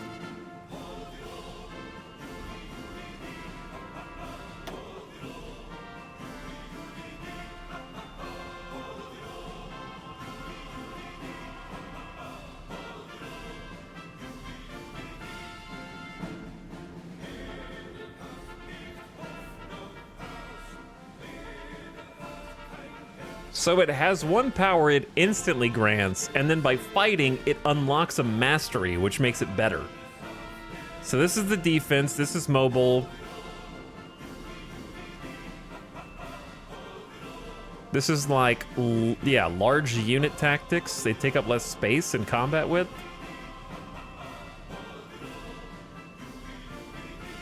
This is just like huge soft attack bonuses and organization bonuses to everything. Artillery and tanks. Okay, artillery and tanks. Cavalry recon and mounted infantry.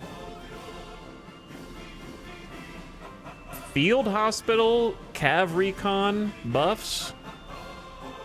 There's a lot of shit on these screens.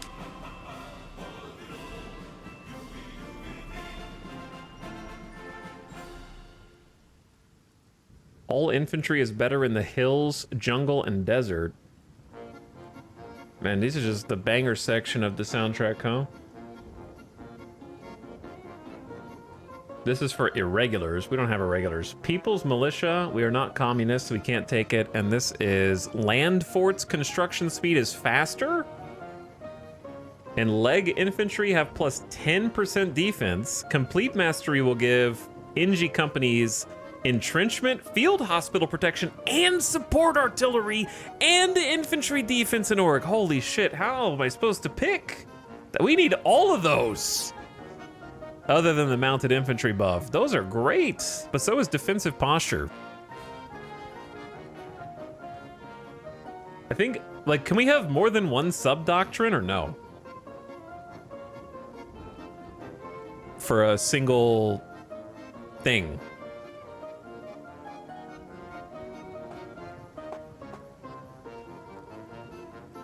I think I'm gonna take defensive posture first, but I really need Great War Infantry once we get support arty and field hospitals on everyone. I don't know if we get both or not. This is all new. They changed how this looks in this update.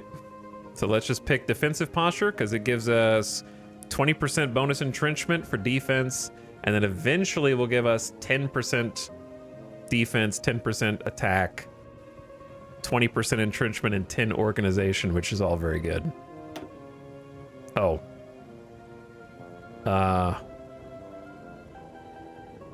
So yeah, it's like one thing. You get one thing, but you upgrade it by fighting.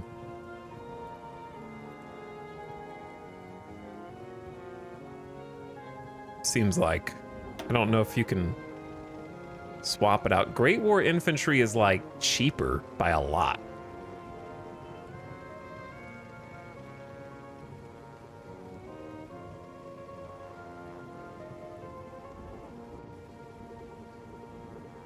I think I need defensive posture because I don't have all the support companies for this one yet.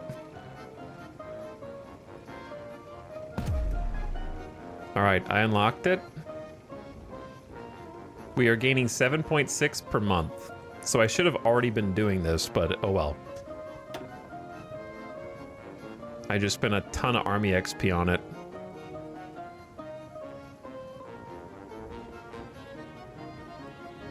So even the artillery and combat support has like field engineering. There's some cool stuff in here.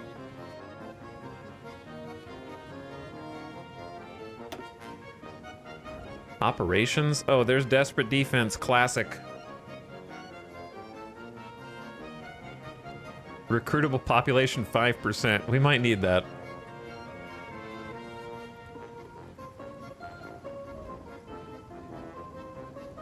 My ADHD is keeping me from reading all these. I'm trying really hard, but I can't. I guess don't even think about it until you actually have enough army XP to get one. And that'll be easier. But hey, we got one. So I wouldn't mind having the Spirit of the Army. Or Division Command, rather.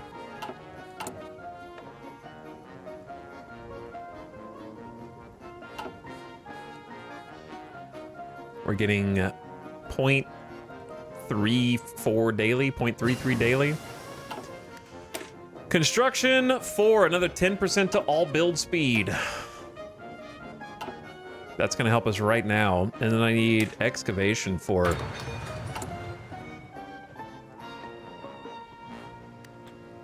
Excavate as much natural resources as we can from all this.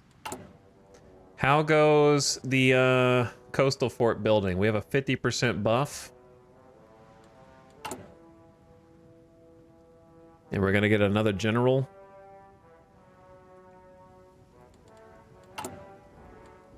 My problem is I need more support equipment, and we're just not producing enough. I need a shit ton to give them all field hospitals. We need 1,200. And then for support arty, we just need a little bit more artillery. I don't know. We'll give them the artillery soon. I literally need like one more factory working on it. I wonder if I really don't need this many trucks and we just take the truck line off. Like, how many trucks am I gonna need? Not that many, right? Just take this off.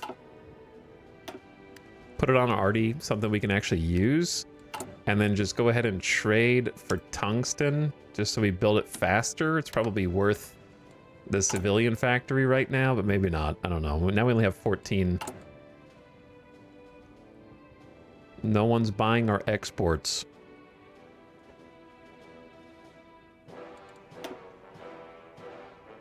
Leaving the harbor. That's probably Japanese right now. All right, give me my factory back so I can build coastal forts faster. The Philippine Department was the United States military presence in the Philippines before USAFE was created. Although its command structures are antiquated, they should be updated and modernized so as to bring native Filipino troops more readily under American command. USAFE? Really? You called it USAFE, and then they were not safe. They were not safe. Jonathan Wainwright is a new general.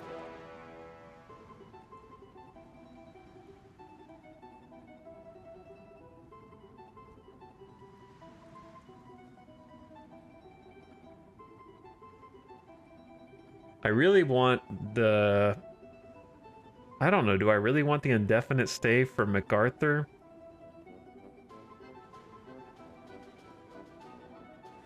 This is gonna be like 170 days, bro. That's gonna be too long. I don't have time to request Eisenhower and the other dude stay. I don't have time. We got other things we gotta do. I don't even know if it was worth the one I just did, to be honest. I gotta do...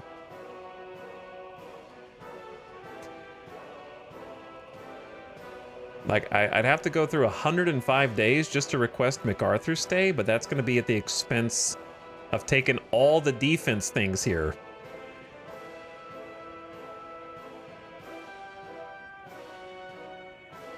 Max entrenchment +2 is easily the best. Because if you're wondering, they can currently only get entrenched. Let's if I stop. Ready to move. If we stop entrenchment, where is entrenchment? There it is. They can only entrench currently.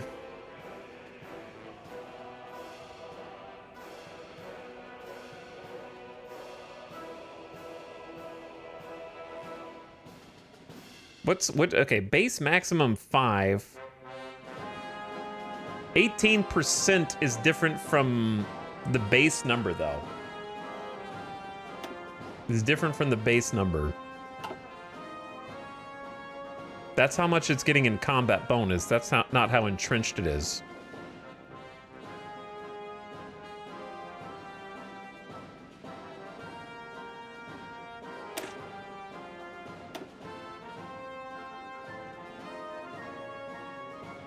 For example, NG companies have a 3.3 entrenchment.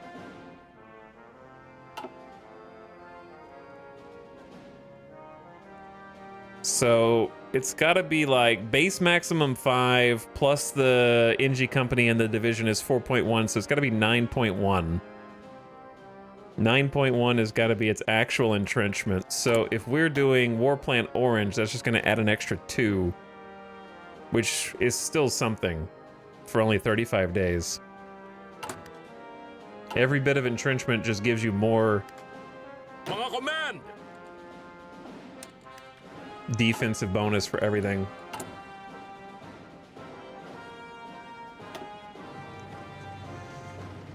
Well, we definitely are getting some of these going in. I don't know if we're getting enough, but we're definitely getting some.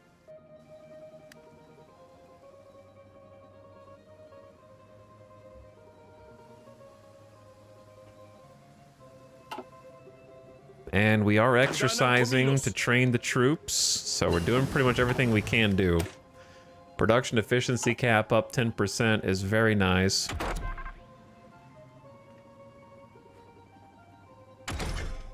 And then I guess we want the artillery upgrade and put support already on everyone.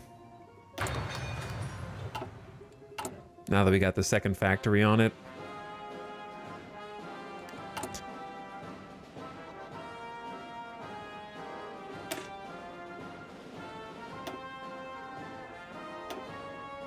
Wrong division. All right, baby Coast Guard.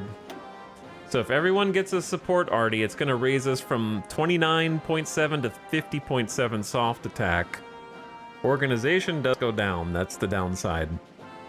So we're a little easier to push back, but we do a lot more damage. Defense goes up by like 9 or 10 as well. We will have enough to do. What we're really going to need to do is probably just increase everyone's combat width. But that's going to take thousands of infantry equipment. I'm not really ready to do that yet. Let's go ahead and lock them in with support artillery. That way it goes out to the people and they can go ahead and get reinforced.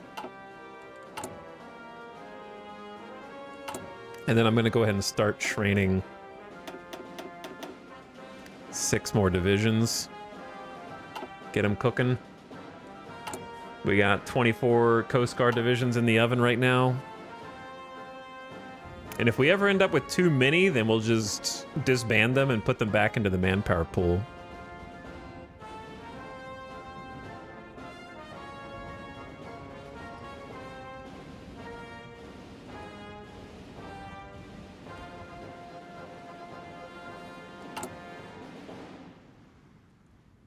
It's gonna be rough out there. 273 artillery short. We're only making 2 a day. It's rough out there, man.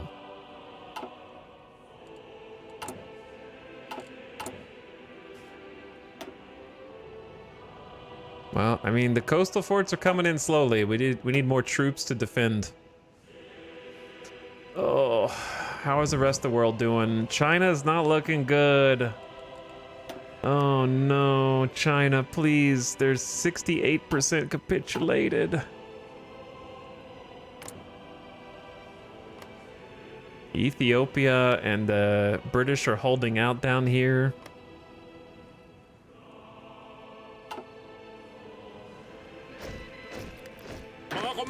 There's 10 Coast Guard divisions fresh out of the oven. I'm gonna take half of those south to the South Islands. Listen up.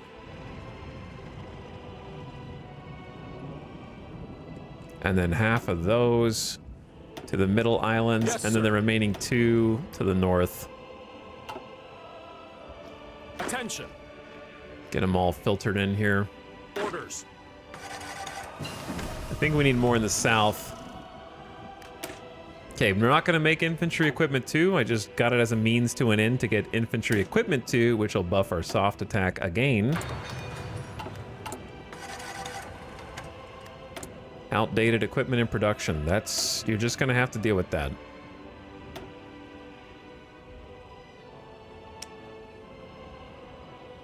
I don't want to see that notification. So, you're just going to have to deal with it. Well, it is what it is. I will just have to deal with it. MIO! I want all infantry equipment to have...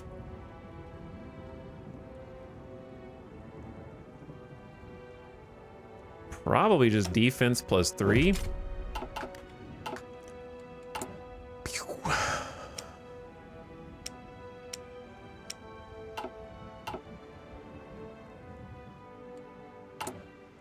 So we got 14 more divisions cooking. The basic premise of Warplan Orange is that Philippines must continue to serve as an American forward operating base in base of conflict, and as such, the most important asset to defend is Manila Bay. We must execute defensive directives to this effect and concentrate our defense on this critical strategic area. +2 entrenchment to defense strategy. What's oh, this. That's just new. All right, fortify Corregidor now. Base and base and base and base. Base and base. Chad, how many of you guys played Hearts of Iron DLC today? And how many of you were like, there's a Hearts of Iron DLC today? I didn't even notice.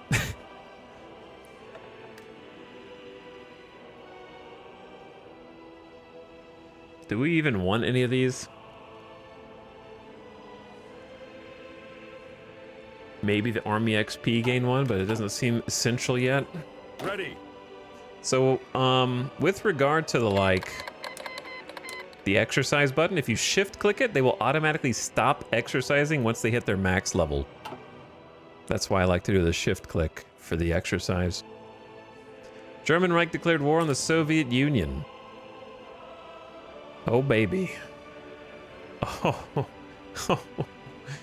Finland declared war on the Soviet Union. Why did Finland declare war on the Soviet Union?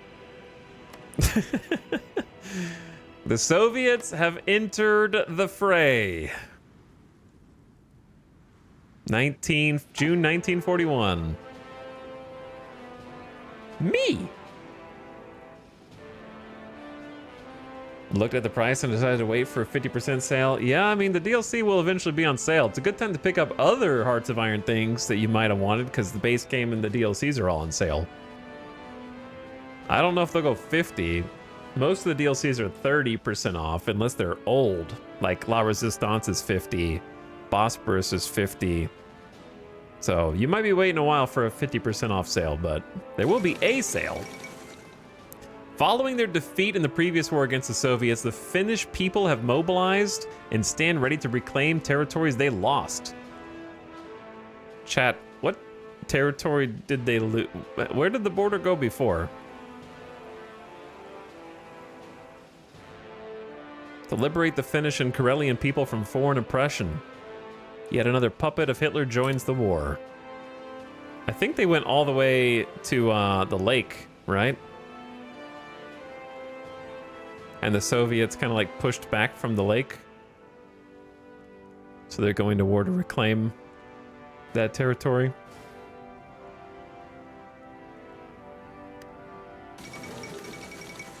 Germany breaks the Molotov-Ribbentrop Pact, the non-aggression pact between Germany and the Soviet Union. A surprising development to begin with has now less surprisingly fallen apart. Germany has attacked, breaking the pact, and returning to once again openly speaking of the Soviet Union as a menace that must be faced for their visions of the future to become reality. Soviet leadership is less than pleased, perhaps less shocked by the betrayal than disappointed that they didn't seize the opportunity first. Trust between giants is a fragile thing. How we doing on coastal forts? We got like level 1 to 2 coastal forts almost in the entire north. You never know where Japan is going to naval invade, so I'm trying to get just a baseline of forts out here.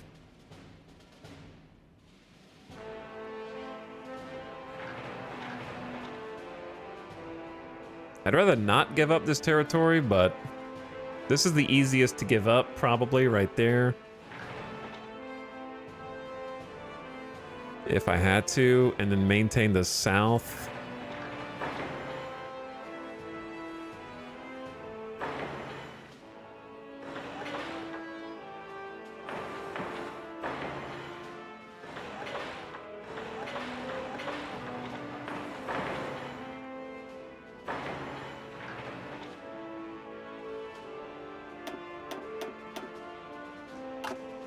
Yeah.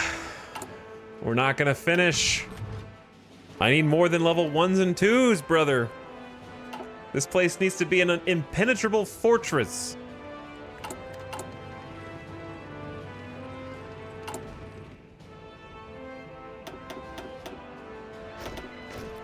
I'm gonna get at least 6 more divisions going. We're gonna be real low on artillery. That second arty factory is gonna be struggling. If I could trade for some tungsten, that'd be great, but we got our own problems right now, I think. Let's see how the war between the Soviets is going. You gotta nerf Germany, man.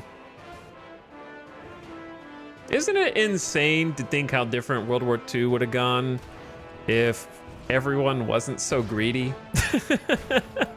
We would be living in a literal different timeline if Germany was just like, you know what, maybe we don't need to invade the Soviet Union. And if Japan was like, you know what, maybe we don't need all those islands in the Pacific simultaneous with mainland China.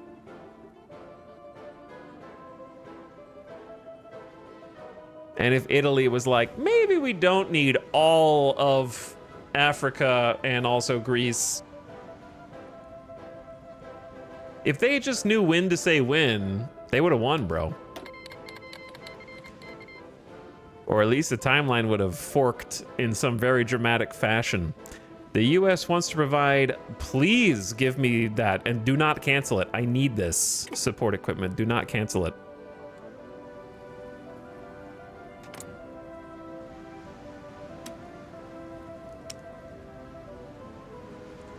Should we make some APCs? Just kidding. I should make some fighters with them eventually.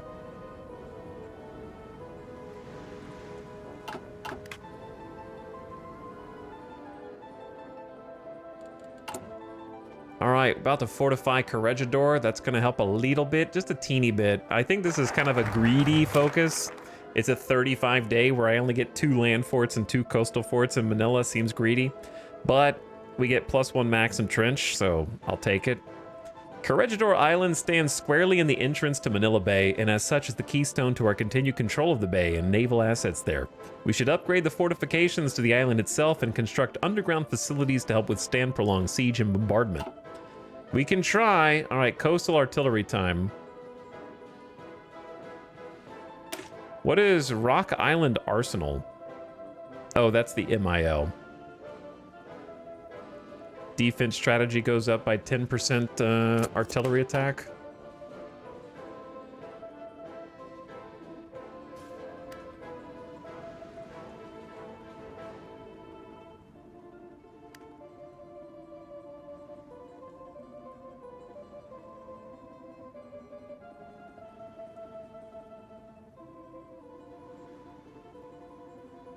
But yes, if they didn't decide to invade the Soviets, things would be going a lot differently for Germany. They were just like, it's free real estate, is it?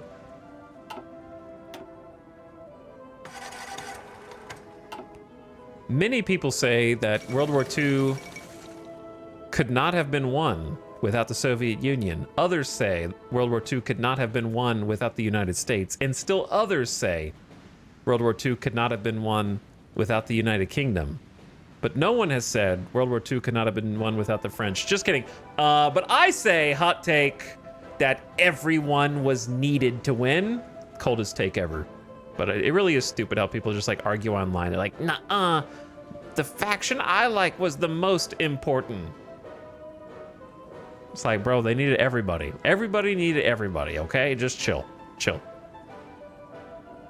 Taking advantage of French weakness in light of the struggle in Europe, the Empire of Japan has coerced the new government into surrendering control over their colony in Indochina. Japanese troops have moved to occupy all major bases in the region, and experts fear the colony could be launching point for future military expedition. That's not good, man. That's close to me.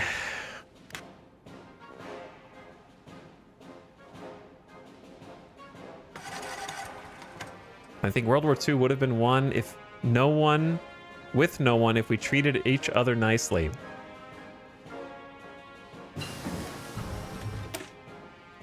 Advancements in radio technology have increased the range of radios and even made some of them small enough to be carried. Some call it the walkie-talkie. We've invented the freaking walkie-talkie.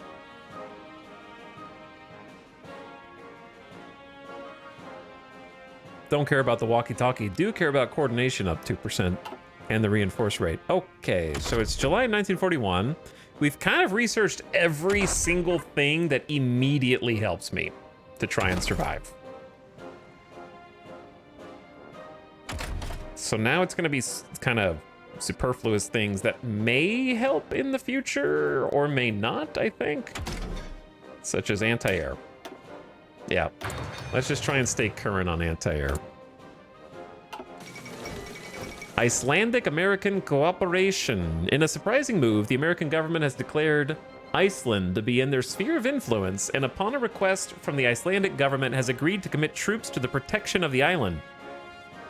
All Icelandic foreign politics will now be managed by the American government from this point on, turning it into a de facto American puppet. Fall in. Ooh, 8 more divisions. Okay. Definitely want to reinforce. I like the spread that I'm seeing here. Let's go half in the middle, half in the south.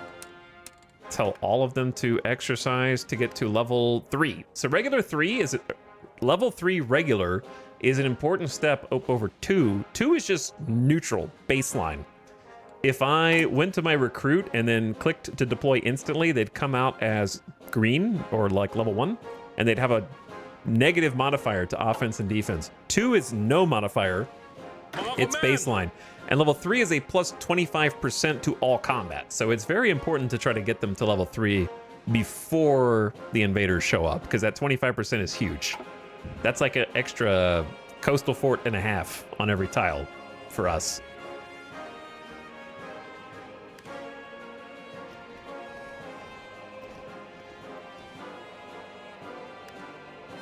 Fall in. And we really need to get that railroad up too. Improved RD upgrade. To enable heavier guns on lighter carriages, muzzle brakes can be included in the designs. Plus 5% to our support company attack is good enough for me. Now I just don't know what to get. I don't know what to research. What would help us survive?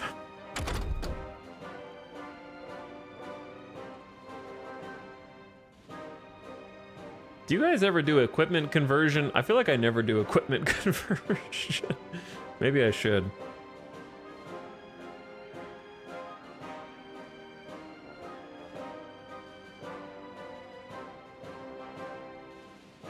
I guess we might need fuel in the future, so start researching oil. There ain't really much else except for improved land forts. Or if I want to start making airplanes, I guess I could start researching one line to airplanes and just go for try to get small fighters pumped out just to try to put some air power up above. Like, but the thing is, I could just steal the US's design and not have to do that, right? Can I just like borrow their design?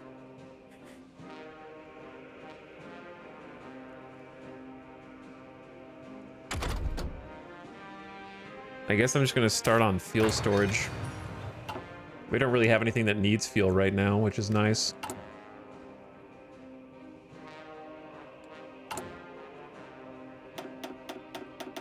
Get 6 more Coast Guard training.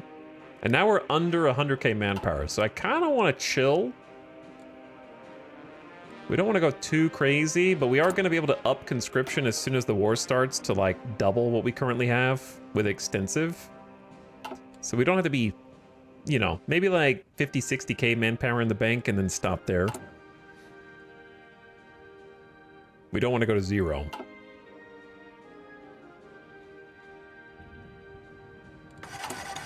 How we doing on coastal forts? We have at least a level 1, like all the way down here. And so then we're definitely going to want to get the trains in. Even if it's just a level 1 train. And then we're gonna want more coastal forts. Undoubtedly on an island chain, the section with the most targets available are the coastal artillery, capable of striking both on land and sea. And that doesn't even exist. What is... They just made this up. We don't have coastal artillery in the game. There should be coastal artillery that you can build. But they just gave us like a cool title and just made artillery attack plus 10. Well, that's not coastal artillery. That's my support artillery, okay? It's different. Unlock trait, naval caliber artillery, soft attack plus 3. Wow, 3%. Thanks, bro. Bastion Baton. Baton gets 2, 3, 4, 5 land forts and 2 coastal forts. I'll take it. And then MIO. Hello. Uh-oh. Uh-oh. Japan is justifying a war against us right now. It's happening right now. I'm scared. Let's go toward production efficiency. That's the only thing I care about.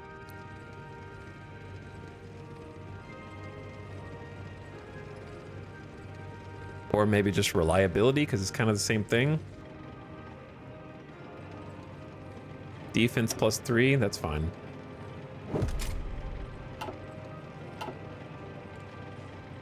Your manpower is low. Your manpower is low.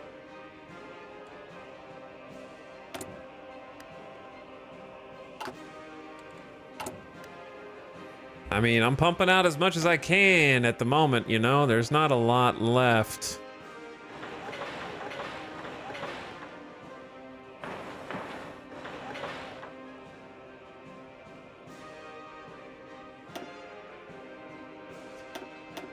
Train can come after this. Max coastal fort level +2. Building into the cliff sides and hills. I hope we live long enough to max those out. That'd be great. I don't even want to let them touch down.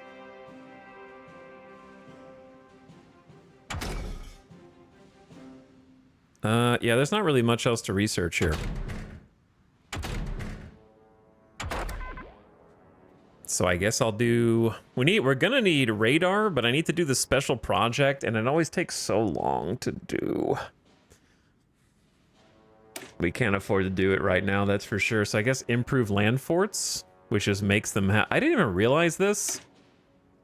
Oh, it doesn't have any effect for coastal, but for land forts, they actually get more defense, soft attack. What is that? No, it's a bunker emplacement on the tank. Never mind. Forget I said anything. We're not going to use that. I feel like they're justifying on us a bit early. We should still have 3 months, but I don't think we're gonna have 3 months.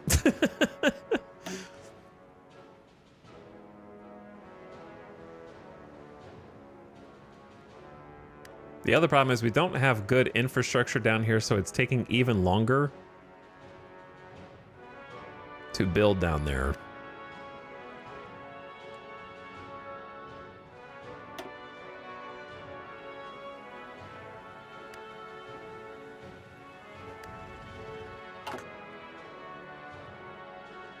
And I might be too greedy in terms of like trying to get all this going at the exact same time.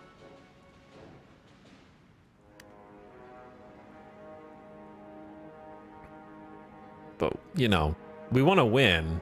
We don't want to lose, so I may as well be greedy.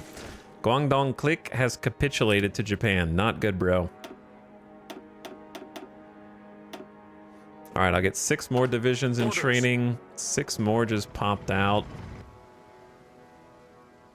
Let's get 2 of those in the northern islands.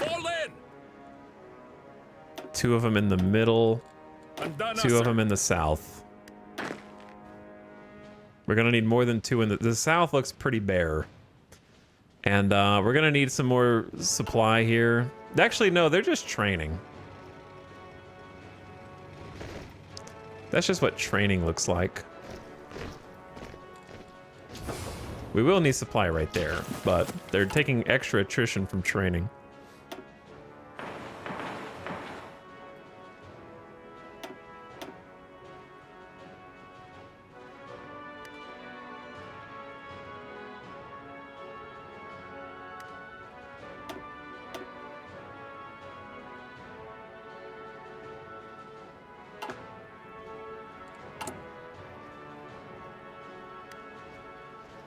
So I will try and get 24th of October. That's gonna take too long, man.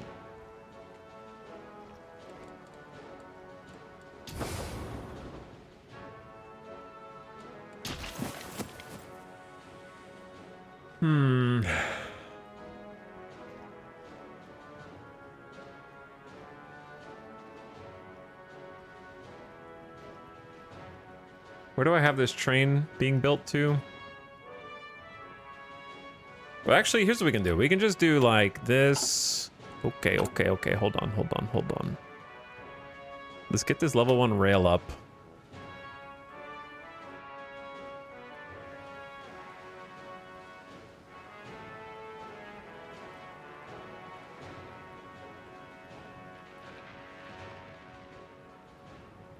That way we don't have to go by convoy.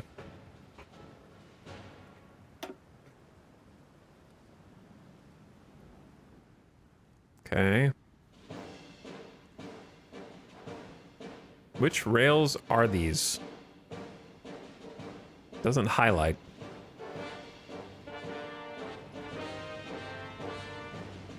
Let me just cancel all the rails. Hold on. Cancel. Cancel. Cancel. Cancel. All right, try again. So from here, down through, all the way down to here. I'll follow the coast. All right, that's the rail I want. Build that. How long is it going to take? 1st of October, 1941.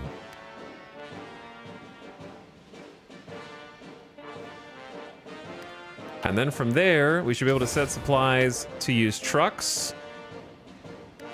And the trucks will hopefully be able to alleviate the lack of supply on that northern side.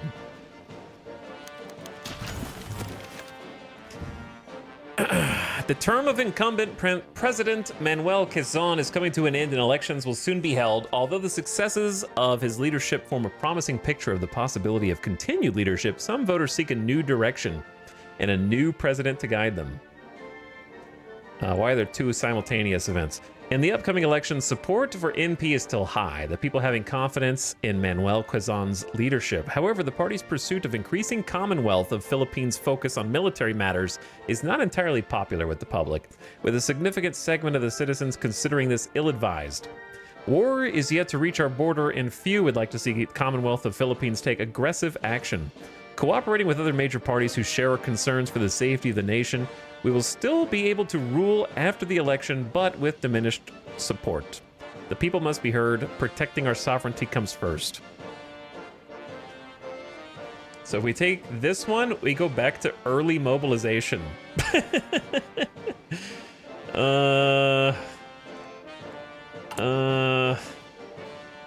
How much coal we using right now, brother? We're using 4 out of 10.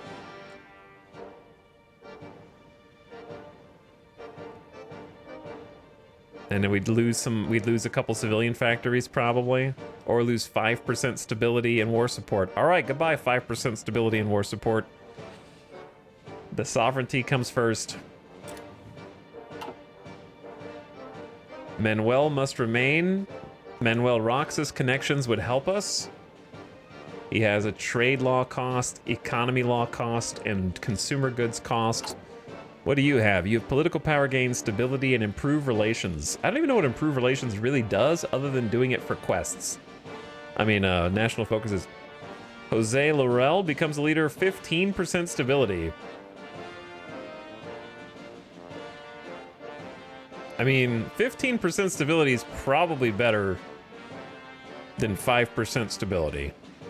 Stability's kind of cracked. It just increases your factory output and your consumer good factory factor.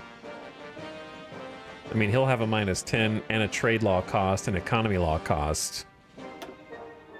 But I honestly think the 15% stability is probably just fine. 10% consumer good factory factor is not that much. How do you see your entire consumer good factory factor as a whole?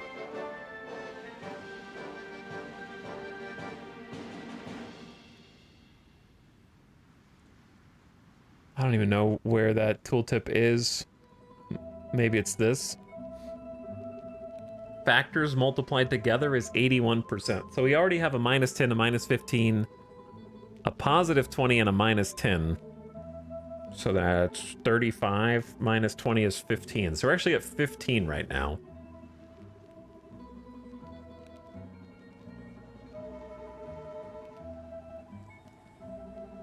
But we lose another 5 stability.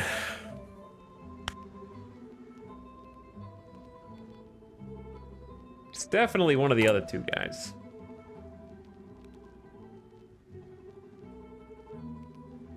Either one's probably fine.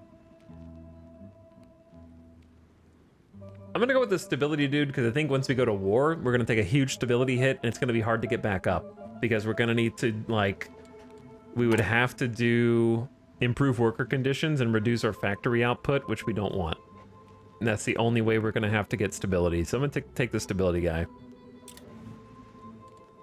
That'll also compensate. So we have a new leader, Jose Laurel. Jose Laurel.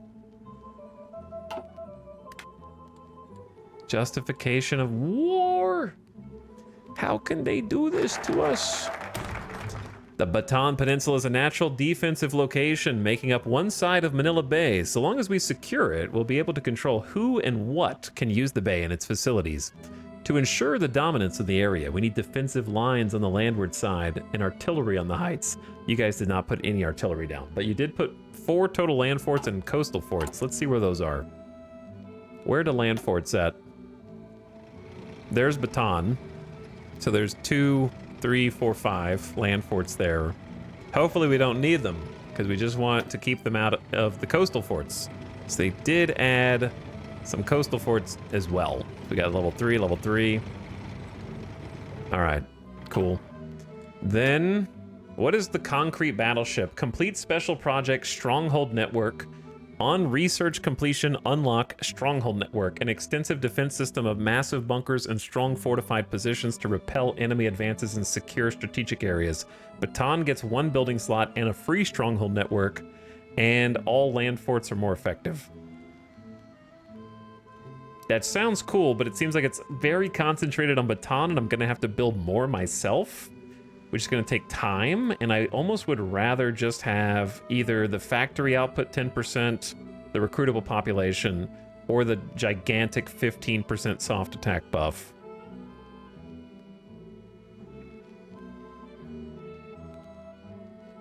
Or the new Chief of Army.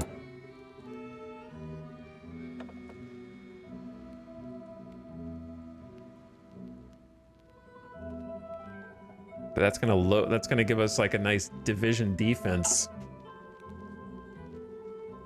The concrete battleship is actually sick IRL. I'm sure it's cool. I just assume it's a land defense only and not a... Where is Stronghold Network? Special project.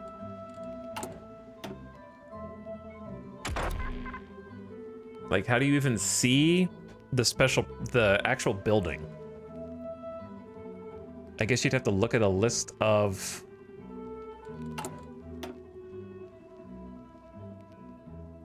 I don't know how to look at a list of the...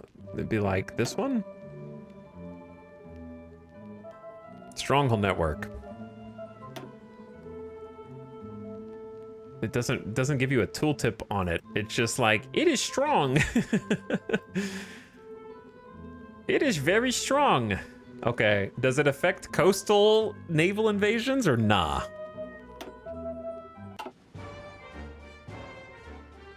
No one knows. Nobody knows. Not even the game.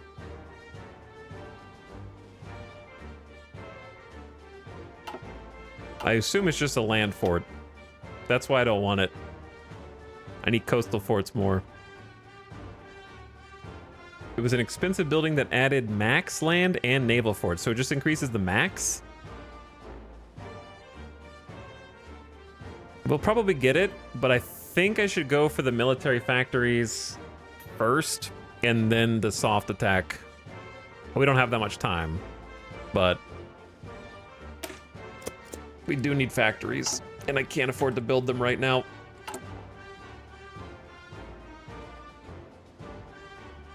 We don't even have enough time for the coastal forts.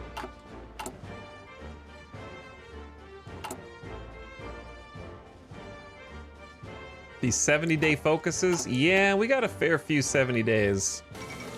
But it's not supposed to be easy to survive as Philippines. Lev Trotsky's been assassinated. He remained a constant critic of Stalin and the degenerated worker state of the Soviet Union.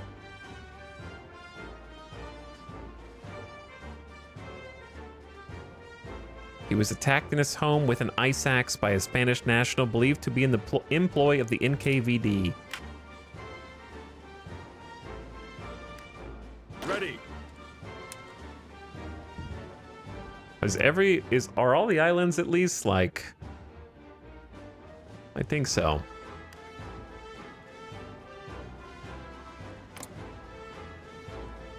China, how you doing over there? Not good, but hanging in there, hanging in there. 4.9 million casualties to Greater East Asian Co-Prosperity Spheres 1.3. 4.9 million casualties is insane. It's a little crazy.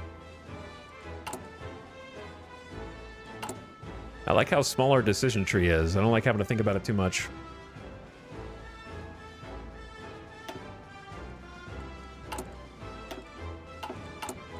All right, we're almost done with the baby rail network, which I think we need to connect up even a little more.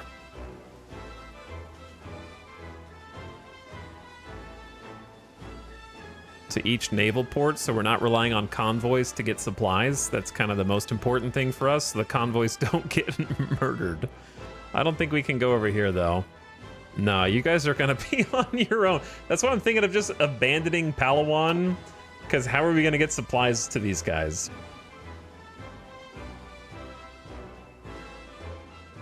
Should I just abandon Palawan immediately, like right now?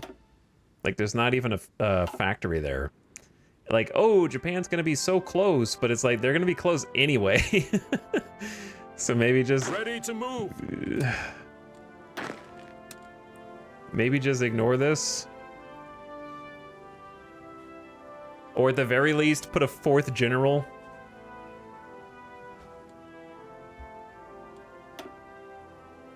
Shit, what did I just do? God damn it. Mga command. Attention. Attention, please. All right, Jonathan Wainwright. Ready to move. I am ready. I am ready to move.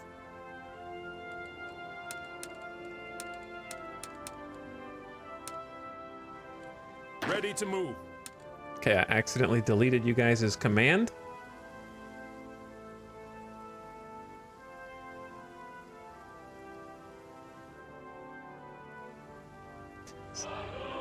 So the obvious question is, am I missing any of our islands? I don't think I am.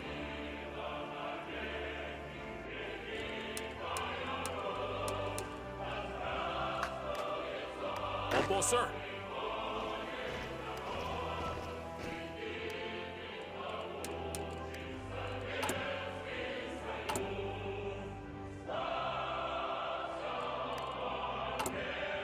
All right, the rail is done.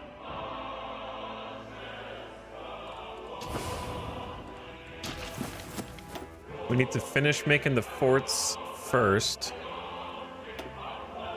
Or maybe just make this quick rail.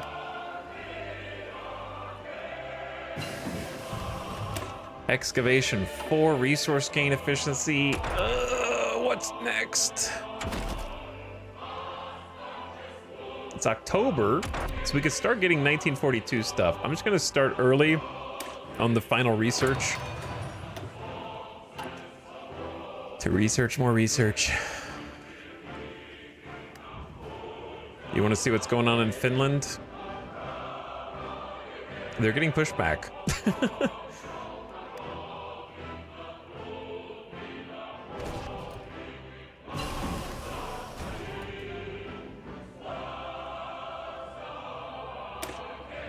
Anti-air upgrade. All right, we don't care about this right now, but it'll help all of our anti-air bombing damage reduction when we start making it. And since we're almost to 1942, I'm just going to start on support weapons 4 for the defense bonus.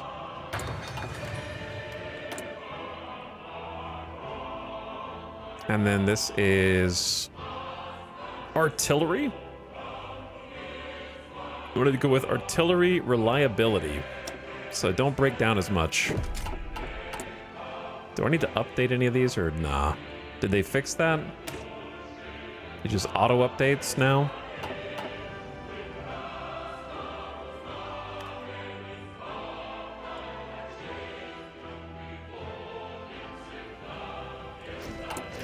Fall in! 6 more divisions ready, sir.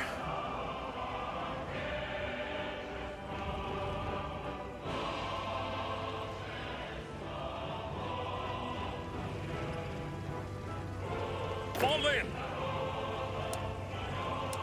I'm gonna put 3 of them Listen up! in the north, Orders! 2 of them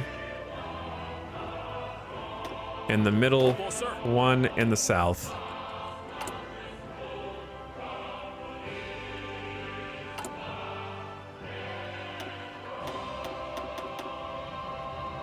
Maybe we don't need 6 more. 43K spare manpower. Get 3. We got 15 divisions in training. It's kind of an odd number, but all right, 1 more. We got only 38K spare manpower, but we're gonna up conscription as soon as possible, so I'm not too worried about that. But this is probably what we've got is what we got, and we're not gonna be training anymore. That's all we got.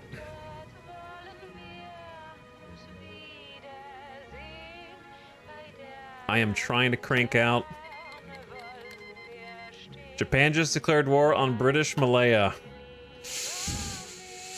We're next, dude. They're not justifying on us anymore. We're next. That's right next to us, bro. They could declare any second now, man. We should probably stop exercising Listen now. up!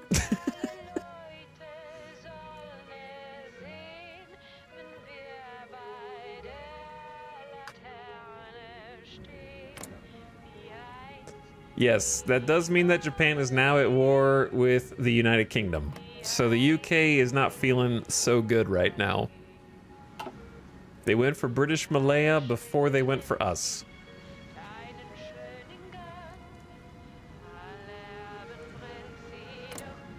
So this is a funky timeline, even though it's historical.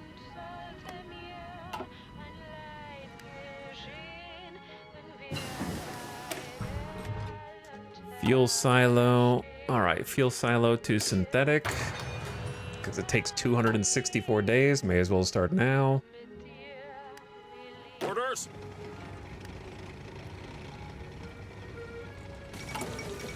Bulgarian reintegration in the Balkans. They're encouraging Bulgarian settlement, changing the names of towns to Bulgarian traditional forms.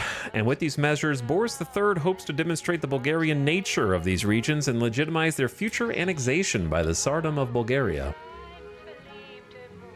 We still need a couple forces in the south. There's a couple of weak spots.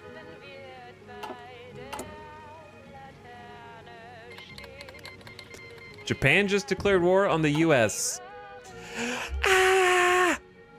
Ah! Well, here we go. It begins. Little early, October 1941. We're a little early by a month and a week. A month and a week early. Douglas MacArthur has been recalled to the United States. The military situation in the U.S. has proven sufficiently dire that MacArthur has been requested to return home. Yeah, I didn't follow the thing to keep him. I didn't follow the thing to keep him at all. The U.S. has joined the U.K., so they joined the Allies. So now we got ourselves the actual historical World War II now. Soviet Union's at war with Germany already. The US has joined the war in, well, I assume they'll join the war now that they joined the Allies, but we'll see. I'm curious how their faction is going to go. So what faction am I in? We're in the Allies too. So we have a whole new thing to look at here. Long-term, build the first atom bomb. Listen up. Listen up, we're gonna need another general. Listen up, you're the field marshal now. Attention. Attention, we're gonna need a new commander.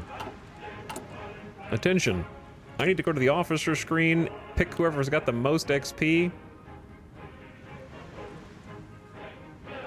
and promote that guy to a general. Came out as a level 1 with inflexible strategist. Very nice trait. +1 defense. Very good. Andana. And then give him command.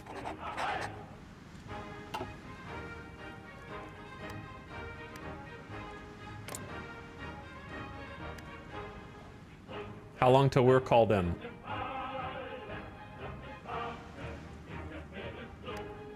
I don't really know. I gotta look at all this faction stuff, man. They got a lot going on. I don't feel like looking at all this right now.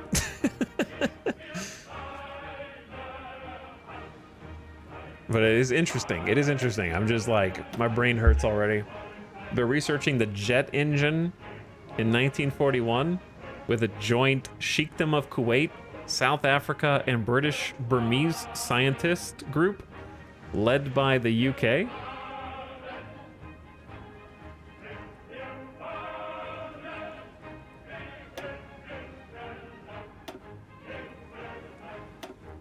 Faction rules. They're trying to expand our ideology in peace conferences. Develop oil in Curacao. However you pronounce that. Protect the arteries of trade. That's tough. Naval dominance in a bunch of regions. Rule the waves and build the atom bomb. Yeah, we're Philippines.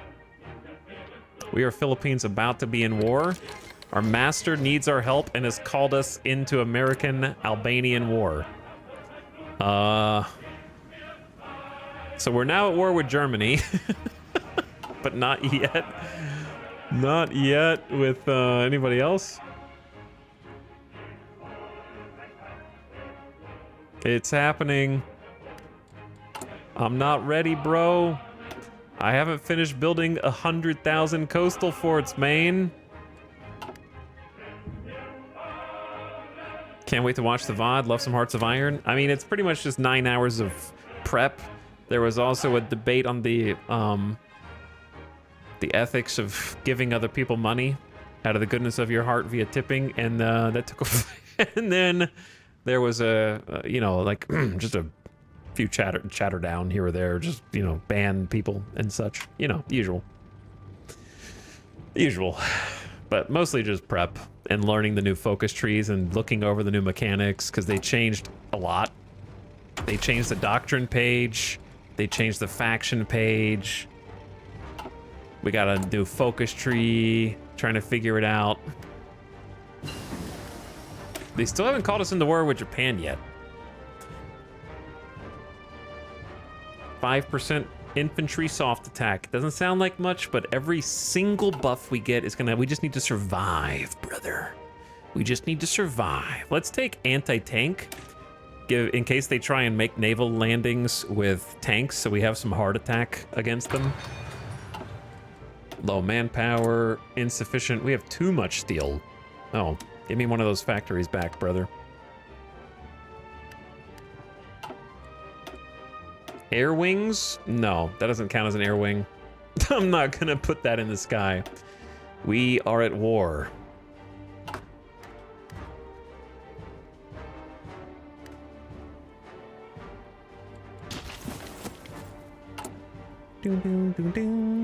Trying to mass produce the last of our troops. We also just need more artillery for the support arty. We have a small surplus of support equipment and infantry equipment. If we get enough support equipment, then I'm going to give them field hospitals.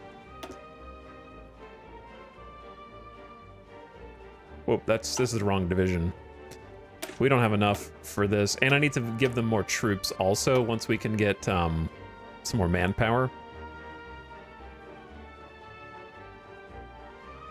We got a negative 854 in storage. We're doing a lot with a little. We have a lot of tiny little baby divisions.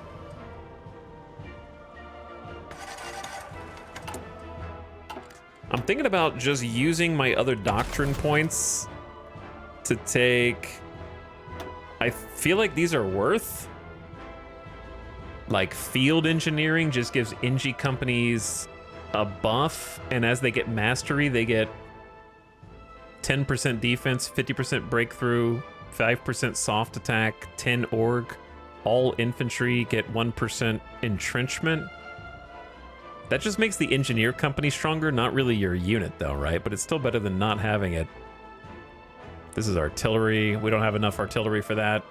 Tanks, air cavalry, helicopter recon. Heli's going in 1941. Let's go. Tanks and self-propelled, siege arty, field engineering. So it's either field engineering or we could get desperate defense, which is 5% recruitable pop.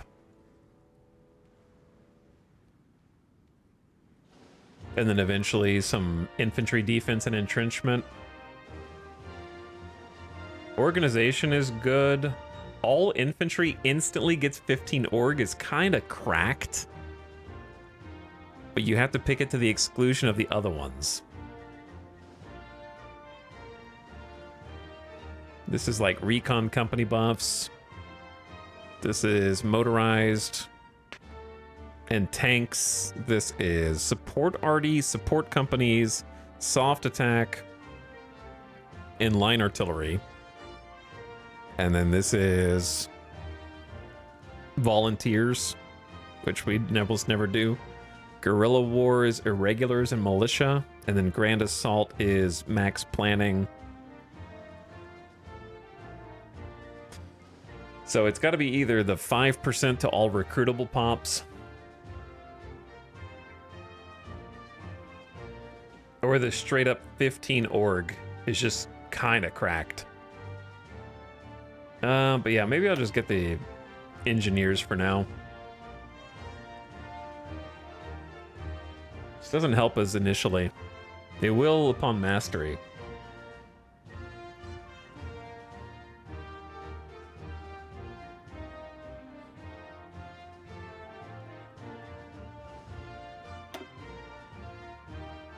I mean, the first one you get is engineer companies get organization, all infantry get 1% entrenchment. The second one is Engies get defense, HP. Third one is Engies get soft attack and defense. Is this in the free patch? I assume so, but I don't know. I don't know if the doctrines are part of the free patch or not.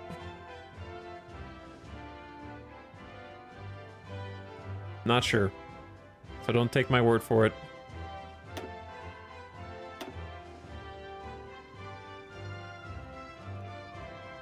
Recovery rate up, org loss when moving. Recovery rate. Do I want mission type tactics and get the like free 15 organization? 15 organization's huge. We only have like 40, so it'll be like 55 org. I think I do want that, even more than 5% manpower. I'm locking it in. 15 org for everybody is kind of insane. Now we have 65 org. That's a big upgrade. I spent all my army XP to get it, but... The sinking of the SS Tolton. The Chilean convoy was traveling unescorted from Baltimore to New York City and was hit near the bridge by a torpedo from a German submarine. It sank in 6 minutes, and the U-boat crew confirmed the ship to be Chilean. This could be a diplomatic disaster. They're already at war, so I'm not really sure if it's that bad.